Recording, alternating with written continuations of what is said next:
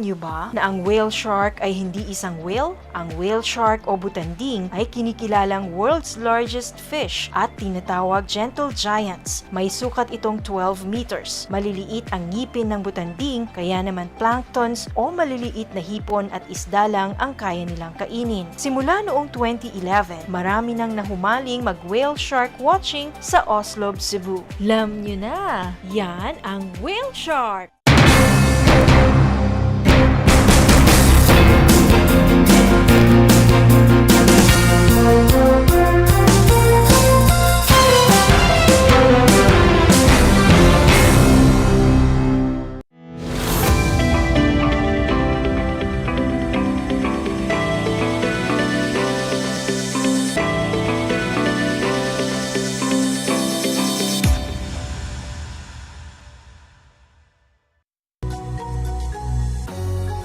And we are back! Good morning po! Happy morning! Magandang umaga sa mga viewers natin ngayon sa ating FB Live at sa ating YouTube channel. Magandang umaga po sa inyong lahat.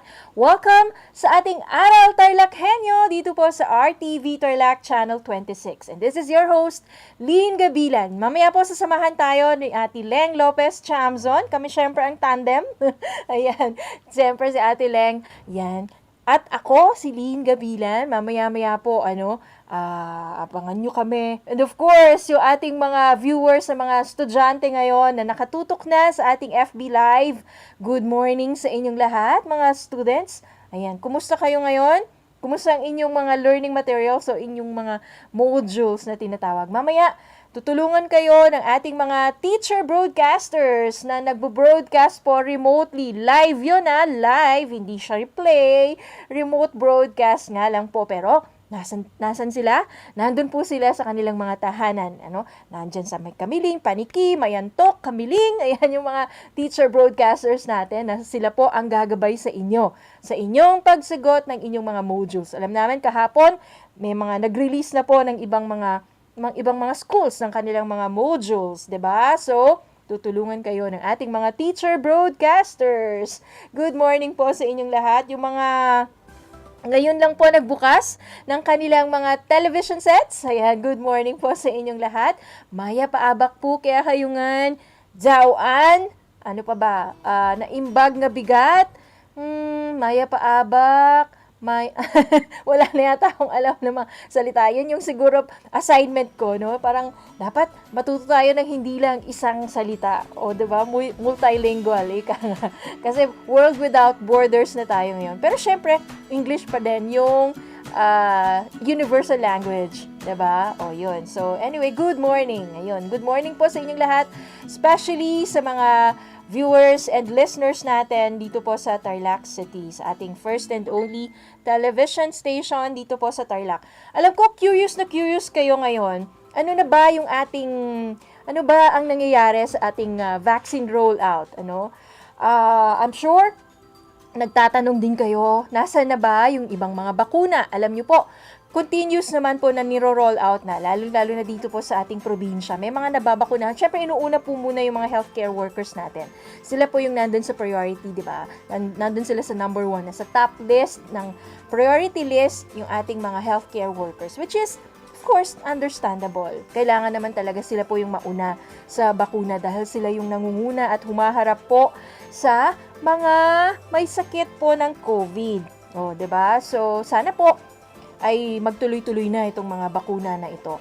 So, ano ba yung mangyayari sa'yo kapag binakunahan ka? Talaga bang totally wala na, hindi ka na maaapektuhan nitong COVID-19 na ito? Na alam po natin hanggang ngayon, alam nyo, everyday halos more than 10,000, the past 3 days, more than 10,000 po yung number of COVID cases natin or mga positive cases natin. Sa buong Pilipinas po yan.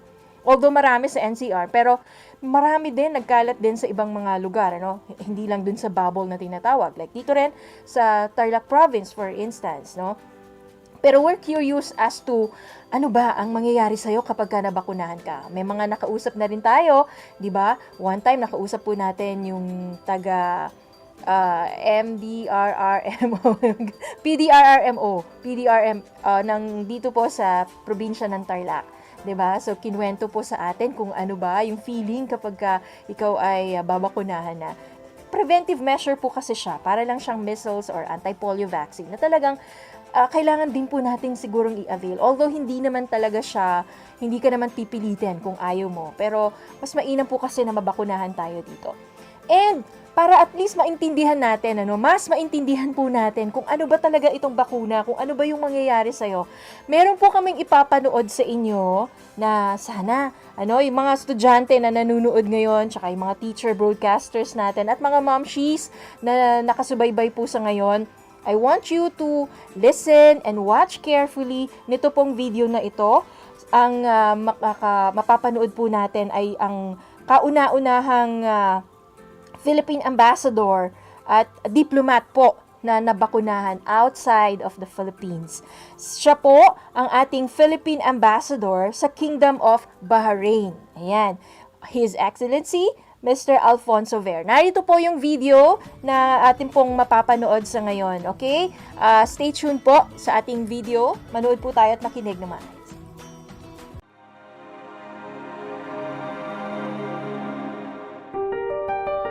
Ako po si Alfonso Ver. Ako po ang ambassador dito sa Philippine Embassy sa Bahrain.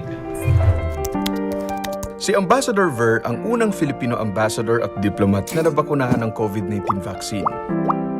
Ito'y maliit na kaharian katabi ng Saudi Arabia dito sa Middle East, sa gitna sila.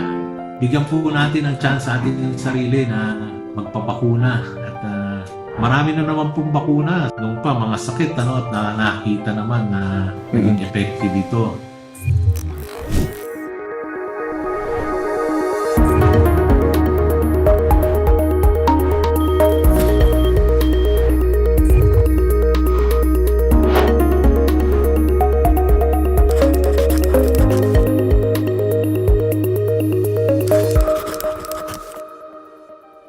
Noong nakarang taon, isa si Ambassador Ver sa nangamba sa kanyang kaligtasan dahil sa pandemya. Bukod sa may edad na, may mga underlying conditions din si Ambassador Ver. Noong April, inubo, sipon, lagnat, baradong ilong, lahat na. Mahirap. Diretso kagad ako sa emergency dito. Buti naman at na-discount kagad na bronchitis ang naging, diagnosis. Simula nun, nag-ingat na rin ako dahil sa edad ko rin at meron na akong diabetes tsaka hypertension. Kaya bilang pamasko sa sarili, nagpalista si Ambassador Ver para sumali sa vaccination program sa Bahrain. Online lamang ang pagpapalista para makaiwas sa pila sa registration at contact ng mga tao. So, nung nagkaroon ng oportunidad na magkaroon ng bakuna dito, syempre inabangan ko na yan. Nung Agosto, actually, meron ng mga nagsimulang vaccine trials dito. Bago magpabakuna, maraming mga bagay ang kinonsidera ni Ambassador Ver. So binalansi ko rin yan sa mga pangangailangan natin at yung pangailangan namin dito na kailangan makaharap kami sa mga tao, kailangan hindi maputol ang aming serbisyo na napakahalaga sa mga kababayan natin dito. There are around 46,000. Magbabagong taon, nagpabakuna si Ambassador Ver. Yung first shot ko, nakasuot pa ako ng t-shirt na Pilipinas para mapakita natin na inisip ko na noon na makita nila na kung may kumpiyansa tayo sa mga programa nila.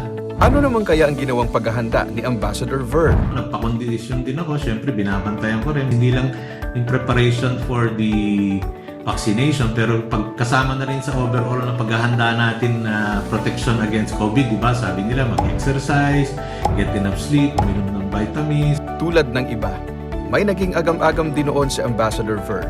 Pero siya rin mismo ang nagpapatunay na mali ang kanilang pagdududa. Nung tinurukan naman ako, syempre may agam-agam din. Pero pagkaturok, hindi ka muna alis Pagka-injection sa'yo, obserbahan ka muna. Ako nangalay ng konti dahil dun sa injection. Sabi naman dun sa maghintay kami ng 30 minutes kung may allergic reaction. Wala naman akong allergic reaction, pati mga kasamay kong nag-aabang. Tapos kung may sumakit daw the following day o mangalay o sumikip, inom lang daw ng Panadol. Aminado ang ambassador, mahigpit niya pa rin minomonitor ang kondisyon matapos ang pagpapabakuna. Araw-araw din, binabantay. Wala naman. Wala akong naramdaman. May makasama ako dito, wala rin. Yun lang. konting pain at siguro na nagulat dahil hindi na rin tayo sanay ma-injection na. May payo rin si Ambassador Ver sa mga may comorbidities tulad niya. You're more vulnerable to getting the virus and getting mas malaking epekto sa iyong mga internal organs dahil kunyari may diabetes ka, humina na nga yung kidney, yung liver. So, pag tinamaan ka pa ng COVID, mas vulnerable ka ng mahawa, mas malupa pa yung mga epekto sa katawan mo. So, talagang nirekomenda nila na magpa-vaccinate ka to give you protection na hindi ka mahawa and to prevent yung long-term effects sa iyo. Makakatulong ang vaccine para palakasin ka at protektahan ka. Sa Bahrain, umabot na sa 2,000 ang bilang ng mga kababayan natin na kumpleto na sa bakuna laban sa COVID-19. Bukod dito, 3,000 OFWs pa ang nakapagparehistro para sa pagpapabakuna. So pagkatapos nun, para nakahinga rin ako malalim na kahit paano, meron na akong proteksyon. Pero paalala lang po, hindi sa 2 shots ng COVID-19 vaccine natatapos ang lahat. May papel pa rin tayo para manatiling ligtas. Huwag tayo mag-overconfident kahit nabakunahan tayo. No? So magpaswab pa rin tayo, sundin pa rin natin mga protocols na kailangan. Hindi ito paraan para sabihin natin na hindi ka na magkakasakit. Lumakas ka pero may protection ka. Pero sabi nga nila, baka meron ka ring dinadala, baka maging carrier ka. Although hindi ka na-apektuhan, baka ma-apektuhan ng iba. Panawagan ni Ambassador Ver sa mga Pilipino.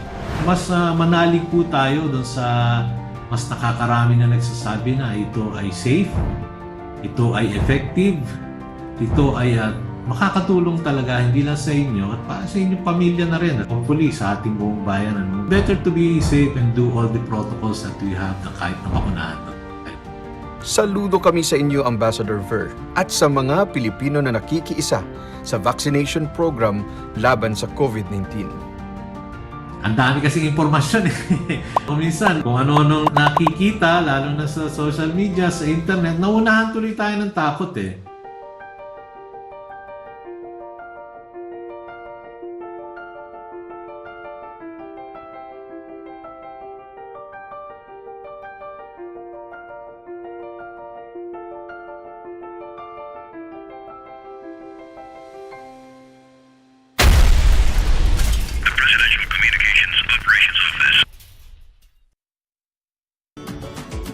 And we're back! Ayan po, balik po tayo sa RTV Tarlac Channel 26. Ito pa rin po ang Aral TarlakHenyo. Magandang umaga po sa ating mga viewers, sa ating mga kababayan dito po sa Tarlac na nakabukas yung kanilang mga TV sets. Diba? Yung may mga antena po. Magandang umaga po sa inyong lahat.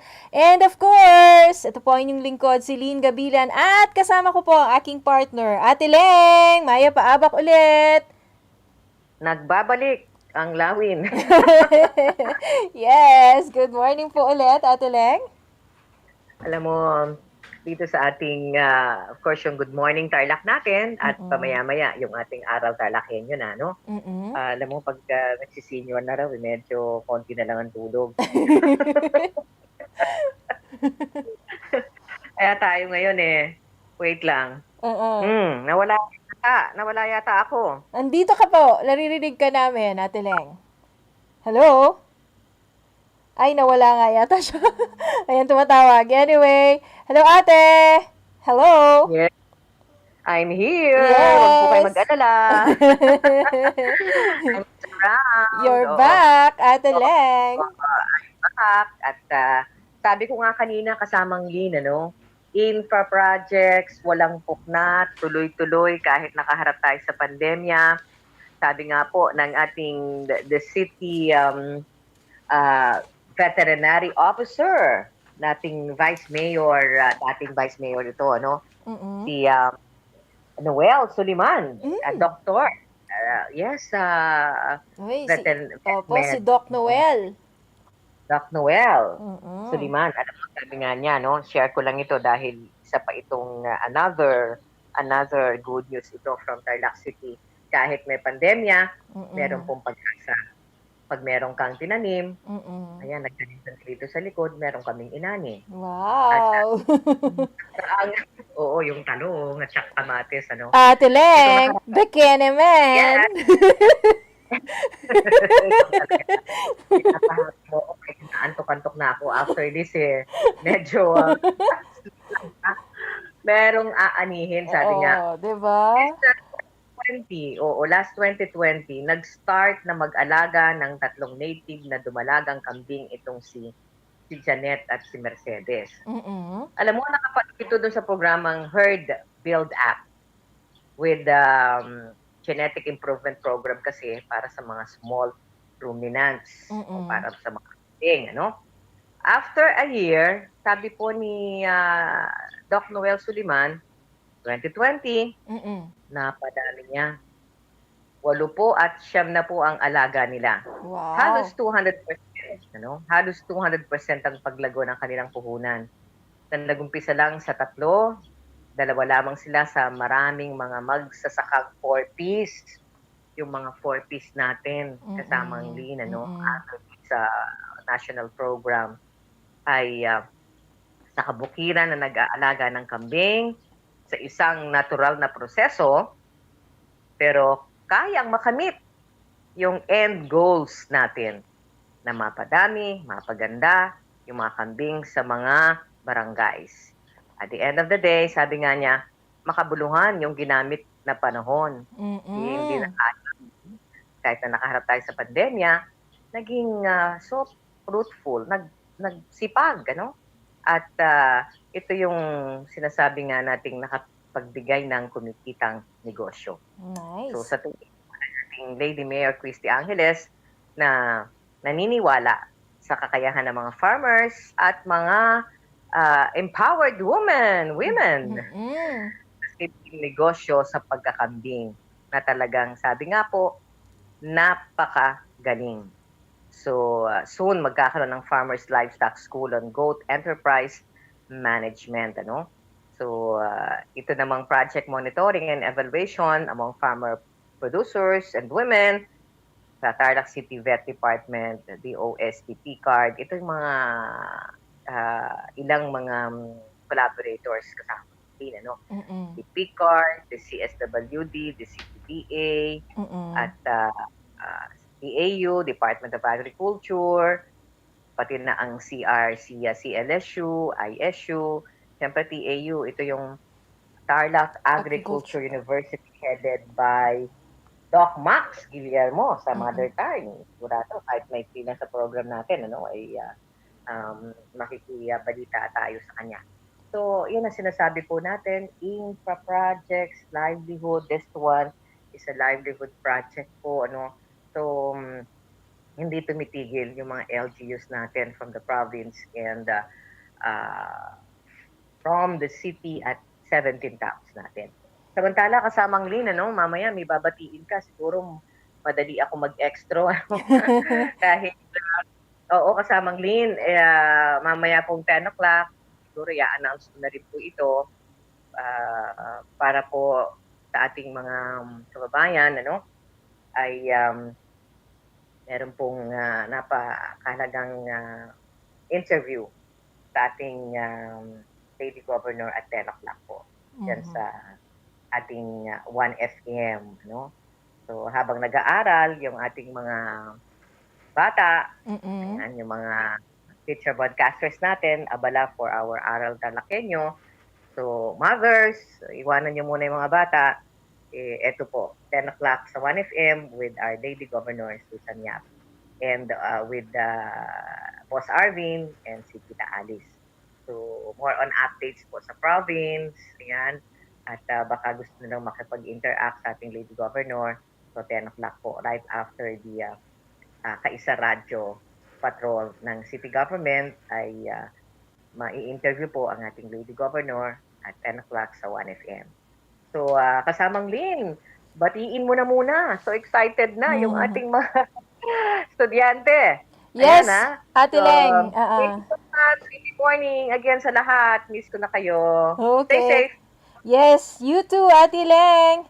Ingat din po. Thank you so much. So there you go, si Ate Leng Lopez Chamzon po, ang aking partner dito po sa ating palatuntunan sa RTV Tarlac Channel 26. And of course, gaya nga po ng nabanggit na ni Ate Leng, no, yung mga estudyante natin, hello, hello, hello. Kumusta kayo ngayon? Good morning. Pero bago namin kayo batiin, babanggitin muna namin, Babanggitin ko muna, ano ba yung schedule today? May mga nagtatanong na sa ating mga estudyante, yung mga learners po natin na naka-tune in na ngayon, lalong-lalo na sa ating Facebook Live. Yung mga learners natin, mamaya babatiin ko kayo, don't you worry. Basta, babanggitin nyo lang kung saang town kayo. Ayun, kasi yung iba po binabanggit lang yung nila, yung school nila. Pero hindi ko alam kung saang school yon. Yan, tama si Andre Calura, siya po ay from Campo Santo Elementary School, dyan sa may Moncada, South District. O yan, see? Banggitin nyo po kung anong town yung school ninyo, para mabanggit po namin ang buo. Hello kay Miss Christina Miray Mendoza from Talaga Elementary School, dyan po sa May Kapa. So, make sure na mabanggit po ninyo kung anong town yung inyong area. Okay? Para at least ma-shout out din natin mamaya. But before that, banggitin ko muna yung schedule natin. Today is Tuesday, April 6, 2021. Ano ba yung aasahan ninyo? Mag-start po ng 8:30 yung ating mga lessons from our teacher broadcasters na nagbo-broadcast po ng live remote broadcast. Nasa mga bahay po nila sila. So they don't have to leave their homes para safe din po yung ating mga teacher broadcasters. Ang first subject po natin at 8:30 hanggang 8:55, English. Ayan, favorite subject po ng lahat maliban sa math. English po ang first subject, 8:30 to 8:55, care of teacher broadcaster Eugene Garcia. And then susunod po, from 9 o'clock till 9:25 naman, Araling Panlipunan kay teacher broadcaster Marlon Linda. By the way, grade 4 po ito, Grade 4 and 5 yung ating morning class. EPP po ang kasunod from 9:30 hanggang 9:55 with teacher broadcaster Lee Bose Tudla. Ayan, ang ituturo po niya sa atin ay Edukasyong Pantahanan at Pangkabuhayan or EPP. Ayun, yung 9:30 till 9:55. Binanggit ko ba yung Araling Panlipunan? Yung kasunod po ng English. Again, English yung first subject natin, 8:30 to 8:55 with teacher Eugene Garcia. And then Araling Panlipunan with teacher Marlon Linda. Kasunod, yung EPP with teacher Lee Bose Tudla. And then, MAPE. Ito po yung Music, Arts, Physical Education, and Health with teacher broadcaster Mirani C. Diaz. Ayan. Grade 4 po yun. Yung ating mga first few subjects. 4 yan. Grade 4. Mga estudyante ngayon, si Kalura yata, si Andre ay grade 4, Banggitin nyo po, please, pakibanggit po ng inyong town. Wag lang po yung school, wag lang yung name ng school. Kasi baka hindi ko po mabanggit yan. So, kailangan, nandyan din po yung pangalan po ng inyong town o yung munisipyo ninyo. And then at around 10:30 hanggang 10:55, grade 5 naman po ito, English, care of teacher broadcaster Wesley Chamzon. Kasunod po, si teacher Leonila M. Gomez. Araling Panlipunan po ang ituturo ni Ma'am Leonila. And then kasunod po, si teacher broadcaster Feliciano Gabriel Jr. sa ating EPP. And then, yung MAPE naman po natin with teacher broadcaster Jenilyn Nakpil Tanglao. At meron tayong HGP, yung 12:30 to 12:55 natin, si Ma'am Carmela M. Santos. Ito yung morning class natin. Yung hapon naman po natin ay pang grade 8 and 9. Meron tayo mamaya English kay teacher broadcaster April Joy Romero Mangune, and then AP si teacher Arvin Lee, and of course EPP teacher Anthony Granadozo, and MAPE si teacher Russell G. Jimenez. Ayan.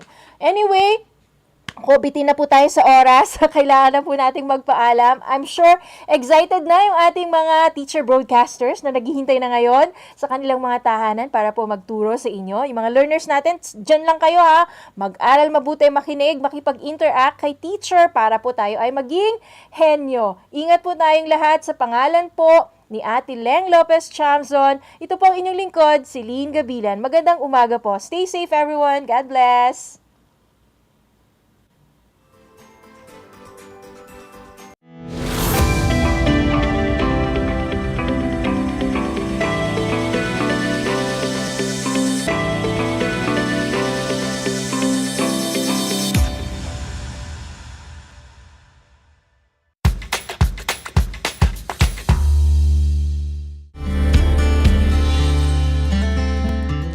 niyo ba na ang Pilipinas ay mayroong 7,641 islands? Mula sa bilang na 7,107 islands, nadagdagan ito ng 534 na isla noong 2017. Tanging 2,000 lamang sa mga islang ito ang natitirhan. Alam niyo na! Yan ang mga isla sa Pilipinas. Upang matugunan ang mga kinakaharap na pagsubok ng mga guro at mag-aaral sa gitna ng kasalukuyang pandemya, nagsanib tulong sina Congressman Charlie Cojuangco ng unang distrito ng Tarlac, DEPED Region 3 Regional Director Dr. May B. Eclar at Tarlac Schools Division Superintendent Dr. Ronaldo Poson para sa isang napapanahong proyekto na tinaguriang Project Shine, Aral TarlakHenyo.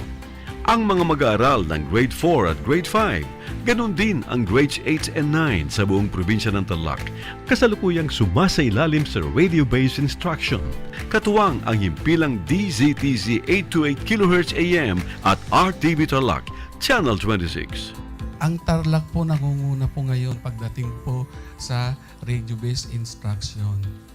Marami pong humahanga sa atin. I'm very happy this station, itong DCTC, could reach the whole of Region 3.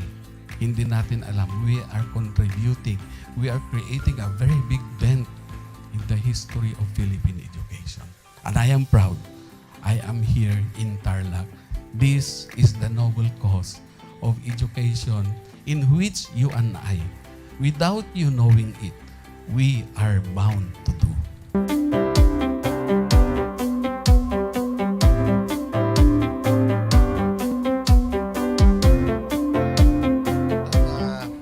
Project natin na Project Shine is a natural consequence dahil sa nangyari sa buong mundo. Let's continue to work together.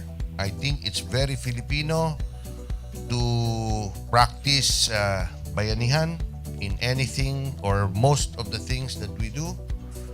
And this is a manifestation of that. No? We have private sector, we have DEPED, we have local government, all working together. And I hope the parents of some of these children, especially the parents that did not graduate from school or hindi nakapag-aral nung sila ay bata, sana naman gamitin na nila itong opportunity na mag-schooling na rin sila kasama ng mga anak nila para mag-bonding pati ang mga magulang sa mga bata. I look at this as doing God's work. Diba? So if you do God's work, it feels right.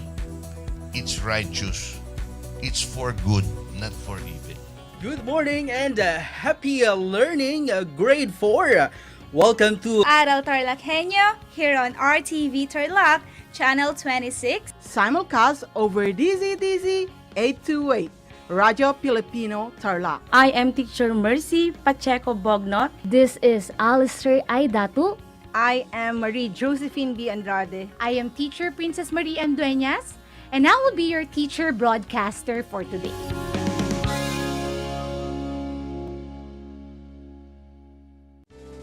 Tuwing sasapit ang alas 5 ng hapon, parangalan natin ang ating mga kababayan na nasa unahan laban sa COVID-19. Lumabas tayo sa pintuan ng ating mga tahanan. Dumungaw tayo sa ating mga bintana. At atin silang bigyan ng masigabong palakpakan. Gumawa tayo ng ingay. Ipagbunyi ang ating frontliners. At ipahayag ang ating walang hanggang suporta sa kanilang kabayanihan.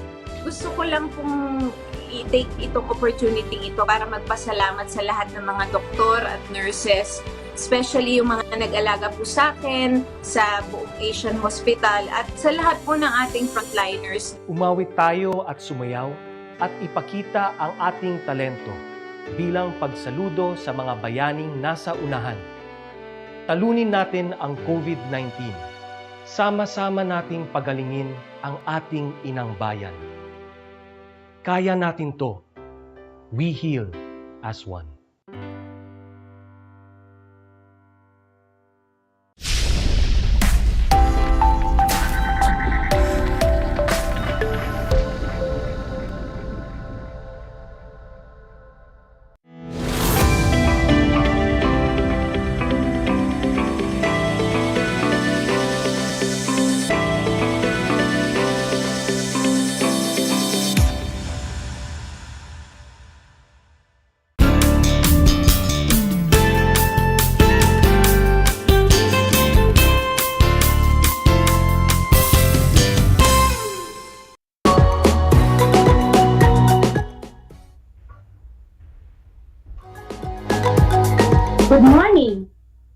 Welcome to Aral TarlakHenyo, simulcast over DCTC Radio Filipino 828 AM.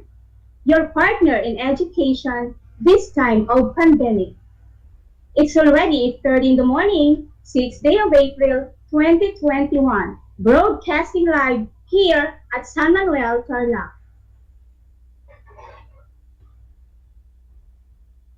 I am Teacher Eugene Garcia, your teacher broadcaster for today.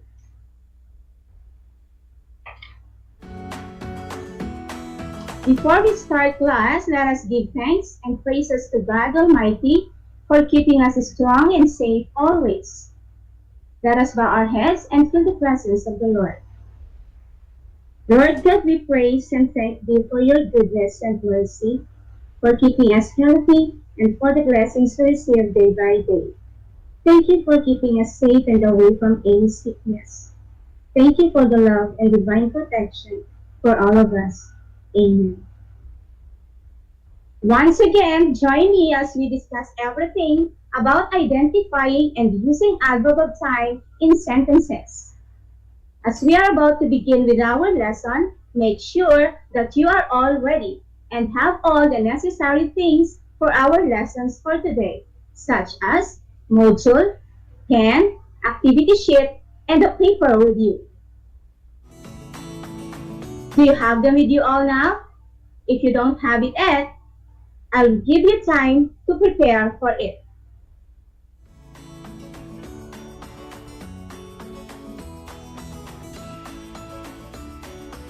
Are you all ready? All right, be prepared as we are about to start our exciting lesson in English.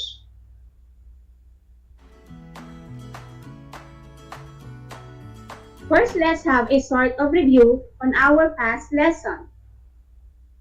It is all about the adverbs of place. What is an adverb of place? Very good. A word that answers where an action is done is an adverb of place. Now kids, are you ready for our review exercises? If you are ready, then let's proceed. In your activity sheets, study the sentences below and determine the adverb of place.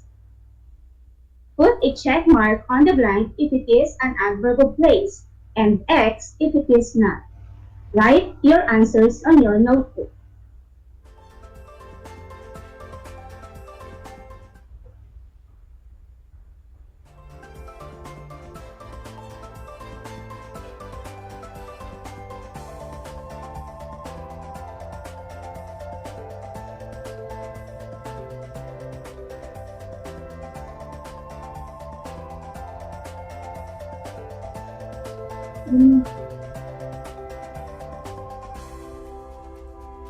Number 1.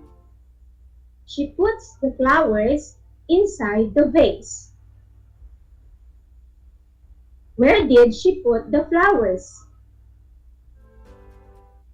She put the flowers inside the vase. So the answer is inside the vase. Is that correct? Is that check or X? Very good. It is an adverb of place. So the answer is check. Let's proceed to number 2.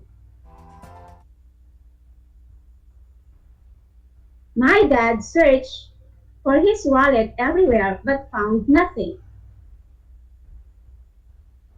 Where does Dad search for his wallet? Everywhere. Very good. Is it an adverb of place? Yes, the answer is check. Now let's move on to number 3. The little boy is crying. Is that an adverb of place, class? What do you think is the answer? The answer is X. Why X? Because this is not an adverb. It is a verb. Very good, children.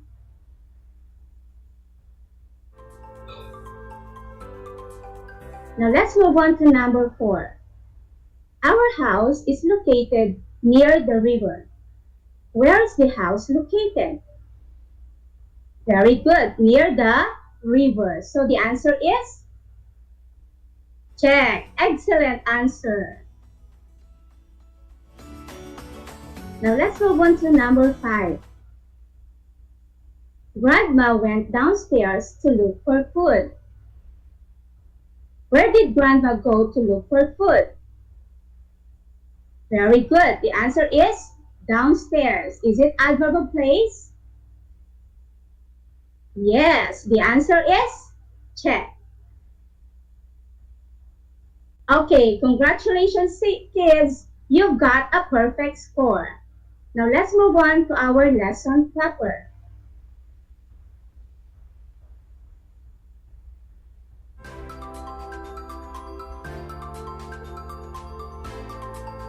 Listen to the short story below, then answer the questions that follow.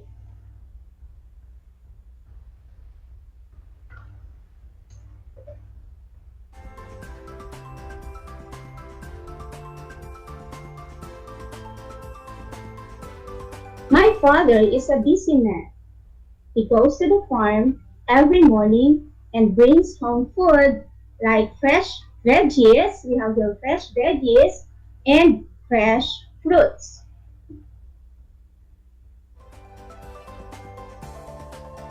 In the evening, he used to tell me Bible stories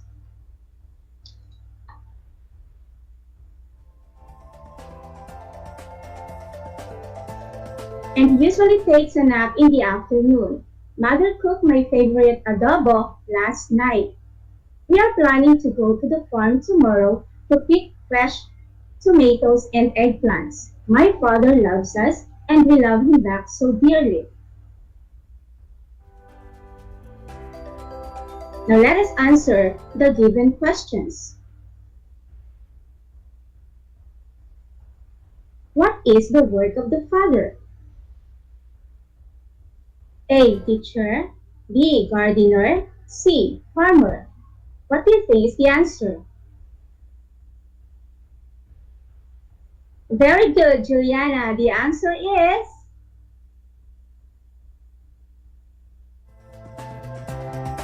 letter C, farmer. Now let's proceed to number 2. What are the foods that father used to bring home? A. Bread and milk. B. Fruits and veggies. C. Rice and wheat.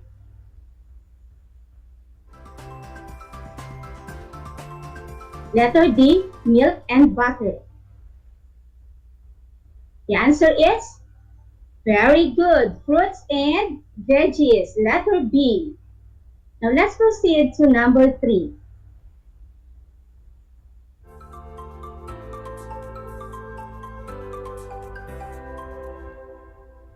Father used to tell me blank stories before going to bed.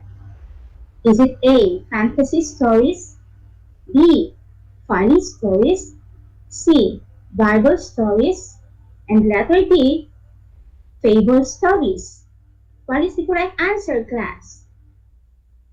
The answer is very good. Letter C. Bible stories. Now let's move on to number 4. Who is the busy man in the story? A. The father. B. The mother. C. The grandfather. Letter D. The sister. What is your answer, class? Very good. The correct answer is letter A. The father. Good job, kids. Now let's move on to number 5. Where did the story happen? A. In the vineyard. B. In the forest. C. In the farm. Or letter D. In the school. What is your answer, Cassidy? Excellent. The answer is letter C. In the farm. Very good, Cassidy.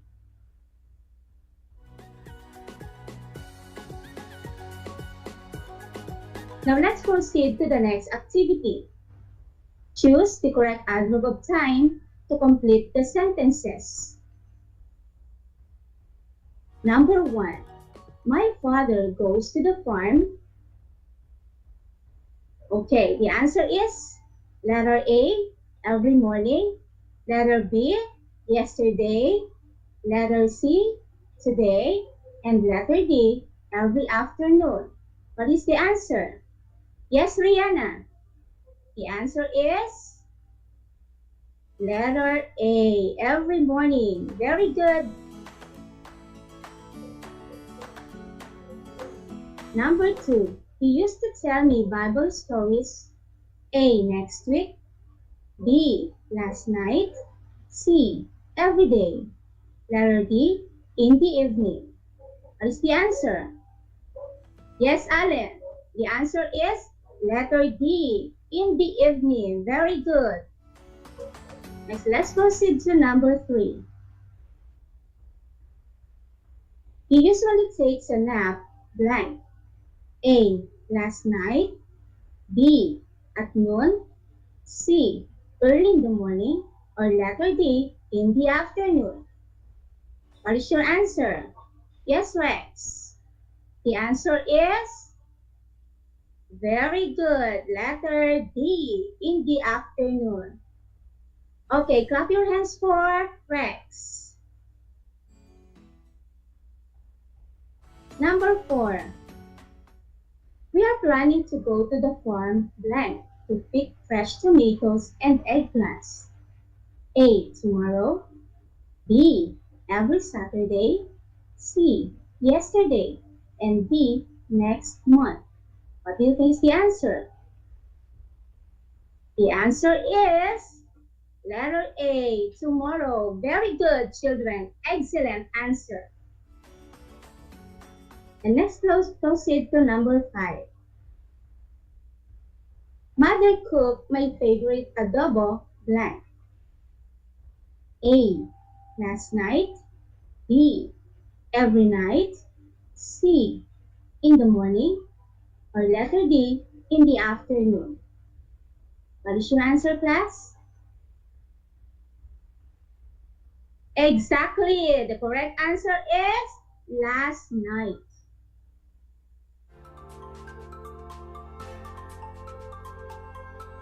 And now let's move on to our next activity.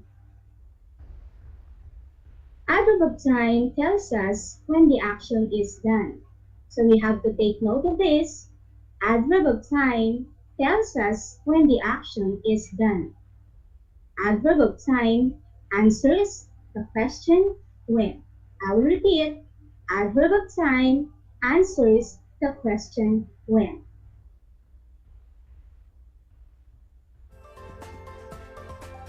The adverb of time in the following examples are underlined. I will read it for you. Rene will go back to Pangasinan next week. The underlined word is next week. 2. Are you going to attend the party tonight? The underlined word is tonight.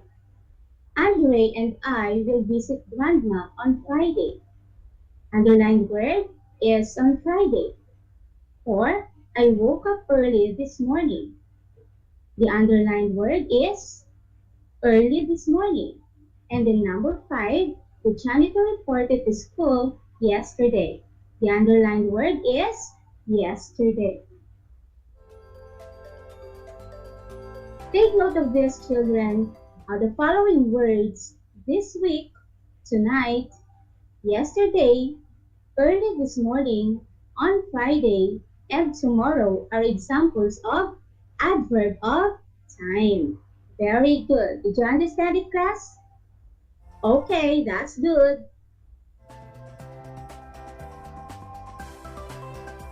Now let's proceed to practice exercise number 2. The direction is identify the adverbs of time in the following sentences. Write your answers on your paper.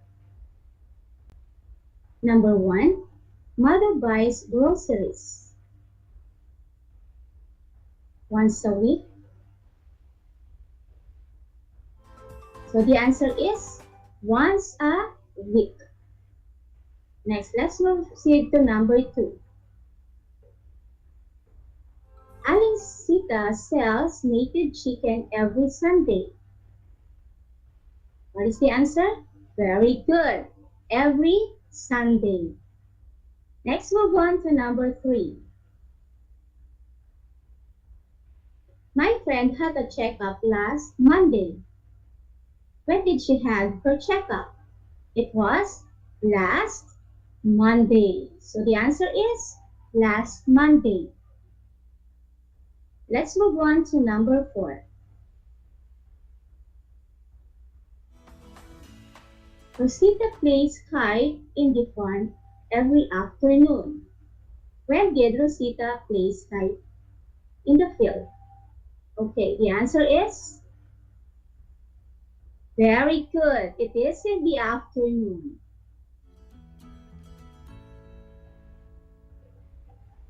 Okay, let's proceed to number 5.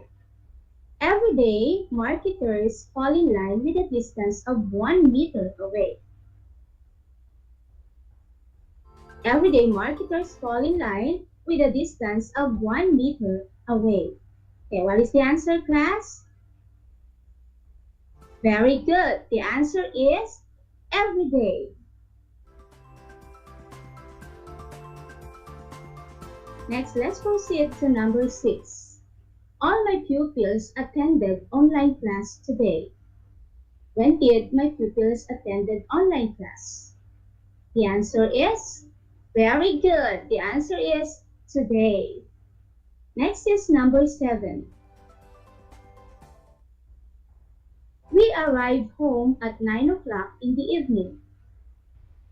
When did we arrive? Yes, the answer is 9 o'clock in the evening. Next, let's proceed to number 8. Our friends will meet again this October. When will my friends meet again? Okay, this October. Next, let's proceed to number 9. Vanessa came home yesterday. When did Vanessa came home? The correct answer is yesterday. Very good, children. And let's move on to number 10. I will sleep late tonight. The correct answer is exactly. The correct answer is tonight. Very good.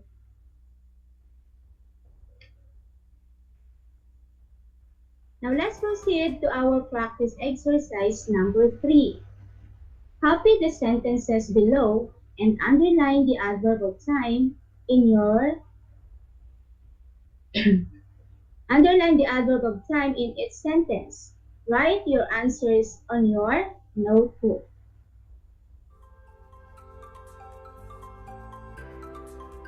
Number 1. The children walk to the farm every morning. The children walk to the farm every morning. Okay, the answer is every morning. So every morning is the adverb of time. Let's proceed to number 2. They play kite in the afternoon. What is the adverb of time? Okay, another good answer. The answer is afternoon. Number 3. The baker bakes cake at 3 o'clock dawn. What time did the baker bake cake? The answer is 3 o'clock dawn. Very good. Now let's proceed to number 4. Don't forget to attend the prayer meeting every Wednesday afternoon. Don't forget to attend the prayer meeting every Wednesday afternoon. What is the adverb of time? The correct answer is every Wednesday afternoon. Next, let's move on to number 5. Aling Griselda gave her birthday present last Sunday. When did Aling Griselda give her present for the birthday of her friend? Okay, so the answer is last Sunday. Very good.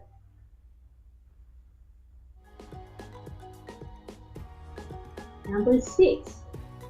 Teachers attended webinars on March 15 to 19, 2021. When did the teachers attended the webinar?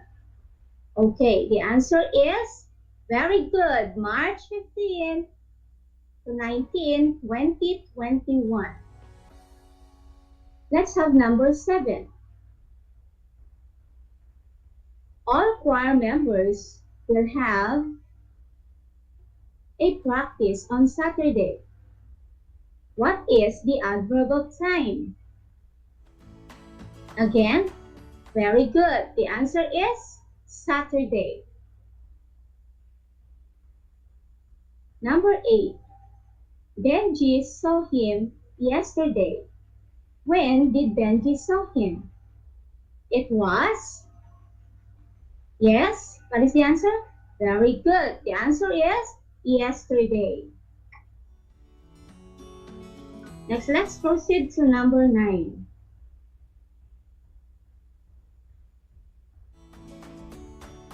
We celebrate our birthdays every year. When do we celebrate our birthdays? Okay, the answer is every year. Very good. And next, number 10. The grade 2 SSES class started their online class on the second week of October. When did the grade 2 SSES class started their online class? It was on the second week of October. Very good, children. I hope you got a perfect score.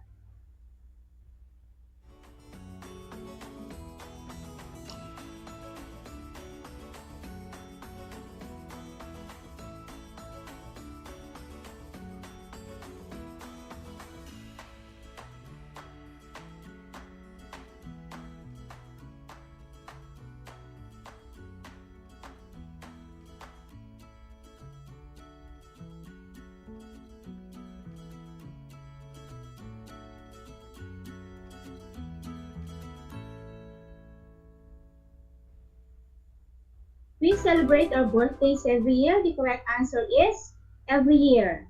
And the number 10, the correct answer is second week of October.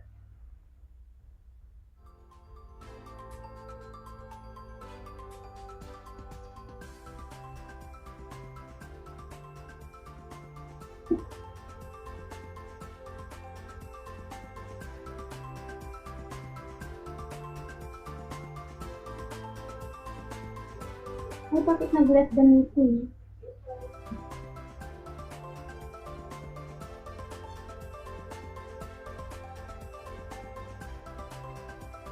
The app isn't installed. Please try again once you've installed.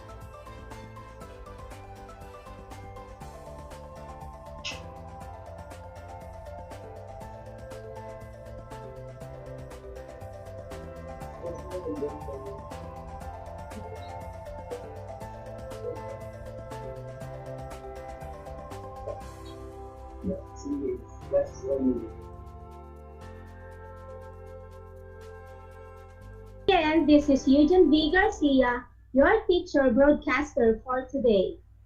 Thank you for your time, dear learners of Aral TarlakHenyo.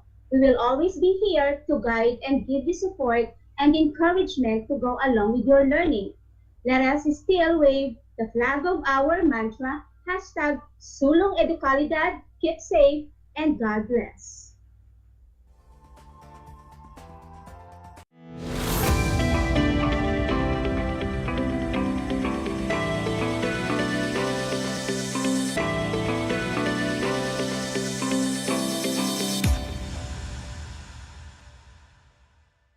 Handa ka na bang magpabakuna? Narito ang mga paalala at hakbang na gagawin sa proseso ng pagbabakuna. Bago ang pagbabakuna, kinakailangan mo nang dumaan sa pre-vaccination screening. Kinakailangan kumuha muna ng medical clearance sa doktor ang mga kabilang sa special population tulad ng mga sumusunod. May problema sa immune system, may cancer, may HIV, sumasailalim sa transplant operation, kasalukuyang umiinom ng steroids, mga senior citizens na may special conditions. Step 1. Waiting area. Siguraduhin kayo ay pumunta sa tamang oras at petsa ng inyong schedule sa pagbabakuna. Hindi papayagan ang mga walk-in sa vaccination sites. Maupo sa bakanting upuan alinsunod sa tamang pagkakasunod ng bilang. Hintayin na tawagin kayo para sa susunod na hakbang. Habang nag-aantay, sumunod sa minimum public health standards. Isuot ang face mask at face shield. Sundin ang proper physical distancing at ugaliing maghugas at isanitize ang kamay. Step 2. Registration. Sundin ang mga patakaran ng inyong LGU o vaccination site sa pag-register at ipakita ang inyong government ID. Bibigyan kayo ng kopya ng informed consent form, health screening form, at mga pamphlet tungkol sa bakuna na pwede ninyong basahin. Hintayin na matapos ang proseso ng registration bago pumunta sa susunod na hakbang. Step 3. Screening. Kayo ay isa sa ilalim sa health screening at tatanungin tungkol sa inyong kalusugan tulad ng history of COVID-19 exposure, history of vaccination, mga gamot na iniinom, kung may allergies at iba pa. Ito ay para makasiguro kung angkop para sa inyo ang magpapakuna sa kasalukuyan. Step 4. Health education. Makinig sa ibabahaging importanteng impormasyon tungkol sa pagbabakuna para sa COVID-19. Kung mayroon pa kayong ibang katanungan, sumangguni sa ating mga vaccination staff. Siguraduhin na pirmahan ang consent form na pumapayag kayong magpabakuna bago pumunta sa susunod na hakbang. Step 5. Vaccine administration. Ito ang panahon kung saan kayo ay babakunahan sa loob ng 1 hanggang 2 minuto. Huwag kalimutan na kunin ang inyong vaccination card pagkatapos matanggap ang bakuna. Step 6. Observation. Alinsunod sa Department of Health, ang lahat ng magpapabakuna ay kailangang manatili sa pasilidad ng 15 hanggang 30 minuto para obserbahan kung may hindi magandang nararamdaman. Ang ating medical staff ay nakatutok sa inyo para ma-monitor ang inyong kalusugan. Bibigyan kayo ng mga pangalan ng health facility o hotline o contact kung saan pwedeng pumunta kung kinakailangang sumangguni dahil sa side effects ng bakuna. Narito rin ang mga paalala na dapat tandaan. Siguraduhin bumalik sa schedule para sa pangalawang dose ng bakuna. Laging tandaan na kahit nabakunahan ka na, ay huwag pa rin kalimutang sumunod sa minimum public health standards tulad ng pagsasanitize ng mga kamay, pagsusuot ng face mask at face shield, at pagdidistansya sa iba ng 1 metro. Ito ay para na rin sa ating proteksyon at sa proteksyon ng iba. Para sa karagdagang impormasyon, bisitahin ang mga sumusunod na pages. Tara sa Bida Vaccination!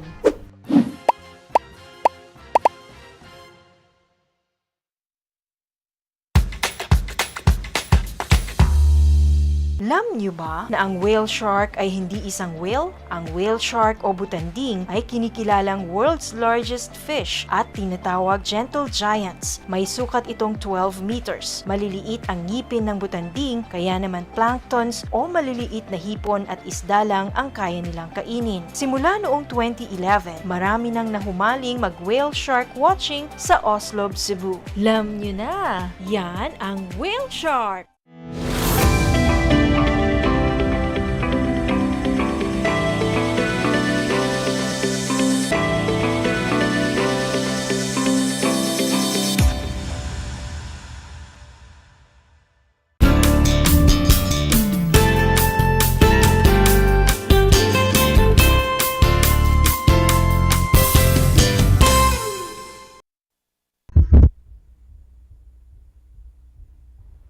Welcome sa ating Aral TarlakHenyo ng Schools Division of Tarlac Province sa RTV Tarlac, Channel 26 at DCTC, Radyo Pilipino Tarlac. Magandang araw! Naririto na naman tayo, nagsisikap at nagpupunyagi na maging makadiyos, makatao, makakalikasan at makabansa.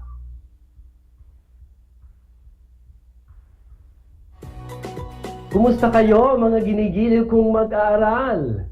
Live na live tayong muli mula rito sa San Jose, Tarlac. Kumusta naman ang inyong naging bakasyon ng ilang araw sa mahal na araw? Alam kong kayo'y nakapagpasalamat sa ating Diyos dahil sa kanyang pag-ibig sa atin. At ngayon, salamat ulit sa Diyos dahil may maayos tayong signal upang makapagsama-sama sa ating aralin. Ang aking pagbati at paghanga sa inyong masidhing pagpupunyagi sa patuloy na pag-aaral sa himpapawid upang matuto sa kabila ng hamon ng pagkakataon, ang COVID-19 pandemic. Ako ang inyong teacher broadcaster sa Araling Panlipunan, Baitang 4, Ginoong Marlon M. Linda, upang samahan at gabayan kayong maunawaan ang nilalaman ng ating aralin tungkol sa balangkas o sangay ng ating pamahalaan, ang tagahukom. Matanong ko lang, alas 9 na, nakapagmerienda na ba kayo?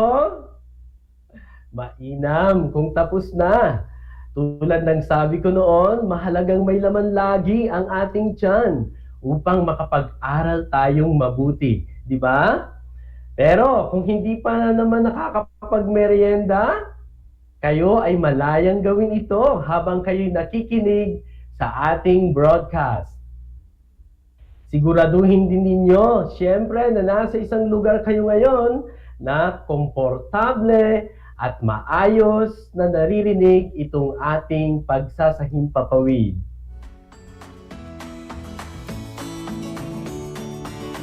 Sa puntong ito, nais kong kunin ninyo ang inyong kagamitan sa pag-aaral sa Araling Panlipunan 4 para sa ikalawang linggo ng ikatlong markahan.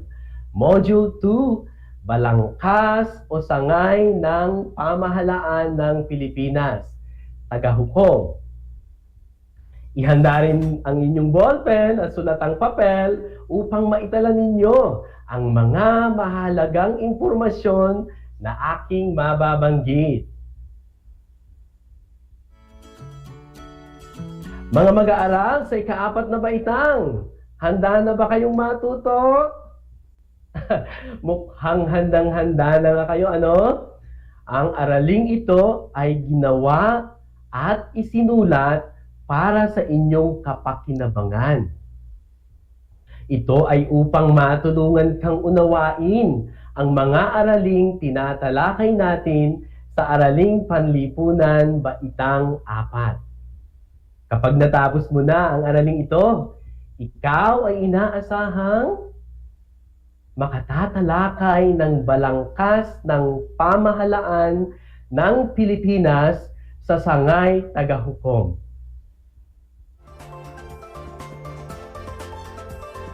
Bago natin simulan ang ating paksa ngayong araw, ay alalahanin muna natin ang inyong naging aralin noong nakaraang linggo. Naaalala pa ba ninyo? Ano na kasi ang ating napag-aralan noon? Tama! Noong nakaraang aralin ay tinalakay natin ang tungkol sa sangay tagapagbatas. Mga bahagi nito, sino-sino ang mga miyembro, maging kwalifikasyon at special nilang gawain. Iyan ang ating mga napag-usapan noong nakaraang linggo.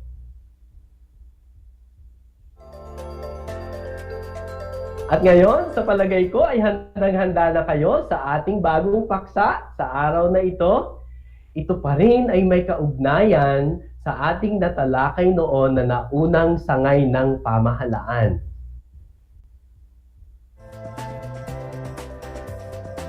Sa lahat po ng mga magulang at mag-aaral sa ikaapat na baitang na nakikinig at nanonood sa ating broadcast, kung kayo po ay may mga katanungan o nais linawin ukol sa ating paksa sa araw na ito, maaari kayong mag-text sa inyong guro sa Araling Panlipunan 4. Ang ating aralin ngayon ay tungkol sa mga balangkas o sangay na kumakatawan sa pamahalaan ng Pilipinas. Ang pamahalaan ng Pilipinas ay may mga sangay. Una, ang sangay ng tagapagbatas o legislative na atin nang natalakay noong nakaraan. Sangay ng tagapagpaganap, executive. At sangay ng tagahukom, judiciary, na ating pag-uusapan ngayon.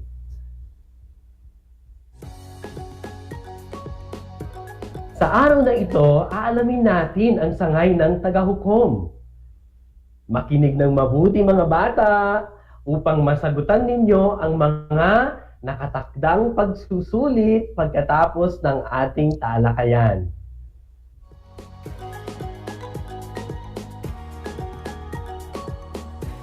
Ang sangay ng tagahukom o sangay tagahukom, ang sangay na nagbibigay ng interpretasyon ng batas. Ang kapangyarihang panghukuman ay nasa ilalim ng Korte Suprema o kataas-taasang hukuman at mababang hukuman. Ang sangay ng tagapaghukom ay pinamumunuan ng Korte Suprema o kataas-taasang hukuman. Dito dumudulog ang sinumang taong hindi sumasang-ayon sa naging desisyon sa mababang hukuman.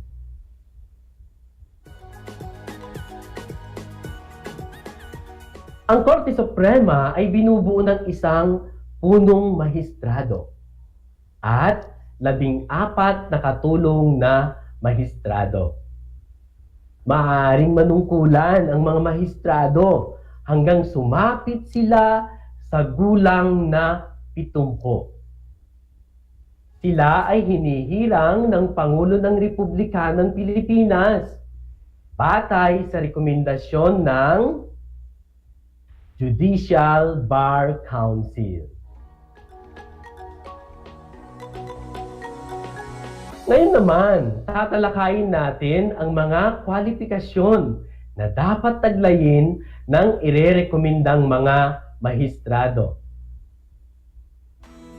Mga kwalifikasyon ng mahistrado. Una, katutubong mamamayan ng Pilipinas. Pangalawa, 40 taong gulang. Pangatlo, isang abogado sa Pilipinas sa loob ng 15 taon at naging hukom.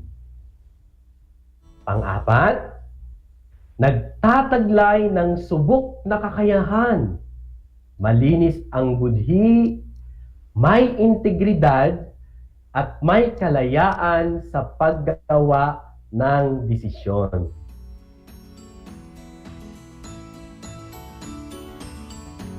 May tinatawag din tayong special na hukuman. Ito ay ang Court of Appeals o Sandigan Bayan. Ito ang lumilitis sa mga opisyal ng pamahalaang may kasong korupsyon o pagnanakaw sa kaban ng bayan.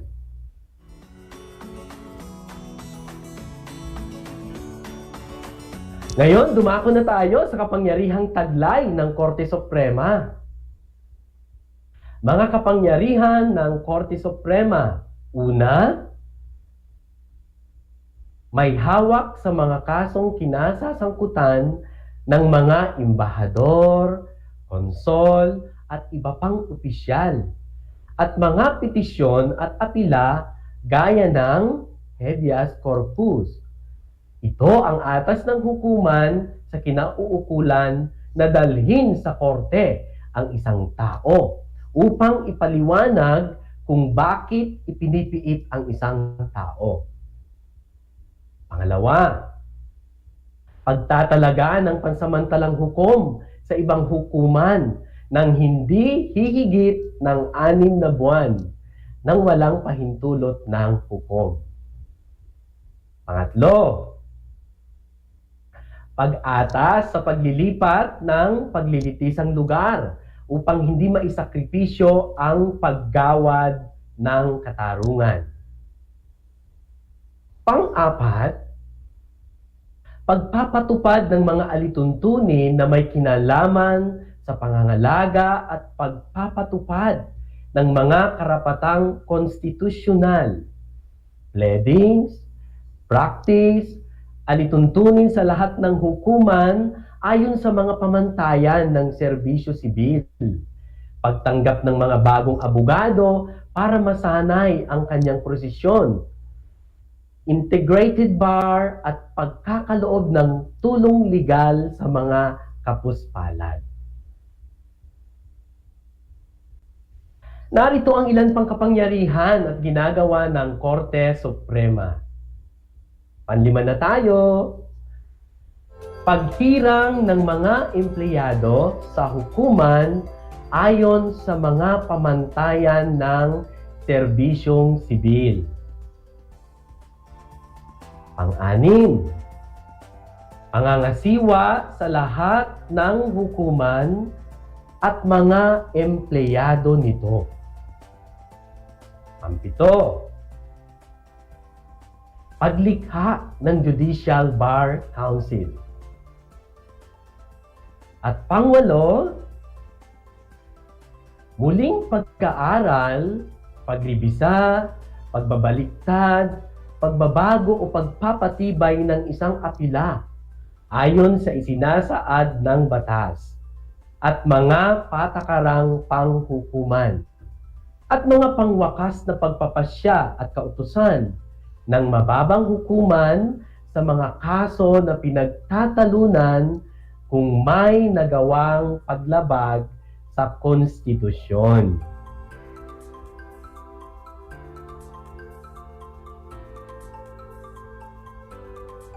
Sa pagkakataong itong mga bata, ating sukatin ang inyong talas sa pakikinig. Ngayon, ay sabay-sabay nating sagutin ang mga nakatakdang pagsusulit. Ilabas ang inyong learning activity sheet, pahina 1, para sa ating unang gawain. Ang ating unang gawain, mga bata, panuto, kilalanin, at isulat sapat lang ang tinutukoy ng pangungusap. Una, ito ang sangay na nagbibigay ng interpretasyon ng batas. Ito ang sangay na nagbibigay ng interpretasyon ng batas. Pangalawa, ito ang namumuno sa sangay tagahukom. Ito ang namumuno sa sangay tagahukom. Pangatlo, siya ang bumubuo sa sangay tagahukom kasama ng 14 na katulong na mahistrado. Siya ang bumubuo sa sangay tagahukom kasama ng 14 na katulong na mahistrado. Pang-apat, ito ay isang espesyal na hukuman para sa mga opisyal ng pamahalaang may kaso ng korupsyon. Ito ay isang espesyal na hukuman para sa mga opisyal ng pamahalaang may kaso ng korupsyon. Panlima,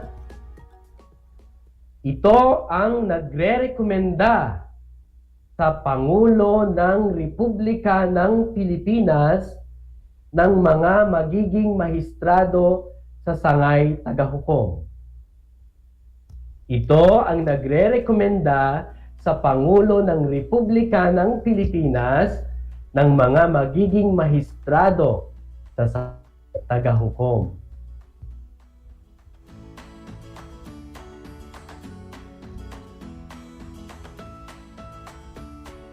Tapos na ba kayo mga bata? Tayo'y may isa pang gagawin. Ilabas naman ninyo ang Learning Activity Sheet, pahina 2, para sa gawaing ito. Minsanan tayong magtatama mamaya. Ito ang ating pangalawang gawain.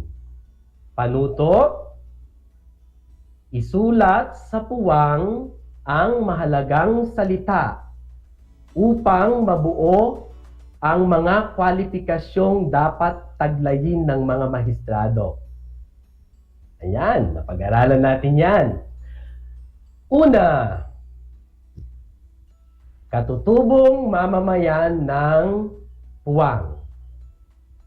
Katutubong mamamayan ng puwang. Pangalawa, puwang taong gulang. Puwang taong gulang. Pangatlo, isang abogado sa Pilipinas sa loob ng puwang taon at naging hukom. Isang abogado sa Pilipinas sa loob ng puwang taon at naging hukom. Pang-apat at panlima, dalawang puwang kasi ang ating sasagutan dito mga bata. Nagtataglay ng subok na kakayanan, malinis ang puwang, may integridad at may kalayaan sa paggawa ng puwang. Nagtataglay ng subok na kakayanan, malinis ang puwang, may integridad at may kalayaan sa paggawa ng puwang. Yehey! Natapos na rin tayo. Ating tingnan kung tama ang ating mga naging sagot sa ating dalawang gawain. Mga sagot sa una at pangalawang gawain. Ayan. Sa ating unang gawain, kilalanin at isulat, sapat lang ang tinutukoy ng pangungusap. Ito ang sangay na nagbibigay ng interpretasyon ng batas. Anong sagot natin? Sangay tagahukom. Pangalawa, ito ang namumuno sa sangay tagahukom. Ang ating sagot, Korte Suprema.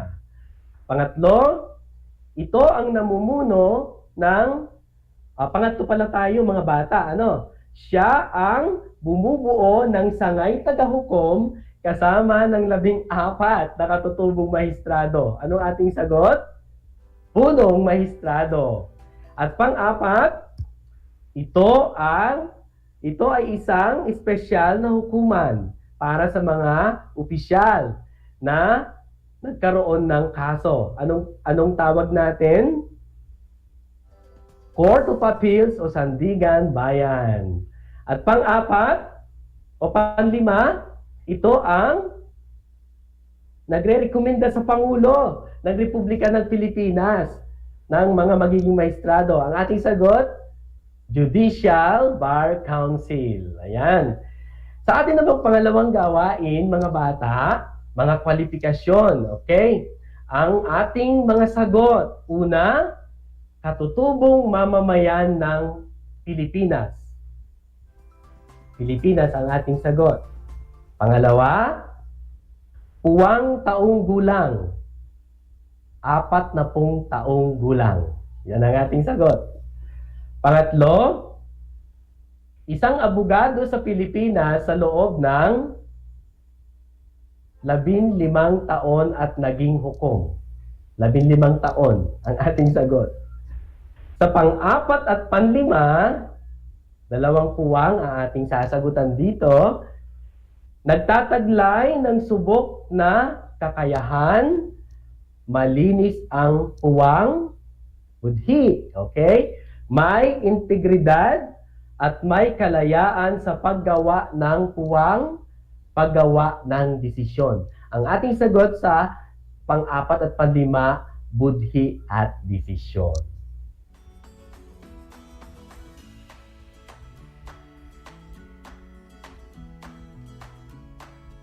Mga bata, isa na namang makabuluhang Martes para sa ating lahat.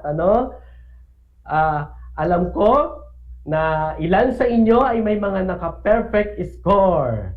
Natutuhan natin ngayon ang tungkol sa sangay tagahukom ng ating pamahalaan. Palakpakan naman natin ang ating mga sarili.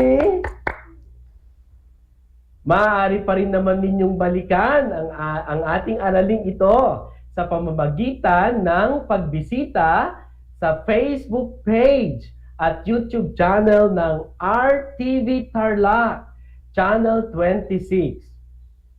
Patuloy kayong makibahagi sa ating Aral TarlakHenyo ng Schools Division of Tarlac Province dito sa RTV Tarlac at DCTC Radyo Pilipino Tarlac. Inaasahan kong kayo natutong muli sa araw na ito. Ang bilis ng oras, mga bata. Sunod lang tayo sa mga protocol. Stay at home at laging makibahagi sa ating Aral TarlakHenyo. Muli, ako ang inyong teacher broadcaster sa Araling Panlipunan, Baitang 4, Ginoong Marlon Imlinda, live na live pa rin mula rito sa San Jose Tarlac. Patuloy na nagsasabi sa inyong ang pag-aaral ng Araling Panlipunan ay daan sa pagiging maka-Diyos, makatao, makakalikasan, at makabansa. Hanggang sa muli!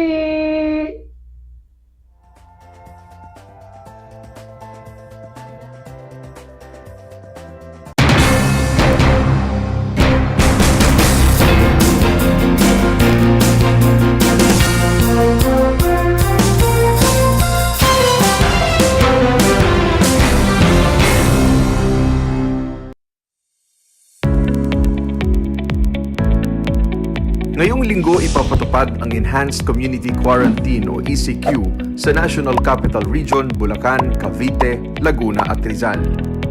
Sa ilalim ng ECQ, limitado ang galaw ng mga tao.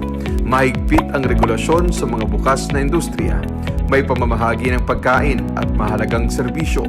At nakakalat ang mga otoridad na magpapatupad ng mga quarantine protocols.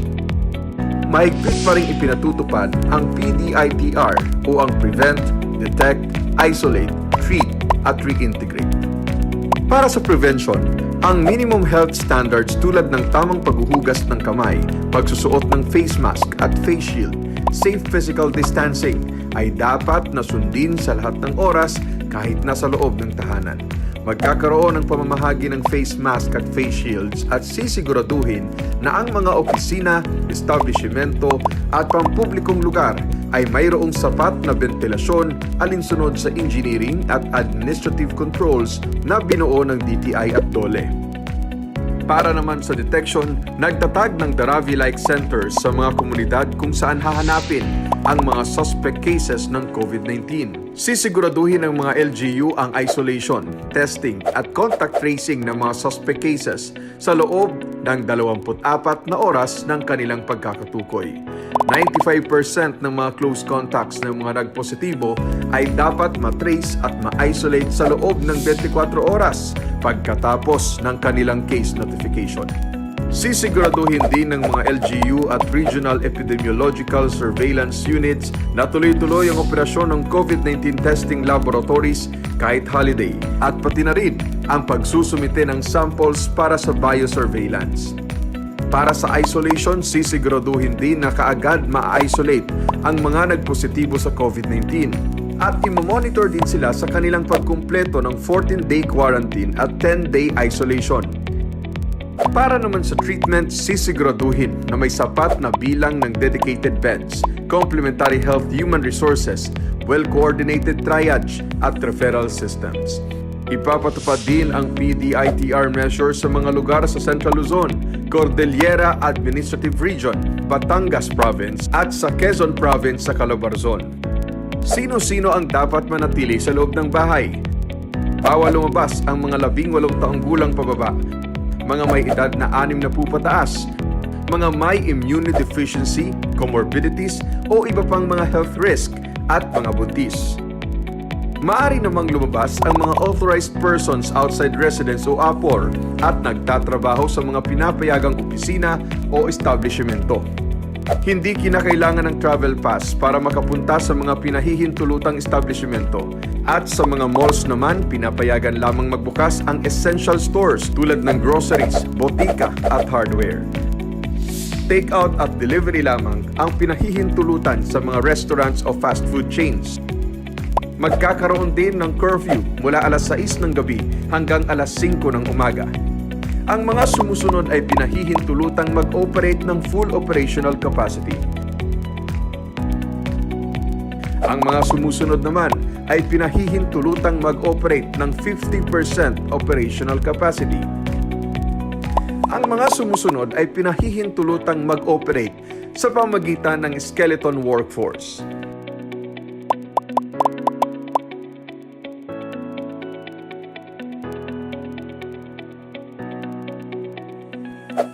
Ang mga sumusunod na hakbang ay papatupad naman pagkatapos ng ECQ at assessment ng mga LGU at Regional IATF. Maaring mapahaba ang community quarantine sa mga piling munisipalidad o syudad. Maaring malimitahan pa rin ang interzonal mobility, lalo na sa mga high transmission areas. Hindi pa rin pinapayagan ang non-essential travel sa mga lugar na sumasailalim sa striktong community quarantine. Patuloy pa rin imamonitor ng Regional IATF Task Forces ang implementasyon ng PDITR at magsasagawa ng fast-track vaccination sa mga priority groups. Tandaan, ang ECQ ay pansamantala lamang. Laging sundin ang minimum public health standards para hindi mahawa ng virus. Makipagtulungan tayo sa ating gobyerno upang magtagumpay sa ating laban sa pandemyang COVID-19 at nang makabalik na tayo sa inaasam nating normal na pamumuhay. Stay safe, stay at home.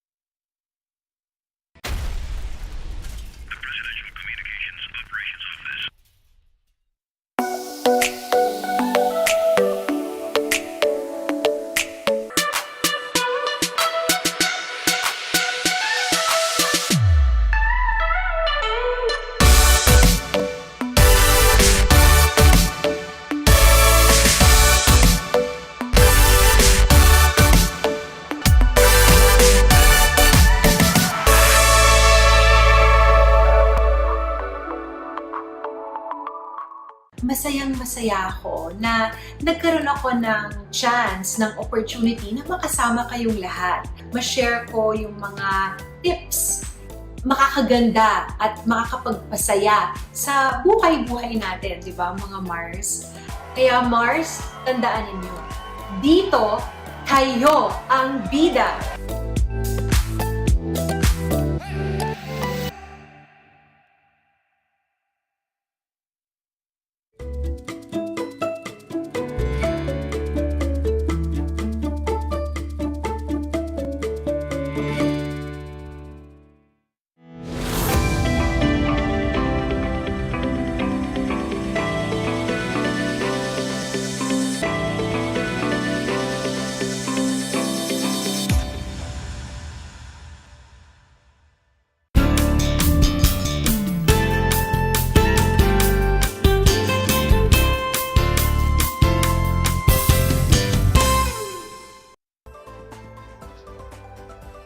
Isang mapagpalang araw, Pilipinas, at sa lahat ng aming mga tagapakinig, lalong-lalo na sa mga mag-aaral sa ika-4 na baitang.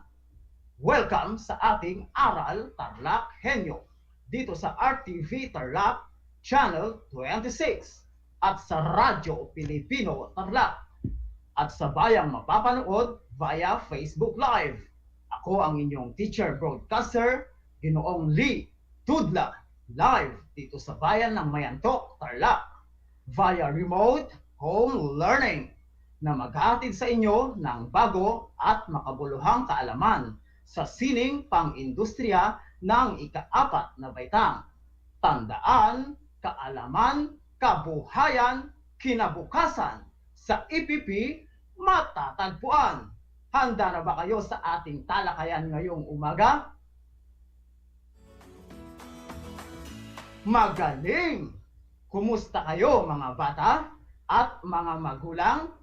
Inaasahan ko na kayo ay nasa maayos na lugar, busog at masayang nakikinig sa ating aralin ngayon. Kung gusto ninyong sumagot o meron kayong katanungan, maaari ninyong isulat sa comment box na makikita sa inyong screen. O kaya naman, pwede kayong mag-text sa numerong 0951-761-6023. 0951-761-6023. At sa mga magulang, gabayan po natin ang ating mga anak sa kanilang aralin ngayong umaga. Sa puntong ito, ay kunin na ninyo ang inyong mga compendium sa EPP Sining Pang-Industriya, Industrial Arts Grade 4. Maghanda ng papel at ballpen para maitala ang mga importanteng impormasyon ukol sa araling tatalakayin. Mga bata, ang ating aralin sa araw na ito ay tungkol sa dalawang sistema ng panukat. Ang sistemang Ingles at metric. Ngunit bago nating simulan ang ating bagong aralin, ay atin munang balikan ang natapos nating aralin kahapon. Naaalala niyo pa ba ang ating nakaraang leksyon? Magaling! Ang ating nakaraang leksyon ay tungkol sa mga kagamitang ginagamit sa pagsusukat. Tignan natin kung natatandaan pa ninyo ang ating nakaraang aralin. Mga bata, pagmasdan ang mga larawan at piliin ang mga kagamitan na ginagamit sa pagsusukat. Handa na ba kayo mga bata? Simulan na natin! Alin sa mga larawan ang mga kagamitan sa pagsusukat?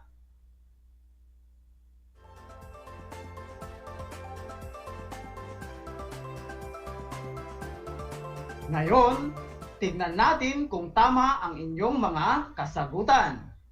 Ang mga kagamitan sa pagsusukat ay ang mga iskwalang asero, protractor, meter stick, push-pull rule, tape measure, ruler, at triangle, at zigzag rule.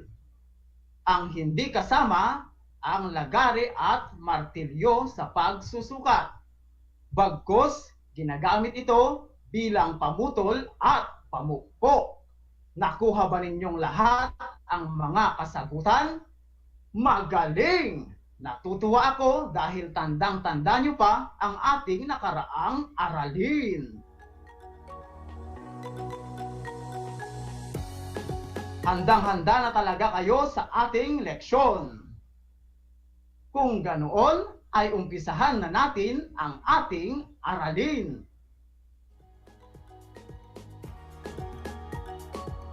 Ano-ano ang dalawang sistema ng pagsusukat? Ano-ano ang mga unit na bumubuo sa bawat sistema?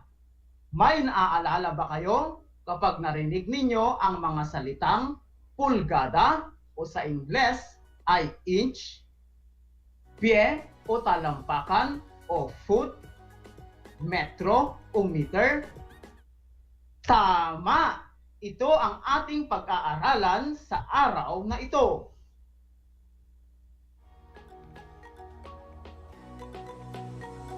Ano ang nakikita ninyo sa larawan? Tama mga bata, ito ay isang ruler. Ano ang gamit ng ruler? Tumpak. Ginagamit ito sa pagsusukat. Ano-ano ang ibig sabihin ng mga guhit at linyang makikita sa ruler? Iyan ang ilan sa mga unit na ating pag-aaralan ngayon.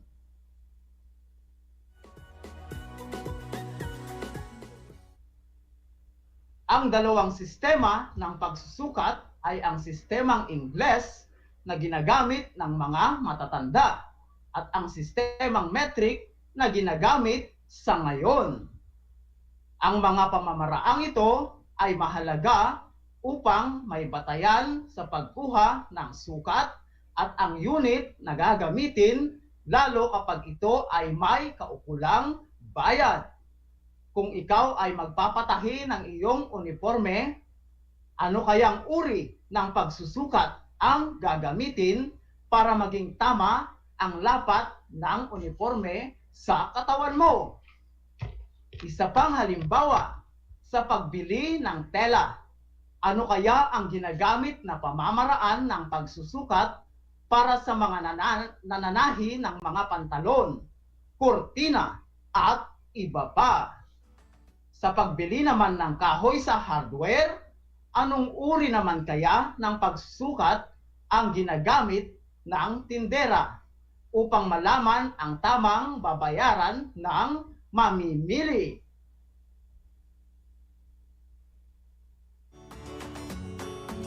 Naririto ang halimbawa ng katumbas na unit sa sistemang Ingles. Ang 12 pulgada ay katumbas ng 1 pie o talampakan. Sa Ingles ay 12 inches equals 1 foot. Ang 3 pie naman ay katumbas ng 1 yarda. 3 feet equals 1 yard. Sabay-sabay nating basahin ulit mga bata. Handa na ba kayo? Ang 12 pulgada ay katumbas ng 1 pie o talampakan. Sa Ingles ay 12 inches equals 1 foot. Ang 3 pie naman ay katumbas ng 1 yarda. 3 feet equals 1 yard.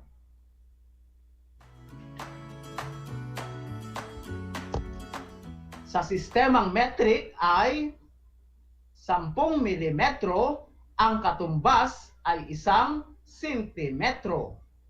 10 millimeter equals 1 centimeter. 10 sentimetro ay 1 desimetro. 10 centimeter equals 1 decimeter.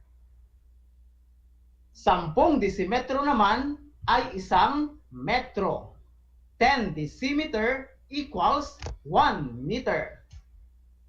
100 sentimetro, ang katumbas ay 1 metro. 100 centimeter is equal to 1 meter. At 1,000 metro ay 1 kilometro. 1,000 meter equals 1 kilometer. Ulitin nating basahin mga bata. Handa na ba kayo? 10 milimetro, ang katumbas ay 1 sentimetro. 10 millimeter equals 1 centimeter. 10 sentimetro ay 1 desimetro.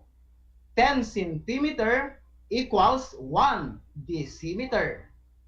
10 desimetro naman ay 1 metro. 10 decimeter equals 1 meter. 100 sentimetro, ang katumbas ay 1 metro. 100 centimeter is equal to 1 meter. At 1,000 metro ay 1 kilometro.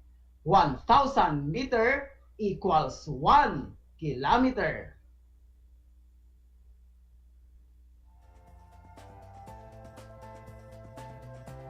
Ngayon naman ay magkakaroon tayo ng gawain. Handa na ba kayo mga bata? Lagyan ng check ang kahon sa tapat kung ang unit ng pagsusukat ay sistemang Ingles o kaya naman ay metric. Una, yarda. Kung ang nilagyan ninyo ng check sa tapat ng sistema ay Ingles, kayo ay tumpa. Pangalawang bilang, sentimetro. Ang tamang sagot ay sistemang metric. Pangatlo, pulgada. Ito naman ay sistemang Ingles. Tama. Pang-apat, metro. Kung ang nilagyan ninyo ng check ay sistemang metric, kayo ay tumpa. At panglima, desimetro. Ito rin ay kasama sa sistemang metric. Wagi! Bigyan ng 5 malalakas na palakpak ang inyong mga sarili. Sapagkat nakikilala na natin ang bawat unit sa sistemang Ingles at sistemang metric.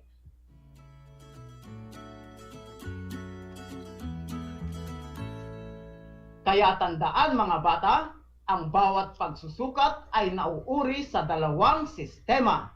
Ito ay ang sistemang Ingles at sistemang metric. Ang mga unit na ginagamit sa sistemang Ingles ay pulgada, pie o talampakan at yarda. Samantala, sa sistemang metric naman ay milimetro, sentimetro, desimetro, metro at kilometro. Nakuha mga bata?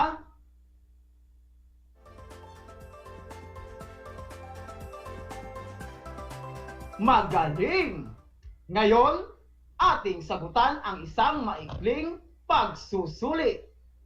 Babasahin ko ng 2 beses ang mga katanungan at piliin ang titik ng tamang sagot. Simulan na natin.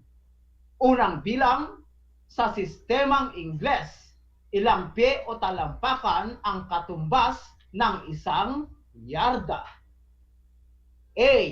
1 pie o talampakan. B. 2 pie o talampakan. C. 3 pie o talampakan. Uulitin ko. Sa sistemang Ingles, ilang pie o talampakan ang katumbas ng isang yarda? A. 1 pie o talampakan. B. 2 pie o talampakan. C. 3 pie o talampakan. Pangalawang bilang. Sa sistemang metric, ilang metro ang katumbas ng isang kilometro? A. 10 metro. B. 1,000 metro. C. 100 metro. Uulitin ko. Sa sistemang metric, ilang metro ang katumbas ng isang kilometro? A. 10 metro. B. 1,000 metro. C. 100 metro. Pangatlong bilang, ano ang sukat ng nasa larawan sa sentimetro? A. 55 sentimetro. B. 65 sentimetro. C. 50 sentimetro. Uulitin ko, ano ang sukat ng nasa larawan sa sentimetro? A. 55 sentimetro. B. 65 sentimetro. C. 50 sentimetro. Pang-apat na bilang, ano ang sukat ng nasa larawan sa milimetro? A. 70 milimetro. B. 105 milimetro, and C, 100 milimetro. Uulitin ko, ano ang sukat ng nasa larawan sa milimetro? A, 70 milimetro, B, 105 milimetro, C, 100 milimetro. Panglimang bilang, ano ang sukat ng nasa larawan sa pulgada? A, 3 1/4 pulgada, B, 3 1/2 pulgada, C, 3 3/4 pulgada. Uulitin ko, ano ang sukat ng nasa larawan sa pulgada? A, 3 1/4 pulgada, B, 3 1/2 pulgada, C, 3 3/4 pulgada.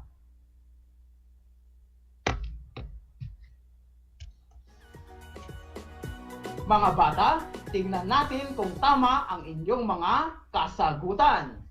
Ang mga tamang sagot ay 1C, 2B, 3A, 4C, at 5B. Uulitin ko, 1 letter C, 2B, 3A, 4C, at 5B.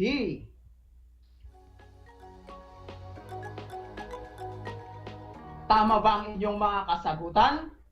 Napakahusay ninyo mga bata. Binabati ko kayong lahat dahil sa ipinakita ninyong kahusayan sa ating aralin sa araw na ito.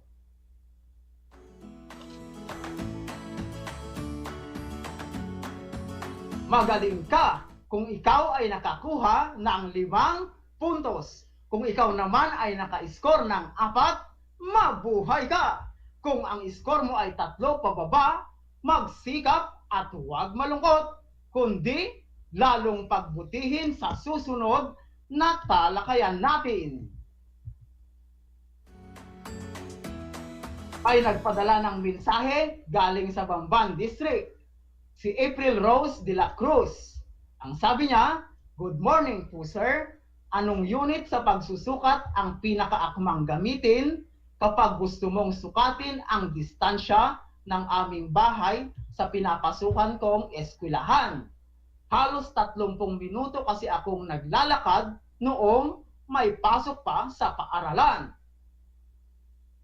Magandang umaga rin sa iyo, April Rose ng Bamban District. Ang pinakaakmang gamitin kapag ang distansyang susukatin ay mahaba o malayo ang pagitan ay kilometro. Kung 30 minuto kang naglalakad iha, ay nasa mahigit kumulang 3 kilometro ang distansya ng inyong bahay sa inyong pinapasukang eskwelahan. Mayroon pang nagtatanong mula naman sa Hirona South District, galing naman kay Mark Joseph Pascual. Sir, ilang sentimetro ang katumbas ng 2.5 metro o yung 2.5 meters? Mark Joseph, ang 2.5 metro or 2.5 meter ay katumbas ng 250 sentimetro, 250 centimeter. Ang inyong tanong, Mark Joseph, ay inyo ring pag-aaralan sa mga susunod na leksyon. Ito naman ay galing sa Santa Ignacia South District mula kay J. Lord Espejo. Sir, may short method po ba ang pagkuha ng katumbas na unit sa sentimetro ang metro?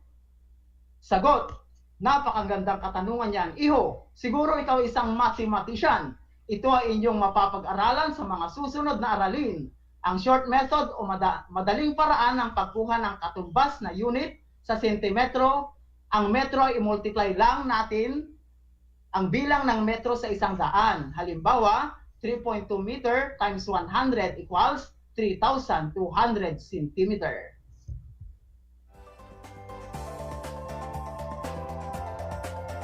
Maraming salamat sa inyong pakikinig mga mahal kong mag-aaral sa ika-4 na baitang.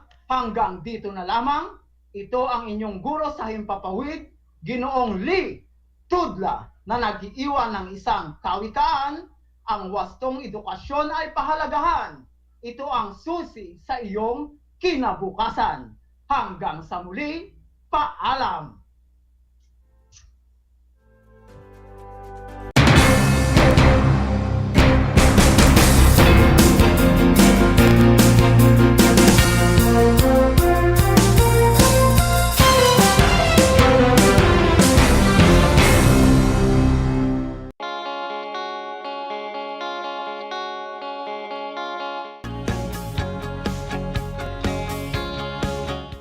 Buhay mga bata, sa mga batang nasa ikalimang baitan. Hello! Magandang araw din sa inyo, mahal naming magulang. Ito ang Aral TarlakHenyo ng SDO Tarlac Province dito sa RTV Tarlac, Channel 26. At DZTC, Radio Pilipino, Tarlac. Happy learning, grade 4. Welcome to Aral TarlakHenyo here on RTV Tarlac, Channel 26. Simulcast over DZTC 828, Radio Pilipino, Tarlac. Handa ka na bang magpabakuna? Narito ang mga paalala at hakbang na gagawin sa proseso ng pagbabakuna. Bago ang pagbabakuna, kinakailangan mo nang dumaan sa pre-vaccination screening. Kinakailangan kumuha muna ng medical clearance sa doktor ang mga kabilang sa special population tulad ng mga sumusunod. May problema sa immune system, may cancer, may HIV, sumasailalim sa transplant operation, kasalukuyang umiinom ng steroids, mga senior citizens na may special conditions. Step 1. Waiting area. Siguraduhin kayo ay pumunta sa tamang oras at petsa ng inyong schedule sa pagbabakuna. Hindi papayagan ang mga walk-in sa vaccination sites. Maupo sa bakanting upuan alinsunod sa tamang pagkakasunod ng bilang. Hintayin na tawagin kayo para sa susunod na hakbang. Habang nag-aantay, sumunod sa minimum public health standards. Isuot ang face mask at face shield. Sundin ang proper physical distancing at ugaliing maghugas at isanitize ang kamay. Step 2. Registration. Sundin ang mga patakaran ng inyong LGU o vaccination site sa pag-register at ipakita ang inyong government ID. Bibigyan kayo ng kopya ng informed consent form, health screening form, at mga pamphlet tungkol sa bakuna na pwede ninyong basahin. Hintayin na matapos ang proseso ng registration bago pumunta sa susunod na hakbang. Step 3. Screening.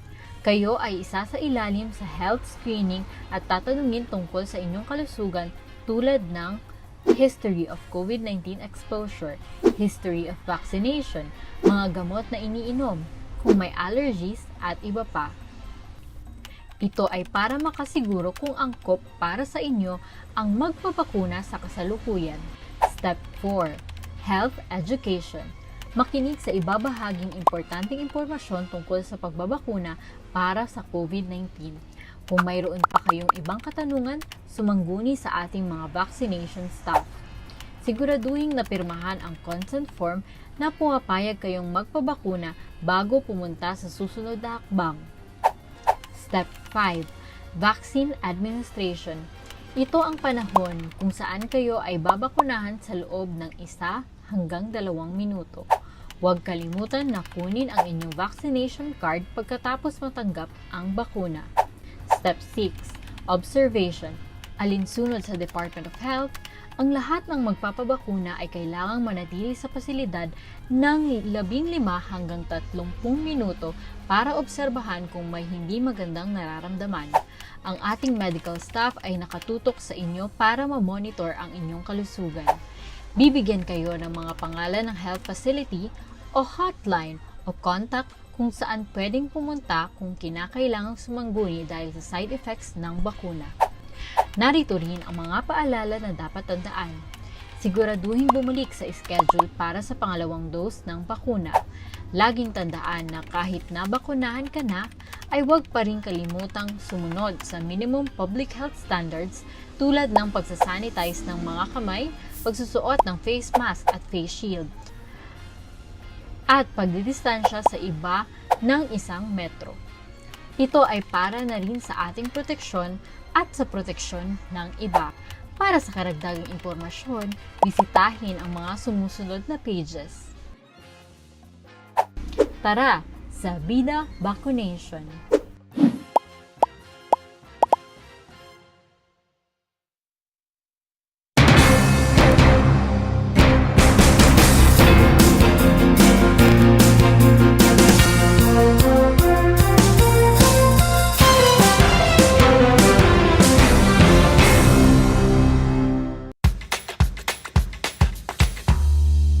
Alam niyo ba na ang whale shark ay hindi isang whale? Ang whale shark o butanding ay kinikilalang world's largest fish at tinatawag gentle giants. May sukat itong 12 meters. Maliliit ang ngipin ng butanding, kaya naman planktons o maliliit na hipon at isda lang ang kaya nilang kainin. Simula noong 2011, marami nang nahumaling mag-whale shark watching sa Oslo, Cebu. Alam niyo na, yan ang whale shark! Upang matugunan ang mga kinakaharap na pagsubok ng mga guro at mag-aaral sa gitna ng kasalukuyang pandemya, nagsanib tulong sina Congressman Charlie Cojuangco ng unang distrito ng Tarlac, DEPED Region 3 Regional Director Dr. May B. Eclar at Tarlac Schools Division Superintendent Dr. Ronaldo Pozon para sa isang napapanahong proyekto na tinaguriang Project Shine, Aral TarlakHenyo. Ang mga mag-aaral ng Grade 4 at Grade 5, ganun din ang Grades 8 and 9 sa buong probinsya ng Tarlac, kasalukuyang sumasailalim sa radio-based instruction.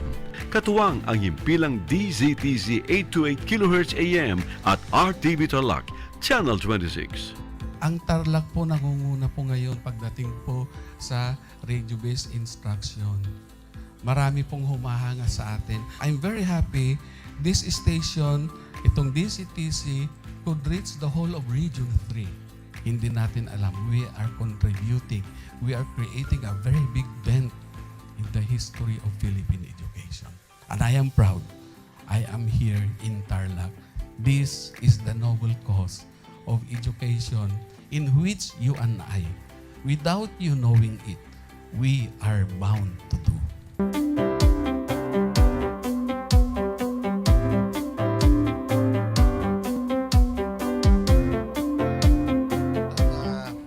Project natin na Project Shine is a natural consequence dahil sa nangyari sa buong mundo. Let's continue to work together. I think it's very Filipino to practice bayanihan in anything or most of the things that we do. And this is a manifestation of that. No? We have private sector, we have DEPED, we have local government, all working together. And I hope the parents of some of these children, especially the parents that did not graduate from school or hindi nakapag-aral nung sila ay bata, sana naman gamitin na nila itong opportunity na mag-schooling na rin sila kasama ng mga anak nila para mag-bonding pati ang mga magulang sa mga bata. I look at this as doing God's work. Diba? So if you do God's work, it feels right. It's righteous. It's for good, not for evil. Good morning and happy learning, grade 4. Welcome to Aral TarlakHenyo here on RTV Tarlac, Channel 26. Simulcast over DZTZ 828. Radio Filipino Tarlac. I am Teacher Mercy Pacheco Bognot. This is Alistair Aidatu. I am Marie Josephine B. Andrade. I am Teacher Princess Marie M. Dueñas, and I will be your teacher broadcaster for today.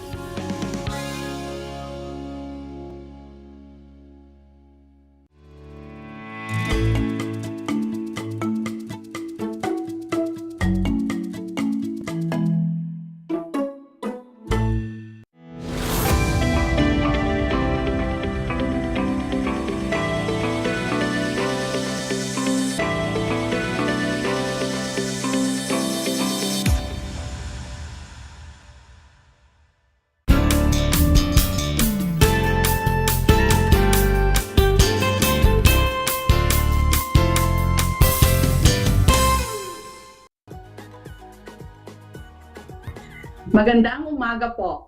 Sumasa inyo ang Aral TarlakHenyo mula sa RTV Tarlac Channel 26 at sabayang naririnig sa DCTC Radyo Pilipino Tarlac.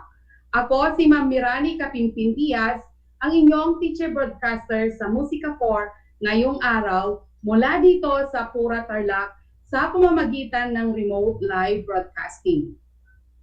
Tiyakin na kayo ay nasa komportable at maayos na lugar habang nakikinig sa ating aralin ngayong araw. Pag-aaralan natin ang isa pang elemento ng musika na dynamics, particular ang forte at ang piano. Mahalagang malaman ninyo ito dahil ito ay elemento ng musika na tumutukoy sa paglakas at paghina ng pag-awit o pagtugtog. Ito ang nagbibigay ng emosyon sa awit. Ngunit bago tayo dumako sa ating aralin, gusto ko munang magbalik-aral tayo sa ritmo. Ipalagpak nga natin ang nakikita ninyong rhythmic pattern. Gusto ko lagyan ninyo ng accent o diin ang unang kumpas sa bawat sukat. Ang accent ay may simbolong gaya ng greater than sa mathematics. Kapag nakakita kayo ng ganitong simbolo, ibig sabihin lakasan ng pagpalakpak o pag-awit at may diin ang natapatang nota nito. Sabay-sabay nating ipalakpak. Ready? Go!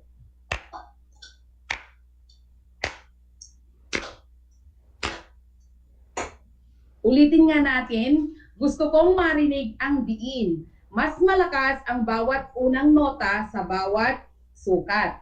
Ready, go!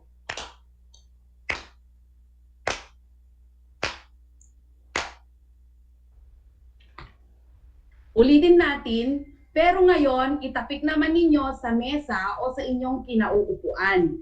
Lagyan pa rin natin ng diin ang unang kompas. Ready, go!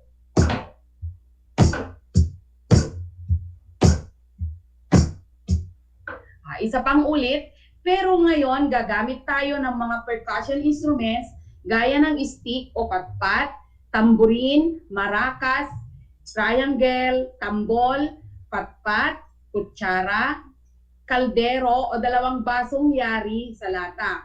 Pwede ring pumulot kayo ng anumang bagay na pwedeng ipukpok sa isa't isa gaya ng bato, pero huwag ipukpok sa ulo ha.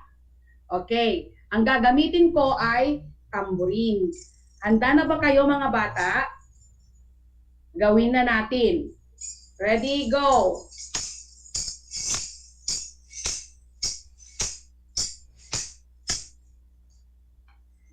Nagawa niyo ba ng tama? Magaling.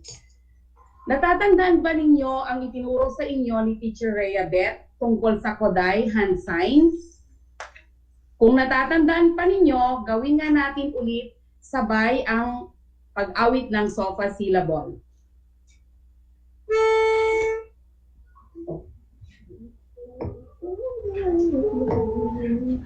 Do, re, mi, fa, so, la, ti, do. Do, ti, la, so, fa, mi, re, do. Okay, ulitin natin. Do, re, mi, fa, so, la, ti, do. Do, ti, la, so, fa, mi, re, do. Ngayon, gusto kong humarap kayo kay nanay o tatay o sa kasama ninyong nanonood ngayon. Awitin natin ulit ang sofa syllable kasabay ang Koday hand sign. Nakaharap na ba kayo sa mga katabi ninyo? Okay? Ready? Go! Do, re, mi, fa, so, la, ti, do. Do, ti, la, so, fa, mi, re, do. Isa pang ulit. Do, re, mi, fa, so, la, ti, do. Do, ti,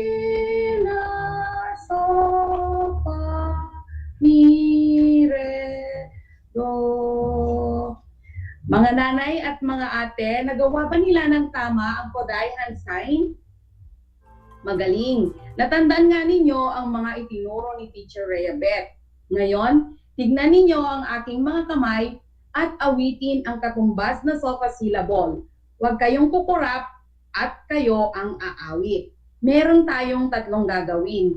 Kayo ang aawit sa una at kapag inulit, sasabayan ko kayo. Ready? Number 1.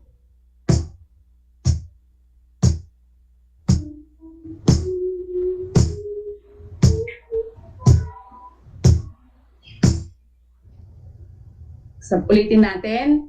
Do, re, mi, fa, so, la, do, ti, la, so. Okay, number 2.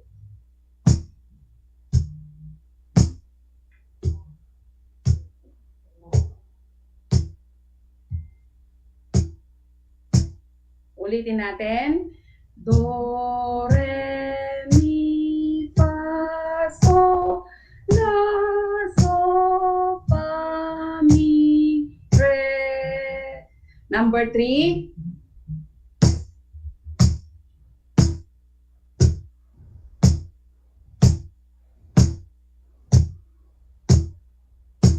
Ulitin natin.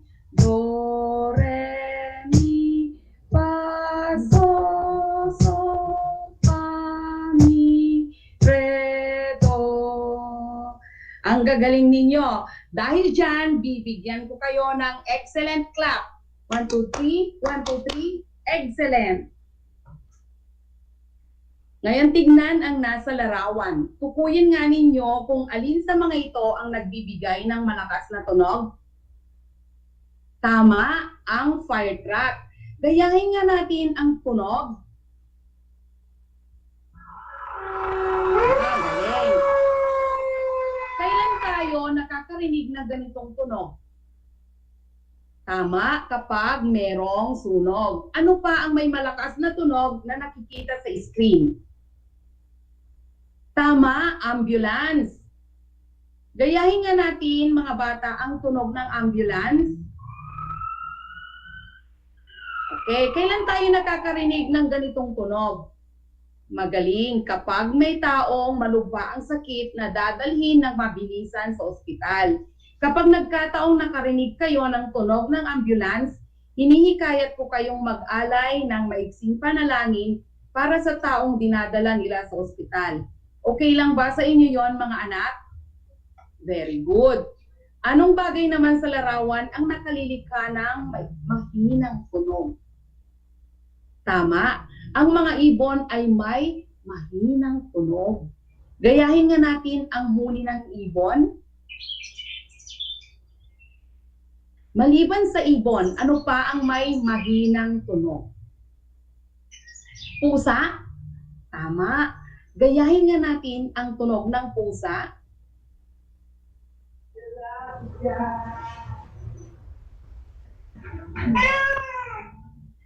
Okay. Ano ang nakikita ninyo sa screen? Ito ay pyesa o musical score. Ano ang pamagat ng ating lunsarang awit? Tama. Ang pamagat ng ating lunsarang awit ay dance and sing. Ano ang dance and sing sa Tagalog? Tama. Sumayaw at kumanta. Sino ang gumawa o composer ng awit? Tama, sila Mary Grace V. Cinco at Amelia M. Ilagan. Ano ang time signature o palakumpasan ng awitin? Ang palakumpasan ng awitin ay 4-4 at makikita ito sa kaliwang bahagi ng staff bago ang mga nota. Ano-anong mga uri ng nota at pahinga ang nakikita ninyo sa pyesa? Tumpak, may 8 note, half note, quarter note. Ano pa? Tama, meron ding quarter rest. Ano pa ang mga simbolo na makikita sa awiting dance and sing? Magaling. Mayroong simbolo na P at F sa itaas ng staff. Nakikita nyo ba, mga anak? Very good. Ang simbolong P ay piano. Sa musika, Ang ibig sabihin nito ay mahinang pag-awit o pagtugtog. Kapag nakakita ka ng simbolong maliit na titik na P sa musical score, ano ang ibig sabihin nito? Tama, mahinang pag-awit o pagtugtog. Ang simbolong F naman ay forte. Ito ay malakas na pag-awit at pagtugtog. Itong mga pananda o simbolong ito ay ginagamit sa dynamics. Ang dynamics ay tumutukoy sa paglakas at paghina ng pag-awit o pagtugtog. Narito ulit ang pyesa ng awiting Dance and Sing. Basahin nga natin ang liriko ng awit. Let us dance and sing. Bring gladness and cheer. Sing it merrily. Gentle melody. Sway your hips and clap. Stamp your feet and tap. Shake hand with a friend. Turn around and stop. Ano ang ipinapahiwatig ng awit? Tama, ang awit ay masaya dahil tayo ay sasayaw at kakanta. Pakinggan natin ang awit.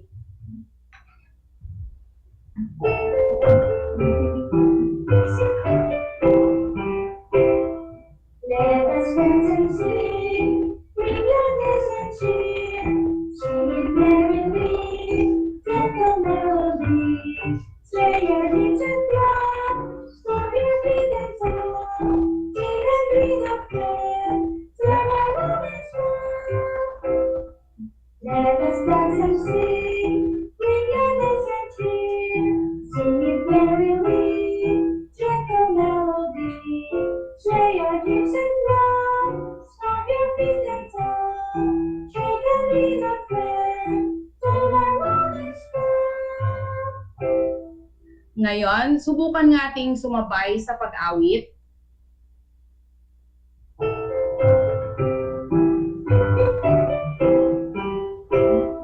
Let us dance and sing, bring gladness and cheer.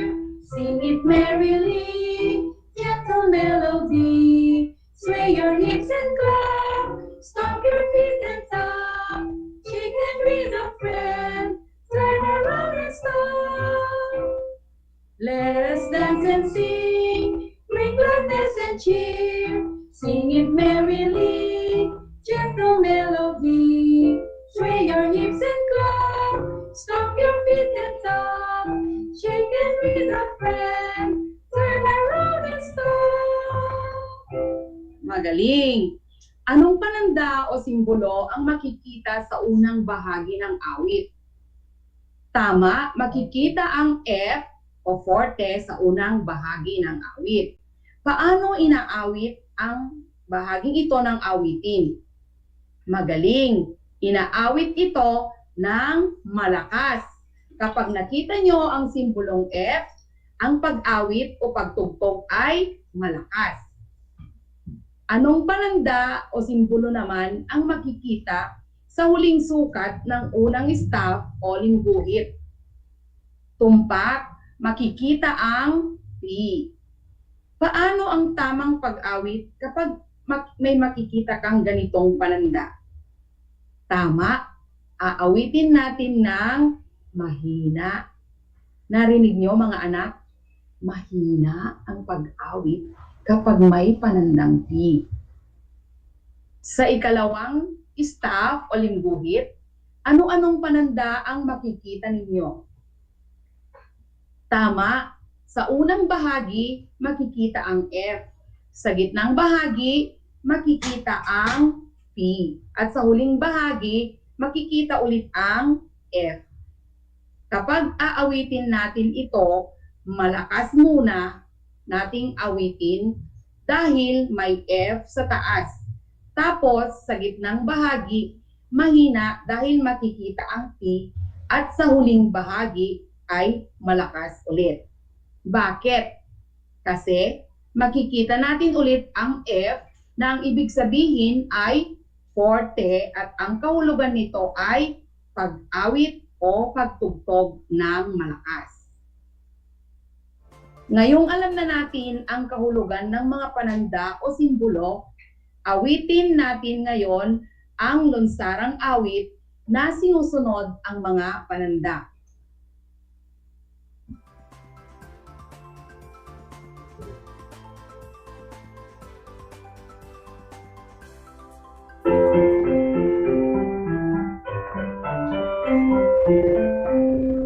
Let us dance and sing, bring gladness and cheer. Sing it merrily, gentle melody. Swing your hips and come, stomp your feet and come. Shake your feet and turn around and stop. Let us dance and sing, bring gladness and cheer. Sing it merrily, gentle melody. Swing your hips and come, stomp your feet and come. Shake your feet and turn around and stop. Very good. Nasa liriko ng awit ang shake hand with a friend. Mahalaga ba ang friend o kaibigan? Tama. Bakit mahalaga ang kaibigan? Magaling. Dahil isa sila sa mga tumutulong sa atin at nagpapasaya sa atin. Ngayon, gusto kong hawakan ninyo ulit ang mga percussion instruments na gamit ninyo kanina at lalapatan natin ng may tamang dynamics ang awiting dance and sing gamit ang mga ito sa pamamagitan ng pagpukpok o pagyugyog habang tayo ay umaawit.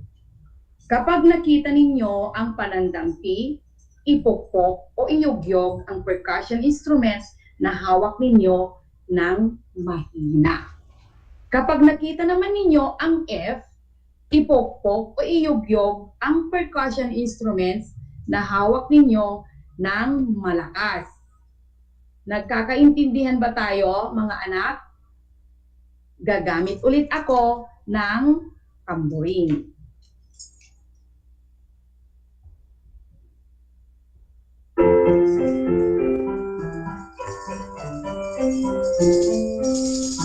Let us dance and sing, bring gladness and cheer.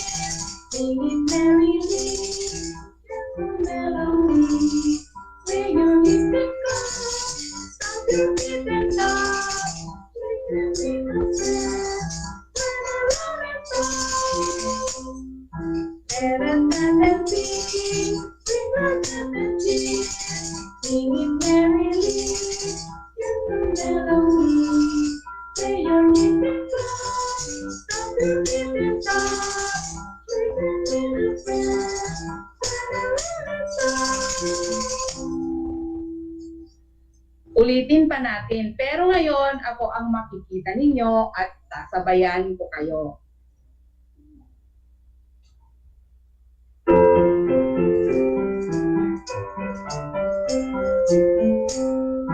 Let us dance and sing, bring gladness and cheer. Sing it merrily, gentle melody. Sway your hips and come, stomp your feet and come. Shake your feet and turn around and stop. Let us dance and sing, bring gladness and cheer. Sing it merrily, gentle melody. Sway your hips and come, stomp your feet and come. Shake your feet and turn around and stop. Ulitin natin ngayon, ngunit gusto ko tumayo kayo. Kayo lang ang tatayo. Ready na ba kayo? Kung ready na, aawit na tayo ng may dynamics kasabay ng pagpukpok o pagyugyog ng hawak na percussion instrument.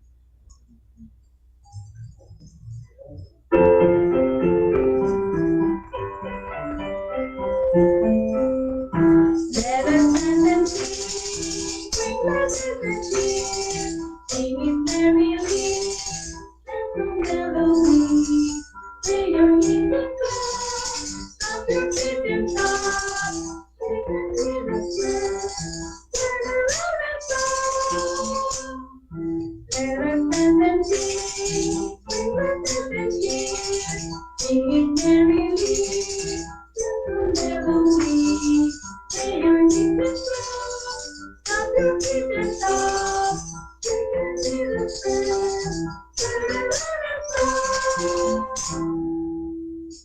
Nasunod ba ninyo ng tama ang dynamics ng awit? Very good! Nag-enjoy ba kayong mga anak sa aralin natin ngayon? Sana nag-enjoy kayo kasi ako nag-enjoy sa pagtuturo sa inyo. Bilang reflection sa ating aralin ngayong araw, sa anong pagkakataon kailangan mong magsalita ng mahina? Pag ikaw ay nasa bahay. Tama, magsalita ng mahina kapag may natutulog na kapamilya sa bahay para hindi natin sila maistorbo. Sa anong pagkakataon naman na kailangan mong magsalita ng malakas? Magaling! Magsalita ng malakas kapag mayroong emergency para makatawag ka agad ng tulong. So, sa pang-araw-araw nating buhay, nagagawa na natin ang dynamics hindi lang sa musika. Para sa ating paglalahat, ano na nga ulit ang dynamics? Very good! Ang dynamics ay tumutukoy sa paglakas at paghina ng pag-awit o pagtugtog.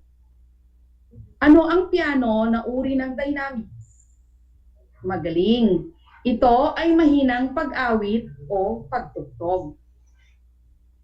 Ano naman ang forte? Tama rin ang iyong sagot. Ito ay malakas na pag-awit o pagtugtog. Para sa inyong performance task, ilabas ang learning activity sheet na ibinigay ni teacher. Sa mga may aklat ng Musika 4, buksan ito sa pahina 102. Awitin ninyo ang dance and sing ng may wastong dynamics kasabay ang paggamit din ng iba't ibang percussion instruments. Sa mga may gadgets naman, i-video ninyo ang inyong sarili habang ginagawa ang activity at ipadala o isend kay teacher gamit ang messenger at siya ang magbibigay ng score sa inyo. Maliwanag ba mga bata?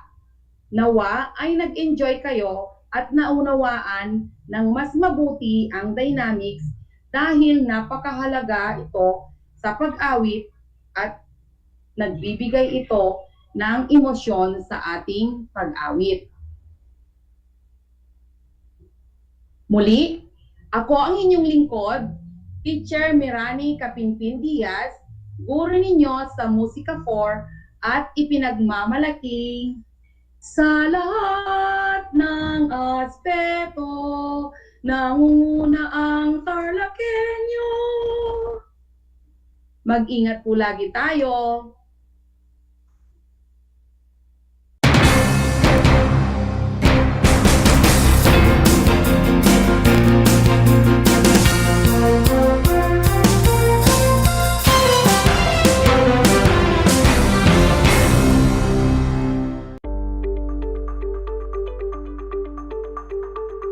Sa pagnanais na mapigilan ng ating pamahalaan ang pagdami ng bilang ng mga kaso ng COVID-19, binuo ang One Hospital Command Center o OHCC upang mas mabilis na matugunan ang medikal na pangangailangan ng ating mga kababayan. Bukas ang OHCC 24 oras araw-araw. Tumawag lamang sa mga hotline nito sa 0919-977-3333 o 0915-777-7777 o 02-886-50500. Maaari ring i-download ang Pure Force Citizens app sa Android o iOS upang mabilis na matugunan ang sinumang nangangailangan. Layon din ng OHCC na maiwasang mapuno ang kapasidad ng bawat ospital. Kaya't kung ikaw ay kinakailangang tumawag sa OHCC, mabibigyan ka ng libreng preliminary consultation. Para sa mga nangangailangan ng emergency quick response, makikipag-ugnayan ang OHCC sa DOH bed tracker at sa mga ospital upang makahanap agad ng pinakamalapit na bakanteng ospital. Ang transportasyon o ambulansya naman ng ospital na inirefer ng OHCC sa pasyente ang siyang susundo sa bahay nito.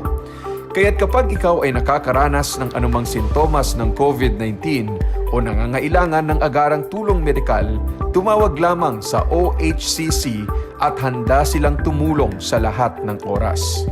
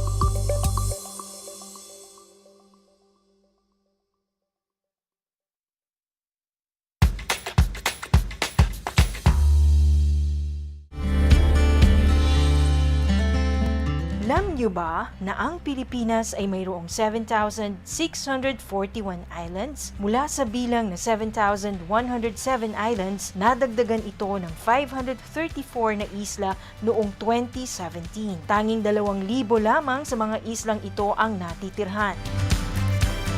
Alam niyo na! Yan ang mga isla sa Pilipinas.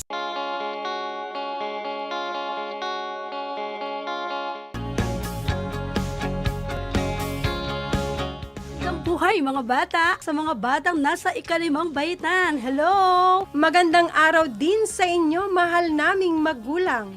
Ito ang Aral TarlakHenyo ng SDO Tarlac Province dito sa RTV Tarlac, Channel 26. At DZTC, Radio Pilipino, Tarlac. Happy learning, grade 4. Welcome to Aral TarlakHenyo here on RTV Tarlac, Channel 26. Simulcast over DZTZ 828, Radio Filipino, Tarlac.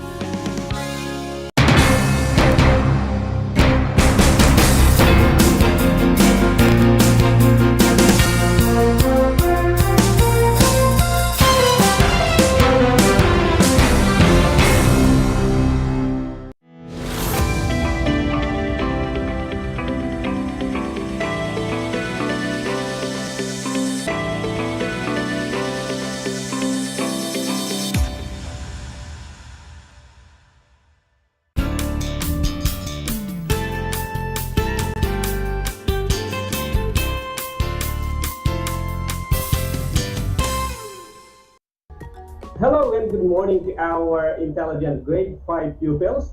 Welcome to Aral TarlakHenyo here on RTV Channel 26, simulcast over DZTC Radio Filipino Tarlac. I am Wesley R. Chamzon, your teacher broadcaster in English 5. How is your day going?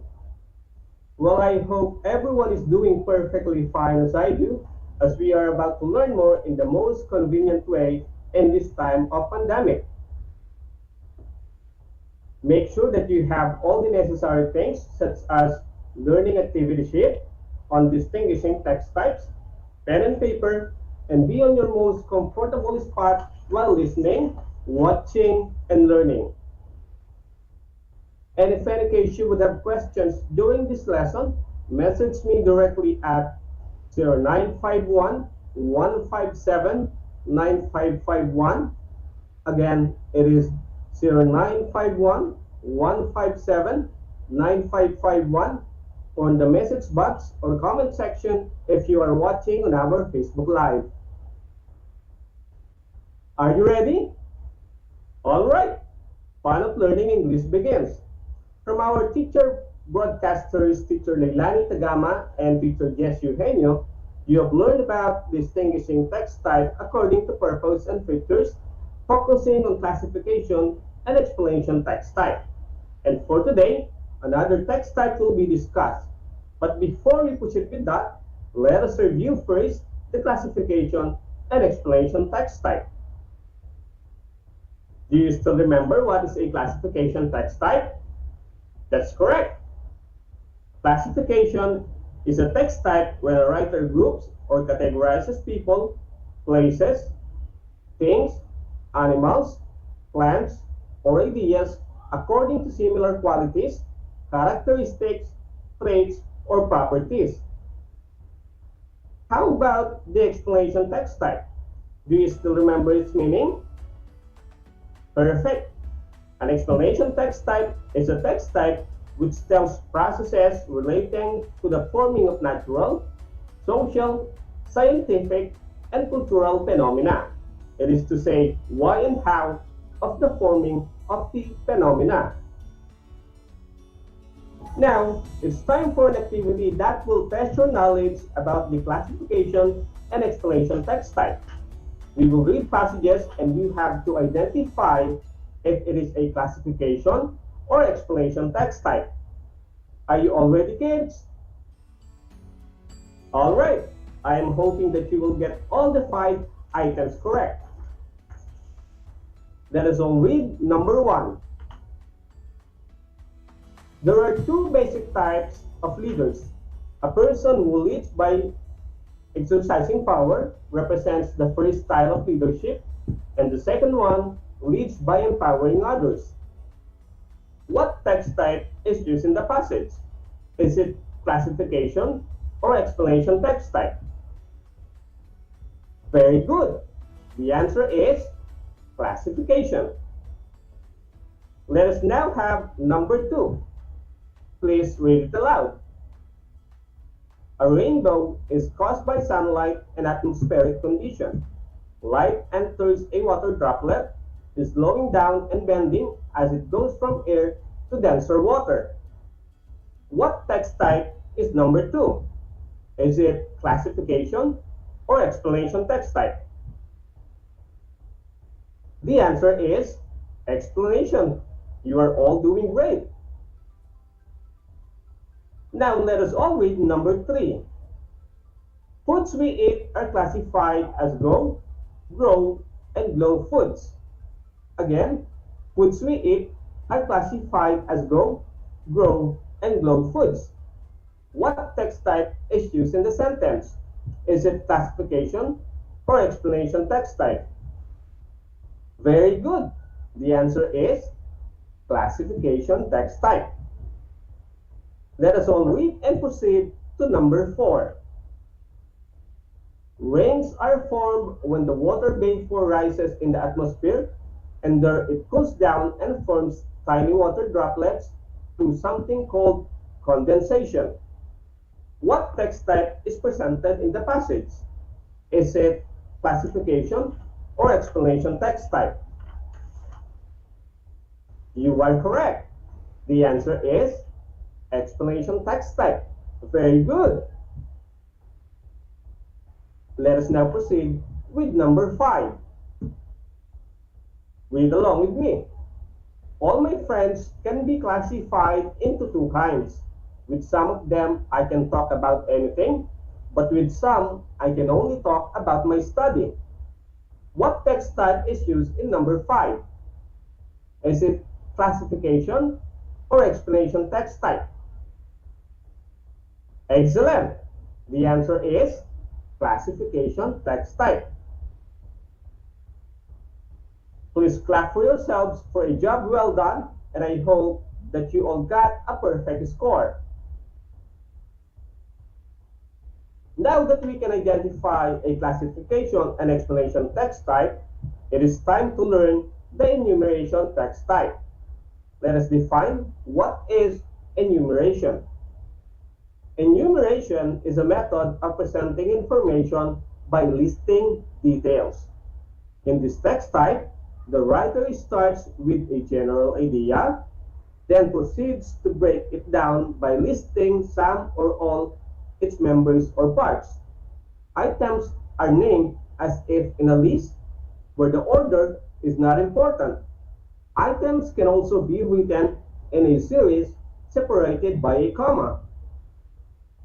Transition words or signal words such as first, furthermore, also, moreover, in addition, finally, another, next, then, to, and some can be used for listing or enumeration. Here is an example of enumeration text type. I have several things in my school bag. First, I have in it my textbook, which we read in its learning area when our teacher discusses. I also have my lecture notebooks that I use in taking notes of important concepts. Another is my pencil case where I keep my art materials. Finally, my lunchbox that I only open during break time. Let us all read the text once again. I have several things in my school bag. First, I have in it my textbooks, which we read in its learning area when our teacher discusses. I also have my lecture notebooks that I use in taking notes of important concepts. Another is my pencil case where I keep my art materials.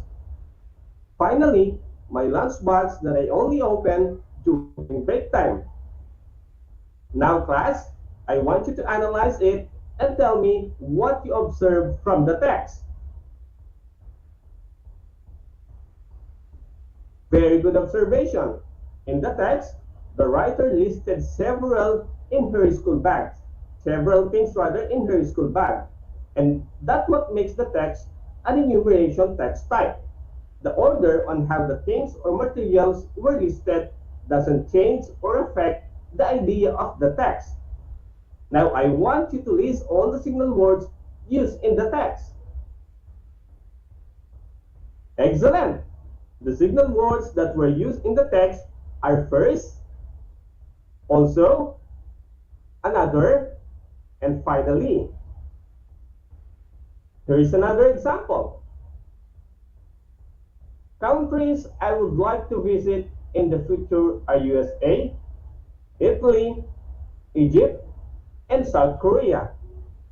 Again, countries I would like to visit in the future are USA, Italy, Egypt, and South Korea. As you can see, items are written in a series separated by a comma. Thank you so much, class, for paying attention in our lesson, and I am hoping that you will stay with me towards the end of this lesson. Now, for us to understand more the enumeration text type, we are up for another activity. This time, we will read a paragraph and answer questions about it. You can find this activity on your learning activity sheet, activity 2. Is everyone ready? Let us all now begin reading.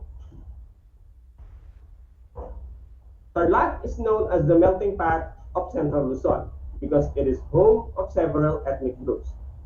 One, the Ilocanos who live in the northern and western part of Tarlac. Another are the Pangasinenses of Paniki and Camiling. In addition, we also have the Tagalog-speaking TarlakHenyos in La Paz. Moreover, a large numbers are the Kapampangans who live in Tarlac City, Tapas, Concepcion, and Bamban.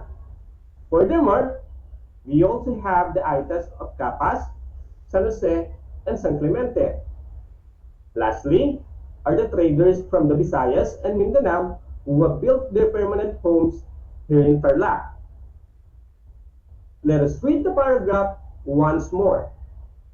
Tarlac is known as the melting pot of Central Luzon because it is home of several ethnic groups. One, the Ilocanos who live in the northern and western parts of Tarlac. Another are the Pangasinenses of Paniki and Camiling. In addition, we also have the Tagalog-speaking TarlakHenyos in La Paz. Moreover, a large numbers are the Kapampangans who live in Tarlac City, Capas, Concepcion, and Bamban. Furthermore, we also have Aitas of Capas, San Jose, and San Clemente. Lastly, are the traders from the Visayas and Mindanao who have built their permanent homes here in Tarlac.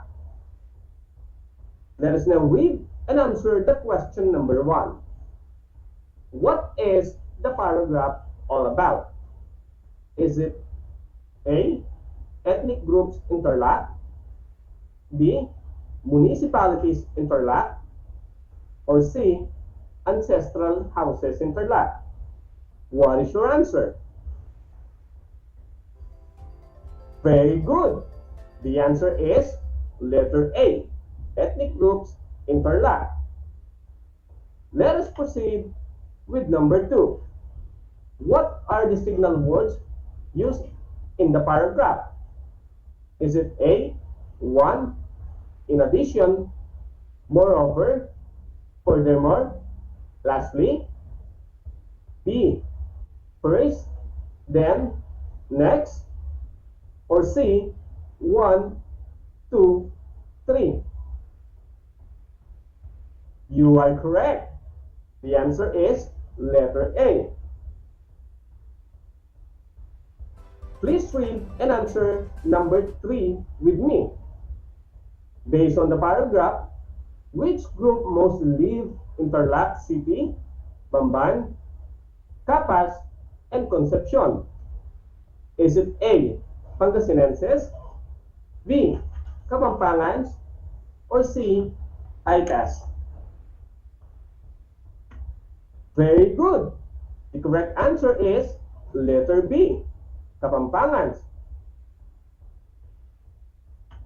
Let us now read and answer question number 4. What type of text is the paragraph? Again, what type of text is the paragraph?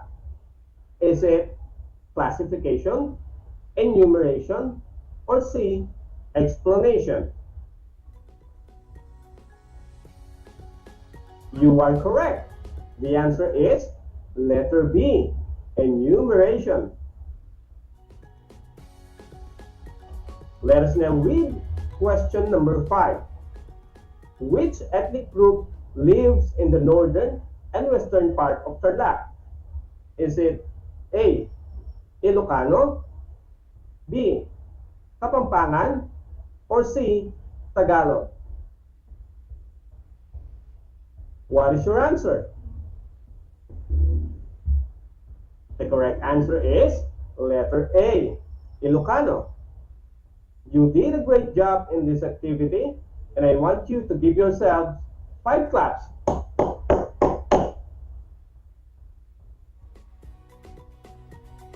I appreciate every one of you staying and listening to me. I want everyone to focus as we are about to explore our third activity. In this activity, we will read another paragraph, then list down all the signal words and items that are listed that makes the text an enumeration text type. Write your answer on your activity sheet, and you can also answer on our comment section if you are watching on our Facebook Live. Cheer yourselves up as we will start now. Let us all read the paragraph aloud. My mother takes care of many flowering plants in our garden. First, she has gumamelas which flowers are of different colors. She also has several pots of daisies, which are my favorites. Next are the orchids planted on tree trunks. In addition, she also loves roses, which are known as the queen of flowers. Lastly, are lilies, which make the garden more colorful. Have you listed all the transition words and items already? Don't worry, we will read the paragraph once again. My mother takes care of many flowering plants in our garden. First, she has gumamelas which flowers are of different colors. She also has several pots of daisies, which are my favorites. Next are the orchids planted on tree trunks. In addition, she also loves roses, which are known as the queen of flowers. Lastly are the lilies, which make the garden more colorful. Now, let us check if you found all the answers. Alright, the transition words used in the paragraph are first, also, next, in addition, finally. Again, the transition words are first, also, next, in addition, and lastly. Note that your answers can be written in any order. I hope that you got all the transition words. Now, here are the items listed on the paragraph. These are the main reasons why the paragraph is an enumeration text type. They are gumamelas, daisies, orchids, roses, and lilies. Have you found all these items? Excellent! Give yourselves 5 claps for a job well done. Yahoo!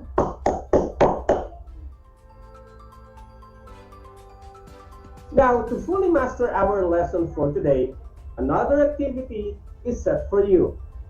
Here is the direction. Read the following text, put a check mark in the blank if it is a enumeration text type, and next if not. Are you ready, class? If so, let us proceed with number 1. I like everything about him. His smile, his personality, and his sense of humor. What is your answer?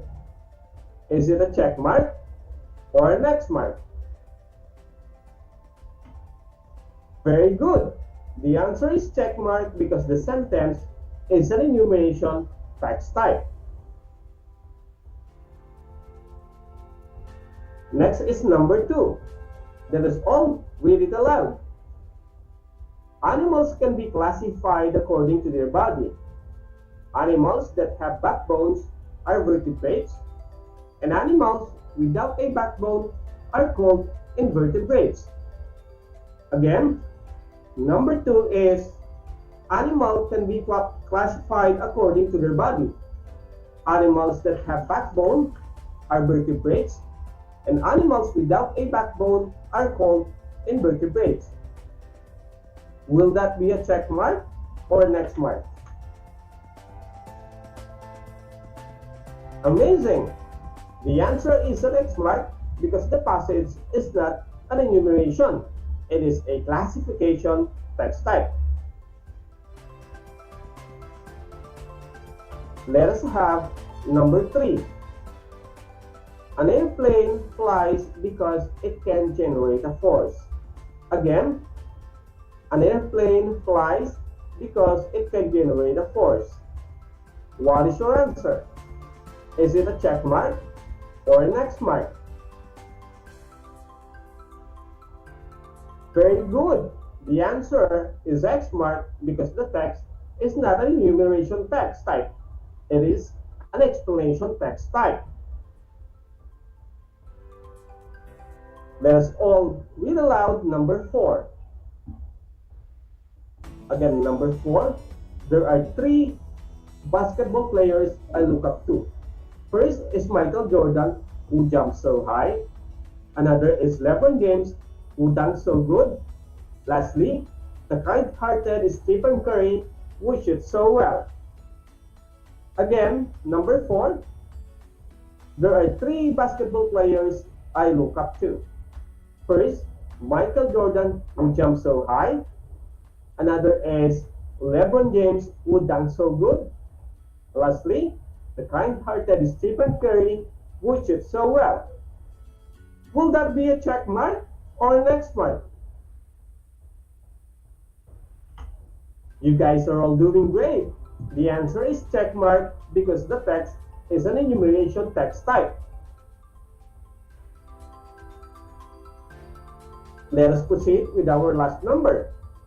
Number 5. Please, everyone read.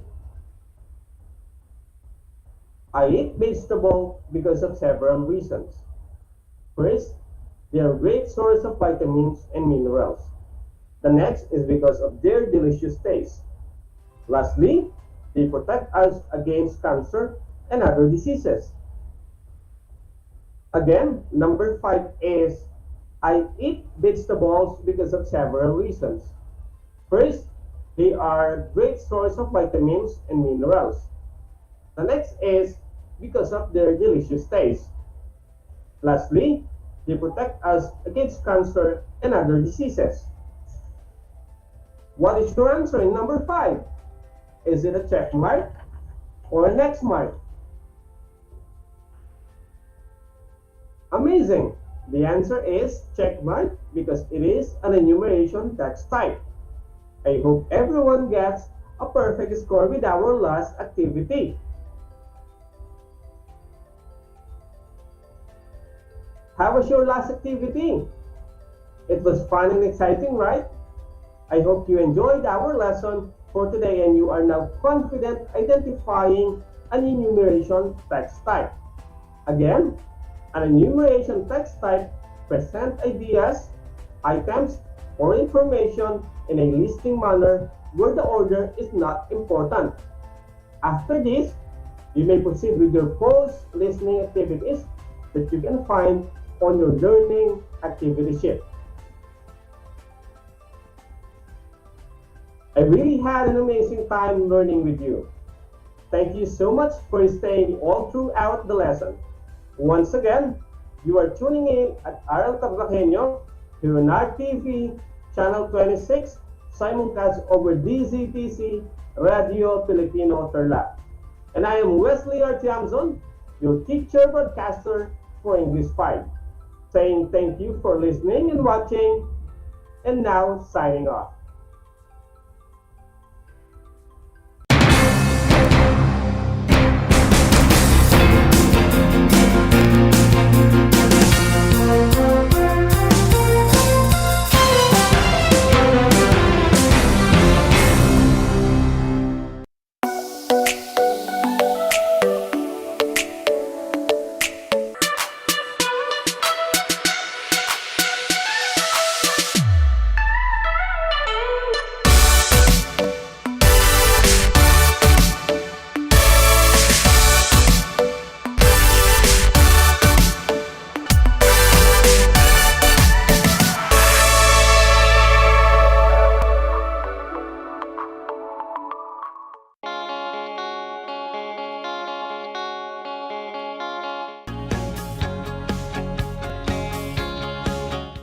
Buhay mga bata, sa mga batang nasa ika-5 baitan. Hello! Magandang araw din sa inyo, mahal naming magulang. Ito ang Aral TarlakHenyo ng SDO Tarlac Province dito sa RTV Tarlac, Channel 26. At DZTC, Radio Pilipino, Tarlac. Happy learning, grade 4. Welcome to Aral TarlakHenyo here on RTV Tarlac, Channel 26. Simulcast over DZDZ 828, Radyo Pilipino Tarlac. Handa ka na bang magpabakuna? Narito ang mga paalala at hakbang na gagawin sa proseso ng pagbabakuna. Bago ang pagbabakuna, kinakailangan mo nang dumaan sa pre-vaccination screening. Kinakailangan kumuha muna ng medical clearance sa doktor ang mga kabilang sa special population tulad ng mga sumusunod. May problema sa immune system, may cancer, may HIV, sumasailalim sa transplant operation, kasalukuyang umiinom ng steroids, mga senior citizens na may special conditions. Step 1. Waiting area. Siguraduhin kayo ay pumunta sa tamang oras at petsa ng inyong schedule sa pagbabakuna. Hindi papayagan ang mga walk-in sa vaccination sites. Maupo sa bakanting upuan alinsunod sa tamang pagkakasunod ng bilang. Hintayin na tawagin kayo para sa susunod na hakbang. Habang nag-aantay, sumunod sa minimum public health standards. Isuot ang face mask at face shield. Sundin ang proper physical distancing at ugaliing maghugas at isanitize ang kamay. Step 2. Registration. Sundin ang mga patakaran ng inyong LGU o vaccination site sa pag-register at ipakita ang inyong government ID. Bibigyan kayo ng kopya ng informed consent form, health screening form, at mga pamphlet tungkol sa bakuna na pwede ninyong basahin. Hintayin na matapos ang proseso ng registration bago pumunta sa susunod na hakbang. Step 3. Screening. Kayo ay isa sa ilalim sa health screening at tatanungin tungkol sa inyong kalusugan tulad ng history of COVID-19 exposure, history of vaccination, mga gamot na iniinom, kung may allergies at iba pa. Ito ay para makasiguro kung angkop para sa inyo ang magpapakuna sa kasalukuyan. Step 4. Health Education. Makinig sa ibabahaging importanteng impormasyon tungkol sa pagbabakuna para sa COVID-19. Kung mayroon pa kayong ibang katanungan, sumangguni sa ating mga vaccination staff. Siguraduhin na pirmahan ang consent form na pumapayag kayong magpabakuna bago pumunta sa susunod na hakbang. Step 5. Vaccine Administration. Ito ang panahon kung saan kayo ay babakunahan sa loob ng 1 hanggang 2 minuto. Huwag kalimutan na kunin ang inyong vaccination card pagkatapos matanggap ang bakuna. Step 6. Observation. Alinsunod sa Department of Health, ang lahat ng magpapabakuna ay kailangang manatili sa pasilidad ng 15 hanggang 30 minuto para obserbahan kung may hindi magandang nararamdaman. Ang ating medical staff ay nakatutok sa inyo para ma-monitor ang inyong kalusugan.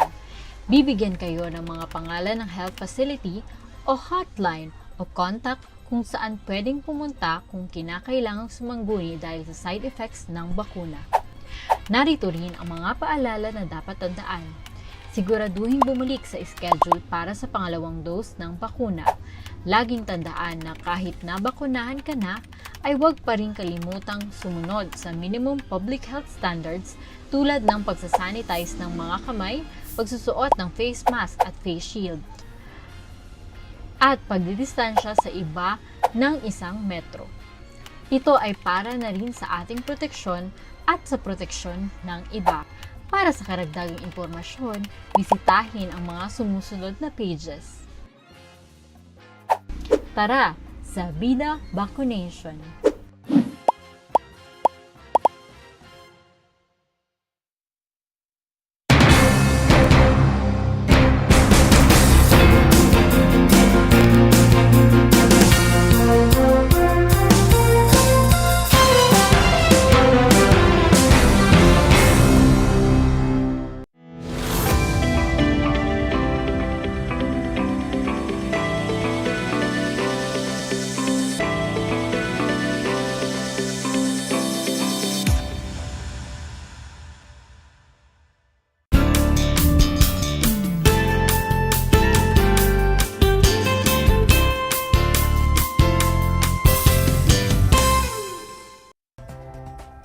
Hello! Welcome sa ating Aral TarlakHenyo ng Schools Division of Tarlac Province sa RTV Tarlac sa Channel 26 at sa bayang naririnig sa DCTC 828 Radyo Pilipino Tarlac. Magandang araw! Naririto na naman tayo nagsisikap at nagpupunyagi na maging makadiyos, makatao, makakalikasan at makabansa. Kumusta na kayo mga ginigili pong mag-aaral? Ang aking pagbati at paghanga sa inyong masidhing pagpupunyagi para sa patuloy na pag-aaral sa himpapawid upang matuto sa kabila ng hamon ng pagkakataon, ang COVID-19 pandemic. Gamit ang makabagong paraan ng komunikasyon, ako ang inyong guro sa Araling Panlipunan 5, Ginang Leonila M. Gomez, live via remote broadcast mula dito sa bayan ng Moncada upang samahan at gabayan kayo maunawaan ang nilalaman ng ating aralin na ang pagtatanggol sa bansa laban sa mga Espanyol.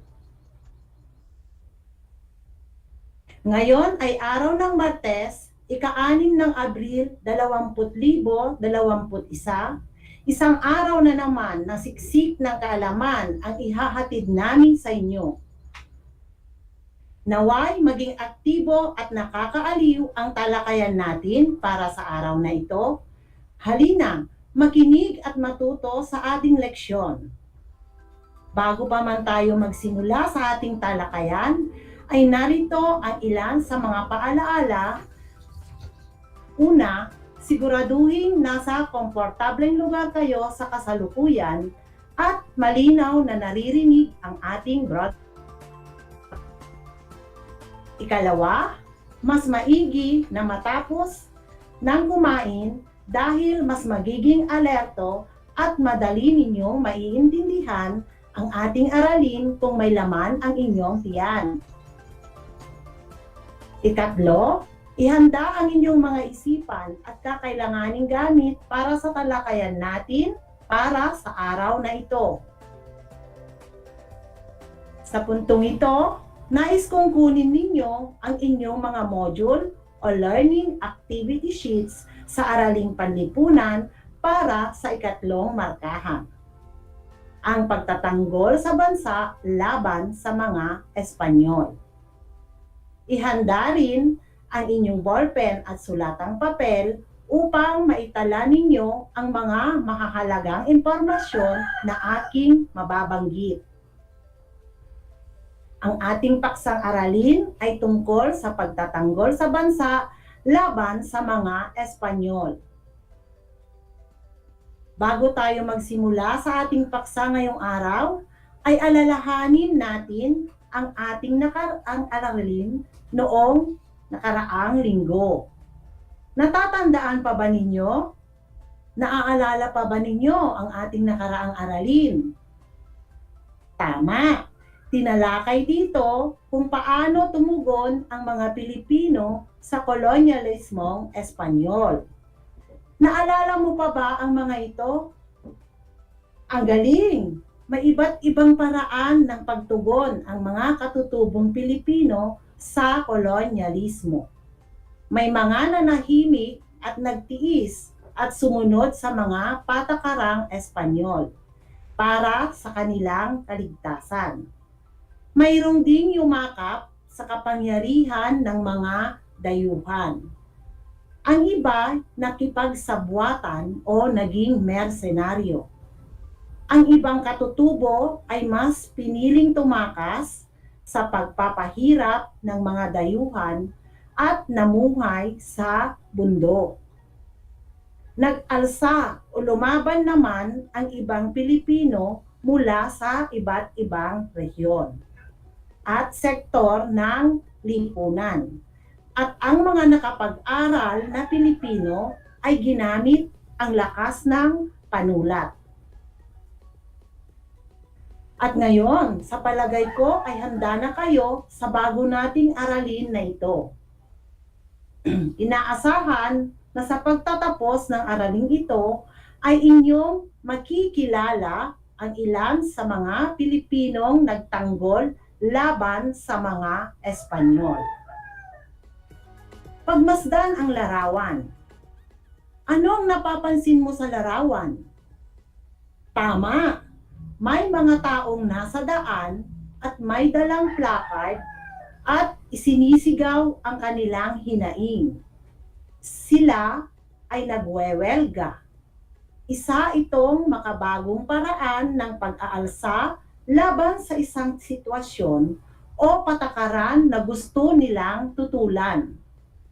Noong panahon ng mga Espanyol sa ating bansa, maraming pag-aalsa rin ang naganap, ngunit hindi sa paraan ng pagwewelga.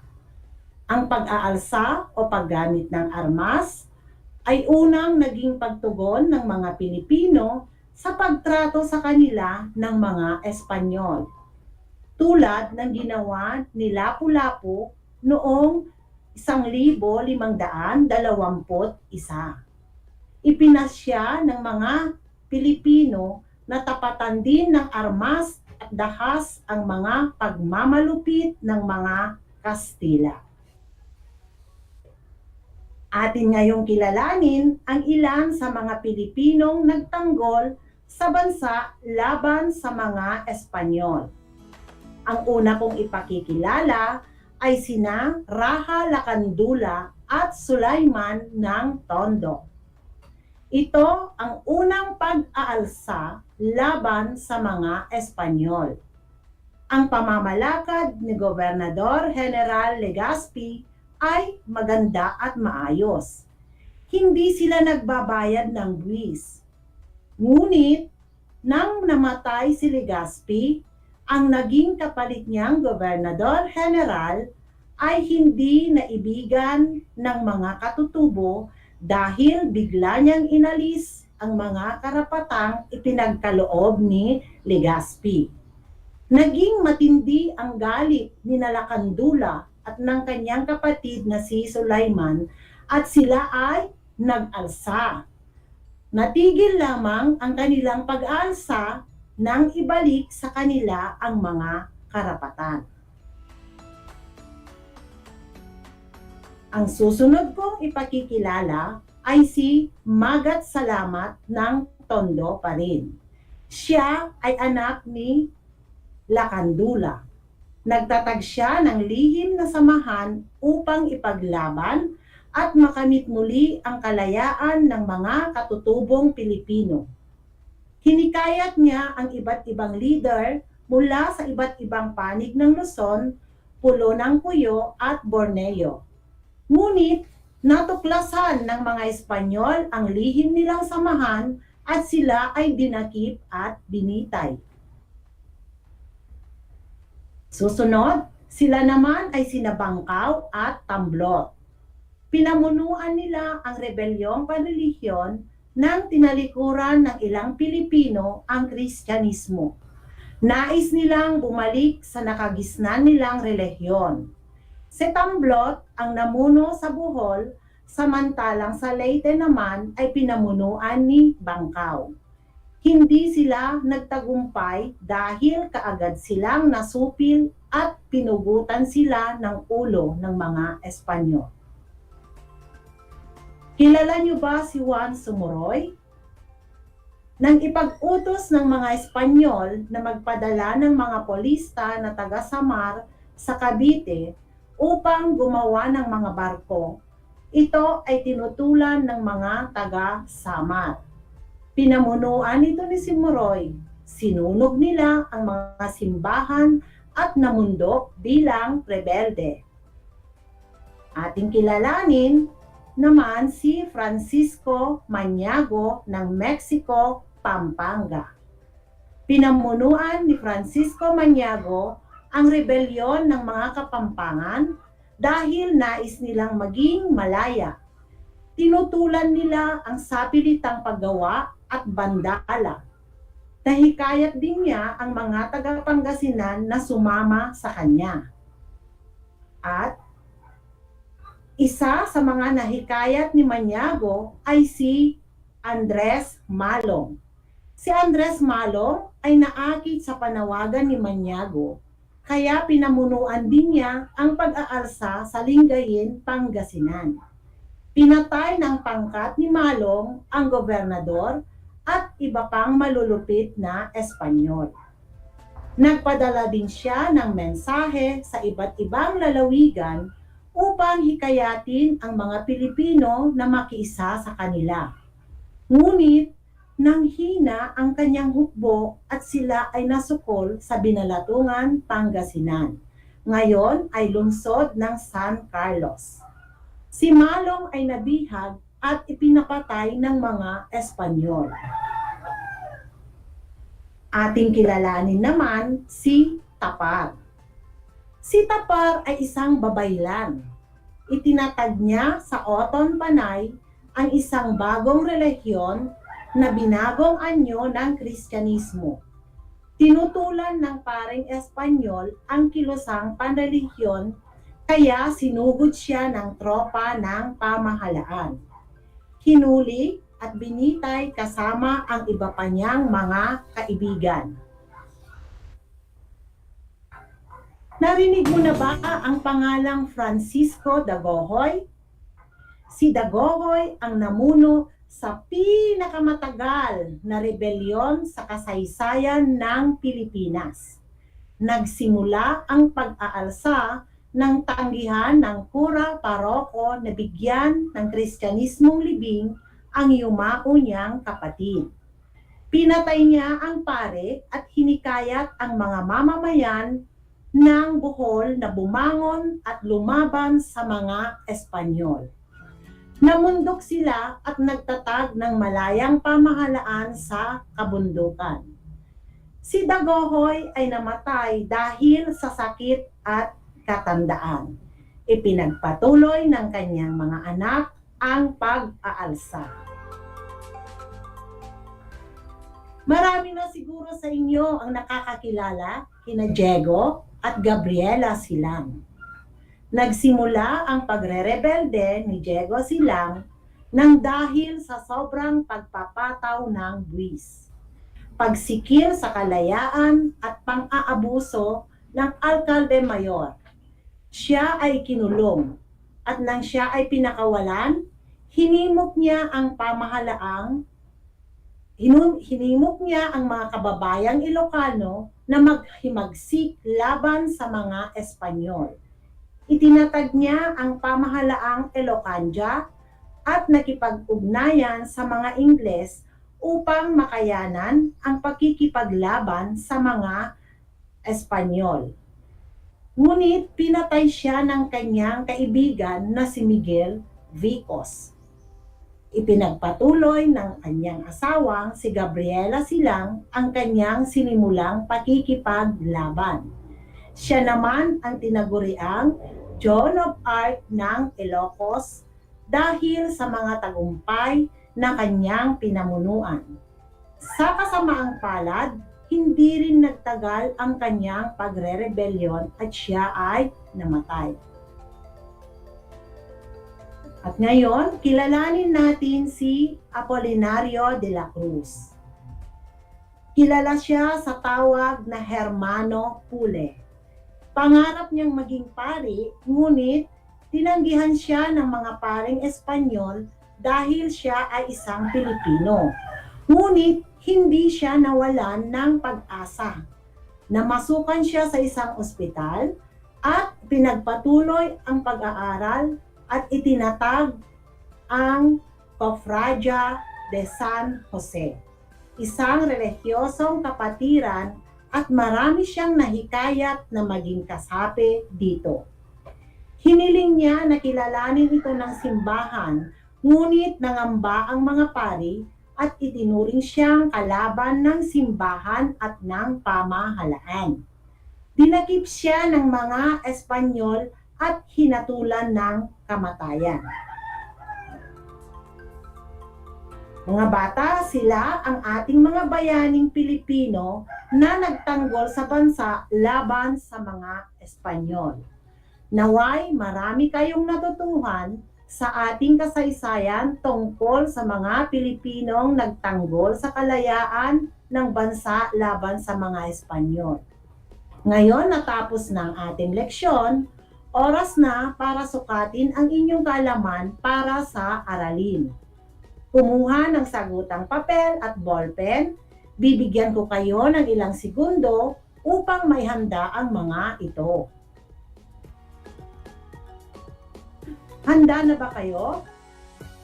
Mga 5 tanong lamang tayong sasagutan. Kayang-kaya nyo na ito. Tukuyin ang tamang sagot at isulat sa sagutang papel. Umpisahan na natin. Para sa unang katanungan, siya ang namuno sa pag-aalsa sa Mexico, Pampanga at hinikayat ang mga taga-Pangasinan na tutulan ang sapilitang paggawa, bandala at pagbabayad ng buwis. A. Francisco Dagohoy, B. Francisco Maniago, C. Juan Sumuroy, D. Magat Salamat. Kung ang sagot mo ay titik B, tama ang iyong sagot. Para sa ikalawang tanong, itinatag niya ang Cofradia de San Jose ng tanggihan ng simbahan ang pagnanais niya na maging pari. Kilala siya bilang Hermano Pule. Sino siya? A. Gabriela Silang, B. Apolinario Mabini, Apolinario de la Cruz, C. Francisco Maniago, D. Lacan Dula. Ang tamang sagot ay titik B. Kung tama ang iyong sagot, binabati kita. Pumunta naman tayo sa pangatlong tanong. Ang namuno sa pinakamahabang rebellion na ang dahilan ay ang pagtanggi ng isang pare na basbasan ang bangkay ng kanyang kapatid. Sino siya? A. Francisco Dagohoy, B. Francisco Maniago, C. Lacandula, D. Gabriela Silang. Ang tamang sagot ay titik A. Francisco Dagohoy. Tama ba ang iyong sagot? Binabati kita kung nakuha mo ang tamang sagot. Dumako tayo sa ika-4 na tanong. Asawa siya ng namatay na pinuno ng rebelyon at nagpatuloy sa pakikipaglaban. Tinagurian siyang John of Arc ng Ilocos. A. Gabriela Silang, B. Bangkaw, C. Tapar, D. Hermano Pule. Ang tamang sagot ay titik A. Nakuha ba ang sagot, mga bata? Ang galing kung tama ang iyong sagot. At ang panghuling tanong, siya ay anak ni Lacandula na nagpatuloy ng pakikipaglaban sa mga Espanyol at nagtatag ng lihim na samahan. Sino siya? A. Sulaiman, B. Magat Salamat, C. Tamblot, D. Hermano Pule. Ang tamang sagot ay titik B. Nakuha mo ba ang sagot? Binabati ko kayo. Kung nakakuha ka ng 5, binabati ko kayo, at kung hindi naman nakakuha, ay galingan natin ang pakikinig sa susunod na aralin. Diyan nagtatapos ang ating maigsing pagsusulit. Nasagutan niyo ba lahat ng tanong, mga bata? Siguraduhin nasagutan ninyo ang lahat ng tanong, ha? Maaaring kuhanan ng larawan ang sagutang papel gamit ang inyong cellphone at ipadala ito sa Facebook Messenger ng inyong guro sa AP at sa walang access ng internet, maaari itong ipasa sa takdang araw ng pagsauli at pagkuha ng inyong mga learning activity sheets or module.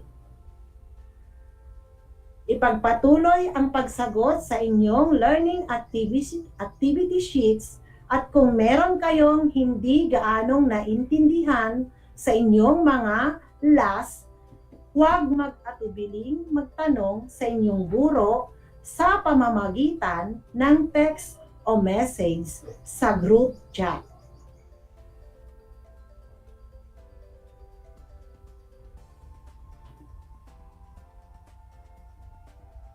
Meron akong dagdag kaalaman ngayong araw na ito, Abril 6 or ika-6 ng Abril noong taong 1828 sa kasaysayan ng Pilipinas. Naglabas ang hari ng Espanya na si Ferdinand VII ng isang dekrito na nagtatayo ng pampublikong bangko sa Pilipinas na gagamitin ng mga tao sa Pilipinas, lalo na yung mga nasa komersyo o mga negosyante. Ngayon, inaasahan ko na kayo'y natuto sa ating talakayan sa araw na ito. Muli, ako ang inyong guro sa Araling Panlipunan sa Grade 5, Ginang Leonila M. Gomez, mula dito sa bayan ng Mungkada na nagsasabing ang pag-aaral ng Araling Panlipunan ay daan sa pagiging makadiyos, makatao, makakalikasan, at makabansa. Hanggang sa muli, paalam!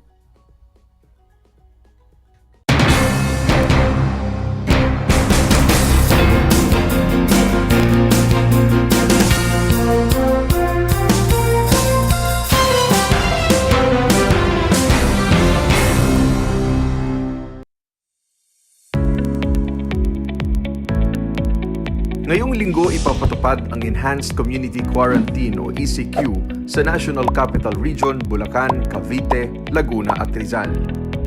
Sa ilalim ng ECQ, limitado ang galaw ng mga tao. Mahigpit ang regulasyon sa mga bukas na industriya. May pamamahagi ng pagkain at mahalagang serbisyo. At nakakalat ang mga otoridad na magpapatupad ng mga quarantine protocols. Mahigpit pa rin ipinatutupad ang PDITR o ang Prevent, Detect, Isolate, Treat at Reintegrate. Para sa prevention, ang minimum health standards tulad ng tamang paghuhugas ng kamay, pagsusuot ng face mask at face shield, safe physical distancing ay dapat na sundin sa lahat ng oras kahit nasa loob ng tahanan. Magkakaroon ng pamamahagi ng face mask at face shields at sisiguraduhin na ang mga opisina, establishmento at pampublikong lugar ay mayroong sapat na ventilasyon alinsunod sa engineering at administrative controls na binuo ng DTI at DOLE. Para naman sa detection, nagtatag ng Daravi-like centers sa mga komunidad kung saan hahanapin ang mga suspect cases ng COVID-19. Sisiguraduhin ng mga LGU ang isolation, testing at contact tracing ng mga suspect cases sa loob ng 24 na oras ng kanilang pagkakatukoy. 95% ng mga close contacts ng mga nagpositibo ay dapat matrace at ma-isolate sa loob ng 24 oras pagkatapos ng kanilang case notification. Sisiguraduhin din ng mga LGU at Regional Epidemiological Surveillance Units na tuloy-tuloy ang operasyon ng COVID-19 testing laboratories kahit holiday at pati na rin ang pagsusumite ng samples para sa biosurveillance. Para sa isolation, sisiguraduhin din na kaagad ma-isolate ang mga nagpositibo sa COVID-19 at imamonitor din sila sa kanilang pagkumpleto ng 14-day quarantine at 10-day isolation. Para naman sa treatment, sisiguraduhin na may sapat na bilang ng dedicated beds, complementary health human resources, well-coordinated triage at referral systems. Ipapatupad din ang PDITR measures sa mga lugar sa Central Luzon, Cordillera Administrative Region, Batangas Province at sa Quezon Province sa Calabarzon. Sino-sino ang dapat manatili sa loob ng bahay? Bawal lumabas ang mga 18 taong gulang pababa, mga may edad na 60 pataas, mga may immunodeficiency, comorbidities o iba pang mga health risk at mga buntis. Maaari namang lumabas ang mga authorized persons outside residence o APOR at nagtatrabaho sa mga pinapayagang opisina o establishmento. Hindi kinakailangan ng travel pass para makapunta sa mga pinahihintulutang establishmento at sa mga malls naman pinapayagan lamang magbukas ang essential stores tulad ng groceries, botika at hardware. Take-out at delivery lamang ang pinahihintulutan sa mga restaurants o fast food chains. Magkakaroon din ng curfew mula alas 6 ng gabi hanggang alas 5 ng umaga. Ang mga sumusunod ay pinahihintulutang mag-operate ng full operational capacity. Ang mga sumusunod naman ay pinahihintulutang mag-operate ng 50% operational capacity. Ang mga sumusunod ay pinahihintulutang mag-operate sa pamagitan ng skeleton workforce.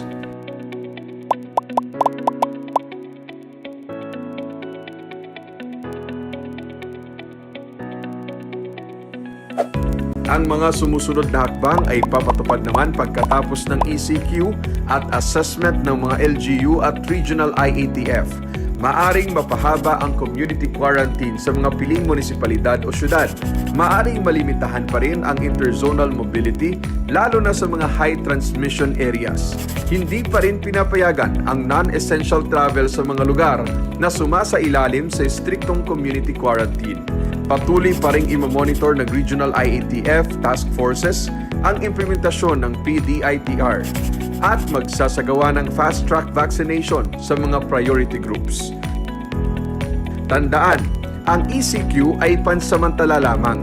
Laging sundin ang minimum public health standards para hindi mahawa ng virus. Makipagtulungan tayo sa ating gobyerno upang magtagumpay sa ating laban sa pandemyang COVID-19 at nang makabalik na tayo sa inaasam nating normal na pamumuhay. Stay safe, stay at home.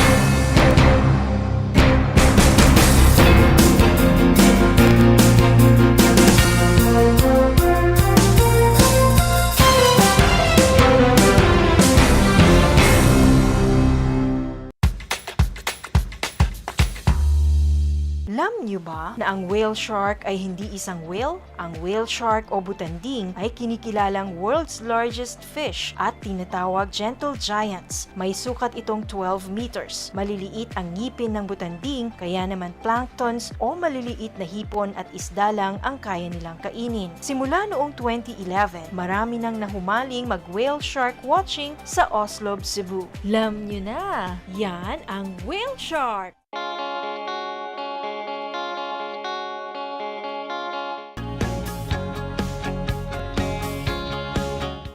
Buhay mga bata, sa mga batang nasa ika-5 baitan. Hello! Magandang araw din sa inyo, mahal naming magulang. Ito ang Aral TarlakHenyo ng SDO Tarlac Province dito sa RTV Tarlac, Channel 26. At DZTC, Radio Pilipino, Tarlac. Happy learning, grade 4. Welcome to Aral TarlakHenyo here on RTV Tarlac, Channel 26. Simulcast over DZTZ 828, Radio Pilipino, Tarlac.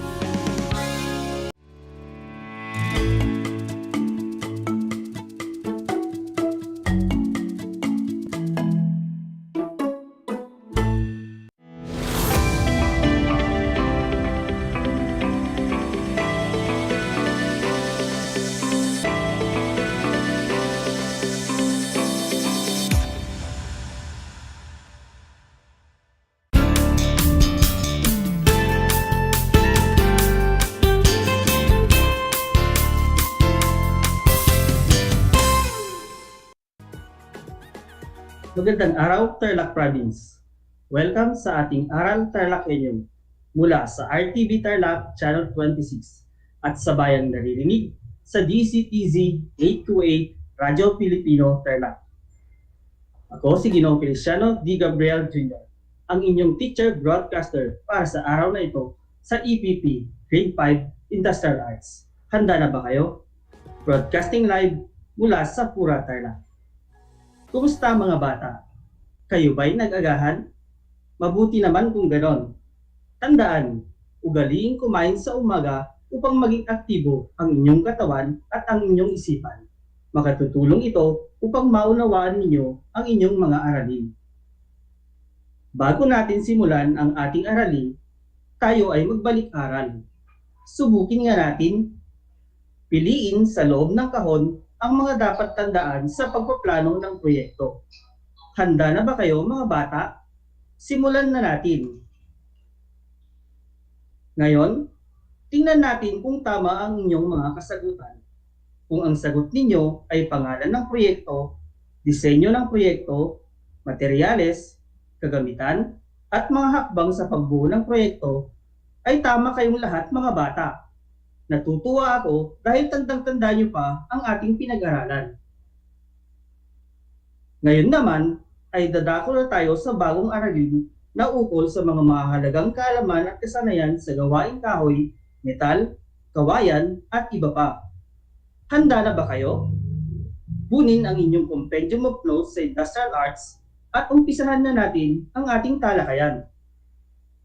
Mga bata, ano-ano ang mga produktong nakikita ninyo at saan gawa ang mga ito? Tama, basket na gawa sa kawayan, lamesa na gawa sa kahoy, at timba na gawa sa metal.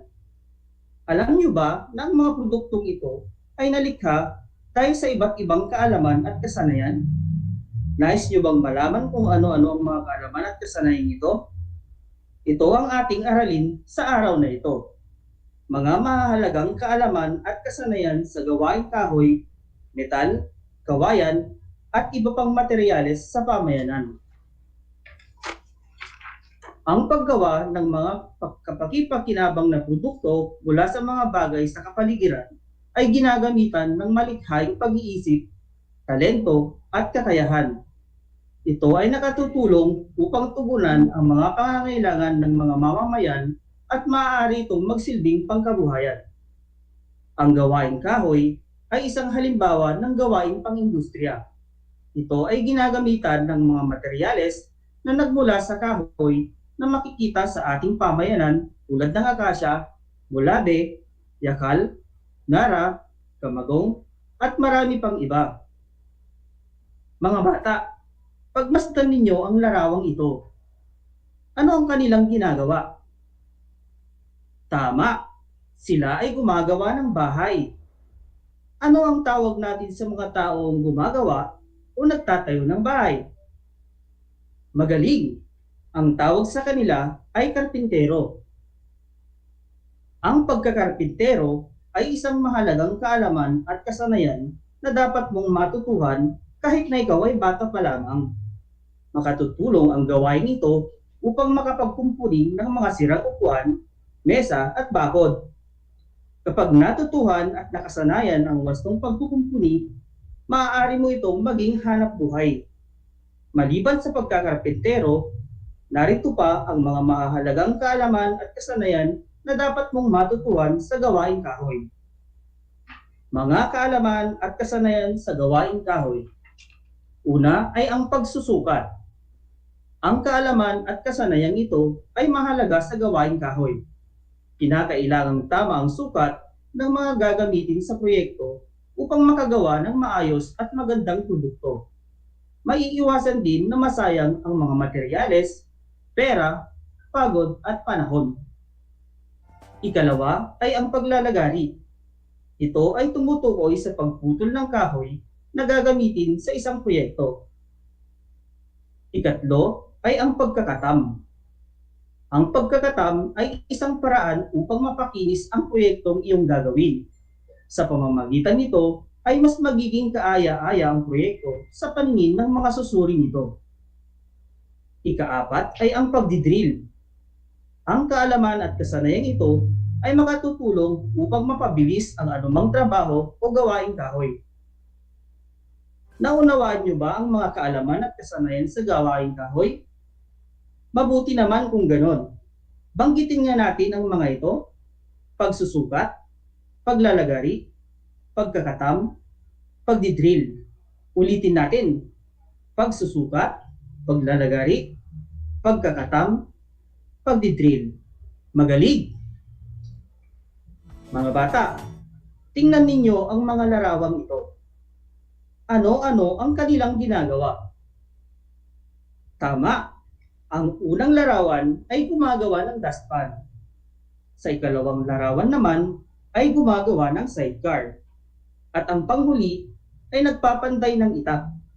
Sa inyong palagay, anong uri ng materyales ang ginamit sa paggawa ng itak, dustpan at sidecar? Magaling! Ang mga ito ay gawa sa metal. Maliban sa gawaing kahoy, isa rin sa mga gawaing pang-industriya ay ang gawaing metal. Ang mga produktong mula sa gawaing ito ay ginagamitan ng metal tulad ng yero, aluminum, lata, alambre at iba pa. Ang paggawa ng dustpan, sidecar at itak ay ilan lamang sa mga halimbawa ng gawaing metal. Ang pagiging latero ang isa sa maaaring maging hanap buhay sa gawaing metal. Ang kaalaman at kasanayan ito ay nagagamit sa mga gawain tulad ng pagkakabit ng bubong, alulod, paggawa ng timba, panyera, regadera, habunera, kahon ng recipe, kwadro, at iba pang kagamitang yari sa manipis na metal. Malaki ang naitutulong ng gawaing metal dahil sa kabuhayang naidudulot nito. Maliban sa pagiging latero, narito pa ang iba't ibang kaalaman at kasanayan sa gawaing metal na dapat mong matutuhan. Mga kaalaman at kasanayan sa gawaing metal. Una ay ang pagpuputol. Ang pagpuputol ay isa sa mga pangunahing kaalaman at kasanayan na dapat mong matutuhan sa gawaing metal. Mahalaga ito upang makuha mo ang tamang haba o iksi ng materyales na gagamitin sa produktong iyong gagawin. Kalimitang isinasagawa ang kasanayan ito gamit ang grinder na kinakabitan ng cutting disc. Tandaan, tingin ang tulong o gabay ng mga nakatatanda sa pagsasagawa ng kasanayan ito upang maiwasan ang aksidente. Ikalawa ay ang pagsusukat. Ang pagsusukat gamit ang iba't ibang kagamitang panukat ay napakahalaga sa gawaing metal. Sa pamamagitan ng kaalaman at kasanayan ito, ay may isasagawa natin ng maayos at wasto ang isang proyekto na walang naaksayang materyales, pera, oras at panahon. Ikatlo ay ang pagguhit o pagdrawing. Mahalaga ang kaalaman at kasanayan ito sapagkat nagagamit ito sa paglikha ng disenyo na kailangan sa isang proyekto. Pang-apat ay ang pagwe-welding. Ang pagwe-welding ay isang paraan ng pagdidikit ng dalawang piraso ng mga metal sa pamamagitan ng init. Napakahalaga ng kaalaman at kasanayan ito dahil marami sa mga proyekto sa gawaing metal ang dumadaan sa prosesong ito. Banggitin nga natin muli ang mga kaalaman at kasanayan sa gawaing metal: pagpuputol, pagsusukat, pagguhit o pagdrawing, at pagwe-welding. Ulitin natin: pagpuputol, pagsusukat, pagguhit o pagdrawing, at pagwe-welding. Ayos! Sa puntong ito ay dumako na tayo sa isa pa sa mga gawaing pang-industriya sa ating bansa. Ito ay ang gawaing kawayan. Maliban sa gawaing kahoy at metal, ang gawaing kawayan ay isa ring halimbawa ng gawaing pang-industriya na malaki ang naitutulong dahil sa kabuhayang dulot nito sa mga mamamayan. Ang mga materyales na ginagamit sa paglikha ng mga produkto sa gawain ito ay mula sa kawayan. Ang kawayan ay isang uri ng damo na madalas matagpuan sa mga liblib na lugar. Ito ay matibay at maraming gamit.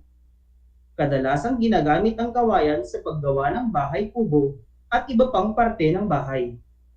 May mga produkto ring maaaring gawin gamit ang kawayan tulad ng upuan at mesang kinakainan, lampshade, torera, alkansya, at marami pang iba. Ang mga uri ng kawayan na karaniwang ginagamit sa ating bansa ay ang kawayang anos, tinik, bayog, botong, buho, kiling, bolo, at giant bamboo. Ngayon naman ay ating alamin ang mga mahahalagang kaalaman at kasanayan sa gawaing kawayan. Una ay ang pagsusukat. Ikalawa ay ang pagpuputol. Pangatlo ay ang pagkakayas. Pang-apat, pagkakarpintero. Panglima, paglalala. At ang pang-anim ay pagpipintura. Ayan mga bata, naunawaan nyo ba? Ibigay nga natin ulit ang mga mahalagang kaalaman at kasanayan sa gawaing kawayan. Pagsusukat, pagpuputol, pagkakayas, pagkakarpintero, paglalala, at pagpipintura. Ulitin natin, pagsusukat, pagpuputol, pagkakayas, pagkakarpintero, paglalala, at pagpipintura. Ngayon naman ay ating alamin ang iba pang lokal na materyales na makikita sa ating pamayanan na ginagamit din sa iba pang gawaing pang-industriya. Abaka. Ang abaka ay isang uri ng halaman na nakahawig sa puno ng saging maliban sa mga dahon nito dahil higit na malapad ang dahon nito kaysa sa dahon ng saging. Ang mga hibla nito buwat sa puno ang siyang ginagamit sa paggawa ng mga basket, tsinelas, mga palamuti, at iba pang kagamitang pambahay. Ratan. Ang ratan ay karaniwang ginagamit sa paggawa ng mga kasangkapan sa bahay tulad ng upuan, duyan, higaan, at malalaking buslo. Katad. Ito ay tumutukoy sa mga balat ng hayop katulad ng baka o wagis baka. Ginagawa itong sapatos, jacket, palda, sintron, bag, at iba pang kasangkapang pang-opisina at pangbahay. Seramika. Ang uri ng lupa na ginagamit sa mga produktong seramika ay luwad. Ito ay pino, malagkit at dilaw, pula o abo ang karaniwang kulay. Ginagamitan ng hurno upang maihulma ang produktong nais gawin mula dito. Damo. Kilala sa mga halamang damo na may halaga ay ang tambo at tikiw. Ang damong tikiw ay kalimitang tumutubo sa mga latian at pampang.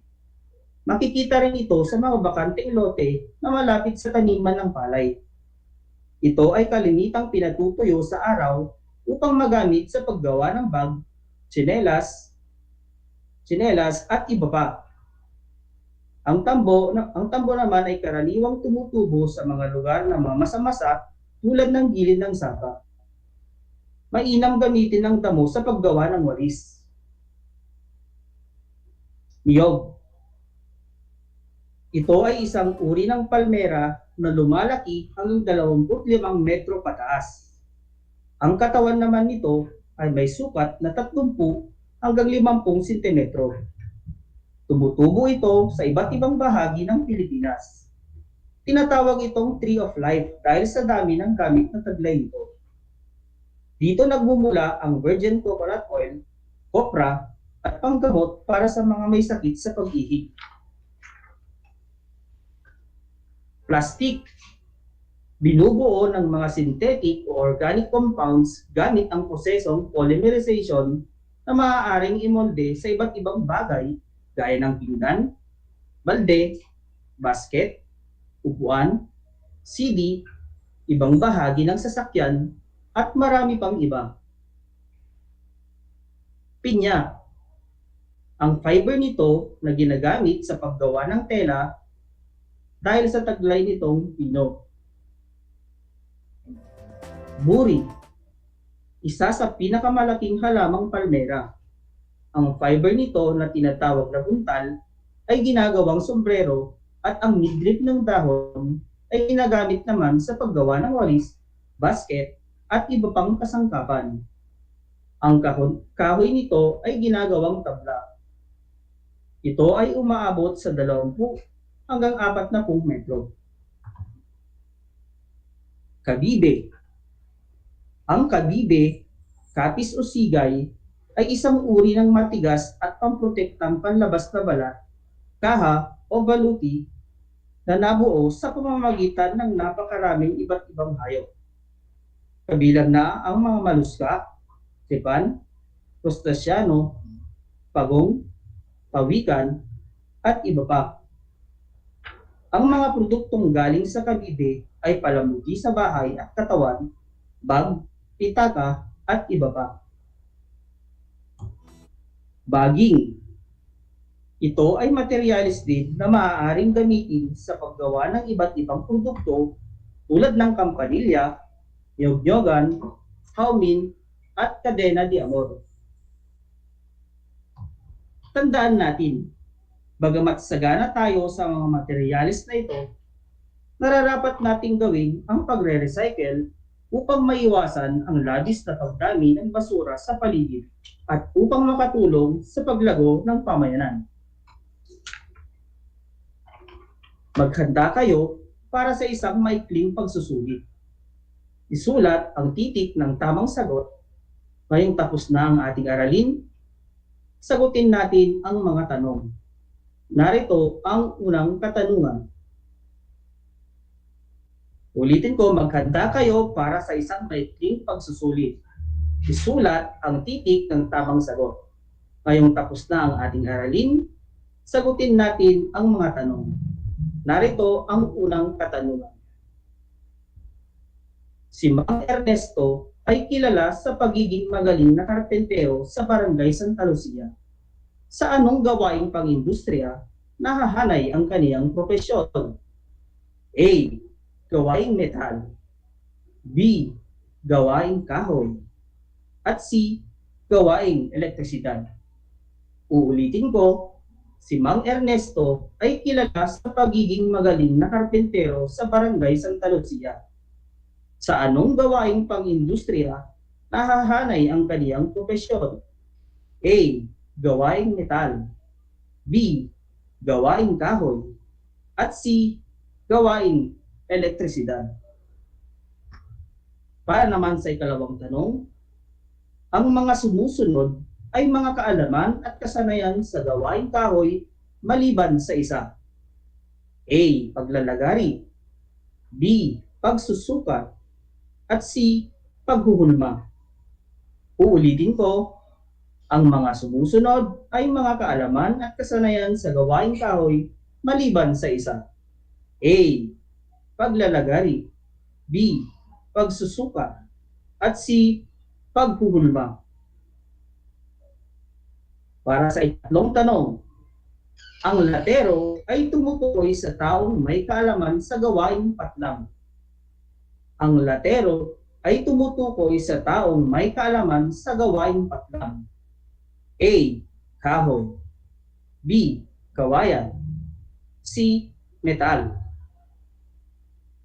Para naman sa ikaapat na tanong, ito ay isang kaalaman at kasanayan sa gawaing kahoy kung saan pinakikinis ang isang proyekto. A. Pagwe-welding. B. Pagkakatam. At C. Paglalala. Uulitin ko, ito ay isang kaalaman at kasanayan sa gawaing kahoy kung saan pinakikinis ang isang proyekto. A. Pagwe-welding. B. Pagkakatam. At C. Paglalala. Para naman sa panghuling tanong, ang paglalala ay kaalaman at kasanayang nauukol sa patlang. A. Gawaing kahoy. B. Gawaing metal. At C. Gawaing kawayan. Uulitin ko, ang paglalala ay kaalaman at kasanayang nauukol sa patlang. A. Gawaing kahoy, B. Gawaing metal, at C. Gawaing kawayan. Narito ang mga tamang kasagutan. Sa number 1, ang sagot ay B. Sa number 2, ang sagot ay C. Sa number 3, ang sagot ay C. Sa number 4 ay B. At sa number 5 ay C. Uulitin ko. Sa number 1, ang sagot ay B. Sa number 2, ang sagot ay C. Sa number 3, C ulit. Sa number 4, B. Sa number 5, at C ay C. Ako'y natutuwa at nasagot ninyo ng tama ang mga katanungan. Palakpakan ninyo ang inyong mga sarili. Isa na namang leksyon ang ating natapos sa umagang ito. Naway maisa puso't maisa buhay ninyo ang mga kaalaman at kasanayang inyong natutuhan sa ating aralin. Bago tayo tuluyang magtapos, ay nais ko lamang sagutin ang ilang katanungan dito. Mula kay Yurika Catalan ng Purok Elementary School, ito ang kaniyang katanungan. Sir, ano po ang karaniwang uri ng kawayan na ginagamit sa paggawa ng bahay kubo? So ang tanong ni Yurika, ano daw yung karaniwang uri ng kawayan na ginagamit sa paggawa ng bahay kubo? So unang-una salamat sa iyo Yurika sa iyong katanungan. So based sa aking experience sa paggawa ng bahay kubo, kami ay gumagamit ng kawayang tinik. Maliban sa kawayang tinik, gumagamit din ng kawayang bayog. Matibay ang kawayang bayog. Ito yung ginagawang ulo ng bahay kubo. At yung ibang bahagi naman ay kawayang tinik. Tulad ng poste. Okay? Mula naman kay Edlin Jamsay ng Estepona Elementary School, ano po ang ginagamit sa pag-welding? Okay, ang tanong niya, ano raw yung ginagamit sa pag-welding? Salamat sa iyong tanong, Edlin Jamsay. So unang-una Edlin, para makapag-welding ka, kailangan mo syempre ng welding machine. Kailangan din natin ng welding rod. At syempre, hindi gagana ang welding machine kung walang kuryente. So kailangan natin ng kuryente. Okay, next, mula naman kay Franz Vargas ng Estepona Elementary School ulit. Ano po ang tawag sa gumagawa ng singsing at kwintas? So, ang tanong niya, ano daw tawag sa gumagawa ng singsing at kwintas? So, ito yung mga alahas, ano? So, salamat sa iyong tanong, Franz. So, ang tawag natin sa mga gumagawa ng alahas ay platero. Ulitin ko, platero. P-L-A-T-E-R-O. So kung meron tayong latero, meron din tayong tinatawag na platero. Okay. Mula naman kay Michael Rosales ng Buena Vista Elementary School ulit. Ano ang pinapahid sa mga produktong gawa sa kawayan para ito ay kumintab? Salamat sa tanong mo, Michael Rosales. So para kumintab ang mga produktong gawa sa kawayan, kailangan nating magpahid ng varnish. No? Yan yung mga pampakintab na pinapahid sa mga produktong gawa sa kawayan. Mula naman kay Edmond Makababad ng Purok Elementary School, ano-ano po ang mga ginagamit na panukat sa mga gawaing kahoy, metal at kawayan? Okay, na-discuss kanina ito kung nanonood ka, Michael Rosales. So, unang-una, kailangan natin ng medidang asero, yung tinatawag nating pull, push, roll. Kailangan din natin ng meter stick, zigzag rule, tsaka yung ruler. Kailangan natin yung mga yan. Okay? So sana nasagot ko ang inyong mga katanungan.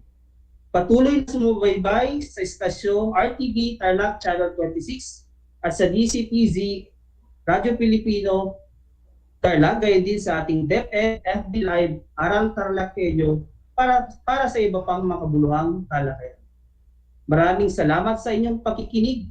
Ito ang inyong guro, Ginoong Feliciano D. Gabriel Jr., nag-iiwan ng mga katagang kaalaman, kabuhayan, kinabukasan, sa EPP matatagpuan. Salamat, paalam!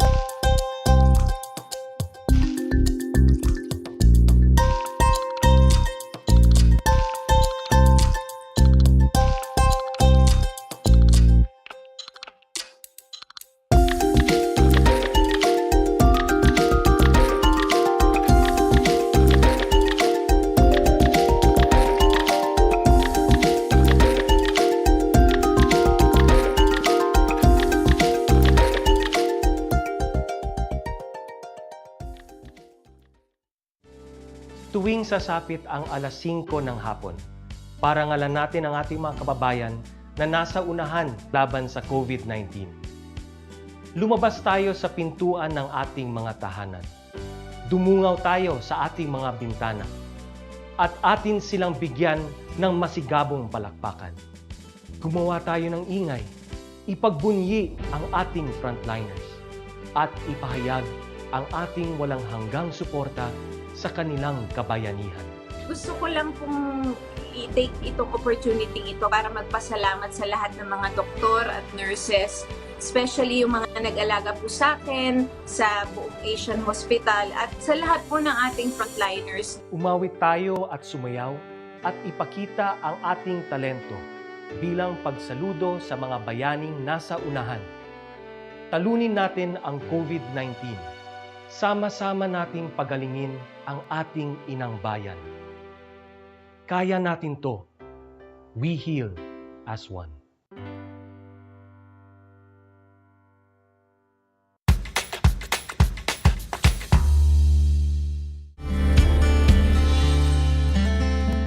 Alam niyo ba na ang Pilipinas ay mayroong 7,641 islands? Mula sa bilang na 7,107 islands, nadagdagan ito ng 534 na isla noong 2017. Tanging 2,000 lamang sa mga islang ito ang natitirhan. Alam niyo na!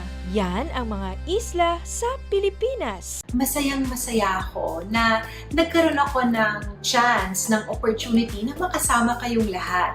Ma-share ko yung mga tips, makakaganda at makakapagpasaya sa buhay-buhay natin, di ba mga Mars?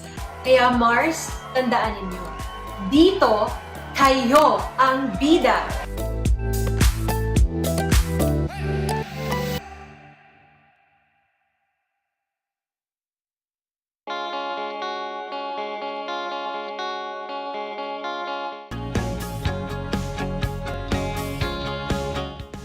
Buhay mga bata, sa mga batang nasa ika-5 baitan. Hello! Magandang araw din sa inyo, mahal naming magulang.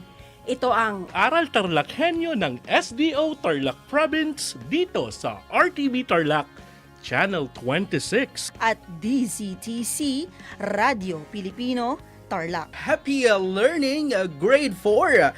Welcome to Aral TarlakHenyo here on RTV Tarlac, Channel 26. Simulcast over DZTZ 828, Radio Filipino Tarlac.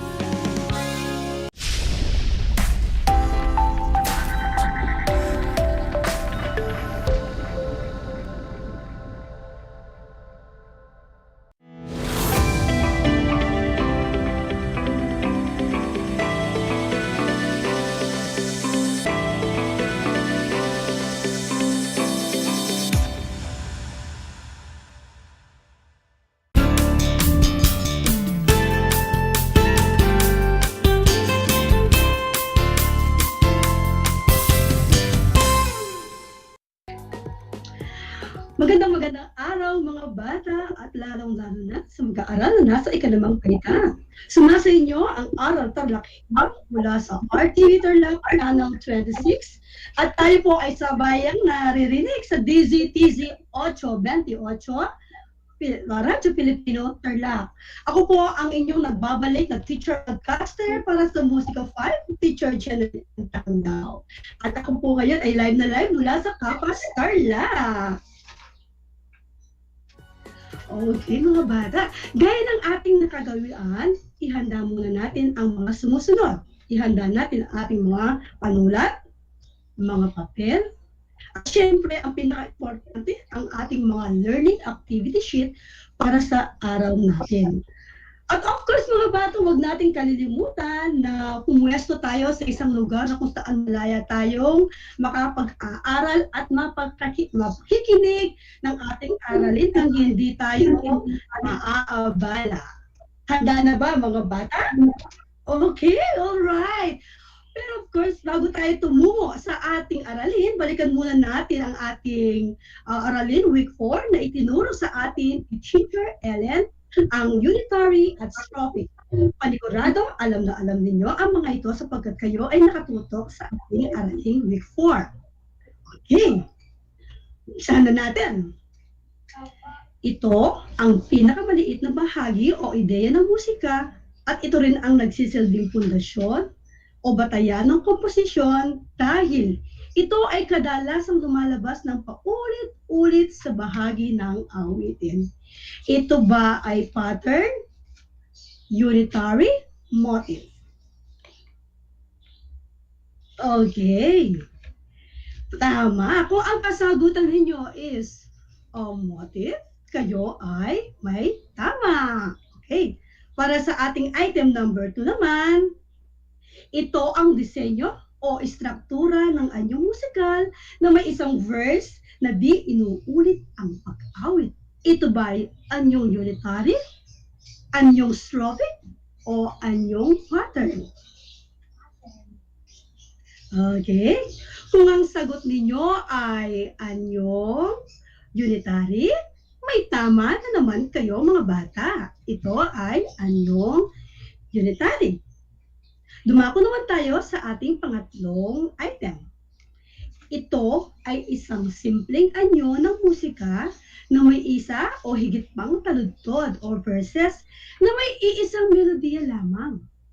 Maririnig ng paulit-ulit ang melodiya sa bawat taludtod ng isang buong kanta. Letter A, ito ba'y anyong unitary? Letter B, anyong strophic? O ito ba ay letter C, pattern? Ano ang kasagutan? Kung ang sagot ninyo ay letter B, anyong strophic, palakpakan naman ninyo ang inyong mga sarili. Magaling mga bata. Tama. Anyong strophic ang kasagutan.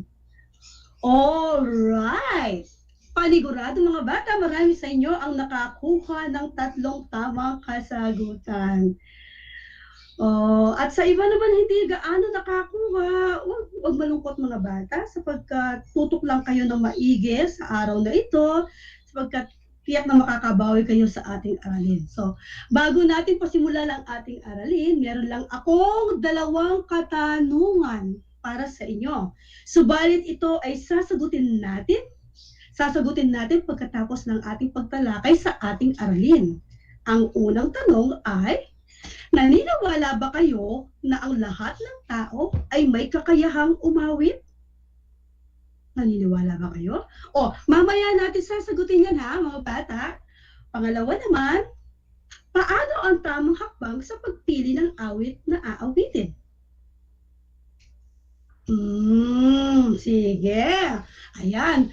Pagkatapos ng aralin to, sasagutin natin ang 2 yan. Okay. Marahil, mga bata, may ideya na kayo kung patungkol sa ating aralin sa araw na ito. Okay. Sa araw na ito, pag-uusapan natin ang iba't ibang timbre ng tinig at mga katangian. Pero syempre, bago natin pag-usapan yon, i-define muna natin ano ba ang timbre. Ayan. Ang timbre ay isang element ng musika na nagsasaad ng pagpapalabas ng uri ng boses. Ito ay ang natatanging katangian ng isang tunog na nagdudulot ng pagkakaiba sa tinig ng mga tao, tunog ng mga hayop, at mga instrumento. Pero sa araw na ito mga bata, magfo-focus lang tayo sa mga tinig ng mga tao. Diyan muna tayo magfo-focus, tsaka na yung mga instrumento sa susunod nating mga aralin. Okay. May mga pinrepairs si Madam Chen ng mga tinig. Magpaparinig ako ng mga tinig sa inyo. Tignan natin kung ma-identify natin. At gusto ko suriin ninyo kung ano ang napansin ninyo sa mga tinig na ito. Okay. Yeah. Ayan, si Fatima Jenny V.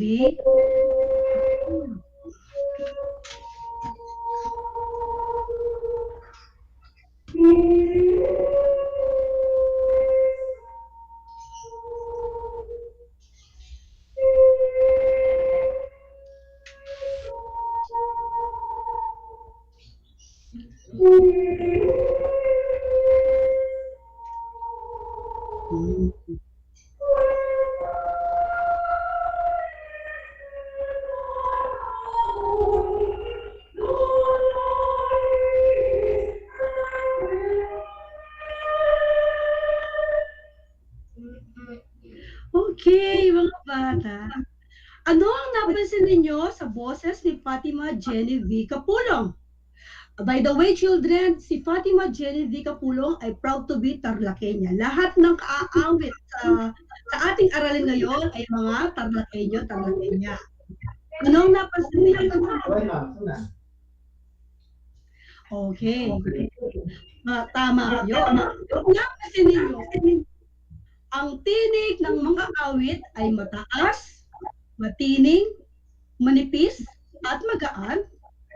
Kapag ang boses ng babae mataas, matining, manipis, at magaan, ang tinig niya ay nasa soprano. Sino-sino mga soprano ang kilala sa ating industriya? Si Regine Velasquez, kilala niyo? Silvio La Torre, ayan, kilala yan ng ating mga lolo at lola, o pati na rin yung mga nanay at tatay natin. At saka si Lani Misaluce. Pero alam ko si Regine Velasquez ang kilala niyo dyan, mga bata. Okay? Lahat yan ay may timbre na soprano. Okay? Pakinggan naman natin ang susunod na tinig. Ito ay ang tinig ni Maria Dolores A. Santana na isa ring kilalang Tarlakenya sa larangan ng pag-awit.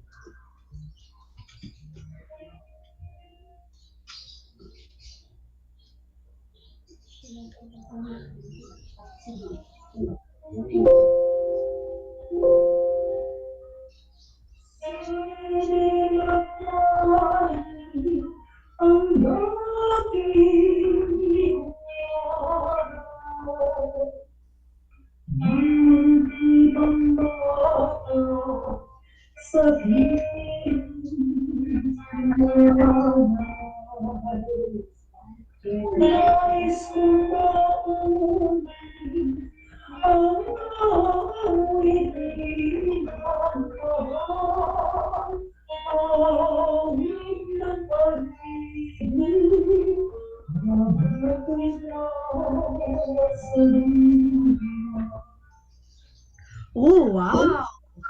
Oh, anong napansin ninyo sa tinig ni Maria Dolores? Okay, magaling. Kung ang napansin ninyo ay mayroon siyang timbreng mababa, makapal, mabigat, at di gaano mataas ang kanyang tinig, syempre siya ay nasa alto. Ito ay alto ang boses ng babae na may tinig na mababa, makapal, mabigat, at di gaano kataasan ang tinig. Parang si Teacher Jen, alto si Teacher Jen. Hindi gaano mataas aking boses, makapal at mabigat. Mababa, makapal, mabigat. Okay? Yan ang dalawang uri ng boses ng babae na pag-uusapan natin, isang soprano at isang alto.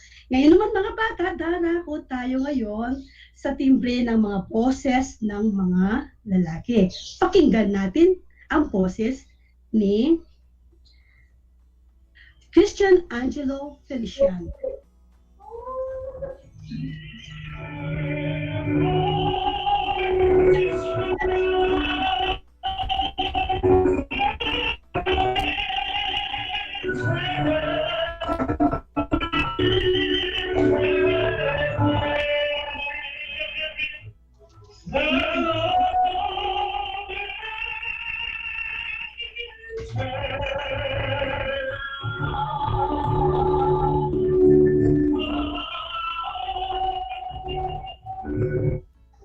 Okay, naku, taas-taas niyon mga bata. Napansin ba ninyo? May kataasan at magaan ang boses ni Christian Angelo Feliciano na isa ring Tarlakenyo. Kung ganoon, magaling. Ang boses ni Christian Angelo ay tenor. Ang tenor mga bata ay tinig na lalaki na may kataasan at magaan ang kanilang boses. Kayo ba ay may tenor na timbre mga bata? Naku, mapalad kayo kasi bibihira lang ang may tenor na timbre. Si Teacher Jen hindi pwede sa tenor, no? Okay, pakinggan naman natin ang isa pang uri ng boses na lalaki. Pakinggan naman natin ngayon si Jefferson Manalang na isa ring Tarlakenyo.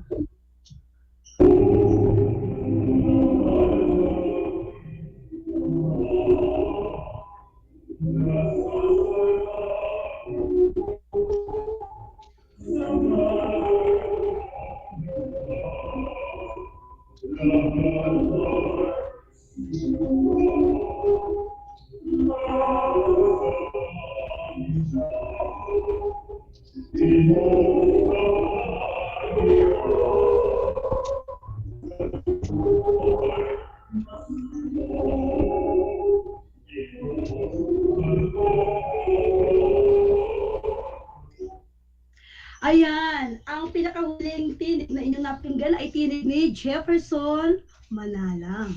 Okay, napansin ba ninyo nakabaligtaran siya ng una ninyong narinig na boses? Kabaligtaran siya ni Christian? Sapagkat ang tinig ni Jefferson Manalang ay mababa, makapal, at malalim. Ang kanyang tinig ay nasa base of baho. Base o baho ang tawag natin sa tinig ng lalaki na may mababa, makapal, at malalim. Meron ba kayong ganyang tinig, mga bata?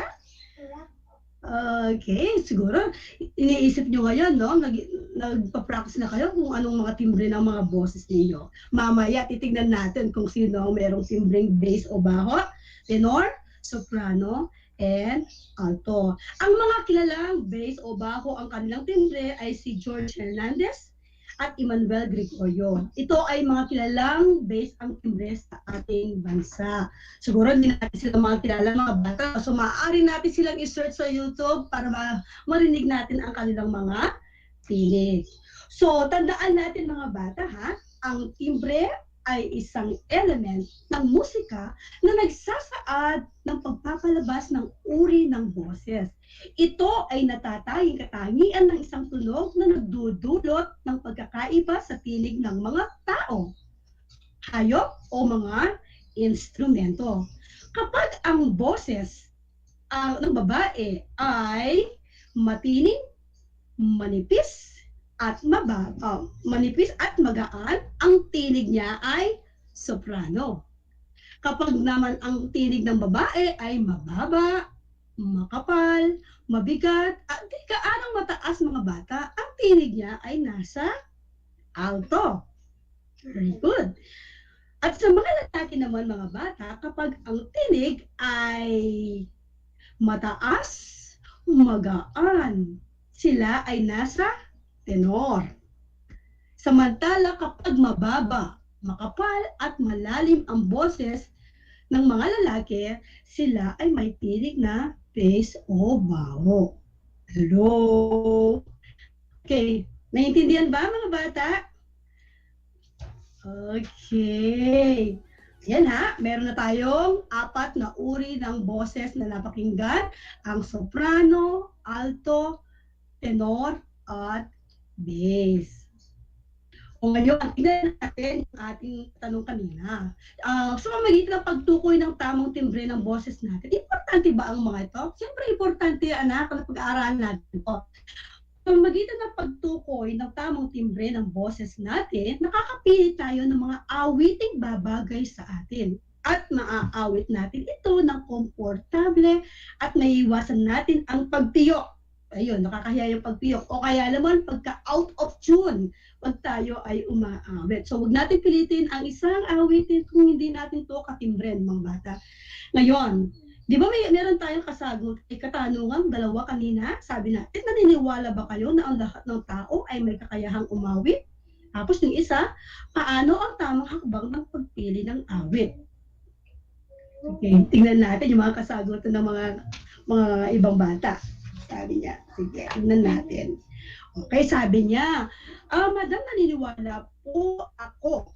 Naniniwala po ako kasi alam po yung timbre ng boses niya, ang boses natin, alam po natin kung anong tamang kanta ang aawitin natin. Ay, ang galing naman, tama.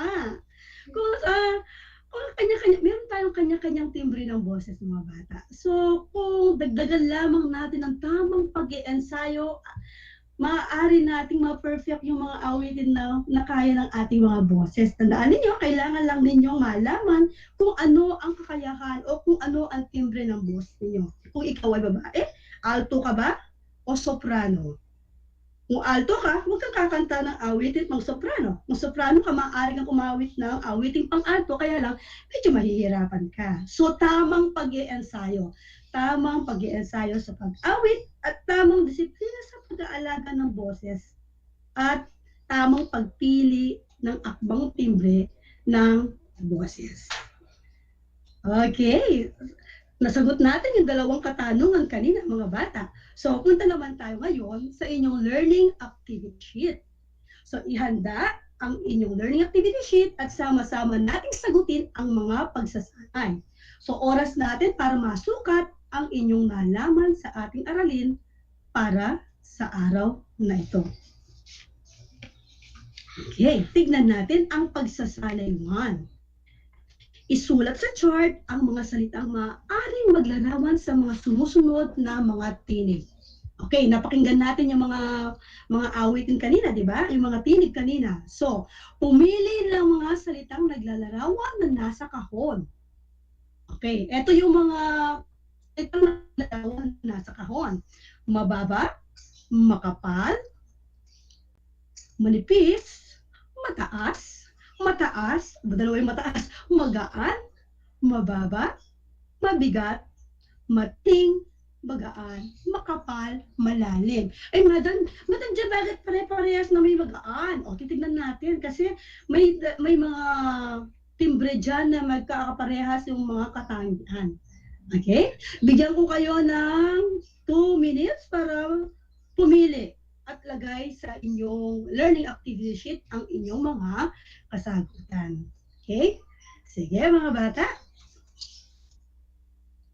Ang tandaan ninyo, lahat ng mga tao ay may kanya-kanyang timbre. Lahat ay maaaring umawit. Depende lang iyan kung paano ka magpa-practice ng tama. Ha? Hindi lang basta practice, pagpa-practice ng tama sa pag-awit at dapat alam mo kung ano ang iyong boses o timbre ng iyong boses. Okay? Sabay-sabay natin sagutin? Okay. O, i-check ninyo yung inyong mga kasagutan mga bata, ha? Okay. Tignan natin sa soprano. Nakikita ninyo sa inyong mga screen kung ano-ano ang mga salitang naglalarawan patungkol sa soprano. Sa soprano, kung ang sagot ninyo ay mataas, manipis, matining, at magaan, iwasto ninyo mga bata. Tama. Ang soprano ay boses ng babae. Ulitin ko ha. Boses ng mga babae na mayroong kataasan, medyo matining, manipis, at magaan. Katulad nung kay Jennifer, Fatima Jennifer Kapulong. At para naman sa alto, boses ng babae na may mababa, makapal, mabigat. Sa tenor naman, kapag ito ay magaan at mataas. Si Pavarotti, alam ko, tenor siya, no? At sa bass naman, kapag ang boses mo ay boses nagbibinata, mababa, makapal, malalim. Naku, napakagandang pakinggan ng mga boses na bass. Okay?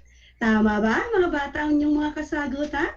Very good. Punta naman tayo sa ating pagsasanay 2. Okay. Sa pagsasanay 2 naman, tukuyin ang timbre ng boses ng mga sumusunod na mga aawit at isalarawan ang kanilang mga tinig.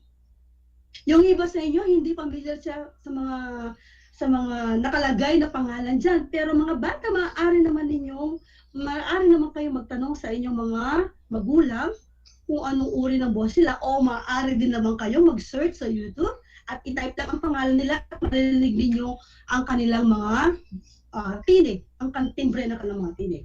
Okay, si Aiza Sigera, pagdating ng panahon. Oh, pamilyar kayo, no? Si Aiza Sigera yon. Si Pilita Corrales, kilala ng mga lola natin yan, tsaka yung mga nanay natin, tatay. Noli Cabahog, Basil Valdez, paborito ng aking tatay na si Basil Valdez. Ano ang kanyang timbre? At siyempre, ang aking paboritong si Mariah Carey. Okay. Isalarawan ninyo, kung, sabihin ninyo, isulat ninyo kung ano ang timbre ng kanilang boses. And then, after ninyong ilagay kung ano ang timbre nila, isalarawan ninyo ang kanilang mga tinig base doon sa ating mga napag-aralang katangian nila. Okay ba mga bata? Okay. Siyempre okay na okay. Okay. At para naman sa inyong takdang aralin, ayan, hindi tayo natatapos dyan mga bata. Para sa ating takdang aralin, pumili ng isang mang-aawit. Pipili lang kayo ng isang singer, anak ha? Ilarawan ang kalidad ng tinig nito sa pamamagitan ng pagsulat ng mga talata, 3 hanggang 7 pangungusap. Gawin ito sa isang bond paper. Okay, naka-flash sa inyong screen ngayon ang rubric bilang pamantayan sa gawaing natapos. Kahit na sino pang singer ang gusto niyang isalarawan mga bata.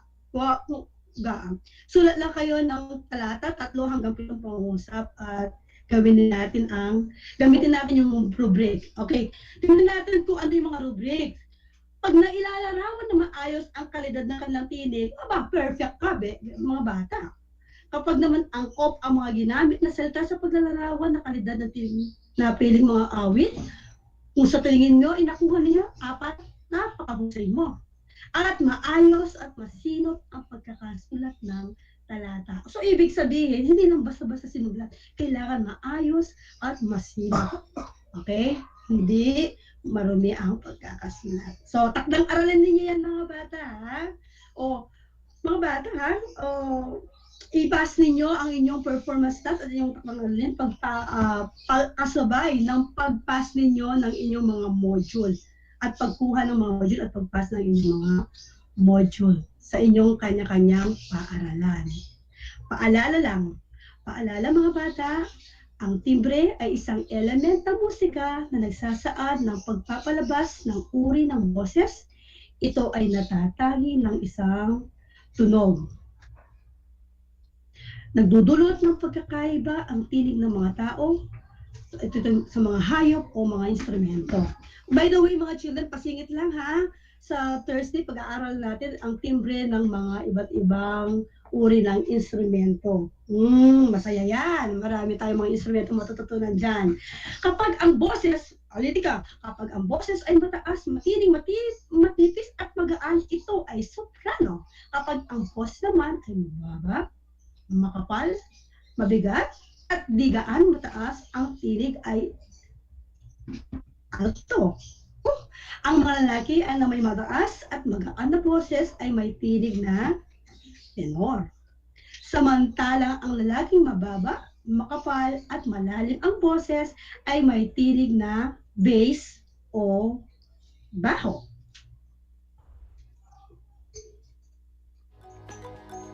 Okay. Ayan mga bata, napakabilis ng oras, naway naliwanagan kayo sa ating aralin. Okay? Muli, ito si Teacher Generalyn and Tanglaw, ang inyong teacher broadcaster sa Musicify, na hindi muna magpapaalam kasi babalik pa ako sa Thursday, sa same oras na. Okay, ito si Teacher Generalyn and Tanglaw ang nagsasabing, musika, musika, musika, kay ganda ng ating musika. Paalam! Hanggang sa muli!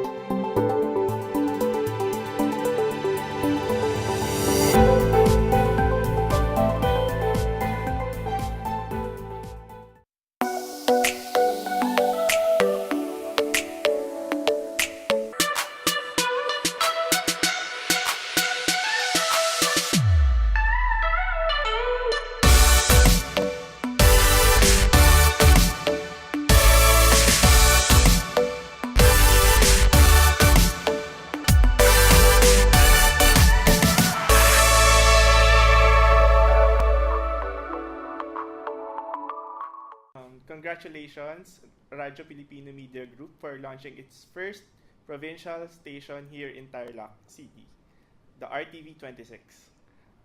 The airing of this TV station is the first step in achieving its mission to serve and delight people through genuine, relevant, excellent, accessible, thoughtful programs significant to nation building.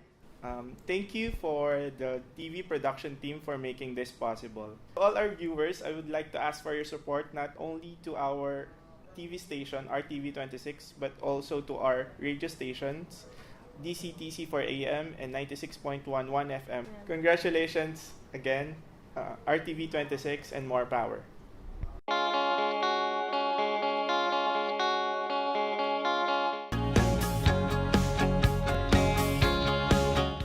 Buhay mga bata, sa mga batang nasa ikalimang baitan. Hello! Magandang araw din sa inyo, mahal naming magulang.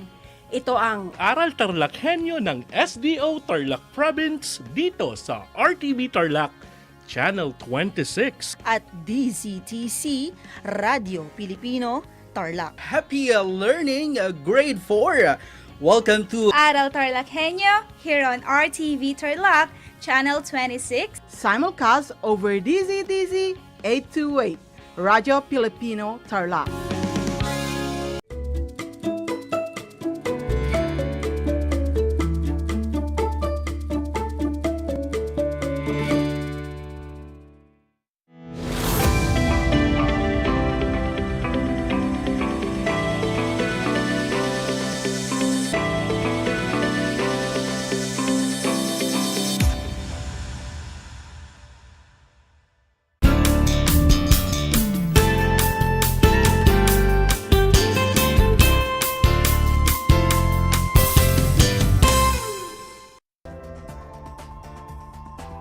Welcome sa ating Project Shine, Aral TarlakHenyo ng Schools Division of Tarlac Province na kasalukuyang napapanood dito sa RTV Tarlac, Channel 26 at sa bayang napapakinggan sa 828 AM DZTC Radyo Pilipino Tarlac. Magandang buhay, mabuting tao! Kumusta kayo mga giliw naming tagapakinig? Ang aking pagbati at paghahanga sa pagpapahalaga ninyo sa inyong edukasyon at ang pagpupursige ng matapos ito ng nagtatagumpay sa kabila man ng hamon ng pandemya. Ako ang inyong guro sa Homeroom Guidance, Baitang 5, Binibining Carmela M. Santos. Sumasahim papawid sa bayan ng Herona Tarlac na sasamahan ka at gagabayan ka sa iyong pagkatuto at pag-unawa sa Most Essential Learning Competency na nakapagbabahagi ng kakayahan na maprotektahan ang personal at pribadong impormasyon sa social media. Natitiyak kong kayo ay handang-handa na para sa pagsisimula ng ating bagong aralin na may pamagat na maingat na paggamit ng social media, personal na impormasyon ko, aking isa sa pribado. Maging alerto at listo sa anumang impormasyong magbibigay sa atin ng inspirasyon, pag-asa at aral sa buhay na makakatulong sa atin upang tayo ay maging mabuting tao. Simulan na natin. Ang paggamit ng teknolohiya ay isa sa mga mabisang paraan at solusyon upang makapagpatuloy ng pag-aaral ang mga estudyante tulad ninyo sa gitna man ng pandemya. Maliban sa module, sa pamamagitan ng internet, ng computer, ng cellphone, ng radyo at ng telebisyon, maipaaabot ang mga karagdagan at mahalagang konsepto at impormasyong kailangan ninyo sa inyong pag-aaral sa paraang madali, malinaw at ligtas sa inyong kani-kaniyang tahanan dahil hindi nyo na kailangan pang lumabas. Ang social media ay produkto ng makabagong teknolohiya. Ginagamit ito upang mas humusay pa ang pag-aaral ng mga kabataang tulad ninyo. Halimbawa na lamang ay kapag may hindi kayo nauunawaan o hindi naiintindihan na leksyon sa inyong module, maaari ninyong gamitin ang social media upang makapaghanap ng mga live na pagtuturo kung saan pwede kayong manood, makinig, magtanong, mag-isip, magsanay at matuto. #Aral TarlakHenyo. O di kaya naman ay kapag nahihirapan kayong sagutin ang ilang bahagi ng inyong module, maaari ninyong gamitin ang social media upang makipag-ugnayan sa inyong mga guro at mga kaklase at makapagtanong sa kanila kung ano at paano ang gagawin. Gayun din mga bata, kapag kayo ay may gustong malaman pa, maaari ninyong gamitin ang social media upang makapaghanap ng mga bago, karagdagan at beripikadong impormasyon.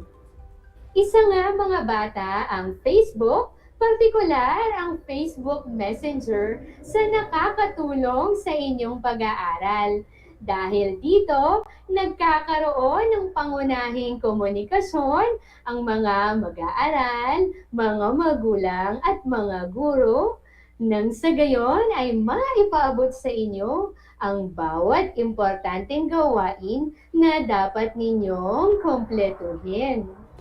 Maliban pa sa Facebook Messenger, nakakatulong din sa inyong pag-aaral ang Google.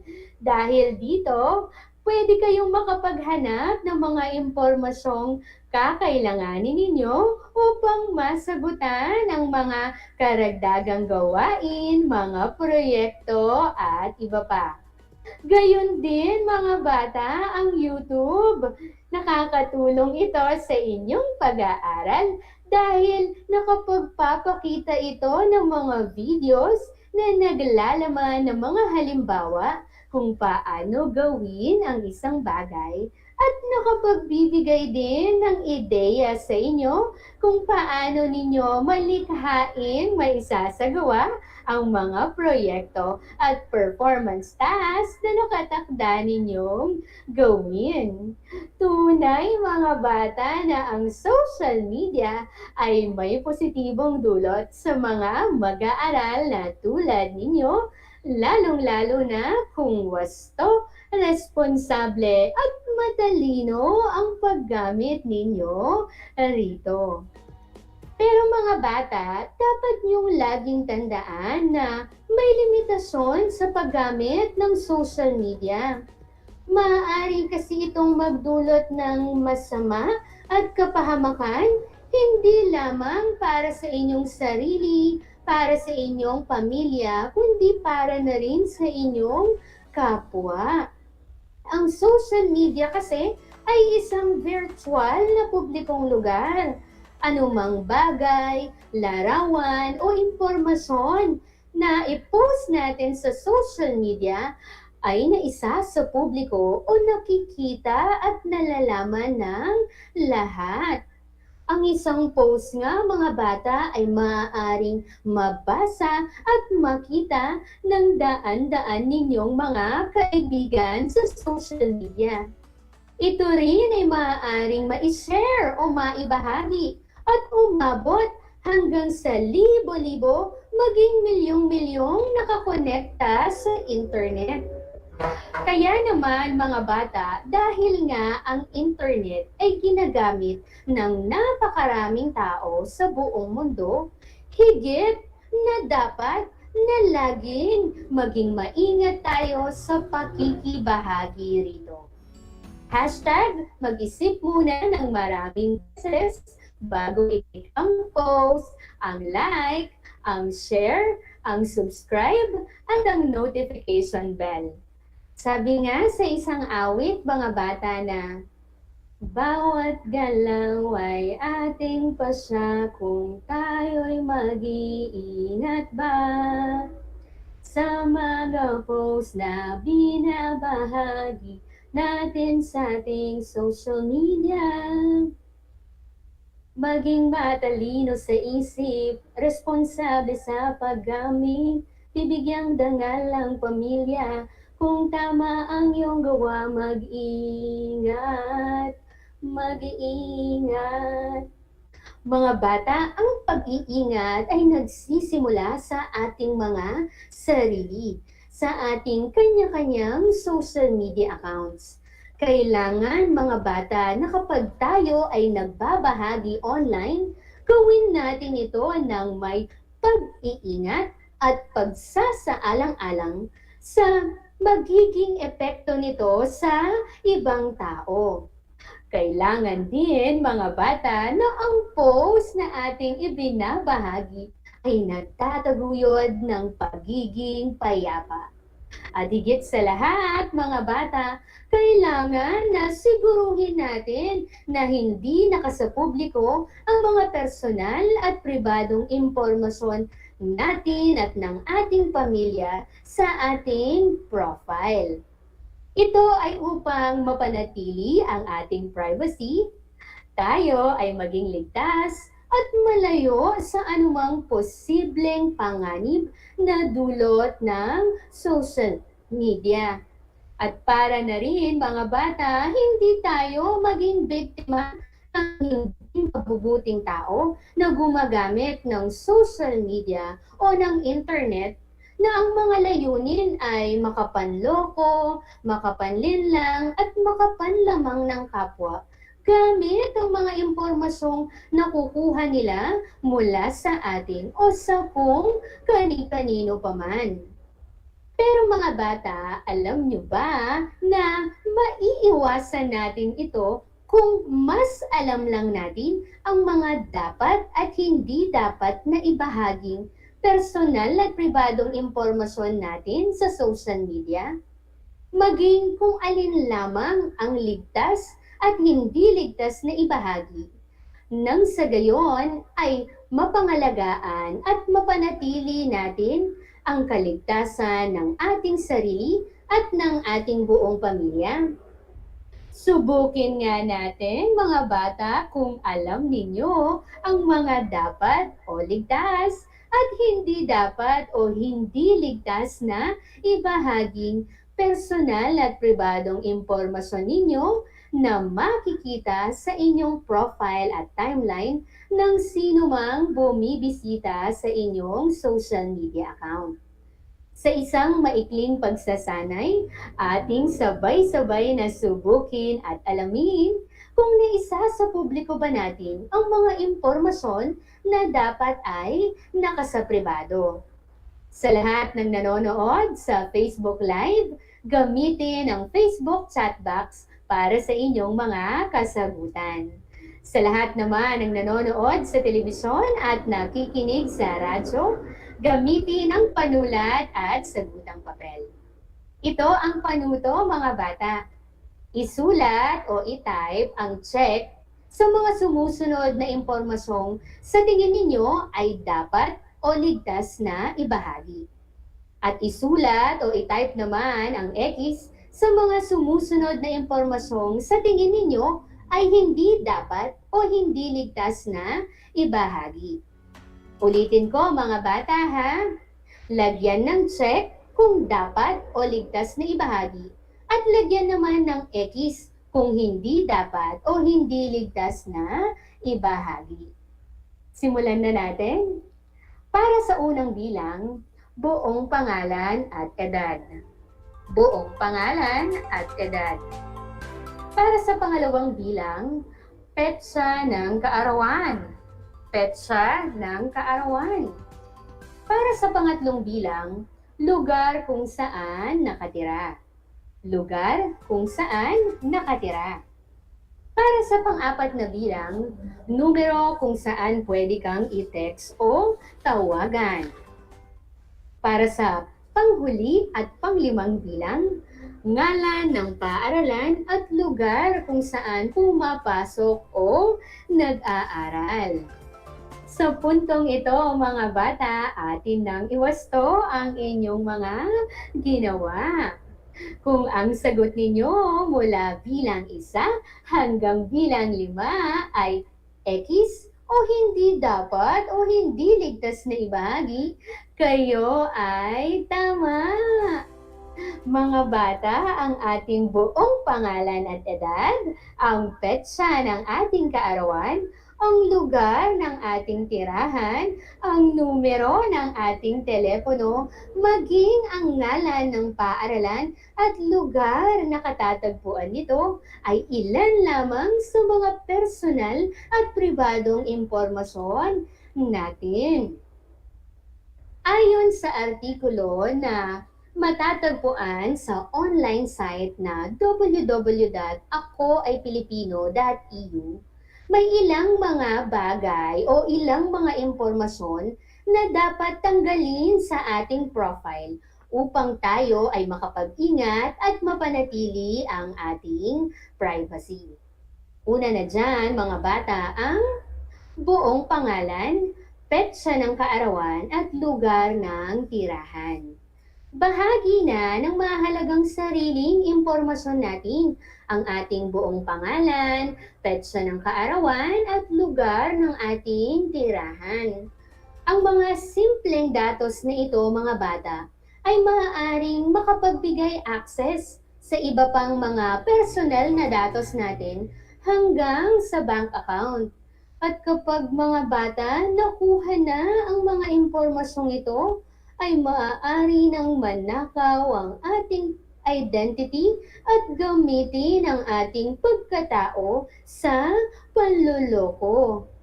Ayaw naman nating mangyari ito sa atin, mga bata, hindi ba? Kung ang sagot ninyo ay opo, ayaw po, mabuti naman kung ganon. Pangalawa, ang numero ng inyong telepono. Madaling makuha ng ninuman ang numero ng inyong telepono kung ito ay nakalagay sa inyong social media. Bagay na pabor sa mga stalker upang kayo ay matawagan o kayo ay kanilang masubaybayan. Ayaw naman nating mangyari ito sa atin, mga bata, hindi ba? Kung ang sagot niyo muli ay opo, ayaw po, mabuti naman kung ganon. Pangatlo, mga bata, ay ang ngalan ng paaralan at lugar na katatagpuan ng paaralan. Madali tayong mapuntahan ng ninuman, mga bata, kung ito ay nakalagay sa ating social media. Kaya naman, mga bata, dapat nating tandaan na dapat nagiging maingat tayo sa mga impormasyong ibinabahagi natin sa social media. Sa totoong buhay naman ay hindi natin basta-basta na lamang ibinibigay sa kung kani-kanino ang ating mga personal at pribadong datos. Kaya naman, ganun din ang parehong gawin natin kapag tayo ay online o gumagamit ng social media. Karagdagan pa, mga bata, ayon sa impormasyong matatagpuan sa www.commonsense.org, ang mga ligtas na ibahagi ay ang mga personal na impormasyon tulad ng edad, kasarian, bilang ng inyong mga kuya at ate, mga paborito, pangalan ng alaga, at mga opinyon na dapat ipinapahayag sa magagalang na pamamaraan. Habang ang mga hindi ligtas na ibahagi ay ang mga pribadong impormasyon tulad ng buong pangalan, lugar ng tirahan, petsa ng kaarawan, bank at credit card information, apelyido ni nanay noong siya ay dalaga, at pangalan at lugar ng paaralan. Ang mga pribadong impormasyong ito, mga bata, ay hindi natin dapat basta-basta na lamang ibinabahagi at kailangan muna ng permiso o pahintulot sa mga magulang, mga guro at mga nakatatandang kasama sakali man na ang mga impormasyong ito ay hindi natin maiwasan na maibigay. Mapapansin din natin, mga bata, na bagamat ang mga nasa listahan ng personal na impormasyon ay ligtas na ibahagi, mabuti o mainam na huwag na lamang natin itong ibahagi para na rin sa ating kaligtasan. Karagdagan pa, mga bata, ay ang pagpo-post sa social media ng mga school documents at achievements sa tuwing tayo ay nakakakuha ng matataas na grado o di kaya naman ay nananalo sa patimpalak sa paaralan. Maligaya man tayo at proud sa ating mga achievements, kailangan, mga bata, na protektahan natin ang ilang mahalagang impormasyon natin na maaaring napapasama sa post natin sa social media. Tulad na lamang ng report cards, diploma, certificates, at ilang mga papeles.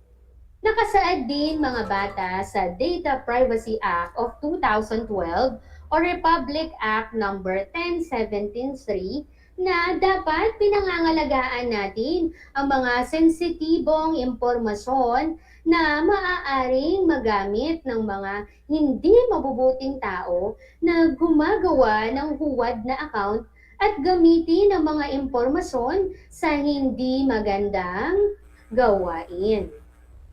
Karagdagan pa, mga bata, ay ipinapahayag din ng ating departamento na kung hihingin man ang mga dokumento na naglalaman ng mga personal na impormasyon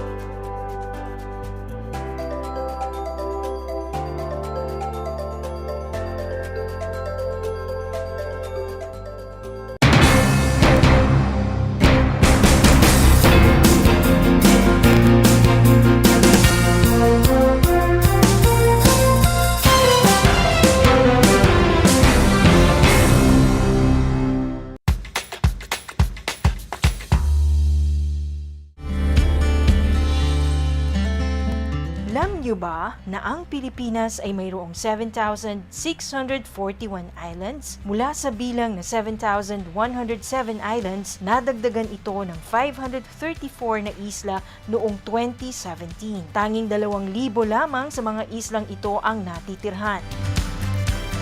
Alam niyo na! Yan ang mga isla sa Pilipinas.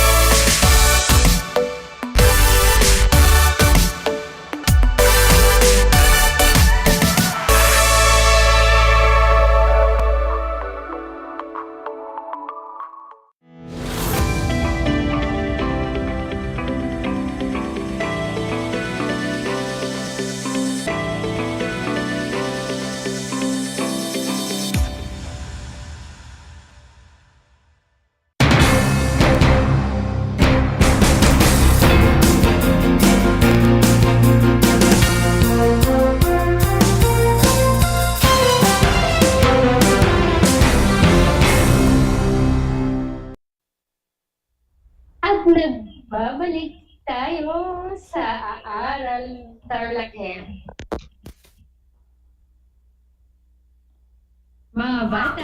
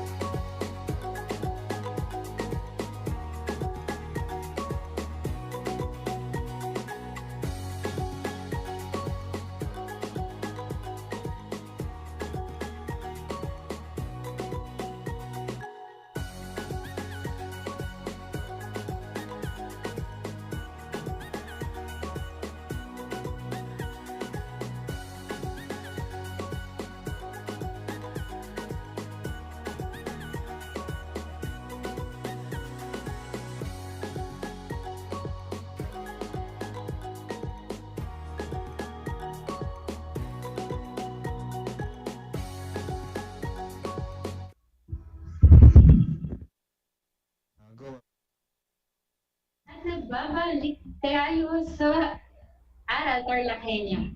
Naway mga bata, natuto kayo ngayon sa ating aralin ngayong araw. Panalangin ko na anumang konsepto, higit lalo ang mga aral sa buhay na inyong natutunan sa araw na ito ay inyong maisabuhay sa araw-araw.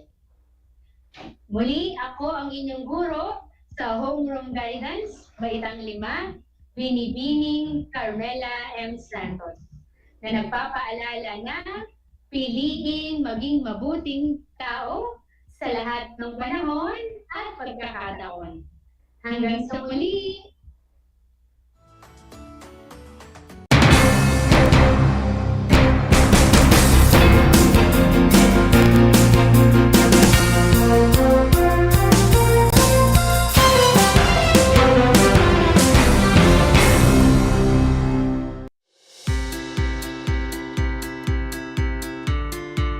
Upang matugunan ang mga kinakaharap na pagsubok ng mga guro at mag-aaral sa gitna ng kasalukuyang pandemya, nagsanib tulong sina Congressman Charlie Cojuangco ng unang distrito ng Tarlac, DEPED Region 3 Regional Director Dr. May B. Eclar at Tarlac Schools Division Superintendent Dr. Ronaldo Pozon para sa isang napapanahong proyekto na tinaguriang Project Shine, Aral TarlakHenyo.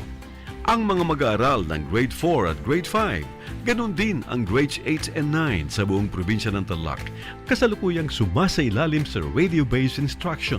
Katuwang ang himpilang DZTZ 828 kHz AM at RTV Tarlac, Channel 26. Ang Tarlac po nangunguna po ngayon pagdating po sa radio-based instruction. Marami pong humahanga sa atin. I'm very happy this station, itong DCTC, could reach the whole of Region 3. Hindi natin alam, we are contributing. We are creating a very big dent in the history of Philippine education. And I am proud. I am here in Tarlac.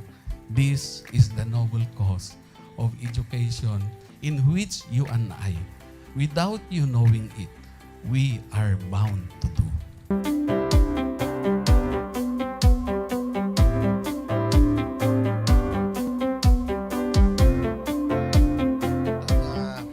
Project natin na Project Shine is a natural consequence dahil sa nangyari sa buong mundo. Let's continue to work together. I think it's very Filipino to practice bayanihan in anything or most of the things that we do. And this is a manifestation of that. No? We have private sector, we have DEPED, we have local government, all working together. And I hope the parents of some of these children, especially the parents that did not graduate from school or hindi nakapag-aral nung sila ay bata, sana naman gamitin na nila itong opportunity na mag-schooling na rin sila kasama ng mga anak nila para mag-bonding pati ang mga magulang sa mga bata. I look at this as doing God's work. Diba? So if you do God's work, it feels right. It's righteous. It's for good, not for evil. Good morning and happy learning, grade 4.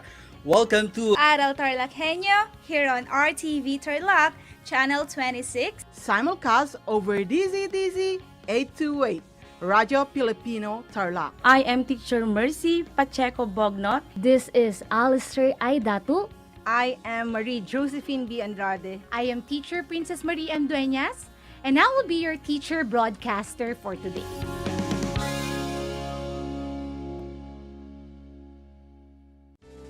Tuwing sasapit ang alas 5 ng hapon, parangalan natin ang ating mga kababayan na nasa unahan laban sa COVID-19. Lumabas tayo sa pintuan ng ating mga tahanan. Dumungaw tayo sa ating mga bintana. At atin silang bigyan ng masigabong palakpakan. Gumawa tayo ng ingay, ipagbunyi ang ating frontliners, at ipahayag ang ating walang hanggang suporta sa kanilang kabayanihan. Gusto ko lang pong i-take itong opportunity ito para magpasalamat sa lahat ng mga doktor at nurses, especially yung mga nag-alaga po sa akin, sa buong Asian Hospital, at sa lahat po ng ating frontliners. Umawit tayo at sumayaw at ipakita ang ating talento bilang pagsaludo sa mga bayaning nasa unahan. Talunin natin ang COVID-19. Sama-sama nating pagalingin ang ating inang bayan. Kaya natin to. We heal as one.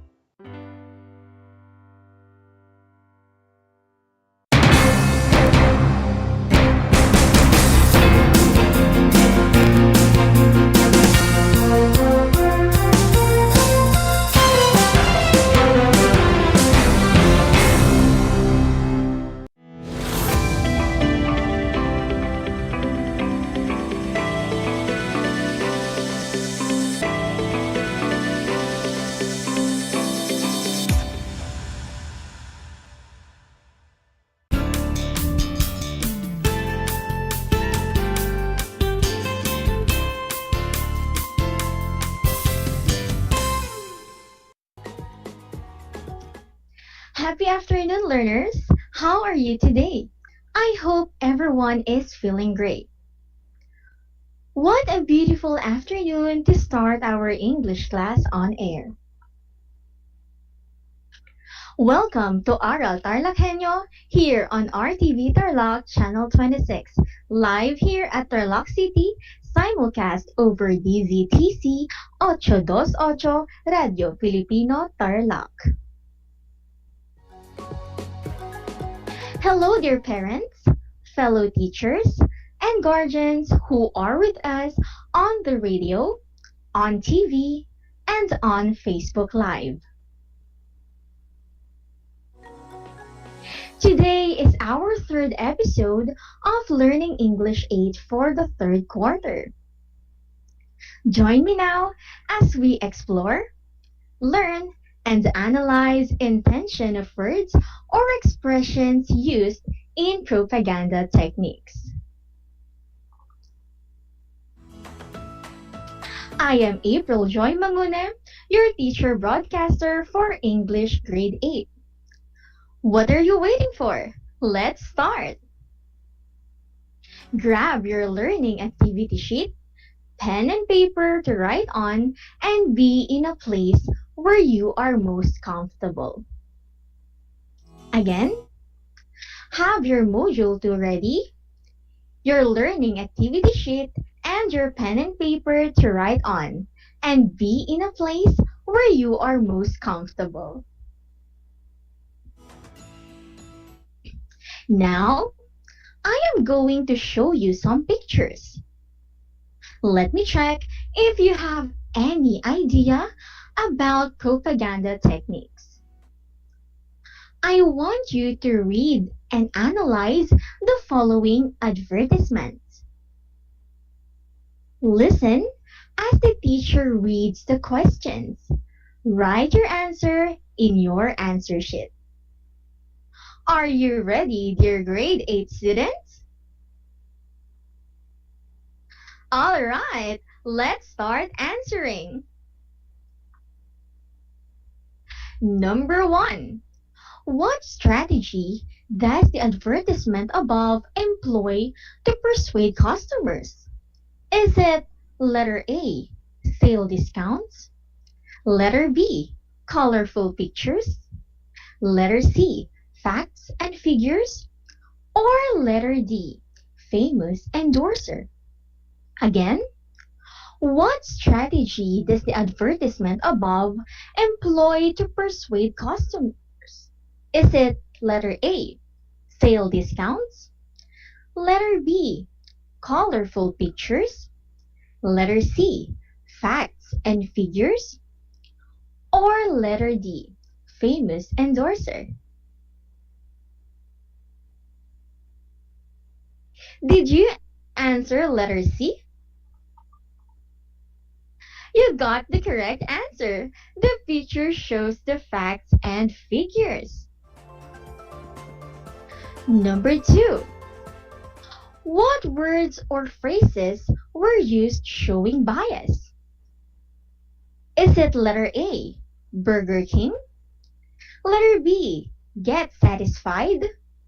Letter C, big taste, less fat? Or letter D, 40% less fat than McDonald's French fries? Again, number 2. What words or phrases were used showing bias? Is it letter A, Burger King? Letter B, get satisfied? Letter C, big taste, less fat? Or letter D, 40% less fat than McDonald's French fries? What is your answer? Let's see if your answer is correct. I know that you got this one correctly. The correct answer for number 2 is letter D, 40% less fat than McDonald's French fries. Let's have number 3. What loaded words were used to increase consumers? Is it letter A, less and big? Letter B, product contents? Letter C, satisfies? Or letter D, satisfied? Again, number 3.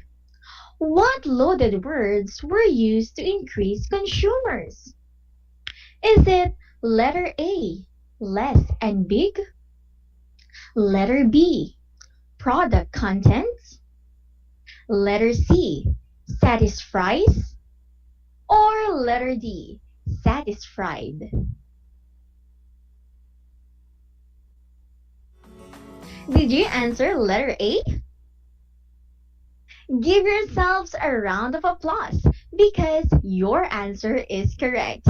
It is indeed letter A, less and big.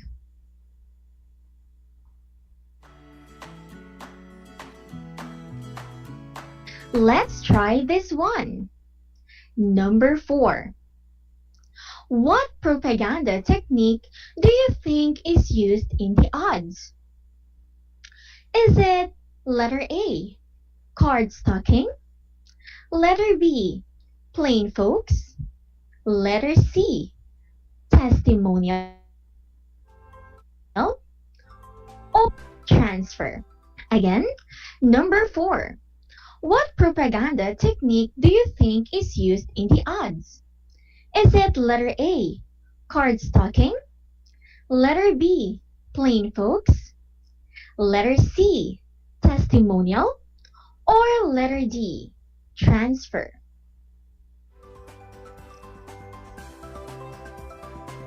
Did you answer letter A? That is correct. This propaganda technique is called card stocking. Last one, we have number 5.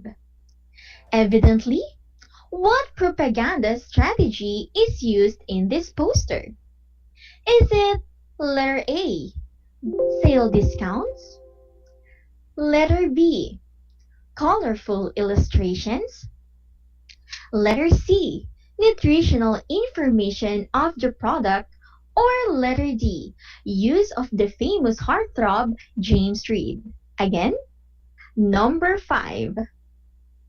Evidently, what propaganda strategy is used in this poster? Is it letter A, sale discounts? Letter B, colorful illustrations? Letter C, nutritional information of the product? Or letter D, use of the famous heartthrob James Reed? Are you done? Let's see if your answer is correct.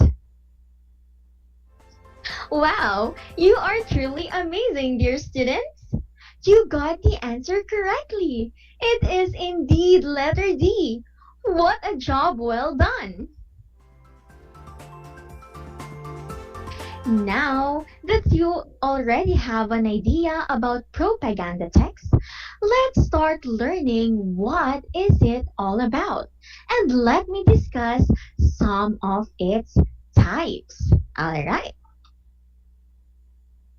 Have you ever seen or heard real-life examples of propaganda? Advertisers, influencers, and politicians have been using propaganda techniques for generations now. Simply put, a propagandist uses emotional and persuasive means to derive desired outcomes from others, mostly for their own personal gains. As human beings, we begin to lose all senses of rationality when we are driven by emotions. And that's exactly how propagandists exploit other people. But the process isn't as simple as it may seem. In fact, there are a number of different types of propaganda.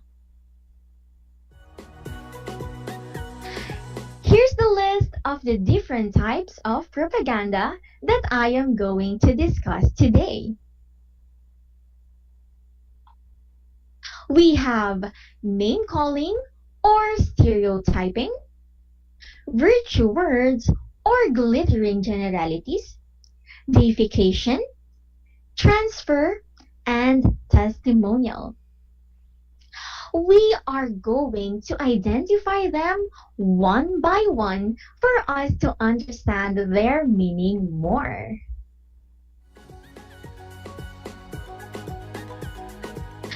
Alright, let's define name-calling or stereotyping. When we say name-calling or stereotyping, it means you are giving a person or an idea a bad label by using an easy-to-remember pejorative or derogatory name. This is used to make us reject and condemn a person or idea without examining what the label really means. For example, we have Republican, tree hugger, Nazi, environmentalist, and special interest group. Now, we have virtue words or glittering generalities. So, these words are used to dupe or to fool us into accepting and approving of things without examining the evidence carefully. For example, we have here natural, democratic, organic, scientific, ecological, and lastly, we have sustainable.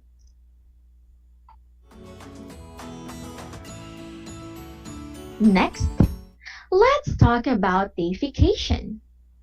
This is when an idea is made to appear holy, sacred, or very special and therefore above all law. Any alternative or opposite points of view are thereby given the appearance of treason or blasphemy. For example, we have God-given right to, and Mother Earth, and lastly, we also have Gia.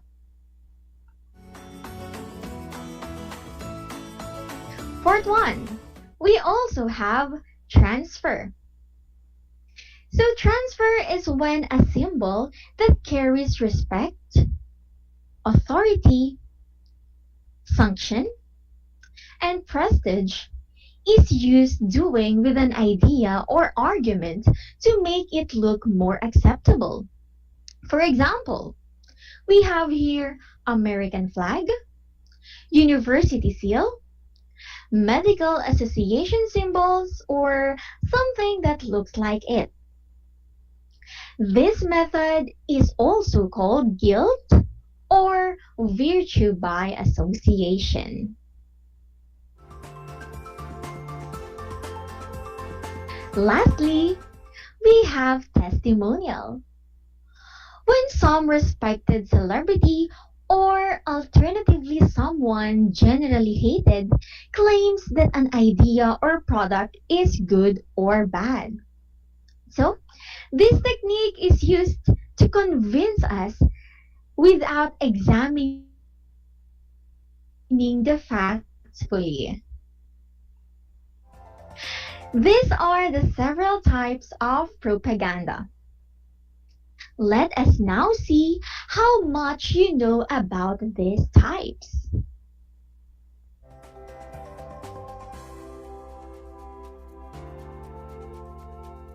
As I read the questions, choose your answer from the box and write your answers in your answer sheet. Again, as I read the questions, choose your answer from the box and write your answers in your answer sheet. Are you ready, dear students? Let's go and answer some activities.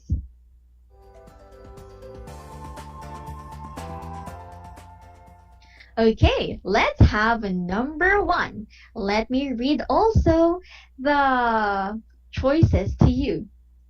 What propaganda technique is used in this advertisement? Is it letter A, transfer? Letter B, name calling? Letter C, card stalking? Or letter D, glittering generality? Again, number 1. What propaganda technique is used in this advertisement? Is it letter A, transfer? Letter B, name calling? Letter C, card stalking? Or letter D, glittering generality?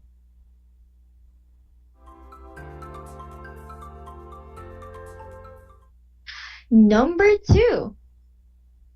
What does this catchy line suggest? Drink Coca-Cola. Is it letter A, it refreshes us? Letter B, it commands us to drink it? Letter C, it strongly forces us to try it?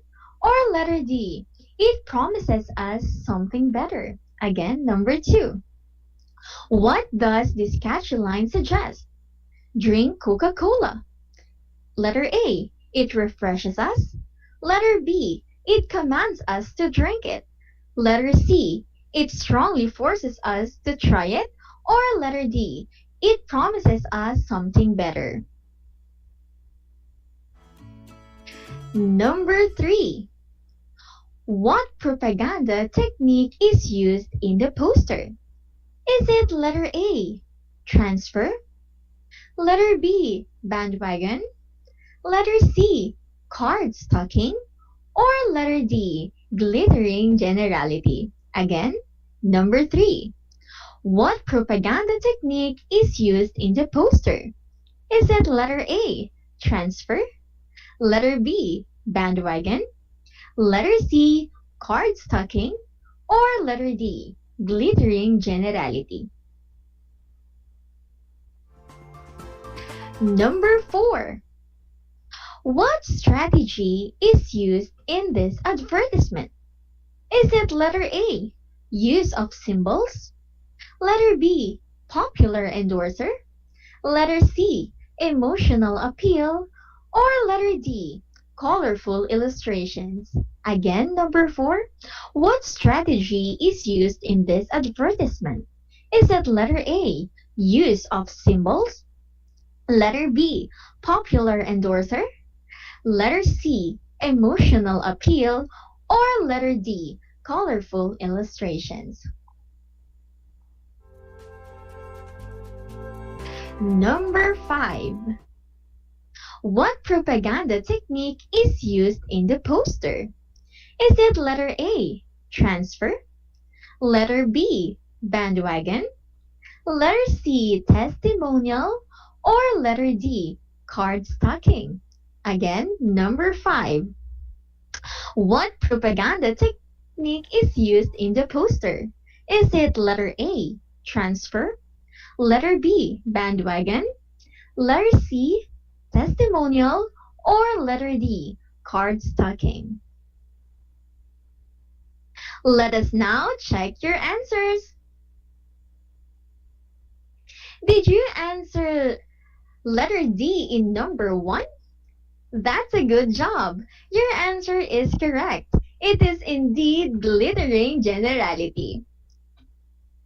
What is your answer in number 2?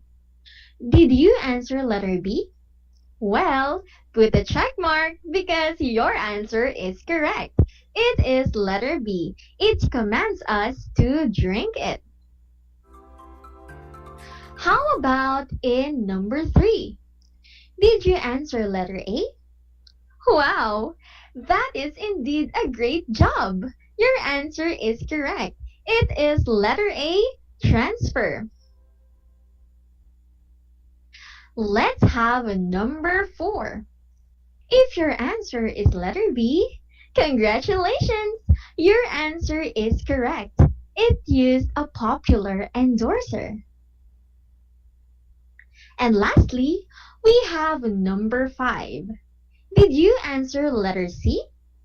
If that is your answer, give yourself a big hand, for it is the correct answer. This one is a testimonial.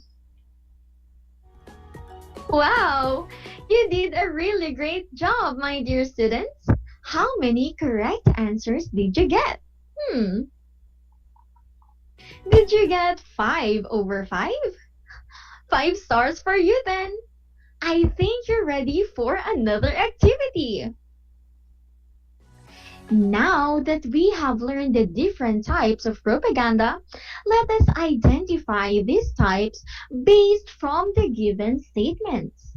As I read the statements, identify the type of propaganda that's used by choosing your answers from the box. Write your answers on your answer sheet. Again, I want you to identify the type of propaganda that's used by choosing your answers from the box. Write your answers on your answer sheet. Are you ready, dear students? Let's go! Number 1. Manny Pacquiao promotes pain reliever medicine. Number 1. Manny Pacquiao promotes pain reliever medicine. Number 2. Great leaders start here. No sense of putting off what you can turn yourself into better version of you. Enroll now at Bright Academy. Again, number 2. Start here. No sense of putting off what you can turn yourself into better version of you. Enroll now at Bright Academy. Now, let's have number 3. Let's turn your weakness into your advantage. Again, number 3. Let's turn your weakness into your advantage. Number 4. Jericho Rosales and Ann Curtis endorse multivitamins. Number 4. Jericho Rosales and Ann Curtis endorse multivitamins. Number 5. You can't be a president if you don't have the guts. Mayor Rodrigo Duterte, a rebut to his co-presidential candidate. Again, number 5. You can't be a president if you don't have the guts. Mayor Rodrigo Duterte, a rebut to his co-presidential candidate. Let us now check your answers. Let's have number 1. If your answer is testimonial, 1 check for you. Testimonial is the correct answer in number 1. Now, let's head to number 2. What do you think is the correct answer? If you answered transfer, you got it correctly. Next, let's have number 3. Did you answer glittering generalities? Well then, your answer is absolutely correct. Wow, you are really doing a pretty great job. Number 4. If your answer is testimonial, you are indeed a genius because the correct answer for number 4 is testimonial. And for our last number, for number 5, what did you answer? Did you answer name calling? If that is your answer, congratulations! You definitely understood our lesson for today. I am happy that you are doing a really good job in answering the activities. There you go, my dear students. Today, we have learned about the different types of propaganda. This time, I am leaving you something to do independently. The last part of your activity is your assignment. List down 10 commercial advertisements that you have watched or heard. Identify what type of propaganda techniques were used. Do this in your answer sheet. I hope you have learned a lot today. I am April Joy Mangune, your anchor teacher for today, saying that a little progress is better than no progress at all. Thank you for listening and watching. See you next time.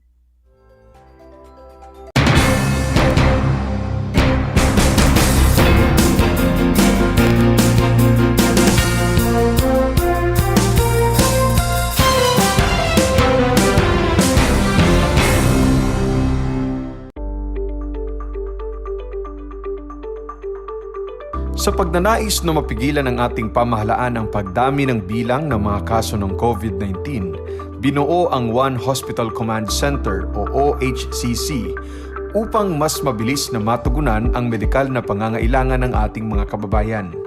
Bukas ang OHCC 24 oras araw-araw.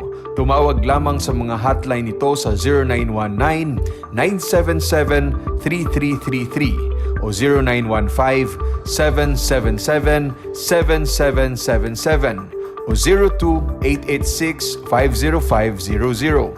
Maaari ring i-download ang Pure Force Citizens app sa Android o iOS upang mabilis na matugunan ang sinumang nangangailangan. Layon din ng OHCC na maiwasang mapuno ang kapasidad ng bawat ospital. Kaya't kung ikaw ay kinakailangang tumawag sa OHCC, mabibigyan ka ng libreng preliminary consultation.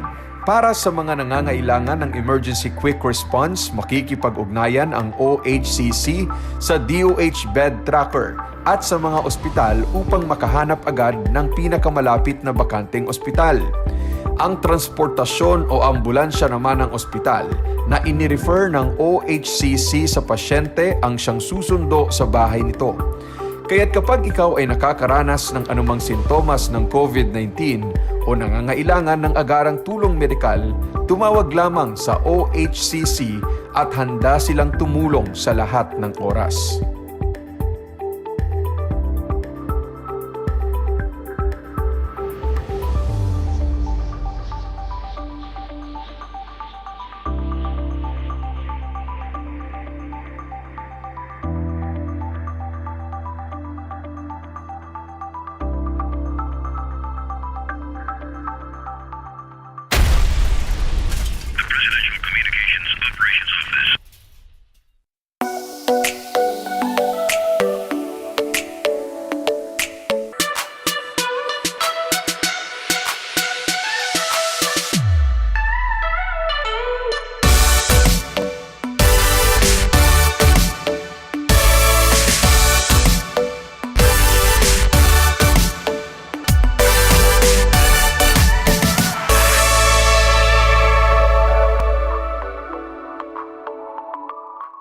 masayang-masaya ako na nagkaroon ako ng chance, ng opportunity na makasama kayong lahat. Ma-share ko yung mga tips makakaganda at makakapagpasaya sa buhay-buhay natin, di ba mga Mars? Kaya Mars, tandaan ninyo, dito, kayo ang bida.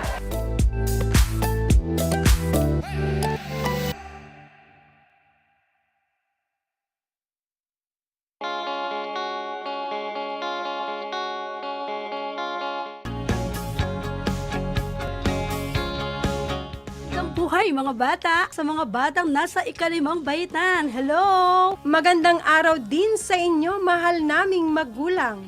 Ito ang Aral TarlakHenyo ng SDO Tarlac Province dito sa RTV Tarlac, Channel 26. At DZTC, Radio Pilipino, Tarlac. Happy learning, grade 4.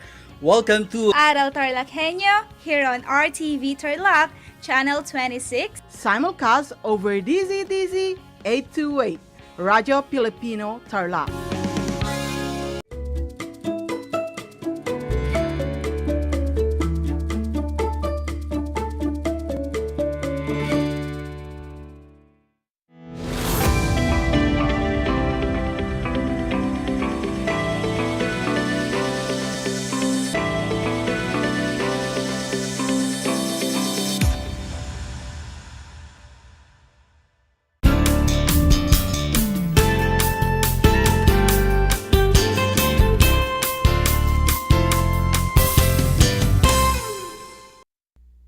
Welcome sa ating Aral TarlakHenyo sa Schools Division of Tarlac Province sa RTV Tarlac Channel 26 DZTZ Radio Filipino Tarlac.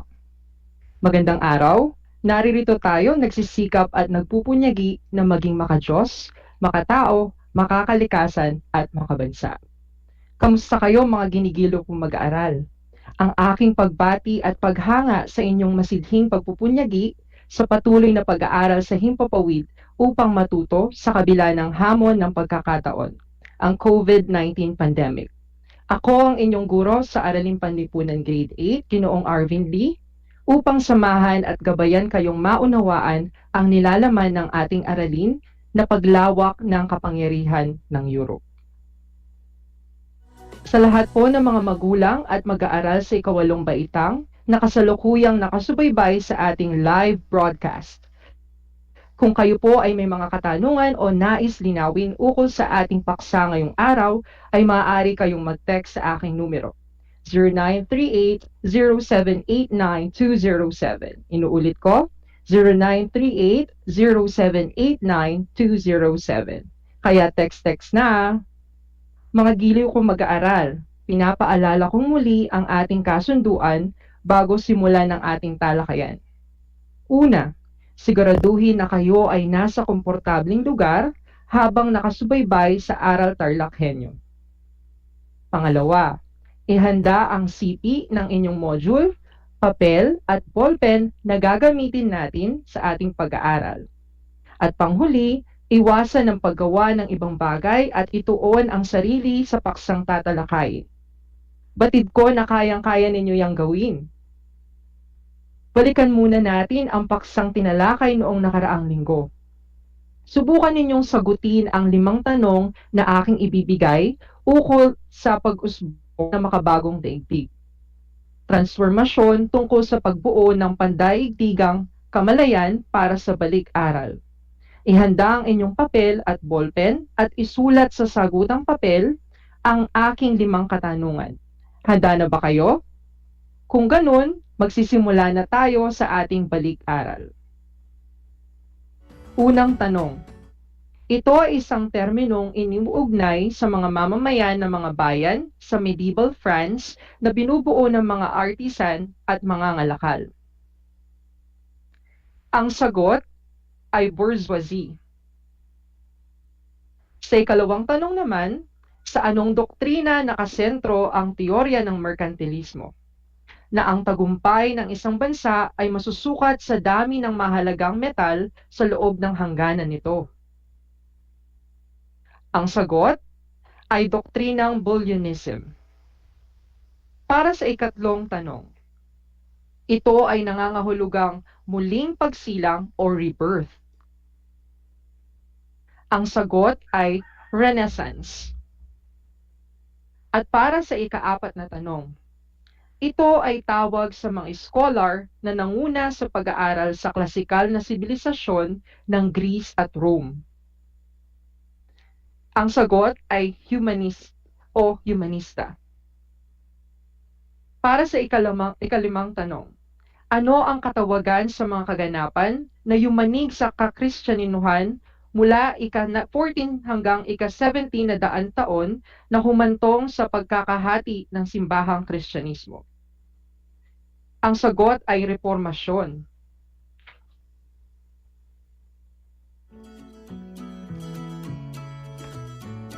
Inaasahan natin na pagkatapos ng leksyon na ito, ay kaya na ninyong maisa-isa at masuri ang mga dahilan, pangyayari, at epekto ng unang yugto ng kolonyalismo. Batid ko na marami kayong nakuhang tamang sagot. Kung hindi naman, may pagkakataon ka pang makabawi sa susunod. Tinalakay natin sa nakaraang aralin ang tungkol sa pag-usbong ng makabagong daigdig, transformasyon tungo sa pagbuo ng pandaigdigang kamalayan. Sa paksang ito, nagkaroon tayo ng malinaw at malawak na kaalaman tungkol sa konsepto at kontribusyon ng mga bourgeoisie, merkantilismo, national monarchy, Renaissance, simbahang katoliko, at reformasyon sa daigdig. Kung sa nakaraang talakayan, tinalakay ang tungkol sa pag-usbong ng mga makabagong daigdig, transformasyon tungo sa pagbuo ng pandaigdigang kamalayan, ngayon ay handa na ba kayo sa ating bagong aralin? Game na ba kayong mag-aral at matuto dito sa Aral TarlakHenyo? Atin namang tatalakayin ngayon ang tungkol sa paglawak ng kapangyarihan ng Europe.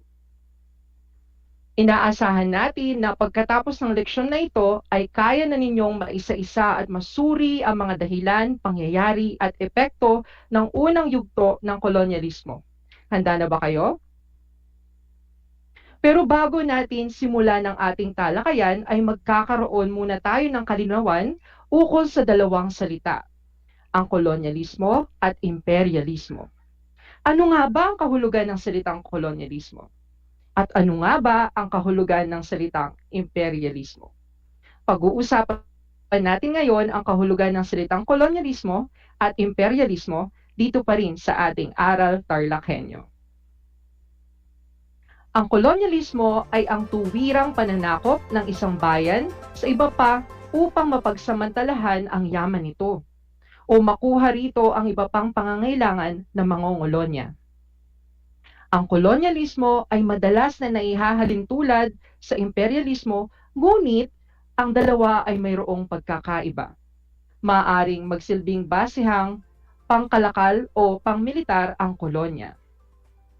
Ang imperialismo naman ay tumutukoy sa patakaran o paraan ng pamamahala ng isang malaki o makapangyarihang mga bansa ang naghahangad upang palawakin ang kanilang kapangyarihan sa pamamagitan ng pananakop o pagkontrol sa pangkabuhayan at pampublikong kaayusan ng isa o iba't pang mga bansa. Sana ay naging malinaw ang kahulugan ng dalawang salita.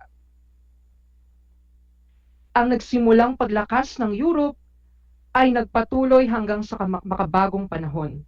Higit na lumawak ang kapangyarihan nito dahil sa eksplorasyon at kolonisasyon ng bagong daigdig at pagsilang ng kalakalan, bunga ng rebolusyong industrial at komersyal. Higit na dumami ang salapi sa sirkulasyon at lumaki ang kapital. Naging karaniwan ang biglang pagyaman ng mga namumuhunan.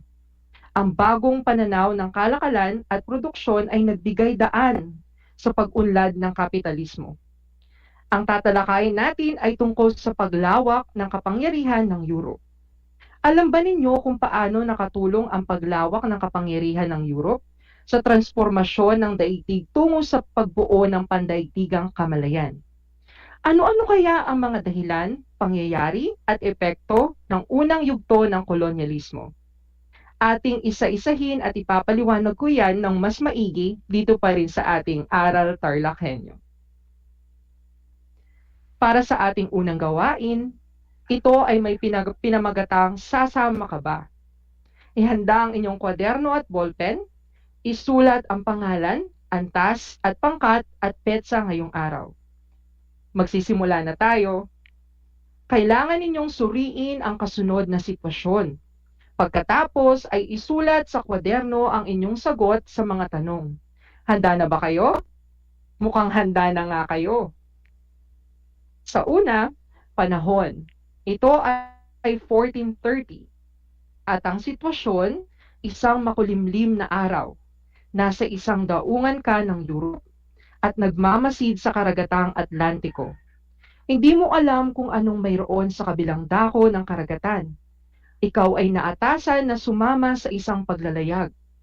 Maraming kwentong nakakatakot ang iyong narinig hinggil sa halimaw ng karagatan at mga barkong lumubog. Mayroon ding mga barkong hindi na muling nakabalik.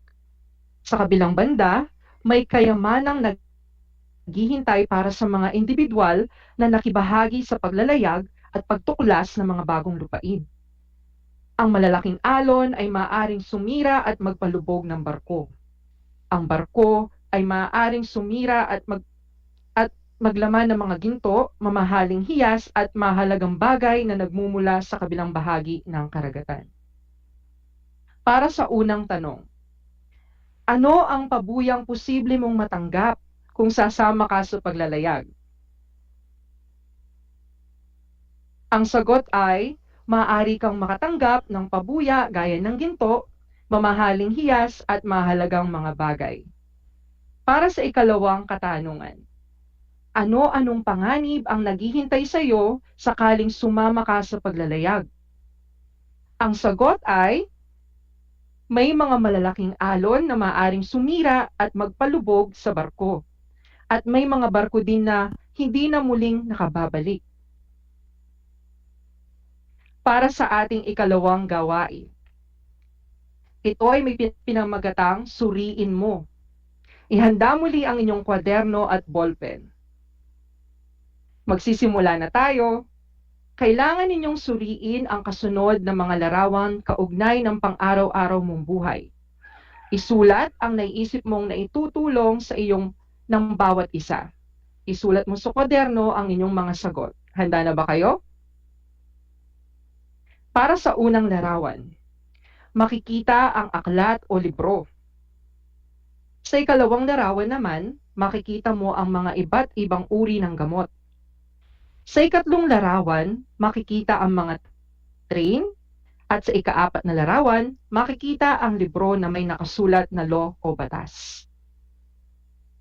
Para sa unang larawan, ang aklat o libro ay naglalaman ng hindi mapapantayang karunungan ng isa o maraming tao sa iba't ibang larangan ng buhay. Para sa ikalawang larawan naman, ang mga gamot o medisina ay tumutulong upang lunasan ang mga sakit. Kaalaman upang maiwasan ang mga sakit at nalalaman ang pinagmulan o sanhi ng sakit. Para sa ikatlong larawan, ang train o transportasyon ay isang paraan ng paghahatid mula sa isang lugar papunta sa iba pang mga lugar. At para sa panghuling larawan, ang batas ay mahalaga sa isang lipunan dahil ito ang gagabay sa atin sa pagtukoy ng tama at mali sa mga bagay na maaari nating gawin na nakakapagpaganda o nakakapagpaunlad sa ating lipunan. Natukoy mo na ang mga konsepto tungkol sa paglawak ng kapangyarihan ng Europe. Ngayon, handa ka nang malaman ang mga pangyayaring nagbigay daan sa mga pangyayaring ito. Ang unang yugto ng imperialismong kanluranin ay nagsimula noong ika-15 siglo. Ito ay ang dakilang panahon ng eksplorasyon o paghahanap ng mga lugar na hindi pa nararating ng mga Europeo. Ang eksplorasyon ay nagbibigay daan sa mga kolonyalismo o ang mga pagsakop ng isang makapangyarihang bansa sa isang mahinang bansa. May tatlong bagay ang itinuturing na motibo para sa kolonyalismong dulot ng eksplorasyon. Una, paghahanap ng kayamanan. Ikalawa, paghahanap ng Kristyanismo. Ikatlo, paghahangad ng katanyagan at karangalan. Ang ika-15 hanggang ika-17 siglo ay unang yugto ng imperialismong kanluranin. Hindi sana may sasakutuparan ang paglalakbay ng mga Europeo sa malalawak na karagatan noong ika-15 siglo kung hindi dahil sa isang salik. Okay? Una, ang pagiging mausisa sa dulot ng Renaissance. Ang pagtuklas at pag-uunlad ng mga instrumentong pangnabigasyon at sasakyang pandagat. Nakamamanghang isipin na sa panahong ito, natutunan nilang hindi sumuko sa kanilang paglalakbay. Kahit na maraming pagsubok ang kanilang kinaharap, mga giliw kong mag-aaral, kayo ba ay nakaranas na ng kabiguan o pagkalugmok? Kung ang sagot ninyo ay oo, huwag mag-alala o malungkot. Lahat ng tao ay dumadaan sa kabiguan o pagkalugmok. Matuto lamang tayong lumaban at huwag sumuko. Pasasaan ba at malalampasan din natin ang unos ng buhay? Laging tandaan, kung nakakaramdam ka na ng pagod at gusto mo nang sumuko, laging isipin na pwede kang magpahinga sandali. At pagkatapos makapagpahinga ay pwede mo nang ipagpatuloy ang laban. Sang-ayon ba kayo? Mabuti kung ganun. Thumbs up para sa ating patuloy na paglaban at sa hindi nating pagsuko. Gayunpaman, ang nasabing eksplorasyon ay nagkaroon ng matinding epekto sa naging takbo ng kasaysayan ng daigdig. Sa kabuuan, ang panahon ng eksplorasyon ay naging daan tungo sa paglawak ng mga imperyong Europeo. Panghuli sa ating tatalakayin ngayong araw ay ang mga motibo at salik ng eksplorasyon. Ang Asya ay isa ng kaakit-akit na lugar para sa mga Europeo, bagamat ang kanilang kaalaman tungkol sa Asya ay limitado lamang, at hango lamang sa mga tala ng mga manlalakbay tulad ni Marco Polo at ni Ibn Battuta. Napukaw ang kanilang paghahangad na marating ito dahil sa mga paglalarawan dito bilang mayayamang mga lugar. Mahalaga ang aklat na The Travels of Marco Polo sapagkat ipinabatid nito sa mga Europeo na marating ang China. Samantala, itinala ng Muslim na manlalakbay na si Ibn Battuta ang kanyang paglalakbay sa Asya at Africa. Nakadagdag ng mga tala ni na Marco Polo at Ibn Battuta sa hangarin ng mga Europeo na maghanap ng mga bagong ruta patungo sa kayamanan ng Asya. Lalo pa at ang rutang dinaraanan ng kanlurang Asya sa panahong ito ay kontrolado ng mga Muslim. Sumang-ayon ang panahon sa mga manlalakbay at mangangalakal na ito nang matuklasan ang kompas at astrolabe. Kapwa malaki ang tulong ng dalawang instrumentong ito sa mga manlalayag. Ang kompas ay nagbibigay ng tamang direksyon, habang naglalakbay samantalang gamit naman ang astrolabe upang sukatin ang taas ng mga bituin. Dalawang bansa sa Europe ang nagsimula ng paglalayag at pagtuklas ng mga bagong lupain, ang Portugal at Spain. Nanguna ang Portugal sa mga bansang Europe dahil kay Prinsipe Henry the Navigator, na naging inspirasyon ng mga manlalayag sa kaniyang panahon. Siya ang nag-aanyaya sa mga dalubhasang mandaragat na magturo ng tamang paraan sa paglalayag sa mga tao. Sukdulan ang kanyang pangarap, ang makatuklas ng mga bagong lupain para sa karangalan ng Diyos at ng Portugal. Limitado lamang sa Spain at Portugal ang paglalayag ng mga Europeo noong ika-16 na siglo. Ito ang panahon kung saan naitatag ang unang pinakamalaking imperyo ng mga Europeo. Ang mga imperyong ito ang nagsimula ng mga dakilang pagtuklas ng mga lupain. Sa panig ng mga Espanyol, nagsimula ito noong 1469 nang magpakasal si Isabela kay Ferdinand de Aragon. Sila ang sumuporta sa pagpapanatili ng kapangyarihan ng mga dughong bughaw sa Castile. Sa kaniyang paghahari rin, nasupil ang mga Muslim sa Granada at nagwakas ang Reconquista. Sa ika-17 siglo, naitatag ang mga bagong imperyo sa Hilagang Europe, Great Britain, France at Netherlands. Ang mga ito ang nagbigay lakas sa mga Europeo upang palakihin ang pakikipagkalakalan at pagpapalaganap ng mga produktong galing sa silangan. Sana ay naunawaan ninyo ang unang bahagi ng ating talakayan, ang unang yugto ng imperialismong kanluranin, at ang mga motibo at salik. Ngayon, natapos na natin ang unang bahagi ng ating leksyon. Oras na para tasahin o sukatin ang inyong kaalaman ukol sa unang yugto ng imperialismong kanluranin at mga motibo at salik sa eksplorasyon. Ihanda ang inyong kwaderno at papel para sa inyong gawain. Isulat ang inyong pangalan, antas at pangkat at petsa ngayong araw. Magsisimula na tayo. Kailangan ninyo lamang isa-isahin ang mga sagot sa aking katanungan. Handa na ba kayo? Mukhang handa na nga kayo. Kung gayon ay pakinggan mabuti ang panuto at ang mga tanong na aking babasahin. At isulat ninyo ang tamang sagot sa sagutang papel. Para sa ating gawain, isulat ang salitang tama kung wasto ang ipinapahayag ni ideya ng pangungusap. Kung ito naman ay mali, ay isulat ang salitang nagpamali sa pangungusap. Uulitin ko, isulat ang salitang tama kung wasto ang ipinapahayag na idea ng pangungusap. Kung ito naman ay mali, ay isulat ang salitang nagpamali sa pangungusap. Para sa unang tanong, ang imperialismo ay ang panghihimasok, pag-iimpluwensya o pagkontrol ng isang makapangyarihang bansa sa isang mahinang bansa. Kung ang sagot nyo ay tama, kayo ay tama. Para sa ikalawang tanong, 3 bagay ang itinuturing na motibo para sa kolonyalismong dulot ng eksplorasyon. Una, paghahanap ng kayamanan. Pangalawa, paghahanap ng Kristyanismo.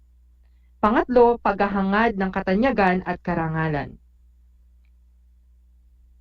Kung ang sagot nyo ay tama, kayo ay mahusay. Para sa ikatlong tanong, ang mga manlalakbay na sina Marco Polo at Ibn Saud ang nagbigay ng kaalaman at pumukaw ng kanilang paghahangad na marating ito dahil sa mga paglalarawan dito bilang mayayamang mga lugar. Kung ang sagot ninyo ay mali, kayo ay magaling. Dahil ang dalawang manlalakbay ay sina Marco Polo at si Ibn Battuta. Para sa ika-4 na katanungan, mahalaga ang aklat na The Travels of Marco Polo sapagkat ipinabatid nito sa mga Europeo ang yaman at kaunlarang taglay ng China. Kung ang sagot ninyo ay tama, napakahusay. Para sa ikalimang tanong, sumang-ayon ang panahon sa mga manlalakbay at mga ngalakal nang matuklasan ang kompas at astrolabe. Kung ang sagot ninyo ay tama, magaling! Kung nakuha ninyo lahat ang tamang sagot ay binabati ko kayo. Nakuha ba ninyo ang mataas na score sa inyong gawain? Magaling! At para naman sa hindi nakakuha ay huwag mag-alala. Bagkus ay bumawi sa susunod nating episode kasama kaming mga guro sa Araling Panlipunan 8. Bilang inyong gabay, kayang-kaya mo yan.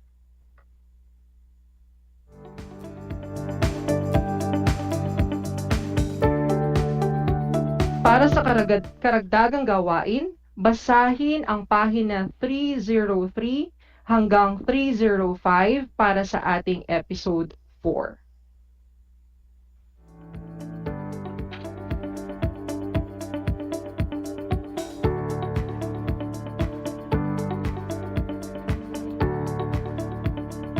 Sana ay huwag ninyong kalimutan ang mga mahalagang aral na inyong natutunan mula sa ating leksyon at sikapin ninyo itong maibahagi sa iba. Natutunan natin ang tinatawag nating Renaissance, natutunan natin ang merkantilismo, natutunan natin na lumawak ang kaalaman nila patungkol sa mga bagay na pwede nilang matuklasan sa kanilang pupuntahan. Inaasahan ko na kayo'y natuto sa ating talakayan sa araw na to. Muli, ako ang inyong guro sa Aralin Panlipunan Grade 8, Ginoong Arvin Lee, na nagsasabing ang pag-aaral ng Aralin Panlipunan ay daan sa pagiging makadiyos, makatao, makakalikasan at makabansa. Hanggang sa muli,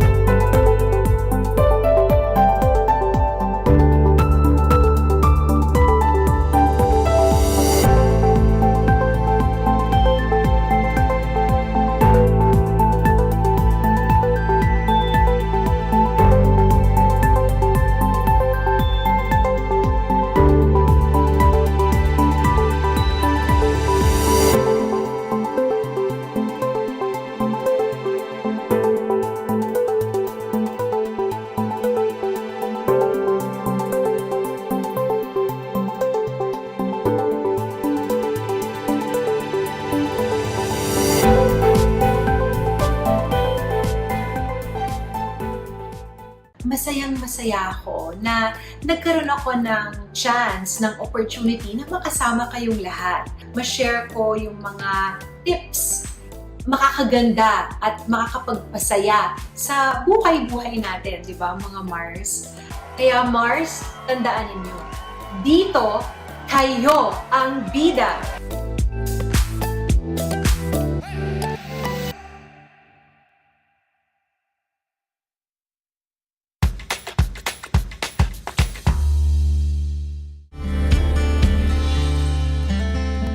Alam niyo ba na ang Pilipinas ay mayroong 7,641 islands? Mula sa bilang na 7,107 islands, nadagdagan ito ng 534 na isla noong 2017. Tanging 2,000 lamang sa mga islang ito ang natitirhan.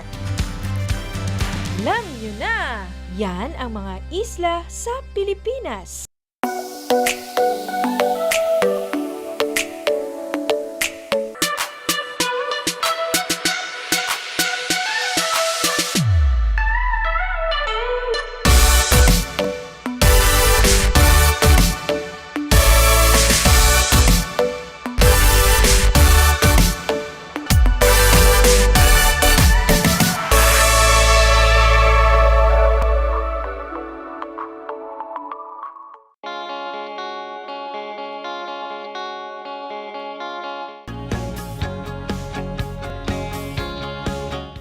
Buhay mga bata, sa mga batang nasa ikalimang baitan. Hello! Magandang araw din sa inyo, mahal naming magulang. Ito ang Aral TarlakHenyo ng SDO Tarlac Province dito sa RTV Tarlac, Channel 26. At DZTC, Radio Pilipino, Tarlac. Happy learning, grade 4. Welcome to Aral TarlakHenyo here on RTV Tarlac, Channel 26. Simulcast over DZDZ 828, Radio Filipino Tarlac.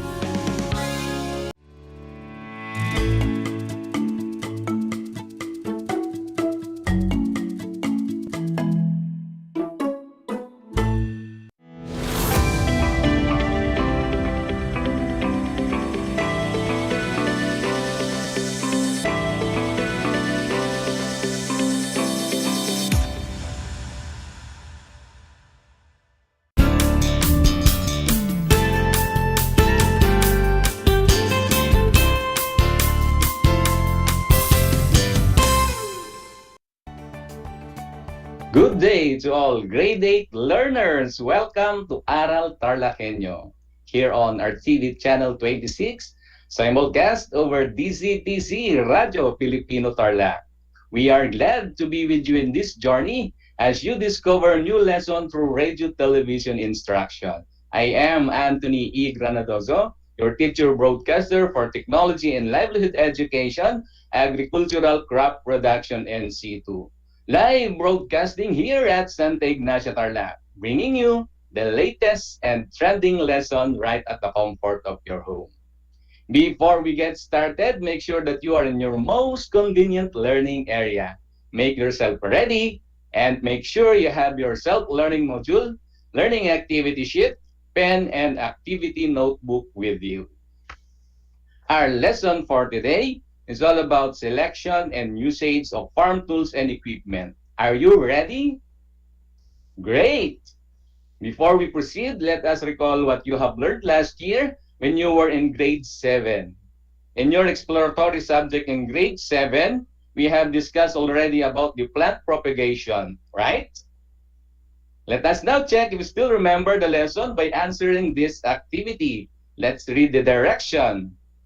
Identify the method of plant propagation by reading the description and completing the missing letters in the given cue. Write your answer in your activity notebook.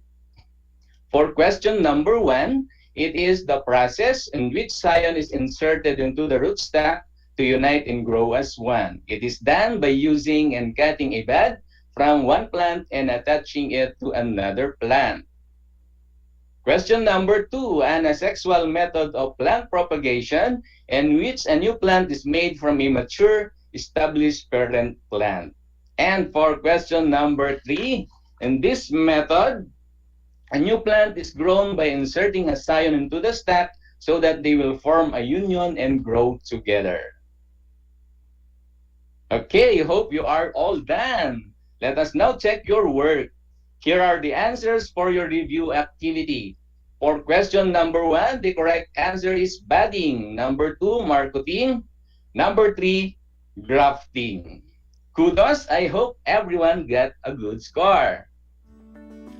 Moving forward, our topic for today is selection and usage of farm tools and equipment and the pre-operative checkup of tools.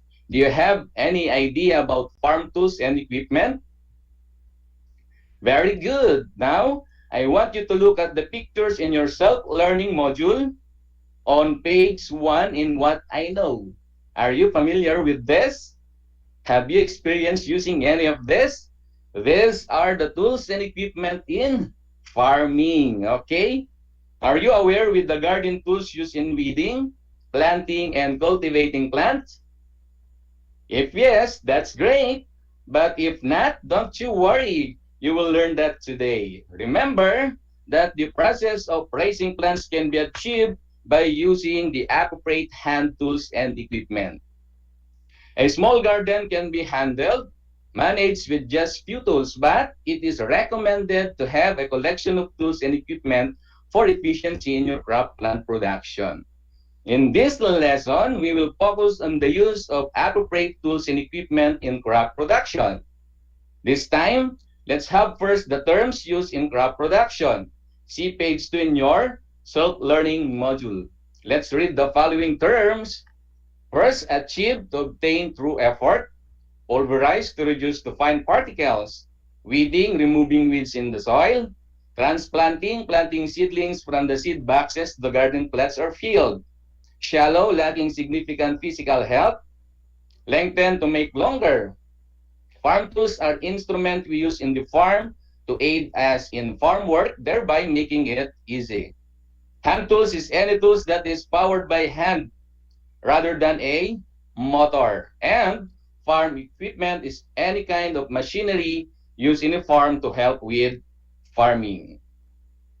This time, let's have the terms used in crop production and let us enumerate the different classification of tools and equipment. These are the tools and equipment used in clearing the land for planting, digging and pulverizing soil, tools and equipment for cultivating the soil and scraping grass, equipment used for measuring, equipment for watering plants, equipment used for loading and transporting garden materials, miscellaneous tools and equipment, farm implements, farm equipment, and the common equipment in the land preparation. Farm tools, implement, and equipment play a very important role in agricultural crop production. Their availability makes the work easier and faster. However, even if one may have the sophisticated tools and implements but does not know how to use them, they are useless. In order to do a crop production successfully, one must have a good working knowledge of the tools, implements, and equipment before using them. Let us identify and classify these tools one by one. Let's start with the hand tools. Hand tools are usually light and are used without the help of animals or machines. They are being used in performing farm activities which involve small areas like school garden and home garden. Today, we're going to identify and classify them according to their usage and function. Let's start with the bolo. What is a bolo? Bolo used for cutting grass, uprooting weeds, and chopping branches of trees. Next is the axe. This tool is used to cut trees and shrubs. Shrub is any woody plant that has several stems, non-dominant, and is usually less than 3 meters or 10 feet tall. The next is pickaxe, is used to break up soil crust, cultivate and uproot rootstocks. Then sickle, it is used to cut talahib, a large weeds with razor-sharp edges, kogon, and touch-me-not weeds. Okay, those are the hand tools used in clearing the land for planting. I hope you are getting familiarized now. Let's continue to the tools for digging and pulverizing soil. Number one is the crowbar. Crowbar is used for deep digging in hard soil. Next is the grab hoe, used for in pulverizing the soil. Shovel, used for shoveling loose materials, removing trash and moving soil from one place to another. Then we have the spade, used for digging and pulverizing soil. Again, these are the tools for digging and pulverizing soil: crowbar, heavy hoe, shovel, and spade. Next are the tools and equipment for cultivating the soil and for scraping grass. Number one is the hand fork. Hand fork, it is used for cultivating and weeding for backyard gardening. The next is hand grass scraper, used in pulverizing the soil.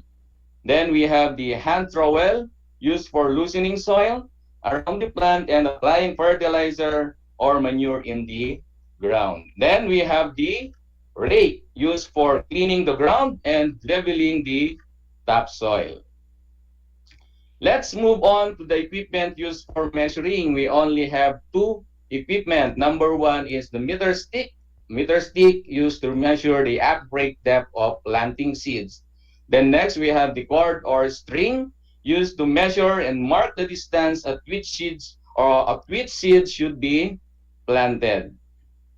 We also have the equipment for watering plants. The first one is the water hose, used to water plants in bigger area and far from source of water. And then we have the water pail, used to bring water to the row of garden plants. And the sprinkler, used to water the seedlings in the seed boxes. The next equipment is used for loading and transporting garden materials. Number one is the wheelbarrow. Wheelbarrow used for hauling trash, manure, fertilizer, and harvested crops. Then we have the wooden box used to hold seedlings for transplanting. Okay, next are miscellaneous tools and equipment. We have 4 examples of miscellaneous tools and equipment. The first one is the hammer. Hammer used to make and repair seed boxes. Then we have pliers used to repair other tools. Shave used in shifting the soil medium. And we have the balance used to weigh the right amount of fertilizer to be applied to the plants. Then we have the farm implements. These are the accessories which are being pulled by working animals or mounted to machineries like hand tractor or a tractor, which are usually used in land preparation. These are usually made by special kind of metal. Examples are plows, harrow, and rotavator. What are plows? These are the farm implements either pulled by a working animal or a tractor. The plow is specifically used for tilling large areas, making furrows, and inter-row cultivation. Plows pulled by working animals are made of either a combination of metal and wood or pure metal. They are used to till areas which are shallower depth than that of this plow, which are pulled by a tractor. Number 2 is harrow. The native wooden harrow is made of wood with metal teeth and pulled by a carabao, while this harrow is made of wood with a metal mounted to a tractor. Harrows are used for tilling and pulverizing the soil. Okay, let's proceed to the third one, the rotavator. What is a rotavator? Rotavator is an implement mounted to a tractor used for tilling and pulverizing the soil. Okay, hope you can still follow our dear grade 8 learners. Let's move on to common farm implement. These are the machineries used in crop production. They are used in land preparation and in transporting farm inputs and products. These equipment need a highly skilled operator to use. The first one is the hand tractor. What is a hand tractor? Hand tractor is used to pull a plow and harrow in preparing a large area of land. The next one is the four-wheel tractor. A four-wheel tractor is used to pull this plow and this harrow in preparing much bigger area of land. And next we have the water pump, or the water pumps are used to draw irrigation and water from a source. And now another examples of equipment in crop production are thresher, corn dehusker, rice harvester, grass cutter, rice seeder, and miller. Okay, those are an example of another equipment in crop production. Before we proceed, do you have any questions on the different farm tools and equipment and their usage in lesson 1? If none, very good. And for me to check if you really learned in our discussion, turn the page of your self-learning module in page 8 to answer the 5 questions activity. Here's the direction. Read all questions carefully and select the best answer. Write your answer in your activity notebook. Again, read all questions carefully and select the best answer. Write your answer in your activity notebook. To those who are watching live, you may type in your answer in our comment box. Okay, for question number 1, which of the following is an example of tools in cleaning the land? Which of the following is an example of tool in cleaning the land? Is it A, axe, B, crowbar, C, light hoe, or D, trowel? Again, which of the following is an example of tools in cleaning the land? Is it A, axe, B, crowbar, C, light hoe, or D, trowel? Number 2, which tool does not belong to the group?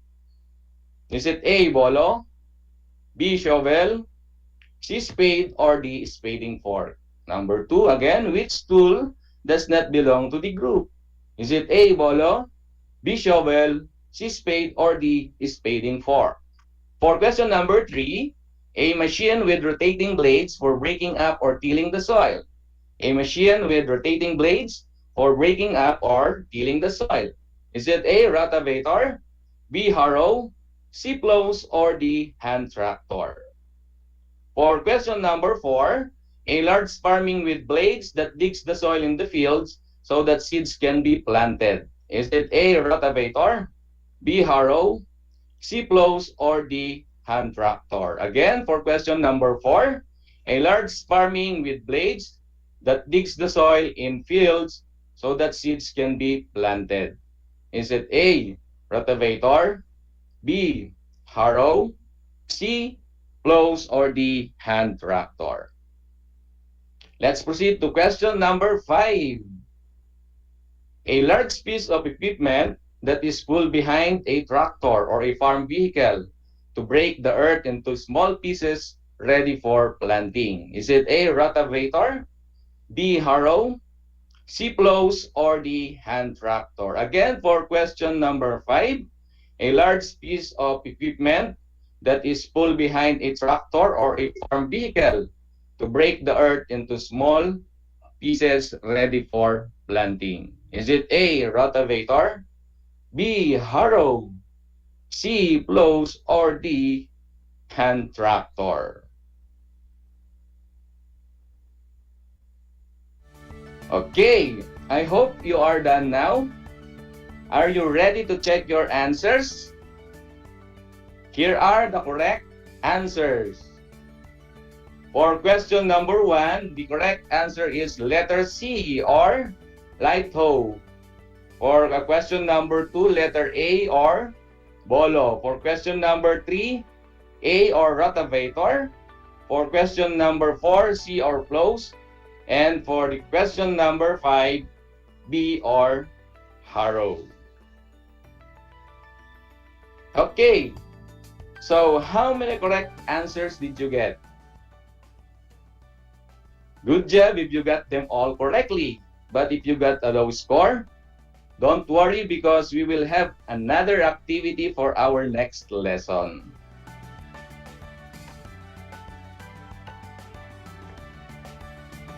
We'll now proceed to lesson 2, the pre-operative checkup of farm tools and equipment.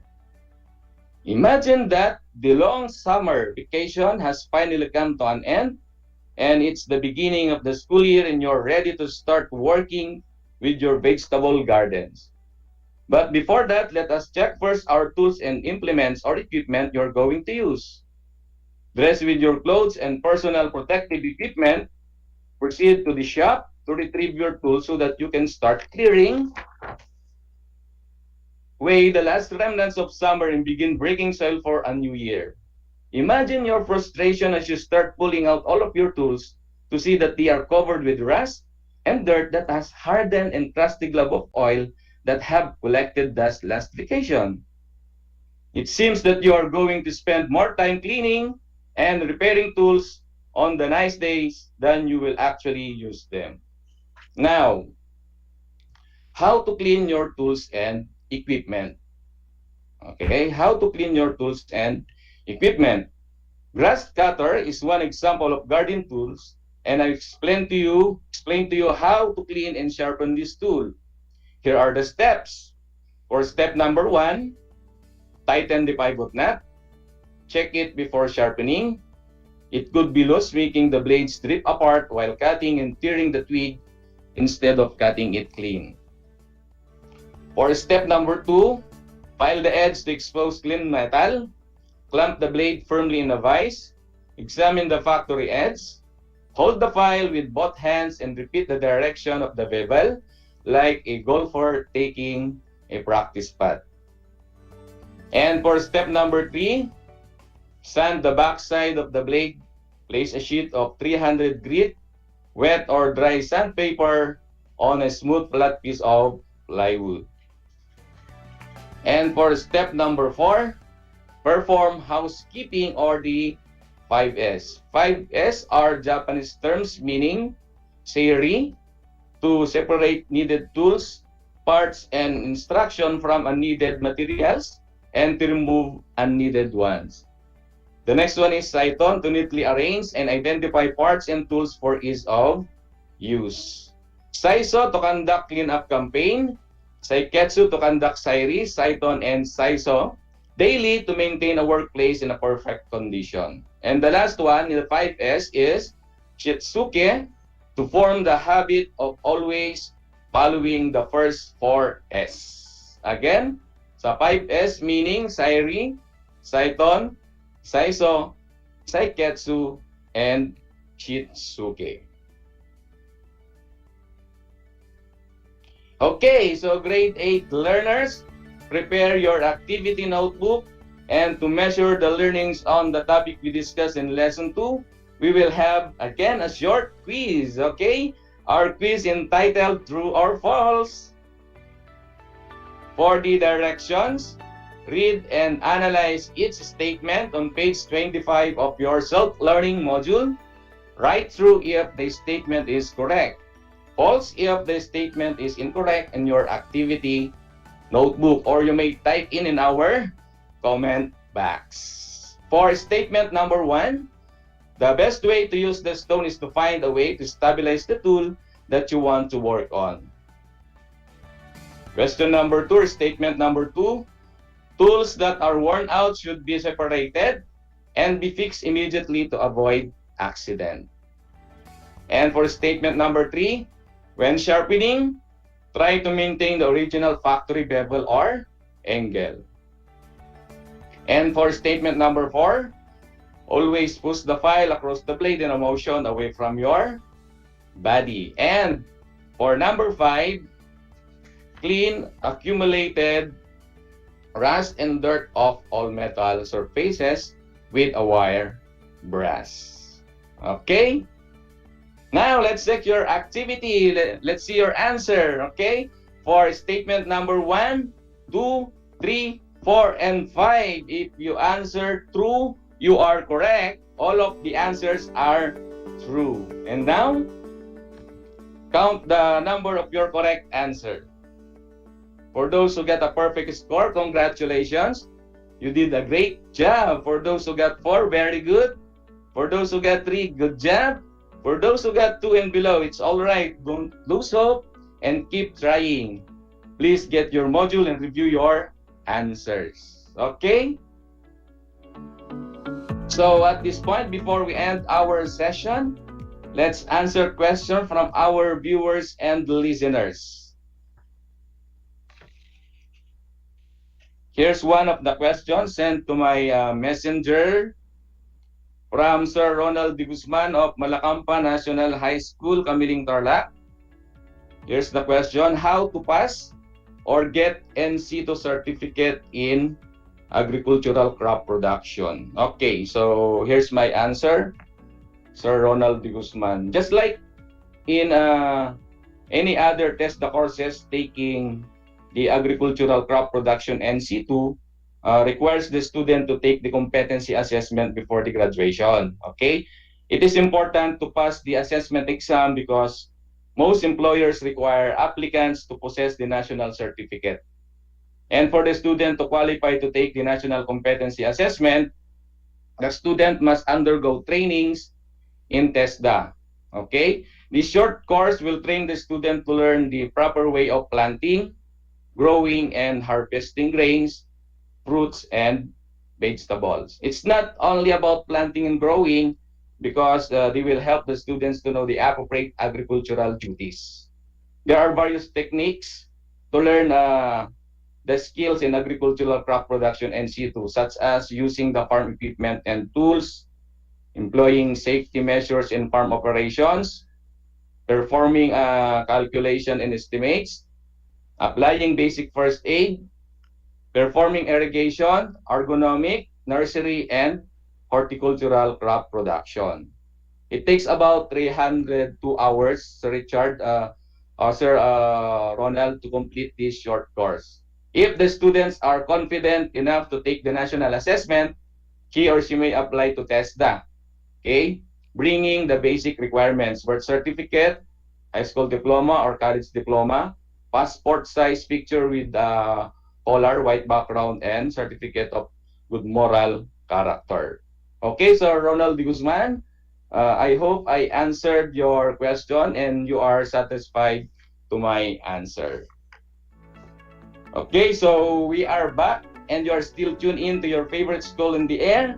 This is Project Shine Aral TarlakHenyo, brought to you by the Department of Education, Division of Tarlac Province in cooperation with DZTZ 828 AM station. Sponsored by, of course, our ever-supported Congressman Charlie Uwangco, 1st District. Once again, this is Sir Anthony Granadoso saying that in TLE, there is skill, knowledge, and progress. Agree ba tayo dyan? Agree. Until next time. Bye-bye.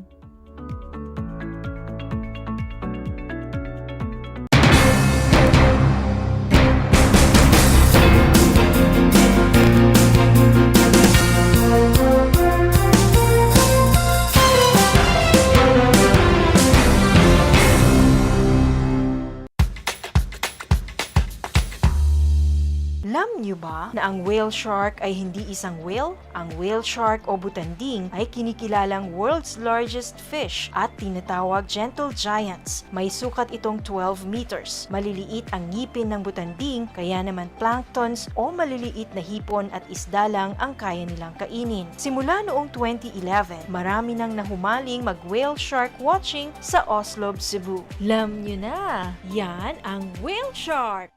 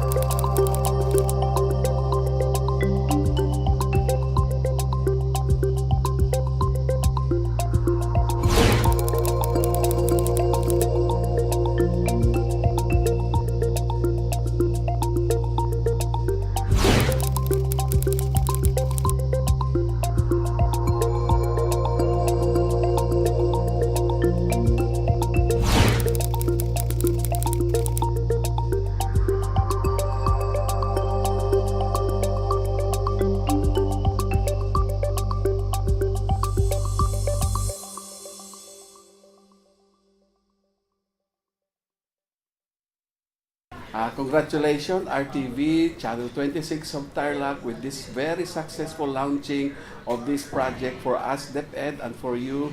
So congratulations, God bless you, more project to come, and more coverage for us for the noble cause of education. Thank you to all our sponsors. God bless you all.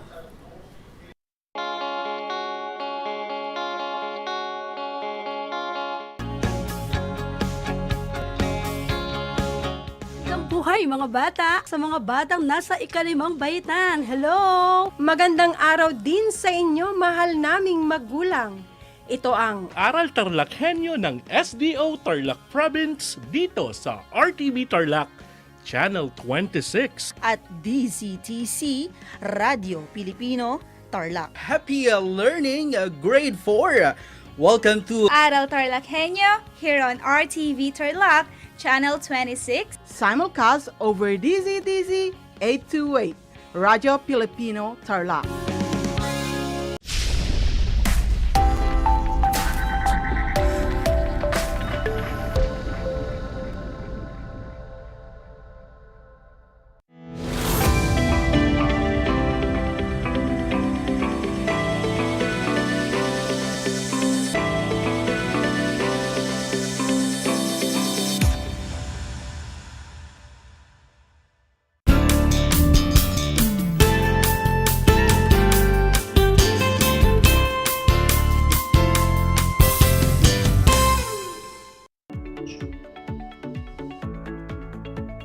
Hello there, grade 8 learners. Welcome to Aral TarlakHenyo. Here on RTV Tarlac, Channel 26, simulcast over DCTC, Radio Filipino, Tarlac. I am your teacher broadcaster, Russell G.A. Jimenez, and today we are bound to another fun-filled learning journey in Music 8. We are broadcasting live here at Pura Tarlac. You can participate in our Facebook Live on RTV Tarlac Channel 26 by typing your name, your school, your section where you're from, and participate actively in our lesson by typing in your answers on the comment box section. Last week, we were able to experience and appreciate the music of India. Do you still remember the 2 traditions of classical Indian music? Very good. The 2 traditions of classical Indian music are Carnatic music and Hindustani music. Carnatic refers to music of South India, and Hindustani refers to music of North India. And what are the 2 basic elements of Indian music? That's right. Raga and Tala are the 2 basic elements of Indian music. Raga is a set of notes which are combined to create a mood, while the tala is the rhythmic structure on which the melody in India is laid. All right, I hope you were able to get all the correct answers. As we are about to start with the new lesson, make sure to bring your MAPA Learner's Manual, your learning activity sheet, your pen and notebook with you, because today, we will be amazed by interesting music culture of Pakistan and Israel. Now that you have your learning manuals with you, let's get started. Let us now proceed to our next destination, the country in South Asia, also known as the land of the pure, Pakistan. Pakistan is the 5th most populous country in the world. It is also the 2nd most populated Muslim country after Indonesia. If India has Taj Mahal, Pakistan has the Faisal Mosque. It is currently the 5th largest mosque in the world and the largest in South Asia. It is located at Islamabad, the capital city of Pakistan. The country borders India to east, Afghanistan to the west, Iran to the southwest, China to northwest, and the Arabian Sea to the south. Though Pakistan is part of South Asia, its western part is considered as an extension of Central Asia. As reported by the American Institute of Pakistan Studies, the music of Pakistan includes diverse elements ranging from music from other parts of South Asia as well as Central Asia, Persia, Turkey, and the Arab world. With these multiple influences, a distinctive Pakistani sound has been formed. For today's episode, we will be focusing to learn about the vocal music of Pakistan. When we say vocal music, it is the music that uses and emphasizes the human voice. Sometimes instruments are used, but the voice is the most important part. Pakistan is known for its two vocal styles in singing, the ghazal and qawwali. Ghazal is an Arabic word meaning talking to women. It is a combination of two emotions, love and pain, making a poetic expression that is set to music. It is a traditional expression of love and is set to music. A traditional expression of love, separation, and loneliness.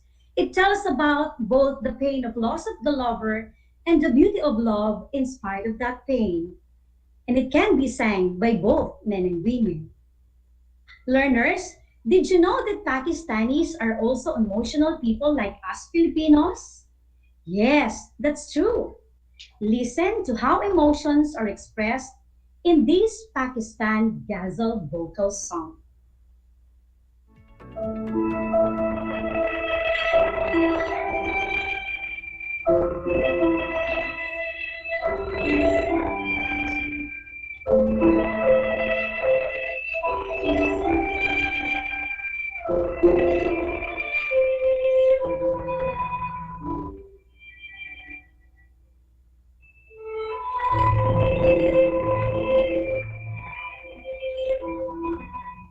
می‌تراشد فکر ما هر دم خداوندی دگر دست از یک بند تا افتاد در بندی دگر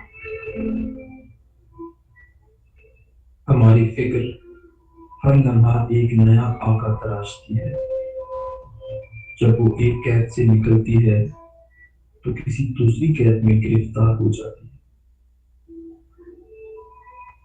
من سر دامان دام از شر بیباکانه کش نیز در کوی تو چون من आरज़ूमंदी दगर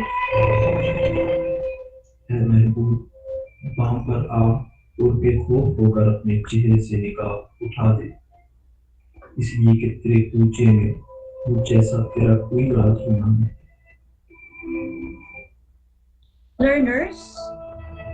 Learners, what did you observe from the song that you've heard? Precisely, it is sang in a poetic manner. Based on what we've heard, it is observable that it has a melancholic sound. Melancholic in Filipino means malungkot. Ghazal has a slow, light music, and as you listen, you could hear an observable amount of melancholic feeling. Learners, is there any song here in the Philippines that is similar to Ghazal songs of Pakistan that has melancholic sound, full of pain and loneliness, but still see the beauty of love in spite of that pain? Probably, you are correct. An example of this is Paubaya, one of the very popular and famous songs sang by Moira de la Torre. That song is about letting go of someone you love for their own happiness and being happy for them, even if it will give you so much pain, is the only thing that you can do. As they say, love is not just about rainbows and butterflies. Beyond the countless I love yous are the sacrifices and heartbreaks behind it.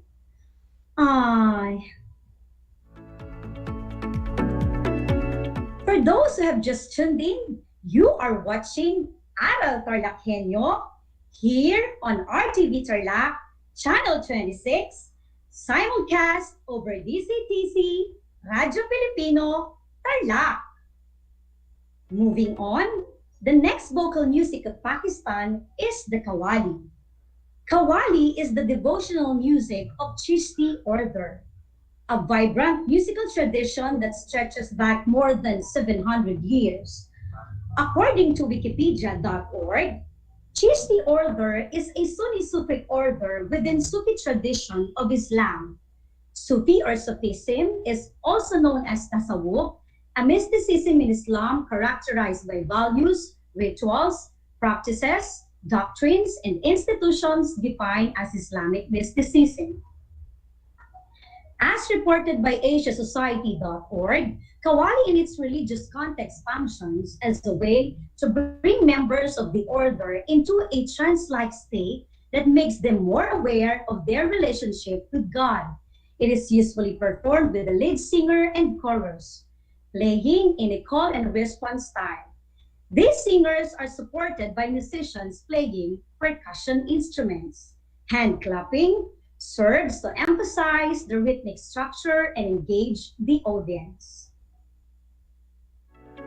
As stated by St. George Bristol.co.uk, Kawali is designed to be a communal experience with the group sitting together on the floor, creating an entrancing sound. Audience participation is highly encouraged in order to truly experience the traditional intimacy of Kawali music. Based on the definitions that came from reliable sources, learners, what did you notice in Kawali vocal music of Pakistan?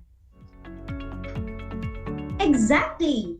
Kawali is similar to the worship music of some religions here in the Philippines. Are you enjoying a ride so far? Israel is our next destination.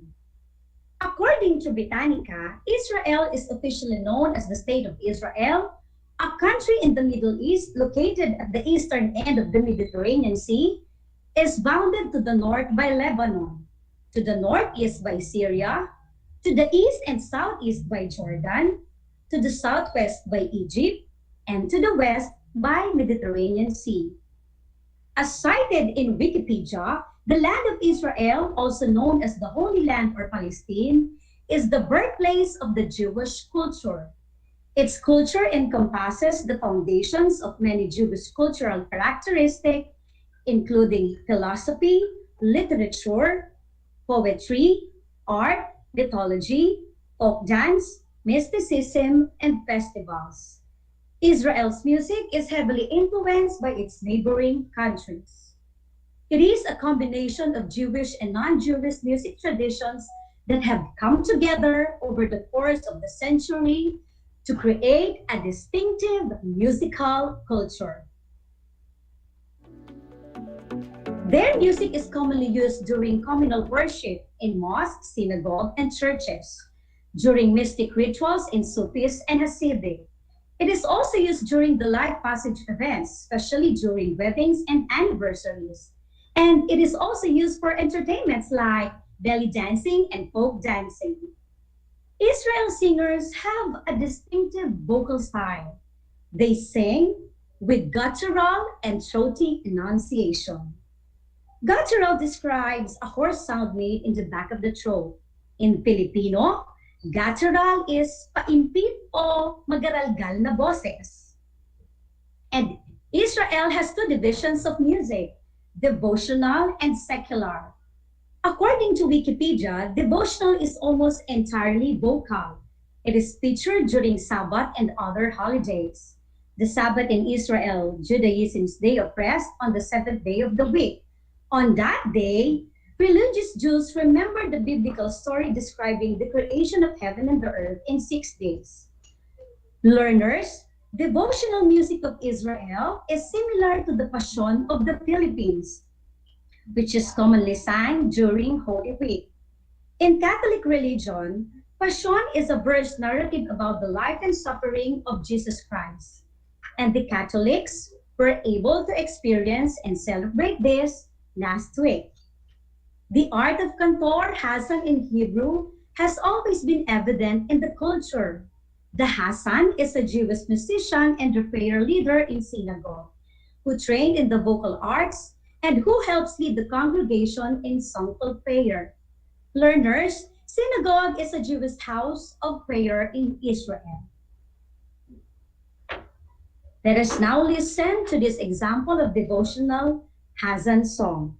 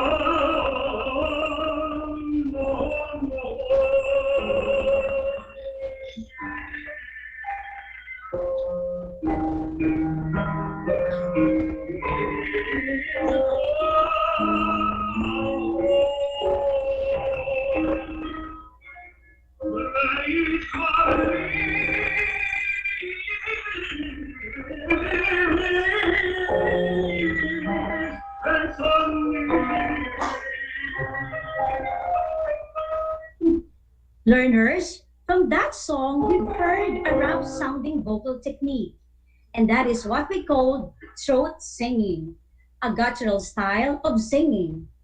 To do a guttural, you have to put your tongue on the roof of your mouth and just make the sound, but make sure to make your lips round. Okay, learners, allow me to do it. But spoiler alert, I'm not a professional singer, but I hope this localized part of the song will help you understand our lesson more.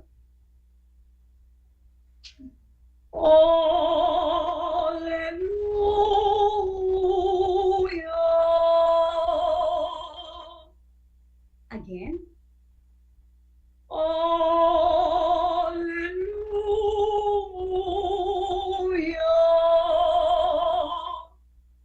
And that is how to do a guttural style in singing.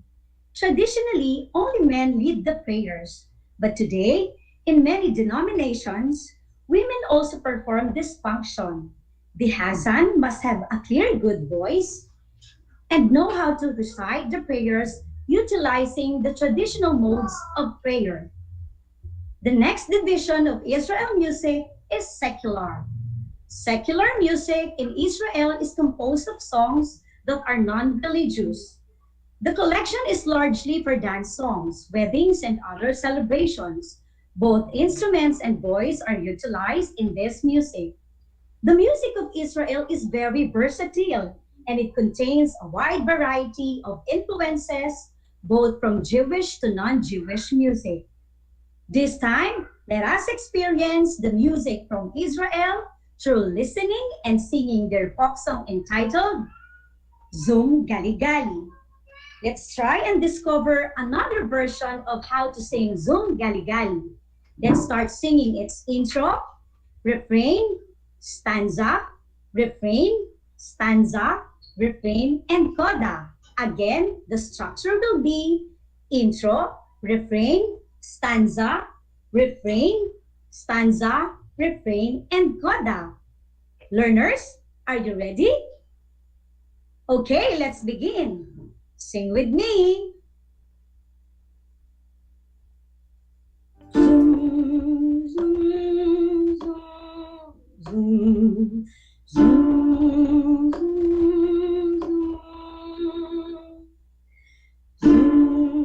zoom, zoom, zoom, zoom, zoom. Zoom, gali, gali, gali, zoom, gali, gali, zoom, gali, gali, gali, zoom. Zoom, gali, gali, gali, zoom, gali, gali, zoom, gali, gali, gali, zoom. Hekalot sleman avodah, avodah leman hekalot. Hekalut Sleman Abuda Leman Hekalut Zungali gali gali zungali gali zungali gali gali zungali gali gali zungali gali zungali gali gali Hekalut Sleman Abuda Leman Hekalut Leman Abuda Leman Hekalut Zungali gali gali zungali gali zungali gali gali zungali gali gali zungali gali zungali gali gali zungali gali gali zungali gali gali zungali gali gali Okay, this time let us sing the English version of Zungali Gali. Zoom, zoom, zoom, zoom, zoom, zoom, zoom, zoom,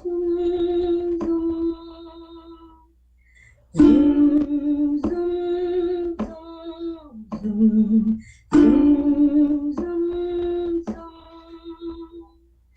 zoom, gali, gali, gali, zoom, gali, gali, zoom, gali, gali, gali, zoom. Zoom, gali, gali, gali, zoom, gali, gali, zoom, gali, gali, gali, zoom. Pioneers work hand on the land, men and women work hand in hand, as we labor all day long, we lift our voices in song. Zoom gali gali gali, zoom gali gali, zoom gali gali gali, zoom gali gali gali, zoom gali gali, zoom gali gali gali, zoom. Pioneers work hand on the land, men and women work hand in hand, as we labor all day long, we lift our voices in song. Zoom gali gali gali, zoom gali gali, zoom gali gali gali, zoom gali gali gali, zoom gali gali, zoom gali gali gali, zoom gali gali gali, zoom gali gali gali, zoom gali gali gali, zoom. Wow, you did great, learners. Did you like the song? What is the title of the song again? Correct, Zoom Gali Gali. Zoom Gali Gali is a traditional Hebrew song. It is an example of Israel folk song and sometimes referred to as Israel work song and known for its rhythmic style. The song begins with the repeated refrain, Zoom Gali Gali, before proceeding to the verses. The pioneers of the song were the Jewish settlers who built the new Israel. This time, let's do your activities. Bring out your learning activity sheet and answer activity 1 entitled, Tell Me How You Feel. All you have to do is to describe the song Zoom Gali Gali in terms of the different musical elements used and write your observations provided in each column. I'm giving you half a minute to answer. To wrap our lesson, Pakistan and Israel are also very rich in culture, especially in music, just like our country, the Philippines. We were able to learn their history and beliefs and discover how people from Pakistan and Israel express their feelings through their vocal music.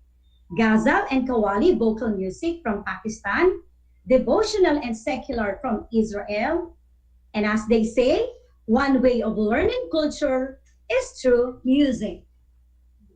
Thank you to all learners who have participated. I hope you have learned a lot.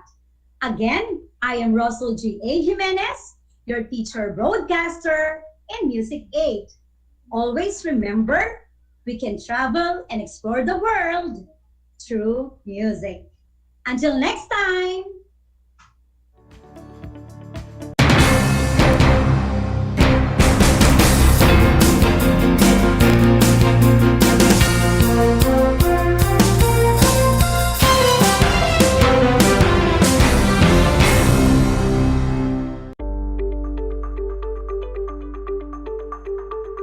Sa pagnanais na mapigilan ng ating pamahalaan ang pagdami ng bilang ng mga kaso ng COVID-19, binuo ang One Hospital Command Center o OHCC upang mas mabilis na matugunan ang medikal na pangangailangan ng ating mga kababayan. Bukas ang OHCC 24 oras araw-araw. Tumawag lamang sa mga hotline nito sa 0919-977-3333 o 0915-777-7777 o 02-886-50500. Maaari ring i-download ang Pure Force Citizens app sa Android o iOS upang mabilis na matugunan ang sinumang nangangailangan. Layon din ng OHCC na maiwasang mapuno ang kapasidad ng bawat ospital. Kaya't kung ikaw ay kinakailangang tumawag sa OHCC, mabibigyan ka ng libreng preliminary consultation. Para sa mga nangangailangan ng emergency quick response, makikipag-ugnayan ang OHCC sa DOH Bed Tracker at sa mga ospital upang makahanap agad ng pinakamalapit na bakanteng ospital. Ang transportasyon o ambulansya naman ng ospital na inirefer ng OHCC sa pasyente ang siyang susundo sa bahay nito. Kaya't kapag ikaw ay nakakaranas ng anumang sintomas ng COVID-19 o nangangailangan ng agarang tulong medikal, tumawag lamang sa OHCC at handa silang tumulong sa lahat ng oras.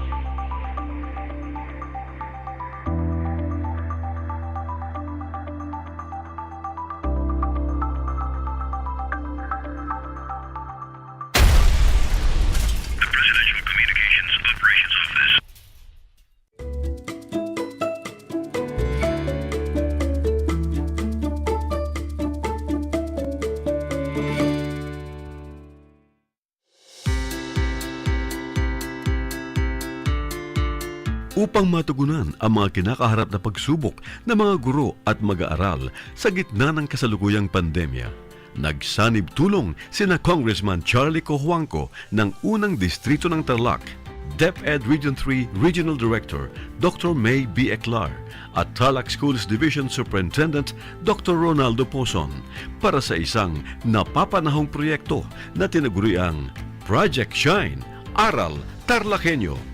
Ang mga mag-aaral ng Grade 4 at Grade 5, ganun din ang Grades 8 and 9 sa buong probinsya ng Tarlac, kasalukuyang sumasailalim sa radio-based instruction. Katuwang ang himpilang DZTZ 828 kHz AM at RTV Tarlac, Channel 26. Ang Tarlac po nangunguna po ngayon pagdating po sa radio-based instruction. Marami pong humahanga sa atin. I'm very happy this station, itong DCTC, could reach the whole of Region 3. Hindi natin alam. We are contributing. We are creating a very big dent in the history of Philippine education. And I am proud. I am here in Tarlac.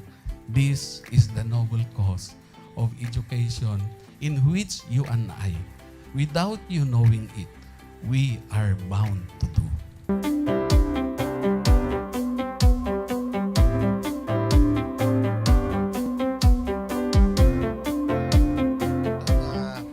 Project natin na Project Shine is a natural consequence dahil sa nangyari sa buong mundo. Let's continue to work together. I think it's very Filipino to practice bayanihan in anything or most of the things that we do. And this is a manifestation of that. No? We have private sector, we have DEPED, we have local government, all working together. And I hope the parents of some of these children, especially the parents that did not graduate from school or hindi nakapag-aral nung sila ay bata, sana naman gamitin na nila itong opportunity na mag-schooling na rin sila kasama ng mga anak nila para mag-bonding pati ang mga magulang sa mga bata. I look at this as doing God's work. Diba? So if you do God's work, it feels right. It's righteous. It's for good, not for evil. Good morning and happy learning, grade 4. Welcome to Aral TarlakHenyo here on RTV Tarlac, Channel 26. Simulcast over DZDZ 828, Radio Filipino Tarlac. I am Teacher Mercy Pacheco Bognot. This is Alistair Aidatu. I am Marie Josephine B. Andrade. I am Teacher Princess Marie M. Dueñas, and I will be your teacher broadcaster for today.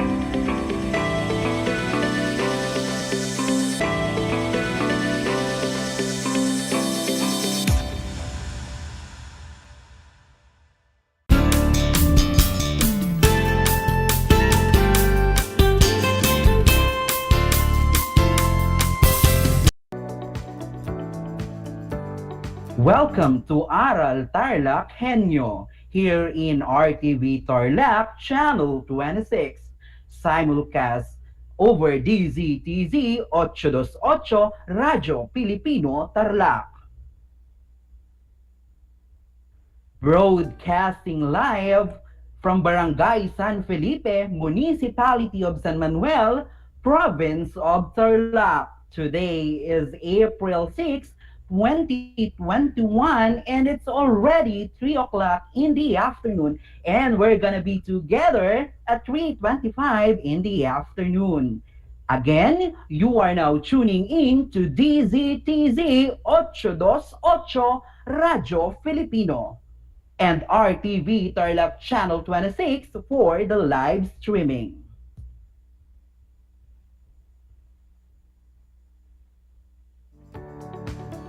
To our listeners out there, naimbag nga aldaw kada kayo amin.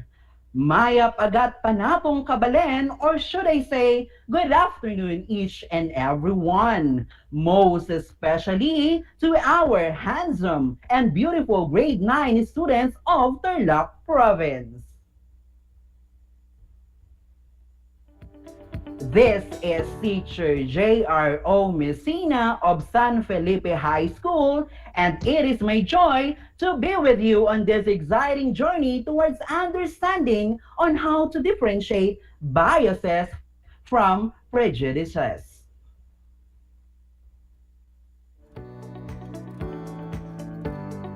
This session will be exciting because we have set of engaging learning activities to be done even at the comfort of your home. This I guarantee you will surely love.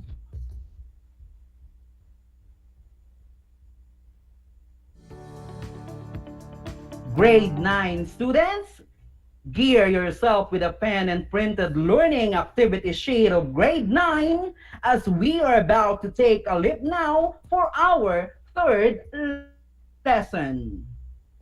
So just sit back, relax, and enjoy while watching, listening, and learning the rest of the broadcast.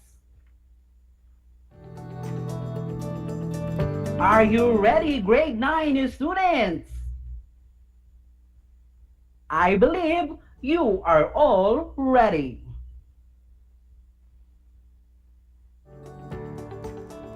Class, for our lesson in this subject, you are expected to make judgment based on given scenarios,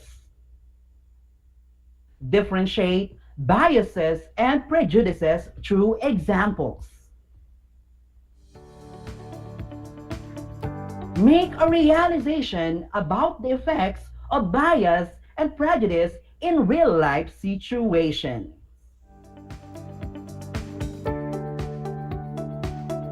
To be able to do this, I will be needing your active cooperation. Can I expect it from you then? Great! Make sure that you are all on your comfortable seats and properly listening to our broadcast. Again, may I just ask, have you eaten your snacks already? That's great, because if you have a full tummy, your minds are set and ready for our session today.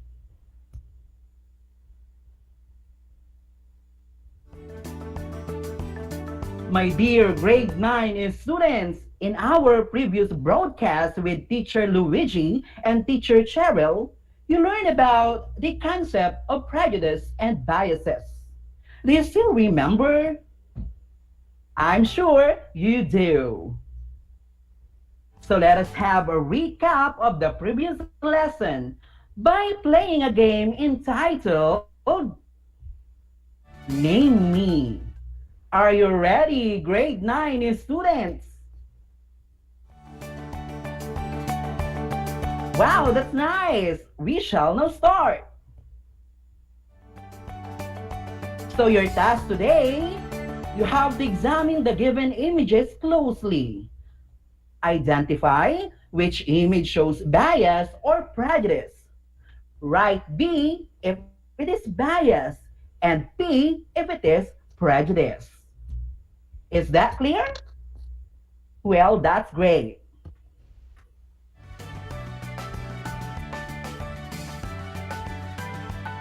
So here is picture number 1.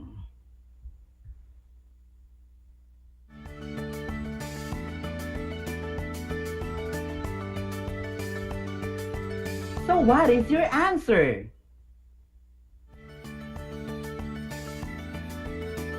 That's correct. The picture shows a man who believes he is better than a person with disability by laughing at him. So the answer is letter P. Picture number 2.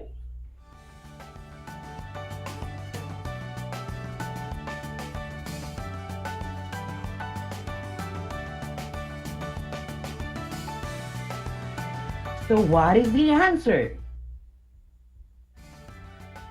You got it right. Picture number 2 is considered bias.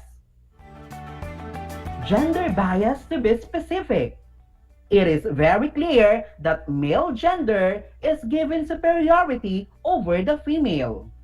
Good job, guys!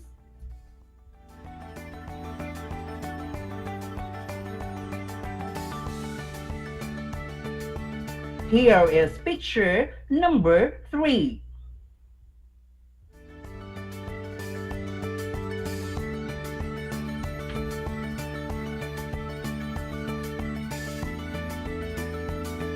What is your answer?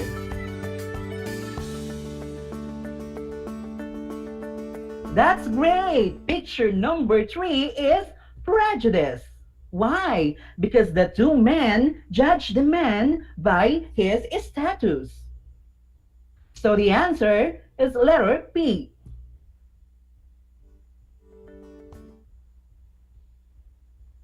Here is picture number 4.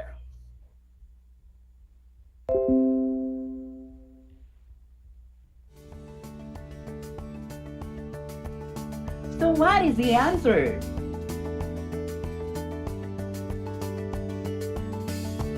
That's correct. Picture number 4 is a prejudice again. It seems judging someone due to color and race.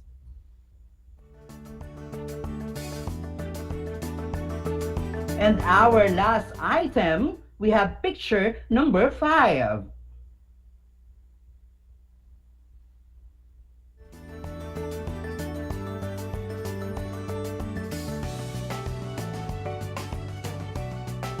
So what is your answer?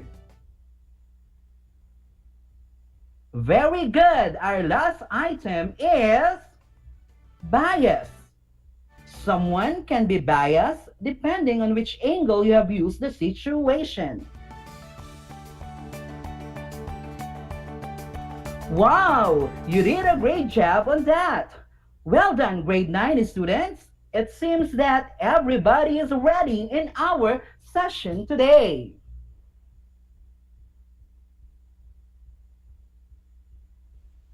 My dear grade 9 students, at your age, you are familiar with the adage, no man is an island, aren't you?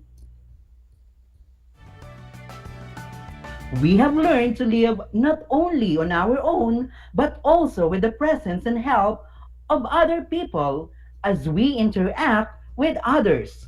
Some circumstances are not always warm and accommodating. They are sometimes accompanied by rejection and discrimination. Guys, sensitivity towards other people's feeling and situation is a huge factor that will lead us to live in a world where equality rises.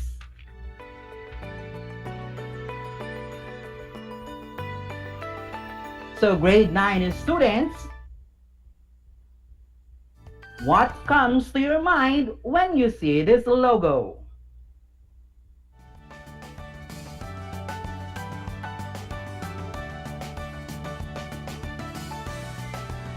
That's correct. It is a segment from the noontime television show, Eat Bulaga.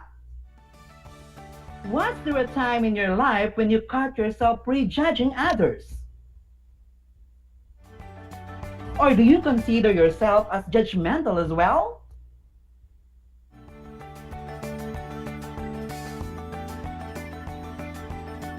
Then, how will you judge these given dialogues?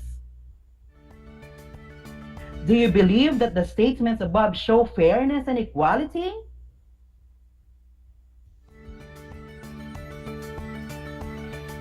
If your answer is no, then it means you are good in detecting prejudices. But what made you say that the dialogue show prejudices? So this time, class, let's define the term.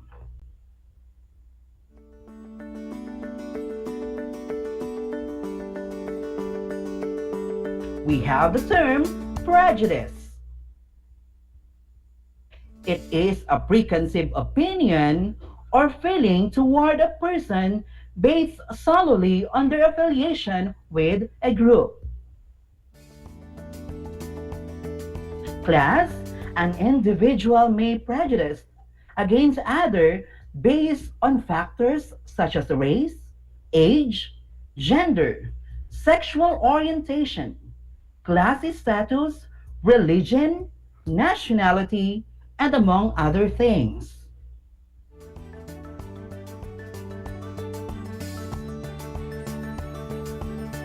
This time, let us study this example.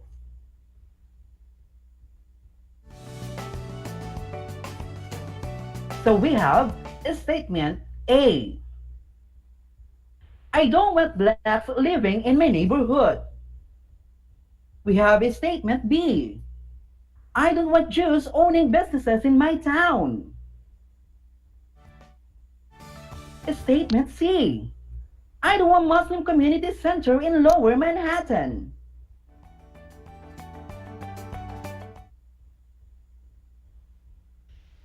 These examples clearly show that there are prejudices going on. Why? Because the statements prejudge against black, Jews, and Muslims, basically because of the race, nationality, and religion. Even though they have not done anything wrong yet, but because of their backgrounds, people tend to prejudge them and eventually discriminate them. These are very common in our society, even up to this present time.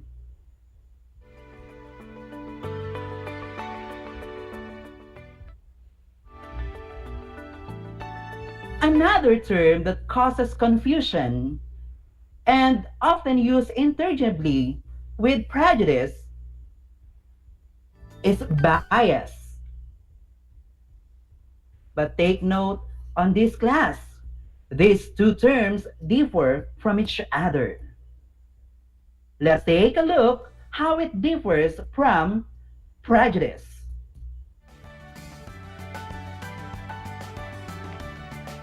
So bias is a tendency to lean in a certain direction, either in favor of or against particular things.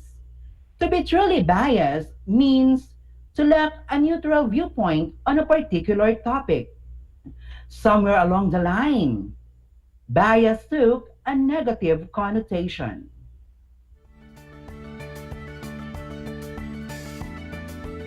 If you are biased towards something, then you lean favorably toward it. You tend to think positively of it.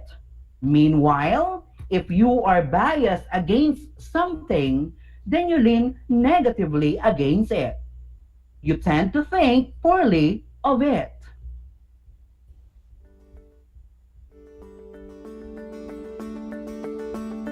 Let us see some examples.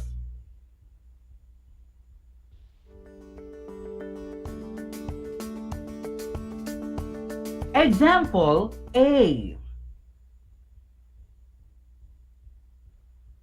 In other Christian sects, the preacher position is only given to males and not females.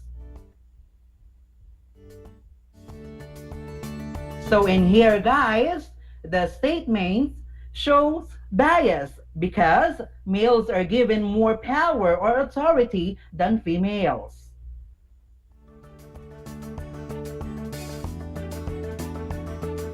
We have example B. Sectarian schools only accepts students who share the same religious beliefs.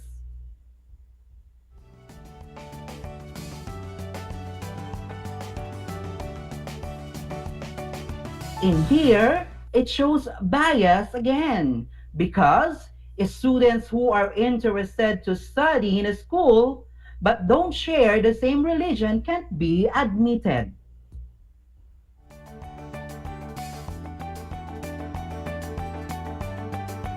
Next, we have example C. Some churches don't accept women who wear pants instead of dresses or skirts during their services.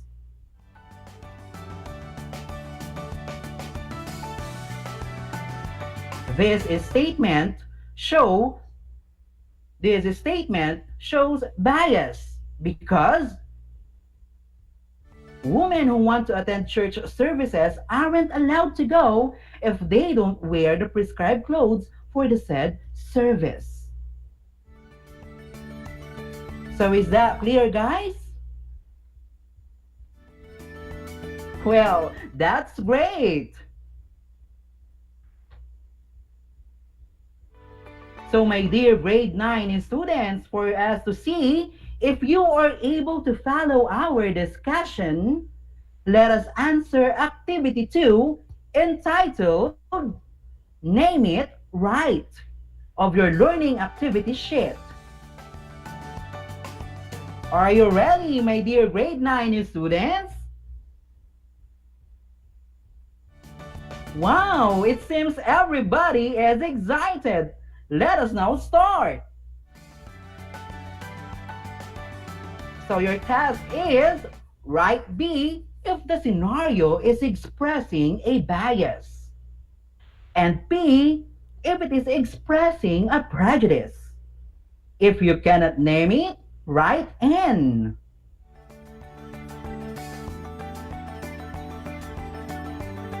Write your answers in your activity activity notebook.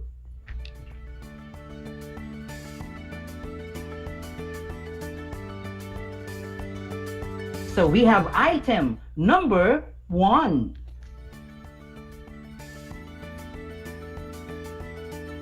Treating someone like a convicted killer even after years of being acquitted of murder.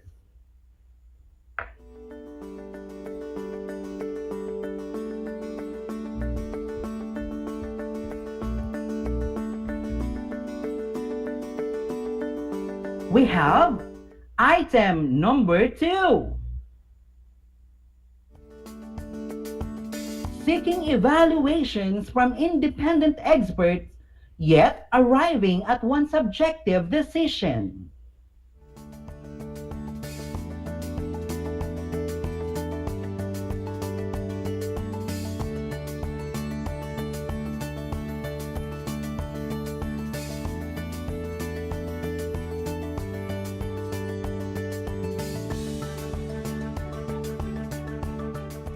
Let us have item number 3.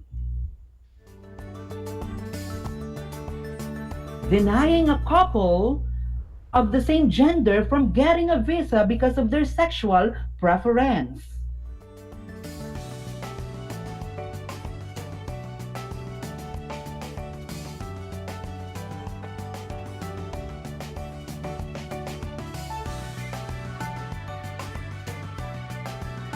Next, we have item number 4.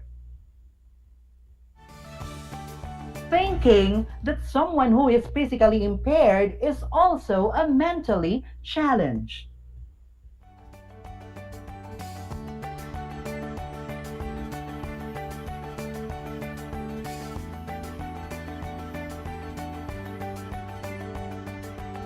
Next, we have item number 5. Joining a group in a university without hesitations and reservations.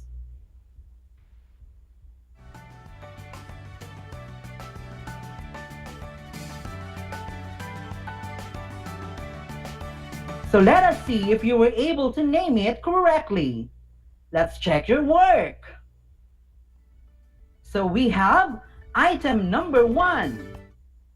So the answer is bias. Why? Because people's views on someone are still negative even after being proven innocent.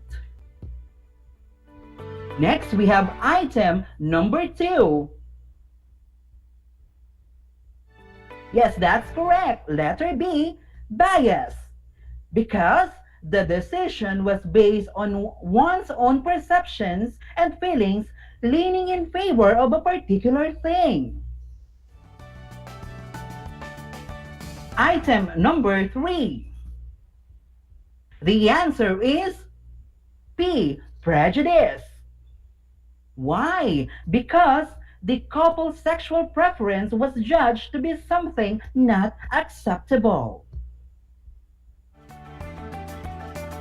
We have item number 4.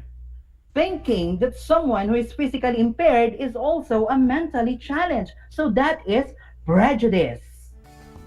Because the person with physical impairment is assumed or thought to have another disability. Then last item number 5, is N. Because nothing shows prejudgment and assumptions or no favoring against 4.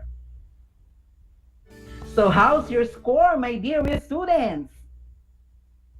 Wow, that was a good start. Good job, guys. So this time, to deepen your learning and understanding of our lesson today, let us answer activity number 3 of your learning activity sheet.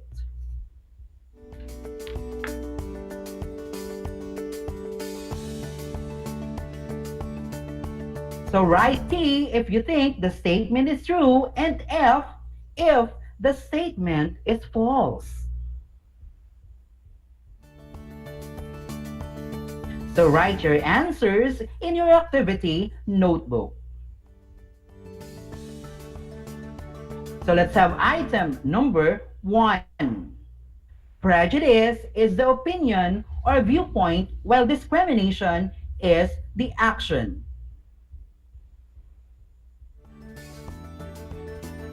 Item number 2. If someone is thinking poorly of another person for his belonging to a certain race or for having different religious beliefs, then he has prejudice. Bias and discriminations are alike. That's item number 3.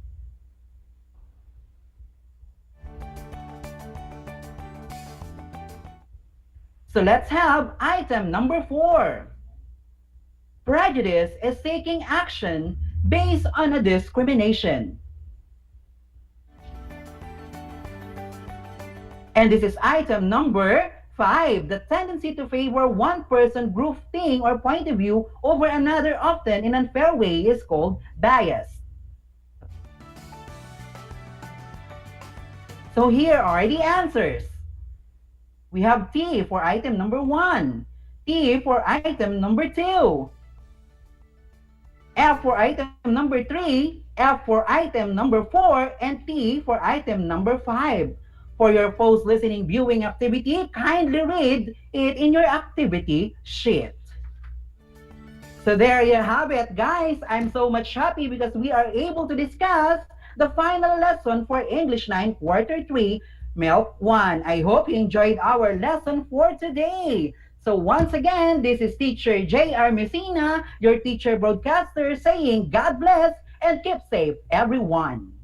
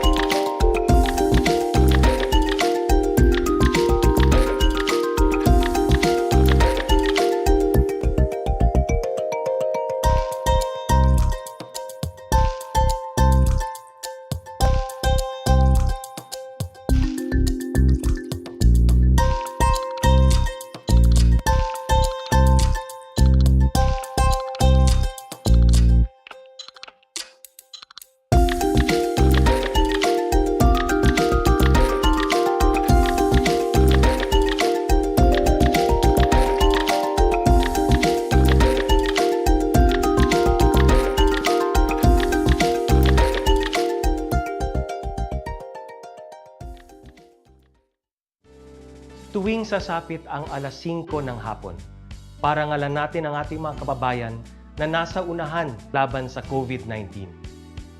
Lumabas tayo sa pintuan ng ating mga tahanan. Dumungaw tayo sa ating mga bintana. At atin silang bigyan ng masigabong palakpakan. Gumawa tayo ng ingay, ipagbunyi ang ating frontliners, at ipahayag ang ating walang hanggang suporta sa kanilang kabayanihan. Gusto ko lang pong i-take itong opportunity ito para magpasalamat sa lahat ng mga doktor at nurses, especially yung mga nag-alaga po sa akin, sa buong Asian Hospital, at sa lahat po ng ating frontliners. Umawit tayo at sumayaw at ipakita ang ating talento bilang pagsaludo sa mga bayaning nasa unahan. Talunin natin ang COVID-19. Sama-sama nating pagalingin ang ating inang bayan. Kaya natin to. We heal as one.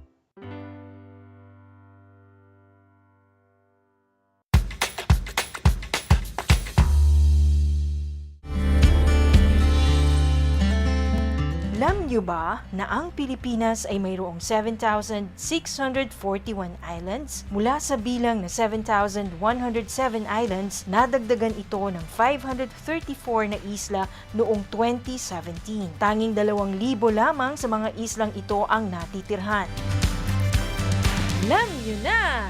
Yan ang mga isla sa Pilipinas.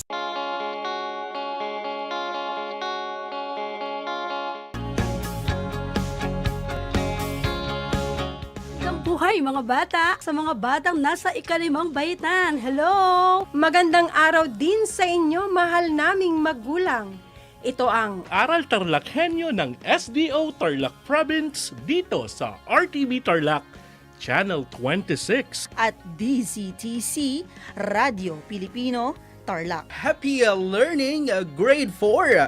Welcome to Aral TarlakHenyo here on RTV Tarlac, Channel 26. Simulcast over DZDZ 828, Radio Filipino Tarlac.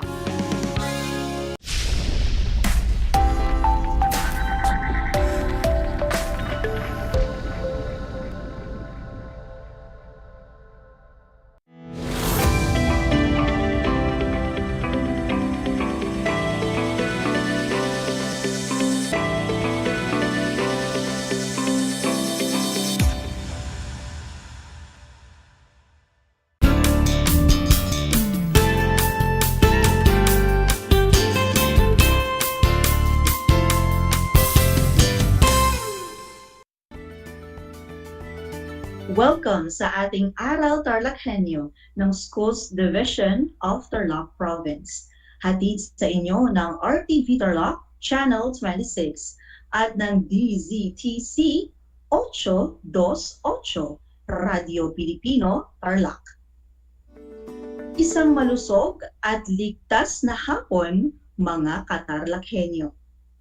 Naririto na naman tayo, nagsisikap at nagpupunyagi na maging makadiyos, makatao, makakalikasan, at makabansa. Kumusta kayo mga ginigiliw kong grade 9 Eco Learners? Ang aking pagbati at paghanga sa inyong masidhing pagpupunyagi sa patuloy na pag-aaral sa himpapawid sa kabila ng hamon ng pagkakataon, ang COVID-19 pandemic. Ako ang inyong guro sa Araling Panlipunan, Grade 9, Ma'am Pops P. Macalino, na magtuturo sa inyo via remote live broadcasting dito sa Bayan ng Concepcion, Tarlac. At samahan ninyo ako sa 25 minutong talakayan at siksik na kaalaman dito lamang sa economics. Bago pa man tayo magsimula sa ating talakayan, ay narito muna ang ilan sa mga paalala.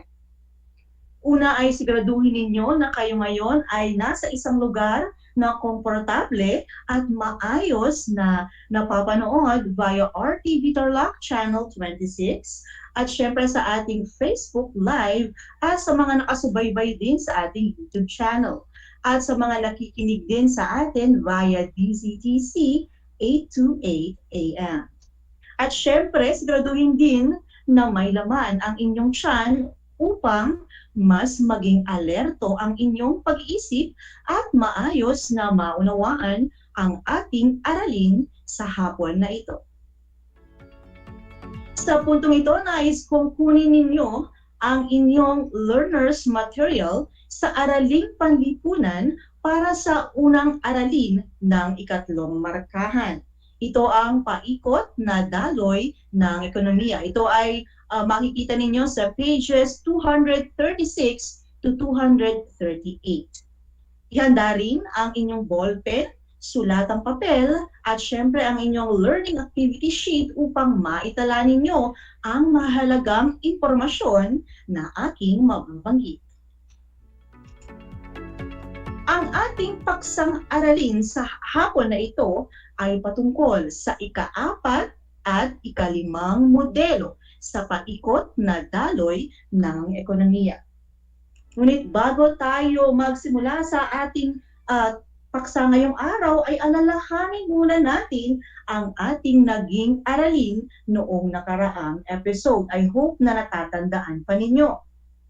Ating tinalakay ang ikatlong modelo sa paikot na daloy ng pambansang ekonomiya, ang pamilihang pinansyal, pag-iimpok at pamumuhunan. Maaari nyo bang tukuyin ang tatlong mahalagang pamilihan sa modelong ito? Mahusay. Ito ay ang pamilihan ng mga salik ng produksyon. Pangalawa ay ang pamilihan ng kalakal at paglilingkod. At ang ikatlo naman ay ang pamilihang pinansyal o financial market. Sa ikatlong modelo, nag-iimpok ang mamimili bilang paghahanda sa kanyang hinaharap. Hindi nito gagastusin ang isang bahagi ng kanyang natanggap na kita. At ang bahagi na ito ng kita na kanyang hindi ginastos ay tinatawag na impok or savings. Ito ay kanyang nilalagak sa mga pamilihang pinansyal at kabilang dito ang naturang pamilihan ang mga bangko, kooperatiba, ponsya, insurance companies, and stock market. Ang paglago ng ekonomiya sa ikatlong modelo ay nakabatay sa pagtaas ng produksyon. Mahalagang punto rin sa ikatlong modelo ang mga nabanggit natin sa ikalawang modelo. Ngunit may mga karagdagang dala ang pagsulpot ng mga gawain ng pag-iimpok at pamumuhunan, kung saan nakatutulong sa paglago ng ekonomiya ang paglaki ng pamumuhunan dahil mas maraming nalilikhang mga trabaho para sa sambahayan. At ngayon, sa palagay ko ay ready ka na para sa ating bagong paksa sa hapon na ito. Inaasahan din na sa pagtatapos ng aralin na ito ay inyong maipaliliwanag ang bahaging ginagampanan ng mga bumubuo sa paikot na daloy ng ekonomiya. Ito ay nakaangkla sa ating Most Essential Learning Competencies na may code na AP9 MAK-3A-2. At sa lahat po ng mga magulang at mag-aaral sa ikasyam na baitang na nanonood at nakikinig sa ating remote live broadcast, kung meron po kayong mga katanungan o nais linawin po sa ating paksa ngayong hapon, ay maaari kayong magbigay ng mensahe sa aking messenger. Maaari nyo i-type ang facebook.com/popsmacalino. Or maaari nyo din akong maaari din kayong tumawag or mag-text sa aking numerong 0948-744-8830. At pwede rin kayong magbigay or magtanong through our FB Live via RTV Tarlac Channel 26. Alright. So bago tayo magsimula sa ating paksang aralin, ay atin munang subukin ang inyong paunang kaalaman sa ating paksa. Ihanda na ang inyong mga papel at ballpen at piliin ang pinakaangkop na sagot sa aking mga katanungan. Ready ka na ba? Magaling. So sige, simulan na natin para sa ating question number 1. Ano ang inilalarawan ng paikot na daloy ng pambansang ekonomiya? A. Ugnayan ng bawat sektor ng ekonomiya. B. Kita at gastusin ng pamahalaan. C. Kalakalan sa loob at labas ng bansa. Or D. Negosyo. At kung ang inyong sagot ay letter A, tama ka. Para sa question number 2. Ito ay ang tagalikha ng pampublikong paglilingkod para sa sambahayan at bahay kalakal na nagmumula sa buwis na nakolekta nito. A. Panlabas na sektor. B. Negosyo. C. Pamahalaan. Or D. Pamilihan ng kalakal at paglilingkod. Kung ang iyong napili ay letter C. Pamahalaan, tama ka ulit dyan. Para sa question number 3, ito ay tumutukoy sa halagang natatanggap ng tao kapalit ng produkto o serbisyong kanilang ibinibigay. Is it A. Tubo, B. Upa, C. Interes, or D. Sahod? At kung ang inyong sagot ay letter D, sahod, tama ka ulit. Question number 4. Ang anong tawag sa kita mula sa buwis? Ito ay ginagamit ng pamahalaan upang makalikha ng mga pampublikong paglilingkod. Is it A, sahod, B, interes, C, public revenue, or D, buwis? At kung ang inyong napili ay letters C, public revenue, you are correct. At para sa ating last number 5, ano ang tawag sa pag-aangkat ng produkto mula sa ibang bansa? Is it A, export, B, import, C, deport, or D, remittance? At kung ang iyong sagot ay B, import, you are right. Ilan ang inyong score? Nakuha mo ba ang lahat ng tamang sagot? Magaling! Ngunit kung hindi naman ay huwag kang mag-alala dahil kahit na hindi ka naka-perfect score, dahil may chance ka pa na bumawi sa susunod. At ngayon ay magsisimula na tayo sa ating paksang aralin.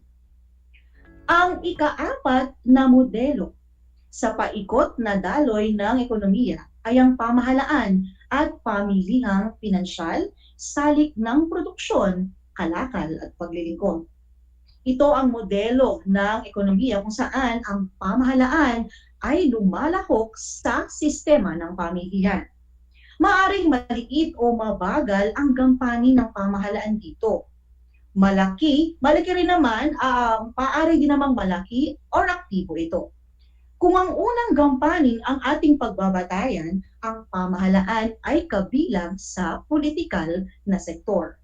Labas ang pamahalaan sa usapin ng pamilihan. Ngunit, kung sa ika-4 na modelo ang pagbabatayan, papasok ang pamahalaan bilang ikatlong sektor. Ang naunang dalawang sektor ay ang sambahayan at ang bahay kalakal. Bukod sa pag-iimpok at pamumuhunan, ang pagbabayad ng buwis ay nagiging karagdagang gawain para sa ekonomiya. Tulad din sa pag-iimpok at pamumuhunan, broken lines ang ginamit sa pagbabayad ng buwis. Ang pagbabayad ng buwis ay takdang gawain ng sambahayan at bahay kalakal sa isang pamilihan. Sumisingil ng buwis ang pamahalaan upang kumita. At ang kita mula sa buwis ay tinatawag nating public revenue. Ito ay ginagamit ng pamahalaan upang makalikha ng pampublikong paglilingkod. Ang mga pampublikong paglilingkod ay nauuri din sa pangangailangan ng sambahayan at bahay kalakal. Ang kita ng pambansang ekonomiya sa modelong ito ay may tatakda ng kabuuang gastusin ng sambahayan, bahay kalakal at pamahalaan.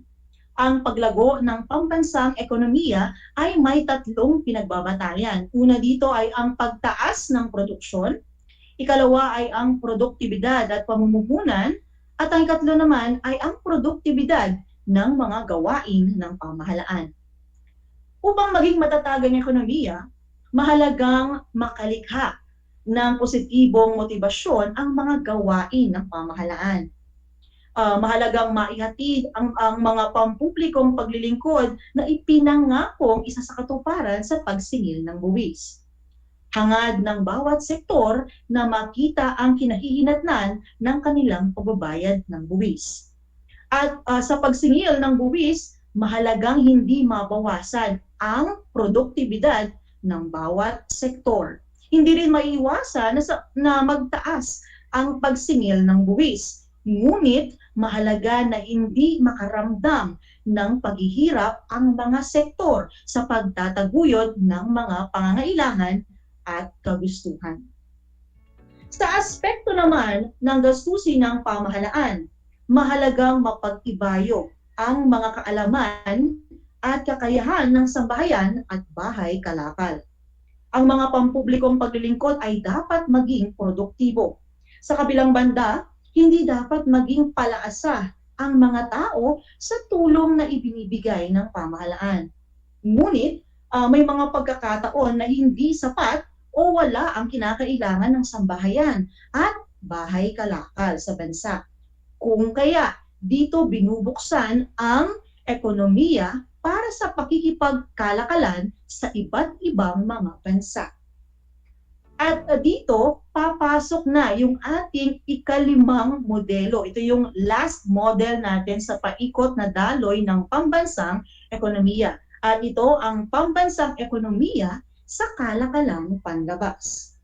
Sa unang apat na modelo, ang pambansang ekonomiya ay sarado.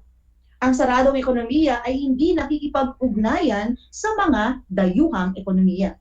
Ang tuon lamang ng ating mga naunang talakayan ay ang panloob na takbo ng ekonomiya. Ang perspektibo sa saradong ekonomiya ay tinatawag nating domestic. Iba ngayon ang usapin kapag ang pambansang ekonomiya ay bukas. Ang panlabas na sektor ay nagbubukas ng oportunidad para sa bahay, kalakal at sambahayan sa pamamagitan ng pakikipag-ugnayan sa iba't ibang mga bansa. At ito ay nagiging posible sa pamamagitan ng pamahalaan dahil nagpapatupad ito ng mga patakaran at pulisiya na makatutulong upang magkaroon ng ugnayan ang sambahayan at bahay kalakal sa panlabas na sektor.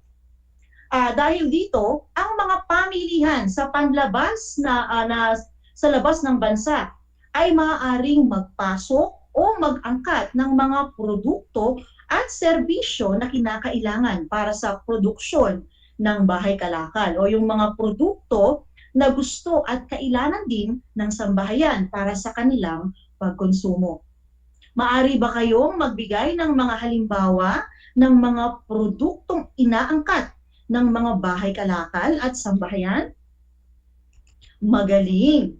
Ang mga sasakyan, mga laptops, yung mga gadgets na ginagamit ninyo ngayon, langis, mga makinaryang ginagamit sa mga factories. Kasama din dito yung mga iba't ibang mga medical equipment at mga gamot. At sa kasalukuyan nga, ang ating bansa ay nangangailangan ng bakuna bilang proteksyon sa COVID-19. Nagsimula na ang ating vaccine rollout sa iba't ibang panig ng bansa at inuna nga rito ang ating mga medical frontliners. Ang mga bakunang ito ay gawa ng mga kumpanya mula sa iba't ibang mga bansa gaya ng China, England at USA. May mga sambahayan at bahay kalakal din ang dayuhang ekonomiya. Pareho rin sila ng pinagkukunang yaman. Maaring magkaiba ang kaanyuan at dami ng mga ito. Maaring kailangan nila ang ilan sa mga ito bilang salik ng produksyon. Ang pangangailangan sa pinagkukunang yaman ay isang basihan sa pakikipagkalakalan. May mga pinagkukunang yaman na ginagamit bilang sangkap ng produksyon na kailangan natin upang angkatin pa sa ibang bansa. Lumilikha ng produkto mula sa mga pinagkukunang yaman sa ang pambansang ekonomiya. Gayon din, ang dayuhang ekonomiya, maaring magkapareho ang kanilang mga produkto. Pero maaari din naman na magkaiba ang mga ito. Nakikipagpalitan ang dalawang ekonomiya ng produkto sa isa't isa. Ang pagpasok ng mga produkto sa ating bansa ay may karampatang buwis na kinakailangang bayaran na siyang bahagi ng kita ng pamahalaan. Samantala, ang gagastusin ng sambahayan at bahay kalakal sa pagbili ng mga produkto at serbisyo mula sa panlabas na sektor ang siyang tinatawag na kita sa panlabas na sektor. Ngayon, ang mga produkto naman na nilikha ng bahay kalakal ay maaaring iluwas o i-export sa ibang bansa. Sila ay makatatanggap ng kita para sa pagluwas ng mga ito. Maaari ba kayong magbigay ng mga produktong ine-export ng ating bansa? Gaya ng mga nakita nyo sa ating screen, narito ang ating top 5 commodity exports. Meron tayong gold, mga saging, bananas, coconut oil, refined copper, at copper ore. Sa panig naman ng sambahayan, ay maaari din tayong magluwas ng salik ng produksyon. Hindi lamang ang bahay kalakal ang maaaring magluwas o mag-export. Tayo rin sa sambahayan ay maaari ding mag-export. At ito naman, mula sa salik ng produksyon ay ang paggawa. Kung saan ito yung pagtatrabaho sa ibang bansa. At bilang kapalit nito ay pagkakaroon ng kita, nagkakaroon ng kita ang sambahayan para sa kanilang pagkonsumo. Alam ba ninyo na ang kita ng ating mga OFW ay malaki ang naitutulong sa ating ekonomiya? Yes, ang malaking remittance na ipinapadala ng sa ating bansa ng ating mga OFW ang nagpapanatiling matatag sa halaga ng piso kontra dolyar. Ang palabas na sektor ay nagbubukas din ng panibagong oportunidad para sa mga sambahayan at bahay kalakal na paunlarin ang kanilang kakayahan, kaalaman, at produktibidad. Dahil mas marami ang kakompetensya sa pagtamo ng kanilang layunin at bahagi sa ekonomiya. Ito rin ang siyang nagiging solusyon upang matugunan ang kakapusan ng ating bansa sa mga likas na yaman na kung saan sa ibang bansa ito matatagpuan. Ang katatagan ng isang ekonomiya ay kinakailangan ng tamang balanse sa pagkilos ng sambahayan, bahay kalakal, at pamahalaan sa loob ng iba't ibang pamilihan sa pambansang ekonomiya. Sa ating kabuuan, sa kabuuan nating pagtalakay sa paikot na daloy ng ekonomiya, tingnan natin dito ang mga iba't ibang modelo o yung 5 modelo ng ating pambansang ekonomiya.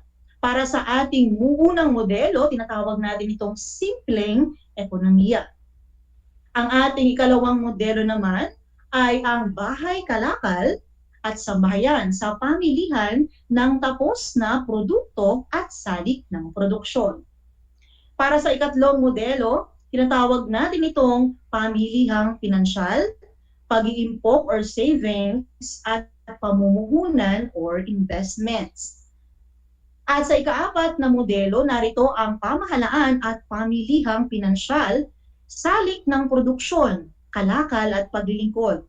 At sa ating ikalimang modelo, ang pambansang ekonomiya sa kalakalang panlabas.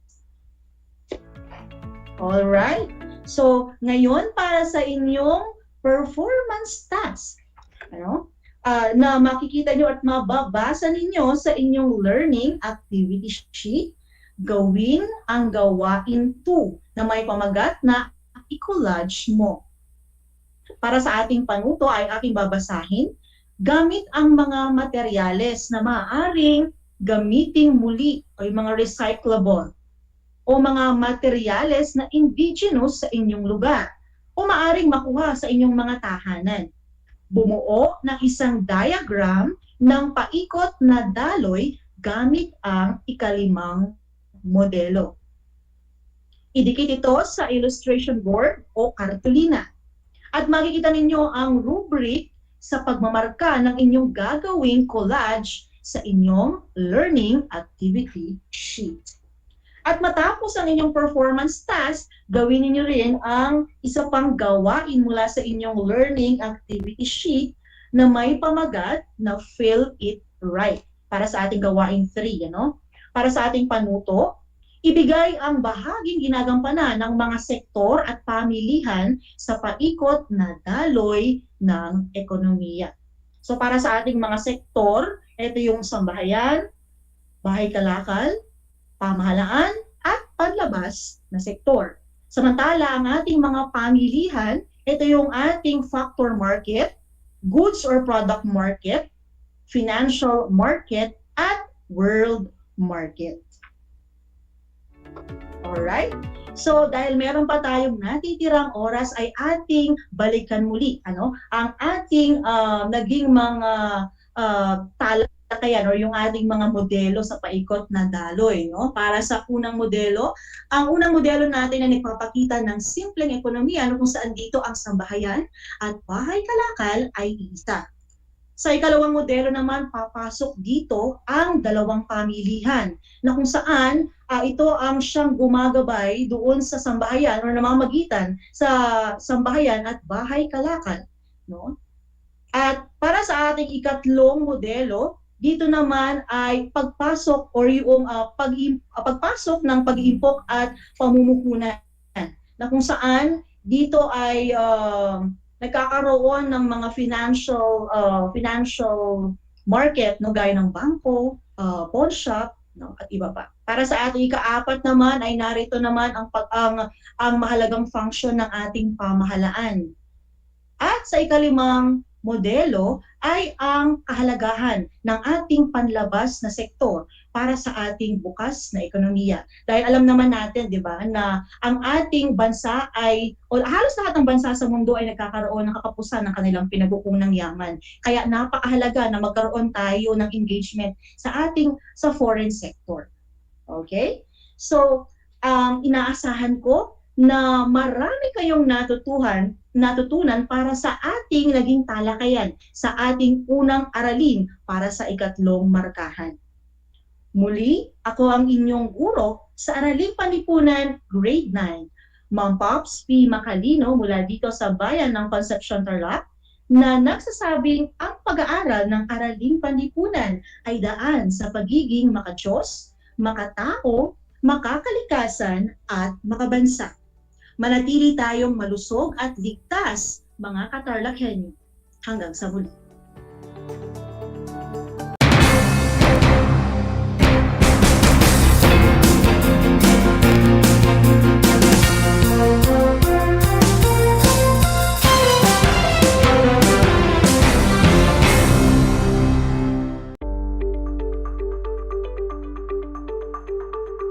Sa pagnanais na mapigilan ng ating pamahalaan ang pagdami ng bilang ng mga kaso ng COVID-19, binuo ang One Hospital Command Center o OHCC upang mas mabilis na matugunan ang medikal na pangangailangan ng ating mga kababayan. Bukas ang OHCC 24 oras araw-araw. Tumawag lamang sa mga hotline nito sa 0919-977-3333 o 0915-777-7777 o 02-886-50500. Maaari ring i-download ang Pure Force Citizens app sa Android o iOS upang mabilis na matugunan ang sinumang nangangailangan. Layon din ng OHCC na maiwasang mapuno ang kapasidad ng bawat ospital. Kaya't kung ikaw ay kinakailangang tumawag sa OHCC, mabibigyan ka ng libreng preliminary consultation. Para sa mga nangangailangan ng emergency quick response, makikipag-ugnayan ang OHCC sa DOH Bed Tracker at sa mga ospital upang makahanap agad ng pinakamalapit na bakanteng ospital. Ang transportasyon o ambulansya naman ng ospital na inirefer ng OHCC sa pasyente ang siyang susundo sa bahay nito. Kaya't kapag ikaw ay nakakaranas ng anumang sintomas ng COVID-19 o nangangailangan ng agarang tulong medikal, tumawag lamang sa OHCC at handa silang tumulong sa lahat ng oras.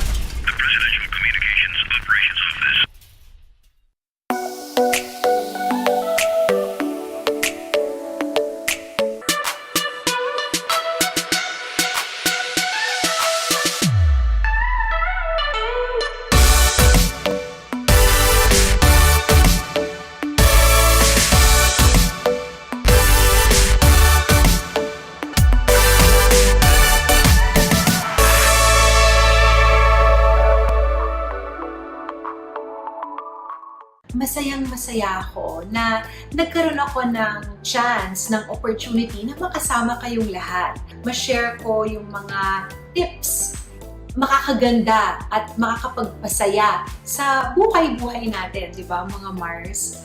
Kaya Mars, tandaan ninyo, dito, kayo ang bida.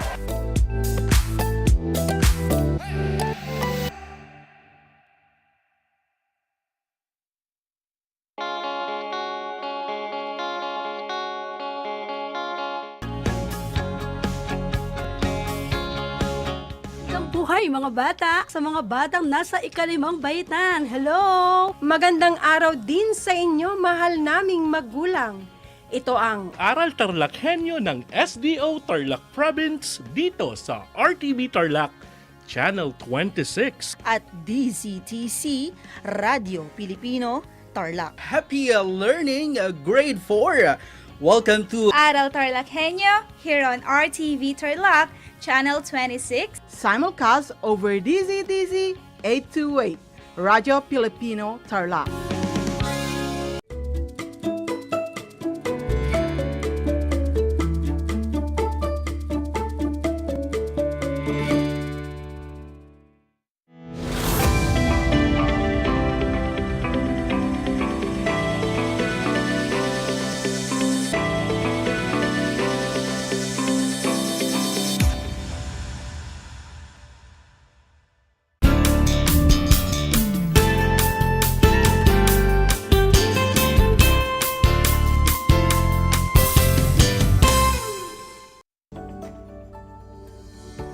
Good afternoon, learners, and welcome to Aral TarlakHenyo.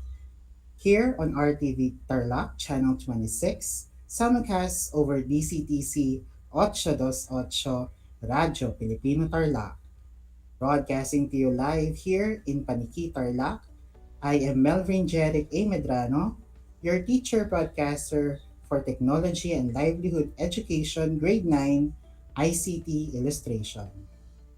I would like to invite you to join us in an exciting learning experience at home.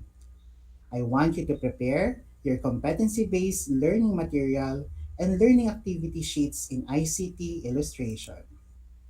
Our topic is about drawing human character following their proper proportion. Prepare your pen and paper as well so that you may take down notes to remember as we go along with the lesson. Are you ready, students? Great! Be sure you are in a good, comfortable, and well-learning environment so you can listen to the topic very well. First, let's have a review on our previous lesson. Do you still remember our topic last meeting? Okay, very good. Last time, we discussed the different body types of a human character and different shapes used in creating them. Now, can you identify the different body types of a human character? Excellent. The different body types of a human character are the following. We have doughboy, baby, heavy, lanky, muscle, and hero, and heroine. Now, can you identify the different shapes in constructing your character? Great job! The different shapes in constructing your character are the following. We have circle, oblong, square, rectangle, rhombus, and triangle. I am glad that you still remember our previous lesson. Now, students, are you ready for our new lesson? All right, let's begin. So open your competency-based learning material in ICT illustration, and we will focus our discussion on the area of drawing different human character following their proper proportion.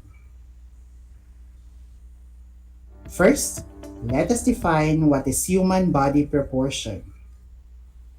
Human body proportion, as part of artistic anatomy, It explores the relation of the elements of the human body to each other and to the whole. These ratios are used in depictions of the human figure and may become part of an artistic canon of body proportion within a culture. Now, what is the importance of proportion in drawing? The importance of proportion in drawing are the following. 1.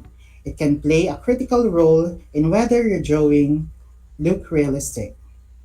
Proportion is not the size of an object, but rather it is the size of an object in relation to other objects around it. 2. It is especially effective in training the eyes to see the things as it is, in its relational proportion. In realistic drawing, it depends heavily on proportional correctness. Individuals whose job require close estimation of size relationship and develop a great facility in perceiving proportion. And 3, be aware of details and really seeing things as they are. As an artist, you notice all the details and how they relate to the object as a whole and how that object relates to other objects. Now, do you have any idea on how to draw a human body? Alright, let's enumerate the techniques on how to draw a human body. Number 1, never start from the head and draw your way down. Check first the proportion of the human body that you will need to create based on its gender and age. 2. Work in layers. You can overlap the parts of a body of your drawing until you finalize it. And 3. Draw rough shapes to find the details. In this way, body proportions are correct and everything is in place before you put too much time in details you can't erase and fix. Now students, do you have any idea about the important points and differences in men and women's body? Alright, so here are the important points and differences. Take note of this. Men are generally taller than women. Human head is not round, but more like an inverted egg.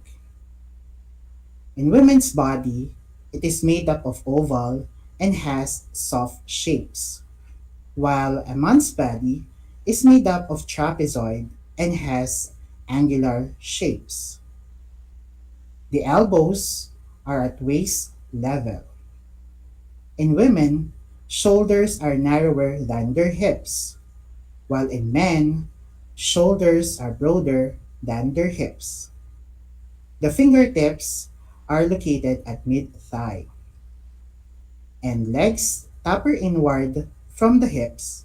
It is more pronounced in women than in men. Then stagger out at knees to taper in again. Now, let us explore the proportion of a human body. The unit of measurement of the human body is the head, and the typical male body type is 8 heads tall, just like in the figure on the slide. Now for the female body is slightly smaller, about 7.5 heads tall. So please realize student that these are just guidelines and that once you are thoroughly familiar with them, you will naturally turn away from them. What really makes body well proportioned, and that is essential, is the way characters are placed in respect to each other. Now let's discuss the thresholds of the 8 head body with the alignments that needs to be memorized. First, the figure is approximately 7.5 or 8 heads tall, depends on the gender and age. About 2 heads down from the top of the figure is the line of the nipples. About 3 heads down from the top of the figure is the navel or belly button and the same level with the elbow. About 4 heads down from the top of the figure is the pubic bone, the crotch, and same level of the wrist.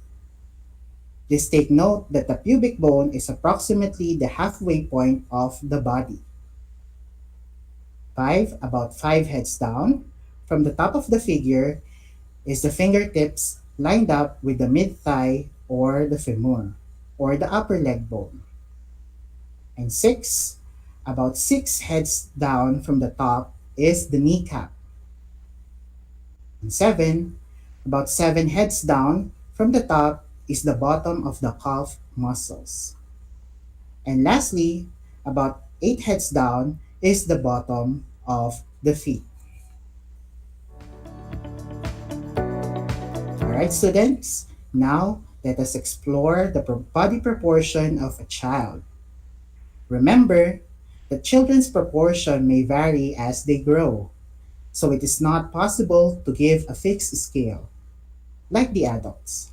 However, the head grows very little compared to the body, so you can almost think of it as already having its adult size, while it takes 18 years for the body to catch up.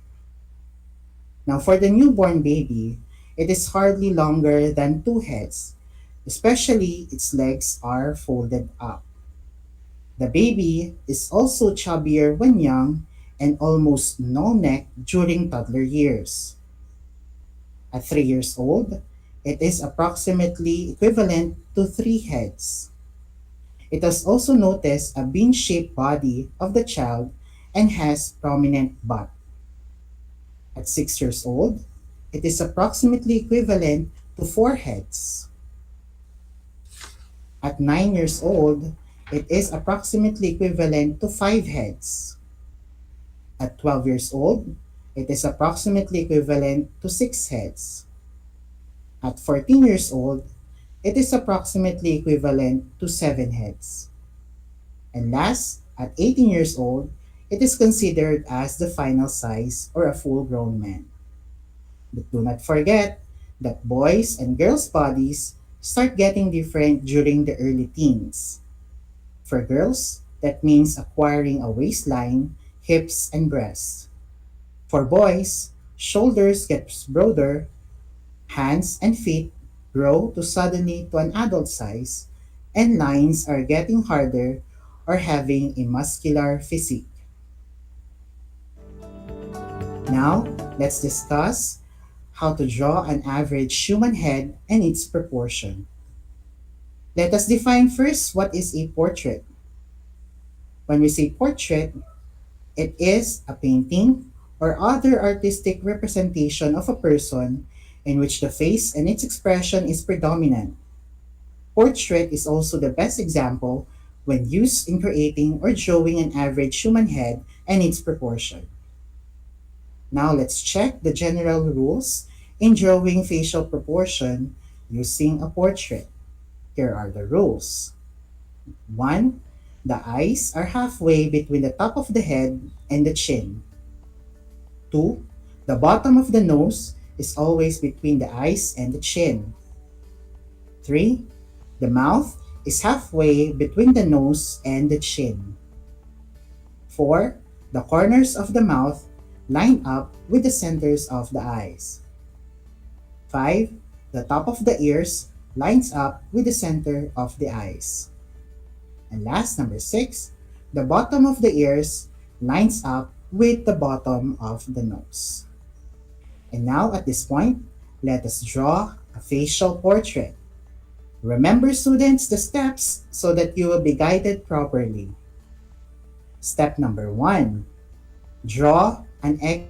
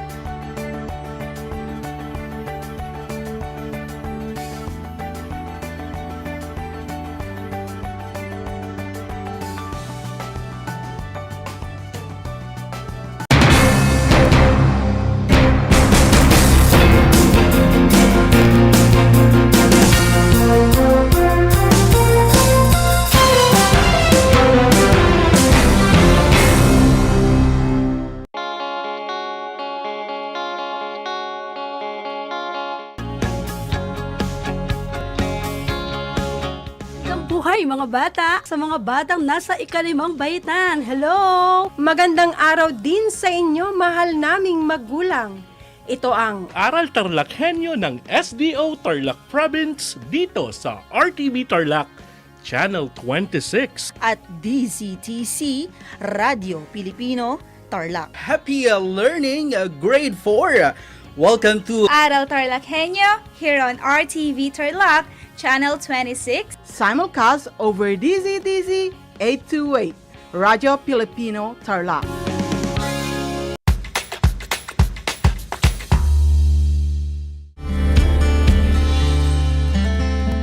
Alam niyo ba na ang Pilipinas ay mayroong 7,641 islands? Mula sa bilang na 7,107 islands, nadagdagan ito ng 534 na isla noong 2017. Tanging 2,000 lamang sa mga islang ito ang natitirhan.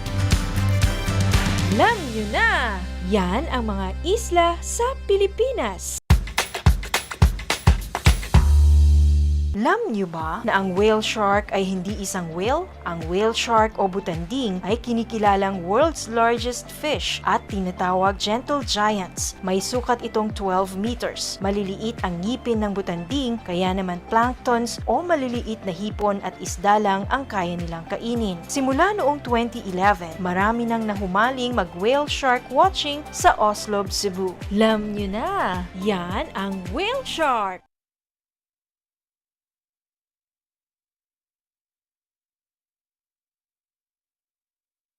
Masayang-masaya ako na nagkaroon ako ng chance, ng opportunity na makasama kayong lahat. Ma-share ko yung mga tips makakaganda at makakapagpasaya sa buhay-buhay natin, di ba mga Mars? Kaya Mars, tandaan ninyo, dito kayo ang bida.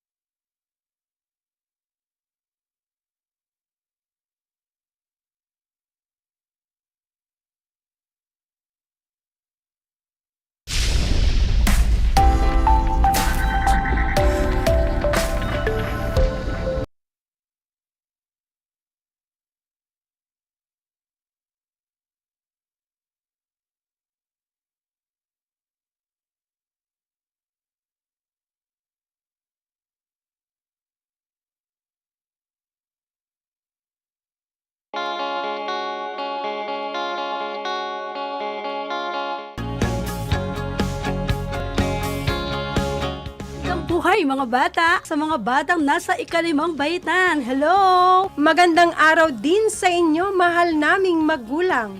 Ito ang Aral TarlakHenyo ng SDO Tarlac Province dito sa RTV Tarlac, Channel 26. At DCTC, Radio Pilipino, Tarlac. Happy learning, grade 4. Welcome to Aral TarlakHenyo here on RTV Tarlac, Channel 26. Simulcast over DZDZ 828, Radio Filipino Tarlac.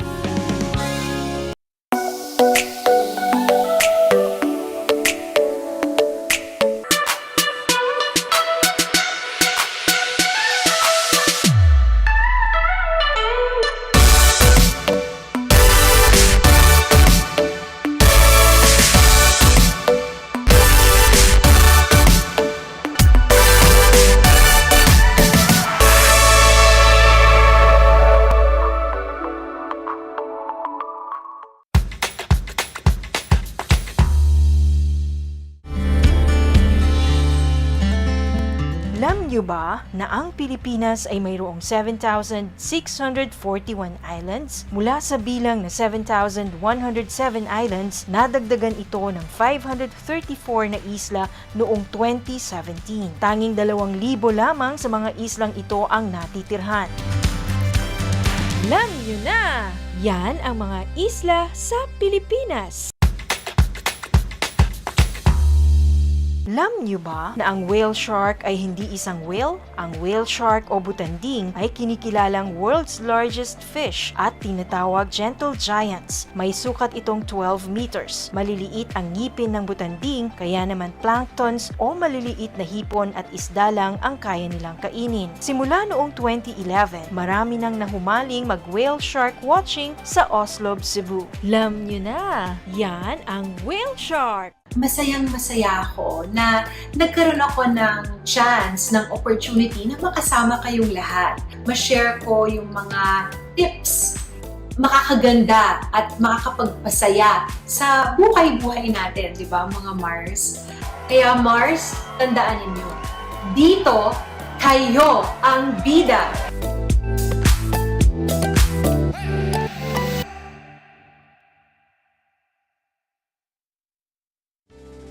Tuwing sasapit ang alas 5 ng hapon, parangalan natin ang ating mga kababayan na nasa unahan laban sa COVID-19. Lumabas tayo sa pintuan ng ating mga tahanan. Dumungaw tayo sa ating mga bintana. At atin silang bigyan ng masigabong palakpakan. Gumawa tayo ng ingay, ipagbunyi ang ating frontliners, at ipahayag ang ating walang hanggang suporta sa kanilang kabayanihan. Gusto ko lang pong i-take itong opportunity ito para magpasalamat sa lahat ng mga doktor at nurses, especially yung mga nag-alaga po sa akin, sa buong Asian Hospital at sa lahat po ng ating frontliners. Umawit tayo at sumayaw at ipakita ang ating talento bilang pagsaludo sa mga bayaning nasa unahan. Talunin natin ang COVID-19. Sama-sama nating pagalingin ang ating inang bayan. Kaya natin to. We heal as one.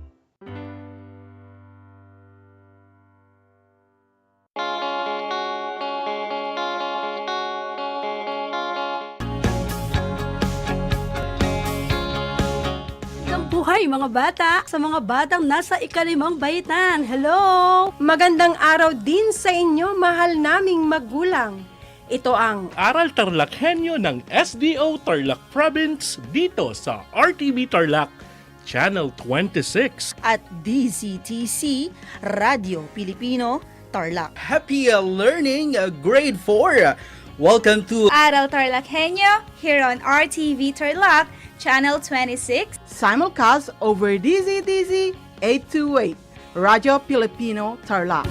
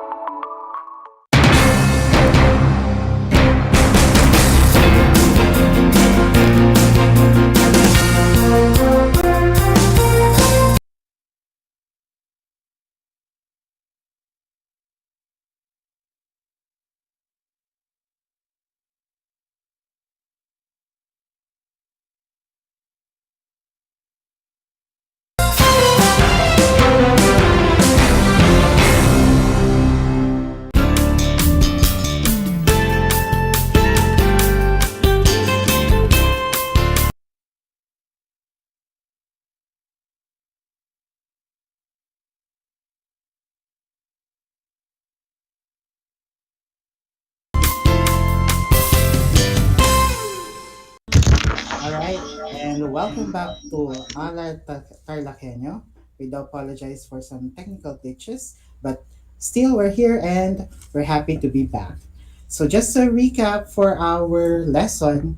So let us define again what is body proportion. For body proportion, it explores the relation of the elements of the human body to each other and to the whole. Now, the different body proportion of a child are the following. For newborn, it is 2 heads tall. For 3 years old, 3 heads tall. For 6 years old, it is 4 heads tall. For 9 years old, it is 5 heads tall. For 12 years old, it is 6 heads tall. For 14 years old, it is 7 heads tall. And lastly, for 18 years old, it is considered as a final size or a full-grown man. Alright, so at this juncture, you can go ahead and grab your learning materials in ICT illustration and answer the different activities written in your module. So at this juncture, that was a great learning experience with you, and hopefully you enjoyed our lesson for today. Again, my dear students, thank you for listening. I am your teacher broadcaster, Melvin Jeric A. Medrano, broadcasting to you live here in Paniki, Tarlac, your anchor for TLE Grade 9 ICT Illustration. Let us remember, in TLE, we have skills, knowledge, and progress. Again, thank you very much and keep safe, everyone. Until next time.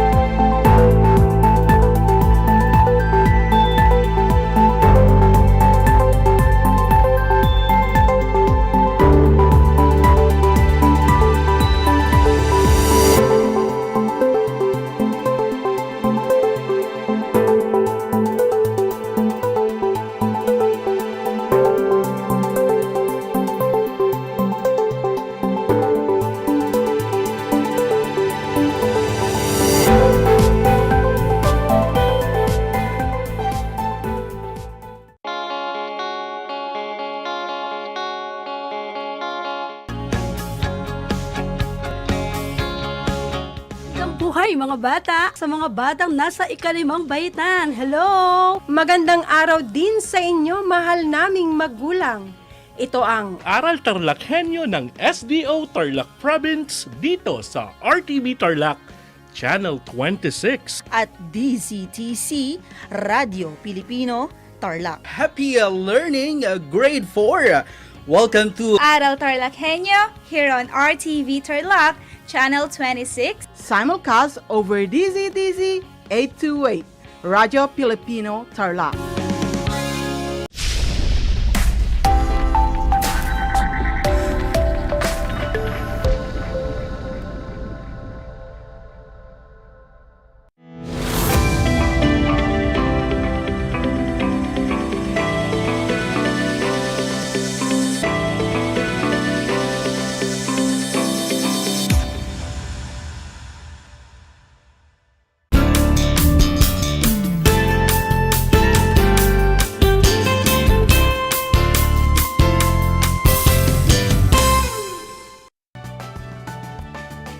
Good afternoon, grade 9 learners. Welcome to Aral TarlakHenyo here on RTV Tarlac, Channel 26, simulcast over DZTC 828, Radio Filipino Tarlac. I am your teacher broadcaster Rica Joyce M. Ines, live broadcasting here at Cristo Campus Tarlac to hand you a cool-packed learning experience in Music 9. For our third day of airing in Music 9 Quarter 3, it is time to learn about the piano music composers of the Romantic period. So, get ready, grade 9 learners, as you listen to our discussion and feel the music on the air. Are you ready? Very good! But, let us first look back on the lessons that we've had during our second day of airing. You have already discussed the violin music and the composer Niccolo Paganini during the Romantic period with Mami Pa Fernando. Let us have a recap. With your paper and pen, answer the following questions. You may write the correct answers, or you may comment your answers in the comment section on our FB Live RTV Tarlac. Are you ready? Okay, here we go. Number 1. What period is described as a cultural movement that stressed emotion, imagination, individualism, and freedom of expression? What is your answer? If you have answered Romantic period, you are correct. Next number. Who became the famous violin virtuoso in the world? Correct! It was Niccolo Paganini. What was the instrument used by Niccolo Paganini in his work composition? If you have answered violin, very good. You are correct. What is your score in this activity? If you got all the 3 correct answers, you have a good memory. As we are about to begin the discussion, get yourself learning modules or learning activity sheet with a clean sheet of paper and a ball pen. Ready? Go! Now that you are ready, let's get started. Remember, your learning task for today is at the end of the lesson. You should be able to explain performance practice, setting, composition, role of composers and performers, and audience during the Romantic period, and relate classical music to other forms and its history within the era. Let's have our pretest to assess what you already know about the lesson. In your learning activity sheet, activity 1, you will see pictures of the composers of the piano music. Identify these composers, choose their name inside the box, and write it on the blank space provided under each picture. I will give you 20 seconds to answer. Ready? Start!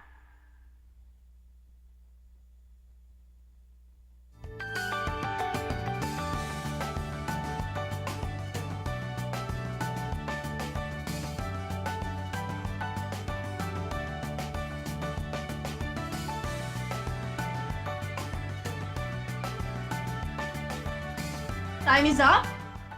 Let's check and see your scores in this activity. Were you able to identify the picture number 1? What is your answer? If you have answered Robert Schumann, you are correct. How about picture number 2? What is your answer? The correct answer is Franz Liszt. Last picture, what is your answer? If you have answered Frédéric Chopin, you are correct. What is your score for this activity? If you got all 3 correct answers, very good. You were at advantage for this lesson. If you did not get them all correctly, do not worry, because this session will help you learn all about the piano music of the Romantic period. Now, to begin with, let us listen to this music.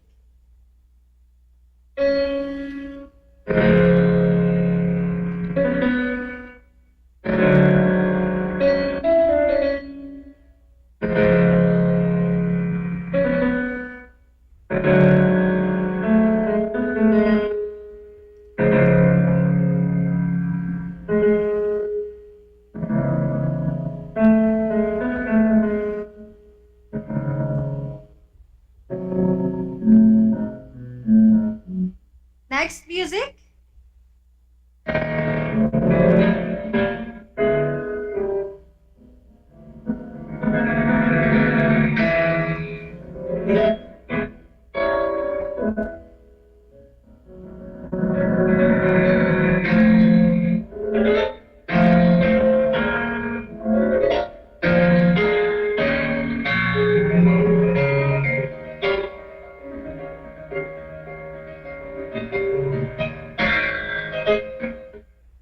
Next music.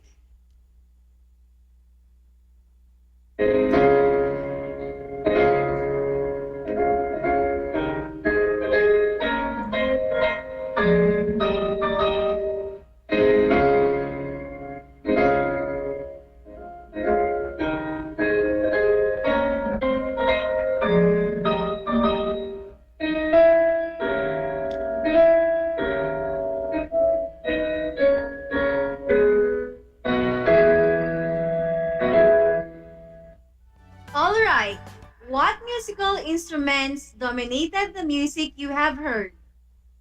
If you answered piano is the most dominant musical instrument you heard, you were correct, because that type of music is piano music.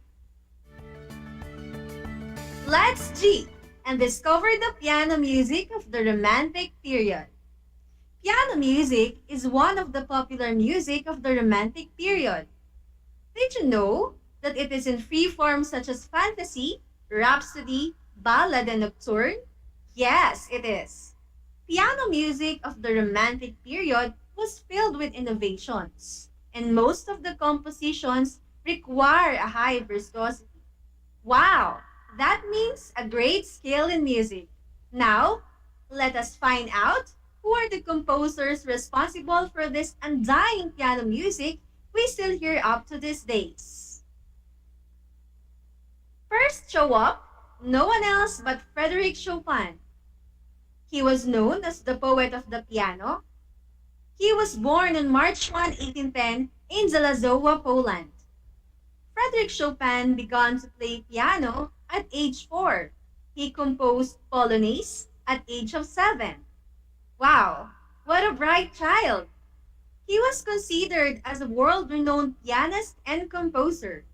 Some of his music is characterized by its beautiful tone, rhythmic flexibility, grace, and elegance. Let us listen and feel the emotion of his composition, Polonaise.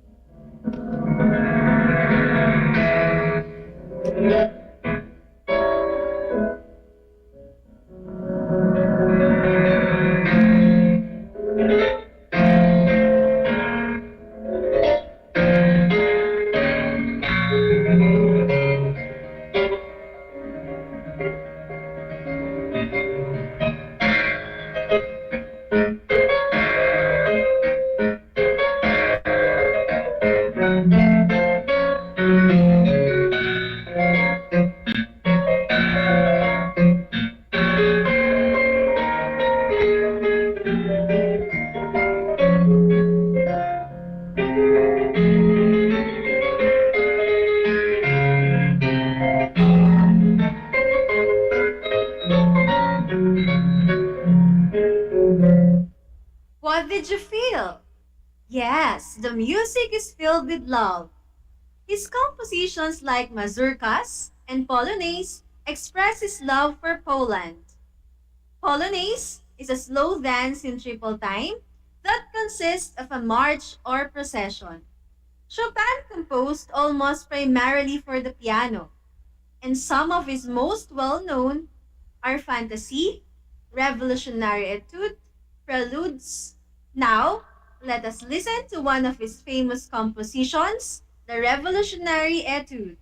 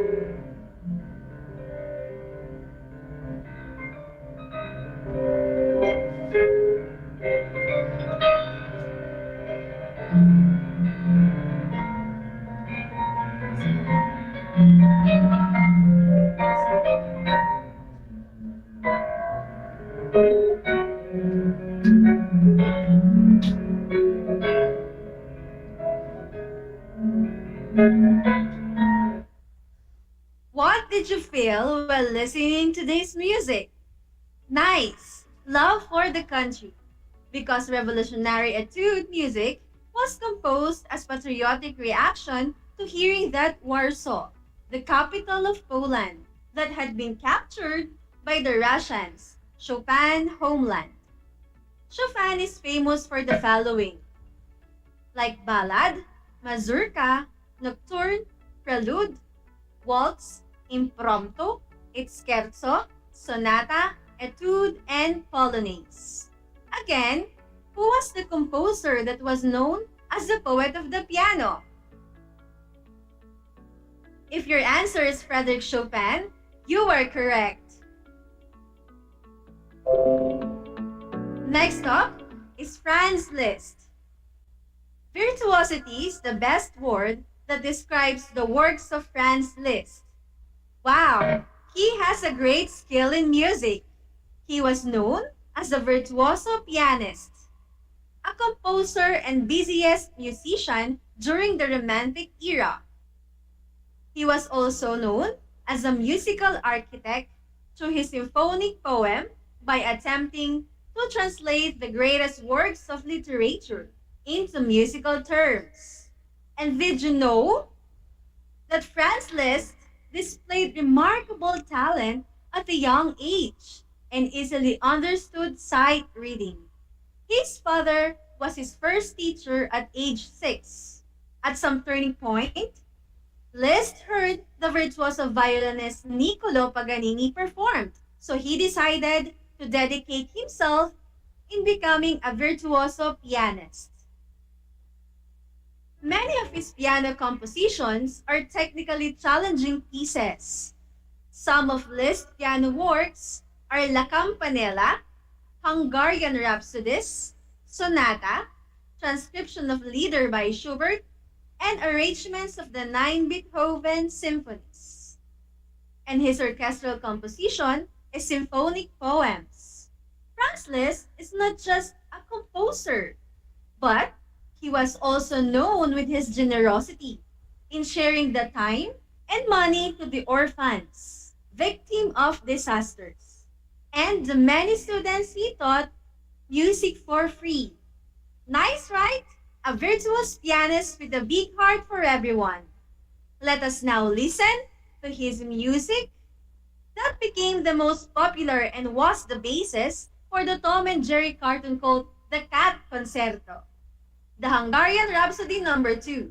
As the music plays, imagine Tom plays the piano.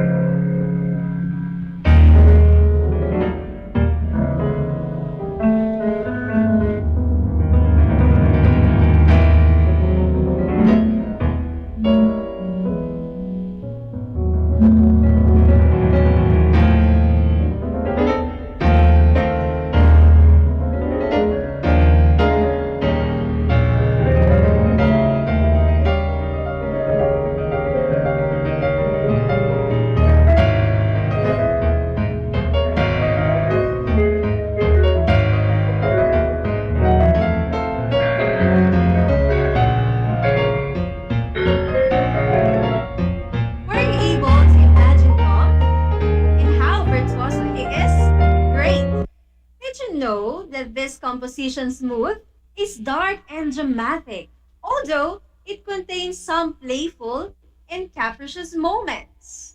Still, it is opened in a dark and dramatic mood with strong low chords, and that is the Hungarian Rhapsody Number 2. Again, who was the composer known as a virtuoso pianist? If your answer is Franz Liszt, great, you are correct. Last but not the least is Robert Schumann. He was one of the famous romantic composers that beautifully combined music and words.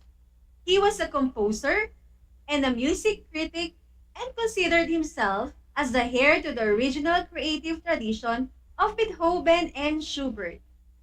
Robert Alexander Schumann was born in 1810 in Zwickau City in Germany. He spent most of his time with musical literary circles through the effort of Friedrich, who took some time to teach Schumann how to play the piano. He founded the music journal Neujosefsschrift for Music, wherein he edited and wrote music criticism for his publication. One of his piano works is Carnival. It is a portion of a masked ball attended by his allies and his beloved Clara. Let's lend our ears to Robert Schumann composition, Carnival.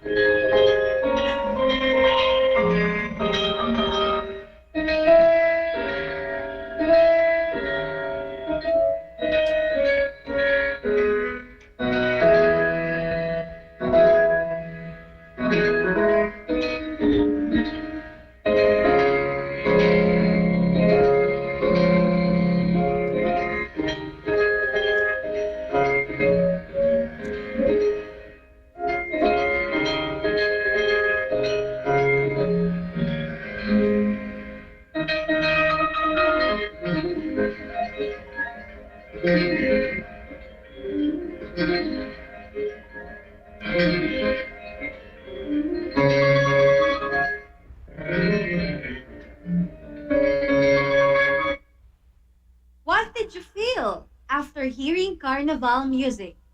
Did you feel excited or happy? Great! Because characters in music Carnival is inspired in Italian comedy. Carnival consists of 21 short pieces representing masked revelers at Carnival, a festive before Lent. Schumann gives musical expression to himself, his friends and colleagues, and characters from improvised Italian comedy. Lastly, some of his piano works are Abeg Variations, David Bundle Dance, which means Dances of the Band of David, and Kinderszenen, a poetic series of evocations of a child's world. He also wrote over 100 art songs, some of which are Frauenlieb and Lieben, which means a woman's love and life, and Dichterlieb, which means a poet's love. And his orchestral music are Piano Concerto, Overture, Finale, and Concert Stop. Once again, who was the famous romantic composer that beautifully combined music and words? He was also a music critic. If you have answered Robert Alexander Schumann, very good. You are correct. There you have it. The three composers and their compositions of piano music in the Romantic period. Let us now cover up the discussion. Piano music is in a free form such as fantasy, rhapsody, ballad, and nocturne. Composers are Frédéric Chopin, known as the poet of the piano. Virtuoso pianist was Franz Liszt. And Robert Schumann was a composer and music critic as well. For your evaluation, answer Activity 3. Analyzation of music. You must analyze the music according to its composer, texture, tempo, and mood. Each music will be played for about 1 minute. Encircle the correct answers on your learning activity sheet. Then right away, we will check your answers and be honest. Get ready. Okay, listen carefully as you analyze the music. First music, the Polonaise.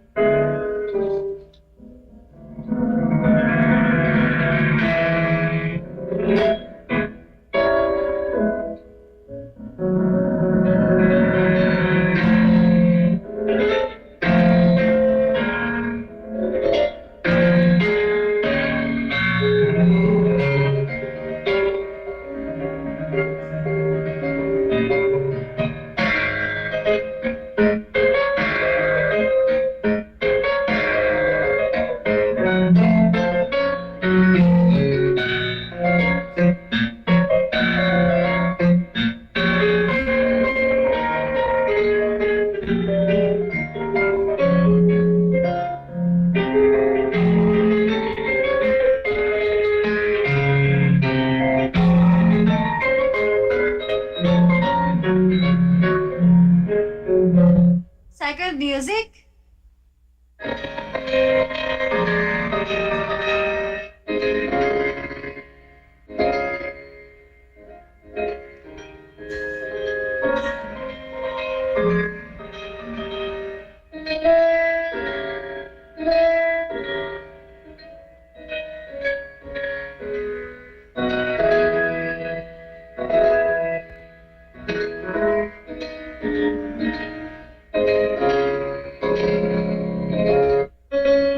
Last music.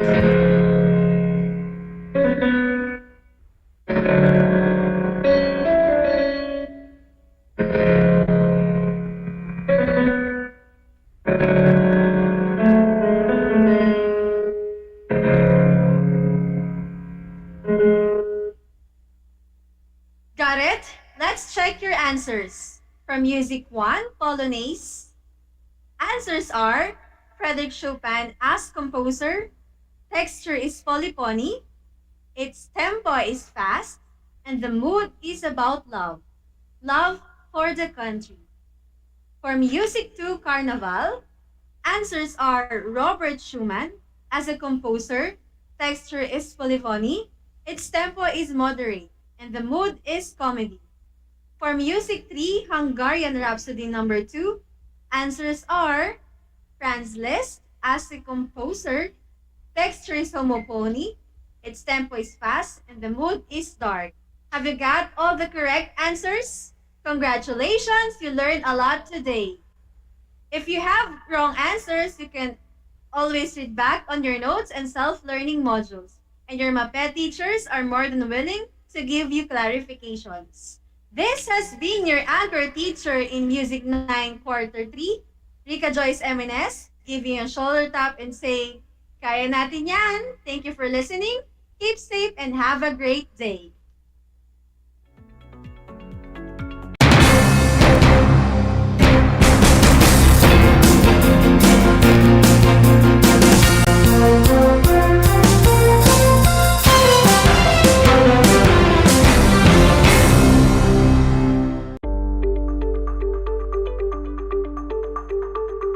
Sa pagnanais na mapigilan ng ating pamahalaan ang pagdami ng bilang ng mga kaso ng COVID-19, binuo ang One Hospital Command Center o OHCC upang mas mabilis na matugunan ang medikal na pangangailangan ng ating mga kababayan. Bukas ang OHCC 24 oras araw-araw.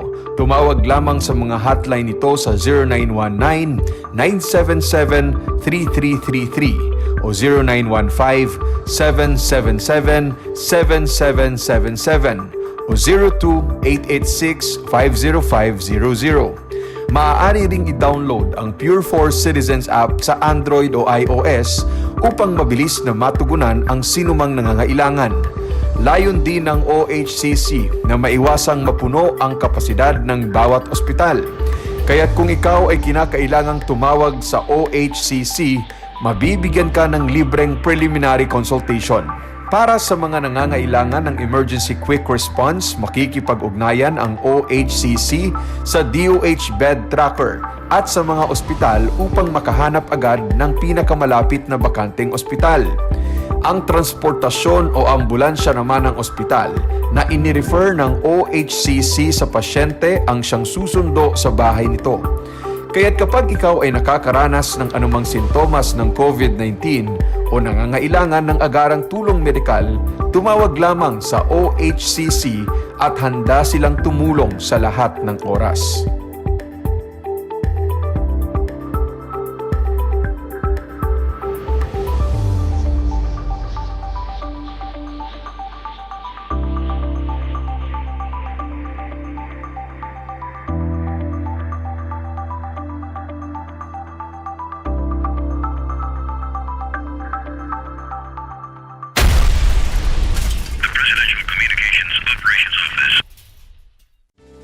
Tuwing sasapit ang alas 5 ng hapon, parangalan natin ang ating mga kababayan na nasa unahan laban sa COVID-19.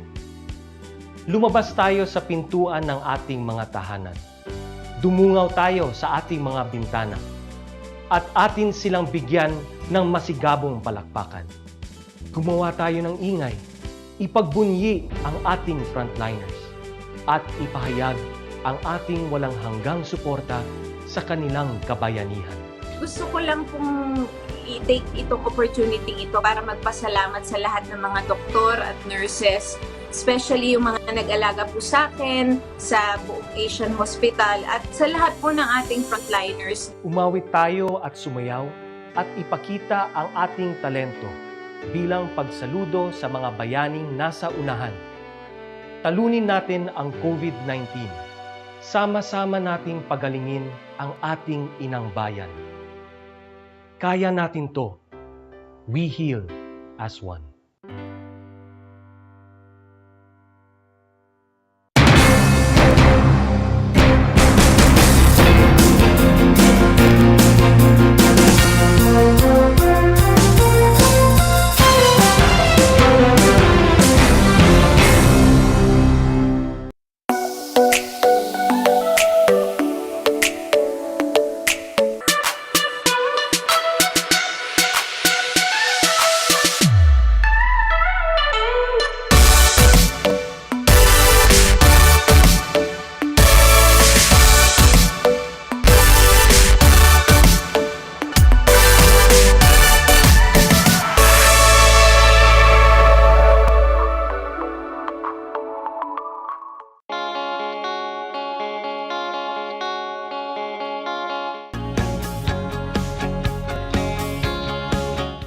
Buhay mga bata, sa mga batang nasa ika-5 baitan. Hello! Magandang araw din sa inyo, mahal naming magulang.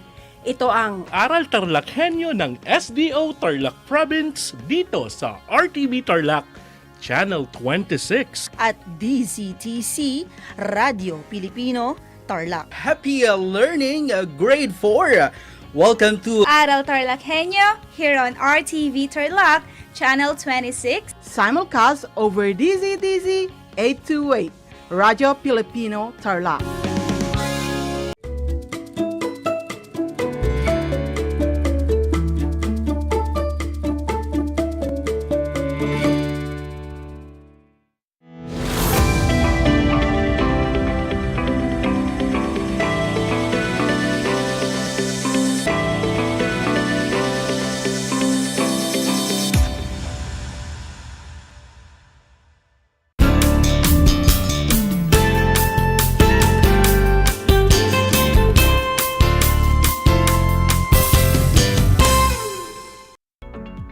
Welcome sa ating Project Shine, Aral TarlakHenyo ng SDO Tarlac Province na kasalukuyang napapanood sa RTV Tarlac, Channel 26 at sa bayang napapakinggan sa 828 AM, DCTC, Radyo Pilipino Tarlac. Magandang buhay, mabuting tao!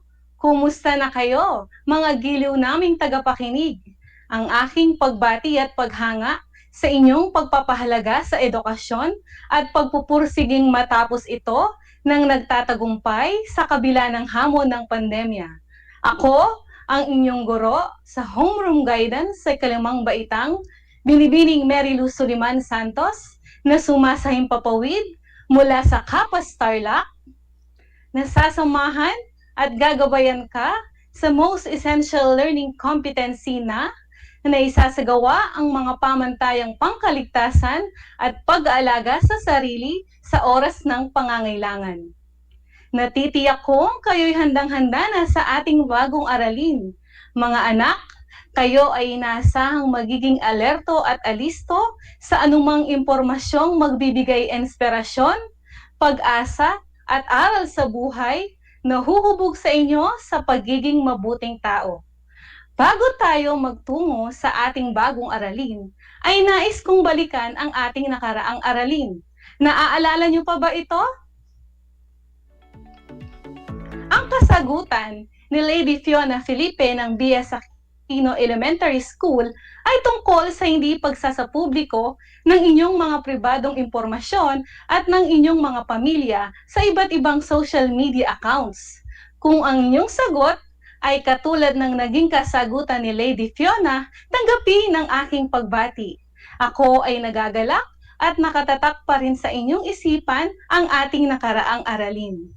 Isa sa mga naging ambag ng modernong teknolohiya sa kasalukuyang henerasyon ay ang paggamit ng iba't ibang social media accounts tulad ng Facebook, Twitter, Instagram at iba pa. Ang mga ito ay naimbento sa layuning mapatibay at mapabilis ang ating pakikipag-ugnayan sa kapwa. Pero mga anak, laging tatandaan na ang social media ay hindi pampublikong lugar. Pinapaalalahanan ang bawat isa na maging mapanuri at maingat sa paggamit ng social media. Ang mga impormasyong patungkol sa inyong sarili, katulad ng LRM, report card, ID at iba pa, ay hindi dapat i-post sa social media. Ang mga ito ay maaring gamitin ng mga masasamang loob na maaring makapagdulot ng kapahamakan at karahasan. Ito rin ay paglabag sa tinatawag nating Republic Act 10173 or Data Privacy Act of 2012. Ito ay isang batas dito sa Pilipinas na naglalayong magbigay proteksyon sa mga personal na impormasyon ng sinumang individual. Mga anak, laging pakakatandaan ang pag-iingat ay magmumula sa ating sarili. Gamitin ang social media, number 1, upang makatulong sa iyong pag-aaral. Pangalawa, upang mahasa ang iyong katalinuhan at kagalingan. At siyempre, upang mapatibay ang pakipag-ugnayan sa kapwa. Huwag sana itong maging instrumento upang masira ang iyong buhay at ng inyong kapwa. Mga anak, laging tatandaan, always think before you click. Handa na ba kayo sa ating bagong aralin? Naway kayo'y manatiling alerto at alisto upang ang araw na ito ay maging araw na naman ng bagong karunungan at kaalaman. Sa kasalukuyan, ang buong mundo ay nahaharap sa hamon ng COVID-19. Kabi-kabila ang mga balita tungkol sa mga pinsalang dulot nito. Nariyan na ang mga libo-libong taong nawalan ng mga minamahal sa buhay, nawalan ng pangkabuhayan at iba pa.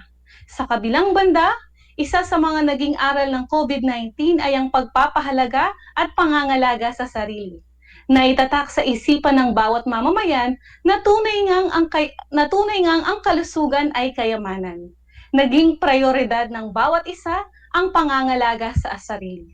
Sa hapong ito, sabay-sabay nating aalamin ang mga hakbang na dapat sundin upang mapangalagaan ang sarili at manatiling ligtas, lalong-lalo na ngayong panahon ng pandemya. Pero bago yon, ako ay magpapakita muna ng mga larawan.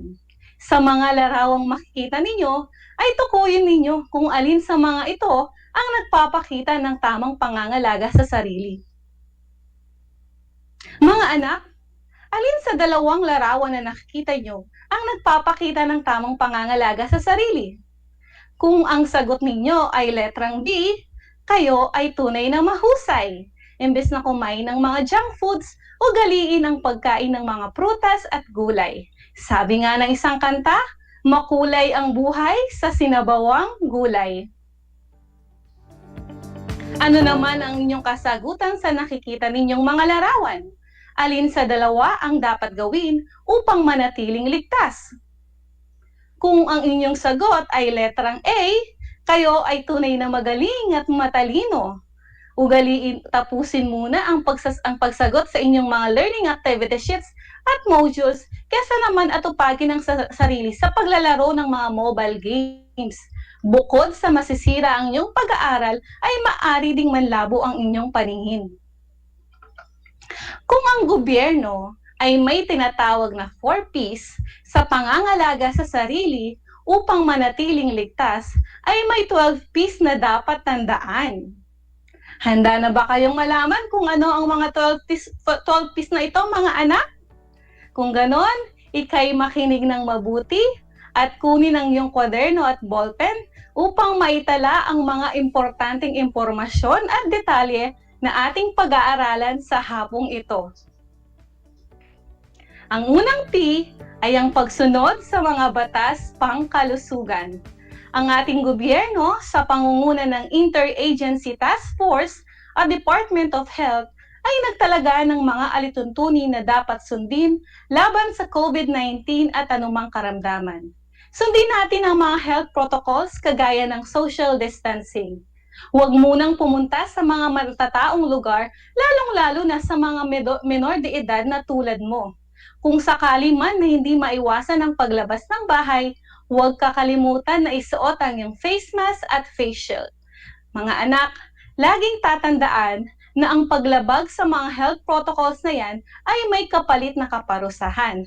Kaya, huwag maging pasaway. Tayo ay maging bahagi ng solusyon sa pamamagitan ng pagsunod sa mga health protocols at sa mga otoridad. Ang pangalawang P ay ang pagkain ng mga masustansyang pagkain. Ugaliin ang pagkain ng mga prutas at gulay sa araw-araw, pagkat ang mga ito ay mayayaman sa bitamina at may sustansya na makakatulong sa ating katawan upang lumakas at upang malabanan ang anumang karamdaman. Iwasan ang pagkain sa mga junk foods katulad ng french fries, chichirias, soft drinks at iba pa. Ang mga ito ay walang dulot na kagandahan sa ating katawan. Mga anak, laging tatandaan na sa gulay at prutas, hahaba at gaganda ang buhay. Ang pangatlong P ay ang pag-ehersisyo. Para magkaroon ng masigla at malusog na pangangatawan, ugaliin din ang pag-exercise. Ito din ay nakakapagpatibay ng ating mga butot kalamnan. Kapag sinabi nating mag-exercise, hindi naman natin kailangan pumunta sa mga gym, lalong-lalo na ngayong panahon ng pandemya. Maari naman tayong magsagawa ng mga simpleng pag-ehersisyo sa loob ng ating mga bahay. Mga anak, alam ba ninyo na ang pagtulong sa mga gawaing bahay ay paraan ng pag-ehersisyo? Kaya, tulungan sina nanay at tatay sa mga gawaing bahay. Nakapag-exercise ka na, natuwa pa sina nanay at tatay. Ano naman kaya ang susunod na P? Siyempre, ang paghugas ng kamay. Alam ba ninyo mga anak na ang isa sa mga pinaka-epektibong paraan upang maiwasan ang pagdapo ng anumang virus or bakterya ay ang paghuhugas ng kamay? Kaya ugaliin ang paghuhugas ng kamay gamit ang sabon at tubig. Maari ding gumamit ng alcohol at sanitizer. Tandaan ninyo mga anak, hugasan ng kamay bago at pagkatapos kumain. Huwag ding kakalimutang maghugas ng kamay pagkatapos makipaglaro, gamitin ang banyo, pagkatapos mahawakan ng anumang maruming bagay, at pagkatapos bumahing o umubo. Mahalaga din ang pag-inom ng sapat na dami ng tubig. Mga anak, alam ba ninyo na 60% ng ating katawan ay binubuo ng tubig? Kung kaya't napakahalaga ng pag-inom ng tubig, lalong-lalo na ngayon, panahon ng tag-init. Siguraduhing uminom ng 8 hanggang 10 baso ng tubig araw-araw. Iwasan ang pag-inom ng mga soft drinks o anumang inumin na may halong chemical. At tandaan mga anak, laging malinis na tubig ang iinumin. Isa din sa mga susi para manatiling ligtas ay ang pagtulog ng sapat na oras. Hindi lang yon mga anak. Ayon sa pag-aaral, ang pagkakaroon ng tama at sapat na tulog ay nakakapagdulot ng malusog na pag-iisip. At kapag ang isang tao ay may malusog na pag-iisip, siya ay mas nagiging alisto sa mga gawain, mas nakakapagdesisyon ng tama, at mas mabilis matuto. Kaya mga anak, iwasan ang pagpupuyat upang magkaroon ng sapat na oras sa pagtulog. Mga anak, anong inyong hula sa susunod na P? Ano ang inyong nakikita sa screen? Kung ang inyong sagot ay pag-iwas sa bisyo, pagbati at paghanga sa inyong lahat. Wow na wow! Tama iyon mga anak. Huwag din hayaang malulong sa mga bisyo katulad ng paninigarilyo, pag-inom ng alak, at paggamit ng mga ipinagbabawal na gamot. Napakahalaga ng pag-iwas sa mga nasabing bisyo, hindi lamang para mapangalagaan ang inyong sarili, pati na rin para makatulong sa lipunan sa pagpapanatili ng kaayusan at katahimikan. Alam naman natin na karamihan sa mga krimen at karahasan na nagaganap sa ating lipunan ay dulot ng pagkalulong sa masamang bisyo. Siyempre, huwag din kakalimutan ang pagpapahinga at paglilibang. Kapag ikaw ay nakakaramdam na ng pagod at stress, mainam na magpahinga at maglibang. Gawin ang mga bagay na nagbibigay kasiyahan sa iyo o kaya naman ay nakakapagpagaan ng iyong kalooban.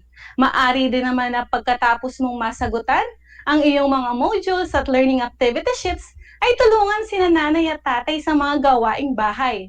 At para mas matuwa pa sina nanay at tatay, tulungan sila sa pag-aalaga sa kanilang mga alagang pananim. Suportahan natin sila sa kanilang pagiging plantito at plantita. Ano kaya ang susunod? Siyempre, pangalagaan din ang sarili sa pamamagitan ng pag-inom ng mga bitamina. Para manatiling malakas ang ating resistensya, mainam din na umiinom tayo ng mga bitamina. Pag malakas ang ating resistensya, may panlaban ang ating katawan sa anumang karamdaman. Pero mga anak, laging tatandaan na bago uminom ng anumang bitamina, siguraduhin ito ay reseta ng isang doktor. Kasi mas alam ng mga doktor kung anong bitamina ang dapat inumin base sa ating edad at base sa kondisyon ng ating pangangatawan. Mahalaga din ang pagkakaroon ng regular na konsultasyon sa mga doktor, lalong-lalo na kung may nararamdamang kakaiba sa ating pangangatawan, sapagkat ang mga doktor ay may sapat na kaalaman upang mabigyang lunas ang mga nararamdaman ng ating kasukasuan. At mga anak, laging tatandaan na bago uminom ng gamot, siguraduhin kumonsulta muna sa isang doktor. Mga anak, gusto ba ninyong magkaroon ng magaan at mahabang buhay? Panigurado ang sagot ninyo ay oo. Kung gayon, panatilihin ang pagkakaroon ng payapang kaisipan at positibong pananaw. Kahit sa murang edad ninyo, kung minsan hindi maiiwasan ang makaranas ng mga problema o mga negatibong nakaranasan. Halimbawa, nahihirapan kang sumagot sa iyong mga modules or learning activity sheets.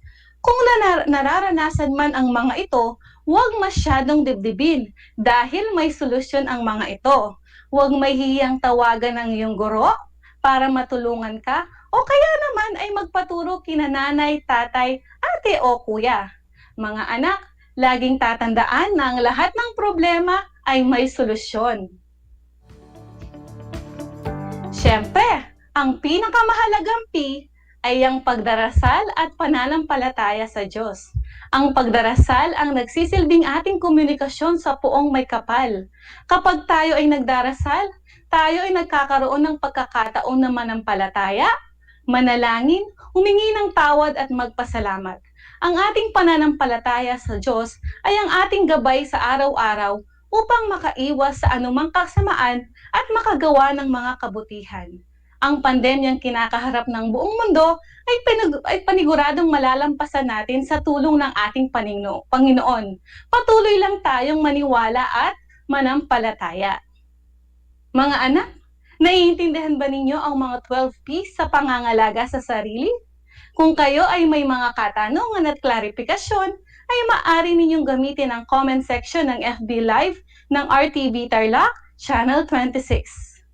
Base sa napag-aralan nating 12 P's sa pangangalaga sa sarili, ay may ilan akong mga katanungan. Narito ang unang tanong. Mga anak, mahalaga ba ang pangangalaga sa sarili? Oo o hindi? Siyempre, ang sagot ay oo. Para manatiling ligtas sa lahat ng pagkakataon, dapat pangalagaan ang sarili. Ang pangalawang tanong, bakit naman mahalaga ang pangangalaga sa sarili? Kung ang inyong sagot ay upang maproteksyonan ang sarili sa anumang karamdaman, upang manatiling ligtas, at upang maisagawa ng maayos ang mga tungkulin sa araw-araw, ikayo ay tunay na nakakabilib. Pet malu, where pa, ika nga ng iba. Pangatlong tanong, paano naman mapapangalagaan ang sarili? Ang sagot ni Sandy Santos ay dapat daw sundin ang mga alituntuning pangkaligtasan at alagaan ang sarili sa lahat ng oras. Sang-ayon ba kayo sa kasagutan ni Sandy? Kung ganon, kayo ay magaling at mahusay. Mga anak, huwag maging pasaway. Laging tatandaan na hindi pagsunod sa mga alituntuning ating napag-aralan ay makakapagdulot ng kapahamakan. Para mas lalo pa ninyong maintindihan ang kahalagahan ng pangangalaga sa sarili at sa mga alituntuning pangkaligtasan, ay mainihandang tula ang inyong lingkod. Ito ay pinamagatang Kalusugan ay Pag-ingatan. Excited ka na bang malaman ang nilalaman ng tula? Kung ganon, makinig ng mabuti. Ang kalusugan ay kayamanan, isang kasabihan na dapat paniwalaan. Sa malusog na pangangatawan, matinong kaisipan ay makakamtan. Kaya kapwa ko, mamamayan, pagkain ng gulay at prutas ay makagawian. Nang sakit ay maiwasan at walang maramdaman sa kasukasuan. Umiwas sa anumang bisyo, sundin ang payo ng mga eksperto. Puyat ay delikado, iiksi ang buhay natin sa mga ito. Sariling kalusugan ay pakaingatan, sa anumang oras ay huwag pababayaan. Panatilihing malakas ang katawan at isipan, tungo sa magandang kinabukasan. Pagdarasal din ay huwag kakalimutan, ng positibong buhay ay makamtan. Kabutihan ang itanim sa puso't isipan, nang maiwaglit ang anumang kasamaan. Mga anak, nagustuhan ba ninyo ang tulang ginawa ng inyong lingkod? Sana ang kasagutan ninyo ay oo. At sana din ay naitanim sa inyong isipan ang mga dapat tandaan sa pangangalaga sa sarili, lalong-lalo na ngayong panahon ng pandemya. Mga anak, laging tatandaan ang mga sumusunod. Una, yaman ding may tuturing ang pagkakaroon ng magandang kalusugan. Marahil nakatatak sa isipan ng iba ng kayamanan ay ang pagkakaroon ng maraming pera, mamahaling gadget, mansyon, magarang sasakyan, alahas at anumang luho sa mundo. Pakatandaan ninyo mga anak na higit pa sa mga material na bagay na yon ay kayamanan ding may tuturing ang kalusugan. Kaya't alagaan ang sarili sa pamamagitan ng pagsunod sa mga alituntuning pangkaligtasan. Pangalawa, panatilihin ang pagkakaroon ng magandang kalusugan, isipan at damdamin. Sa pag-aalaga sa sarili, hindi sapat na magkaroon tayo ng magandang pangangatawan o magandang kalusugan. Dapat ding magkaroon ng mabuting isipan at damdamin. Kaya panatilihin ang pagkakaroon ng payapang kaisipan, positibong pananaw, mabuting pakikipagkapwa-tao, at matatag na pananampalataya sa Poong May Kapal.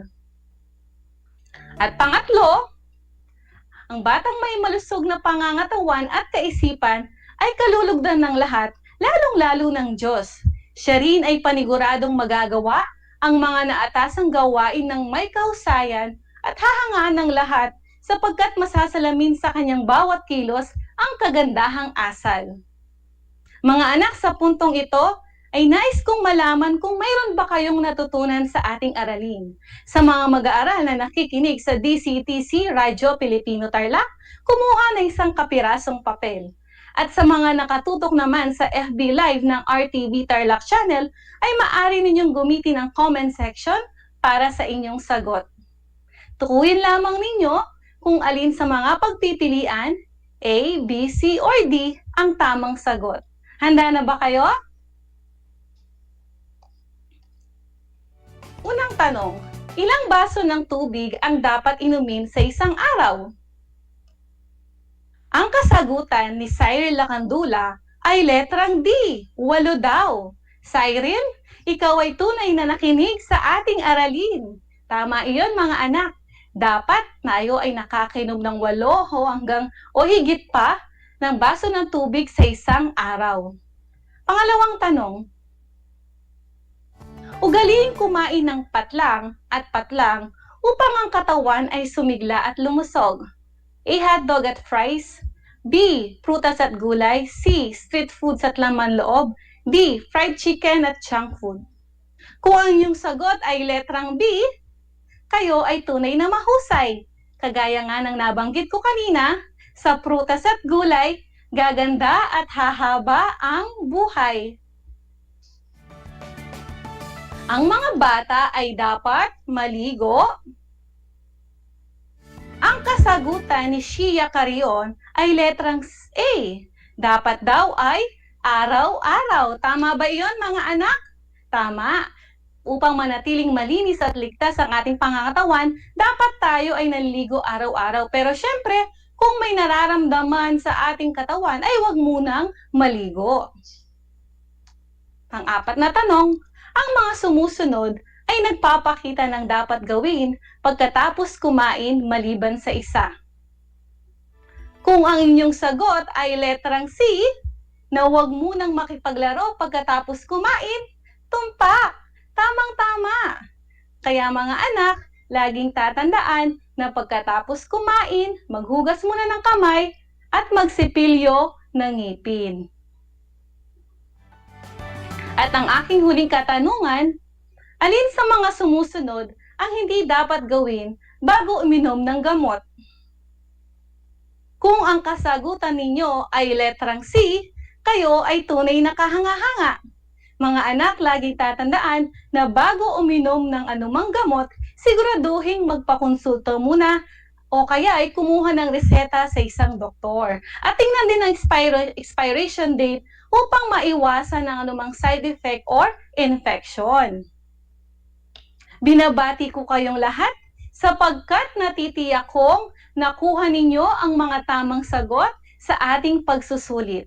Mula sa akin, tanggapin ang mga salitang magaling at mahusay mabuting tao.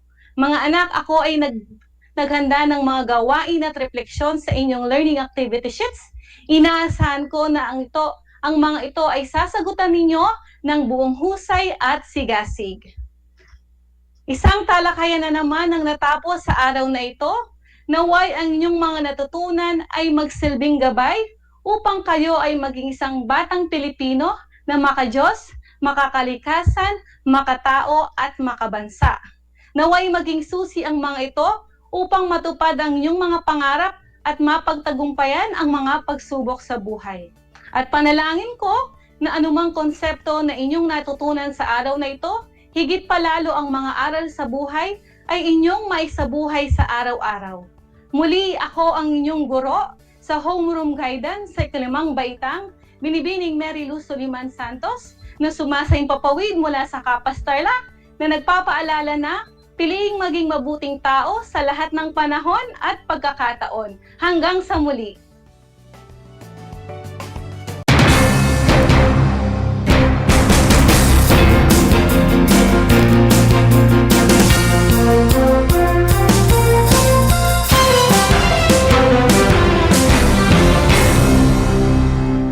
Handa ka na bang magpabakuna? Narito ang mga paalala at hakbang na gagawin sa proseso ng pagbabakuna. Bago ang pagbabakuna, kinakailangan mo nang dumaan sa pre-vaccination screening. Kinakailangan kumuha muna ng medical clearance sa doktor ang mga kabilang sa special population tulad ng mga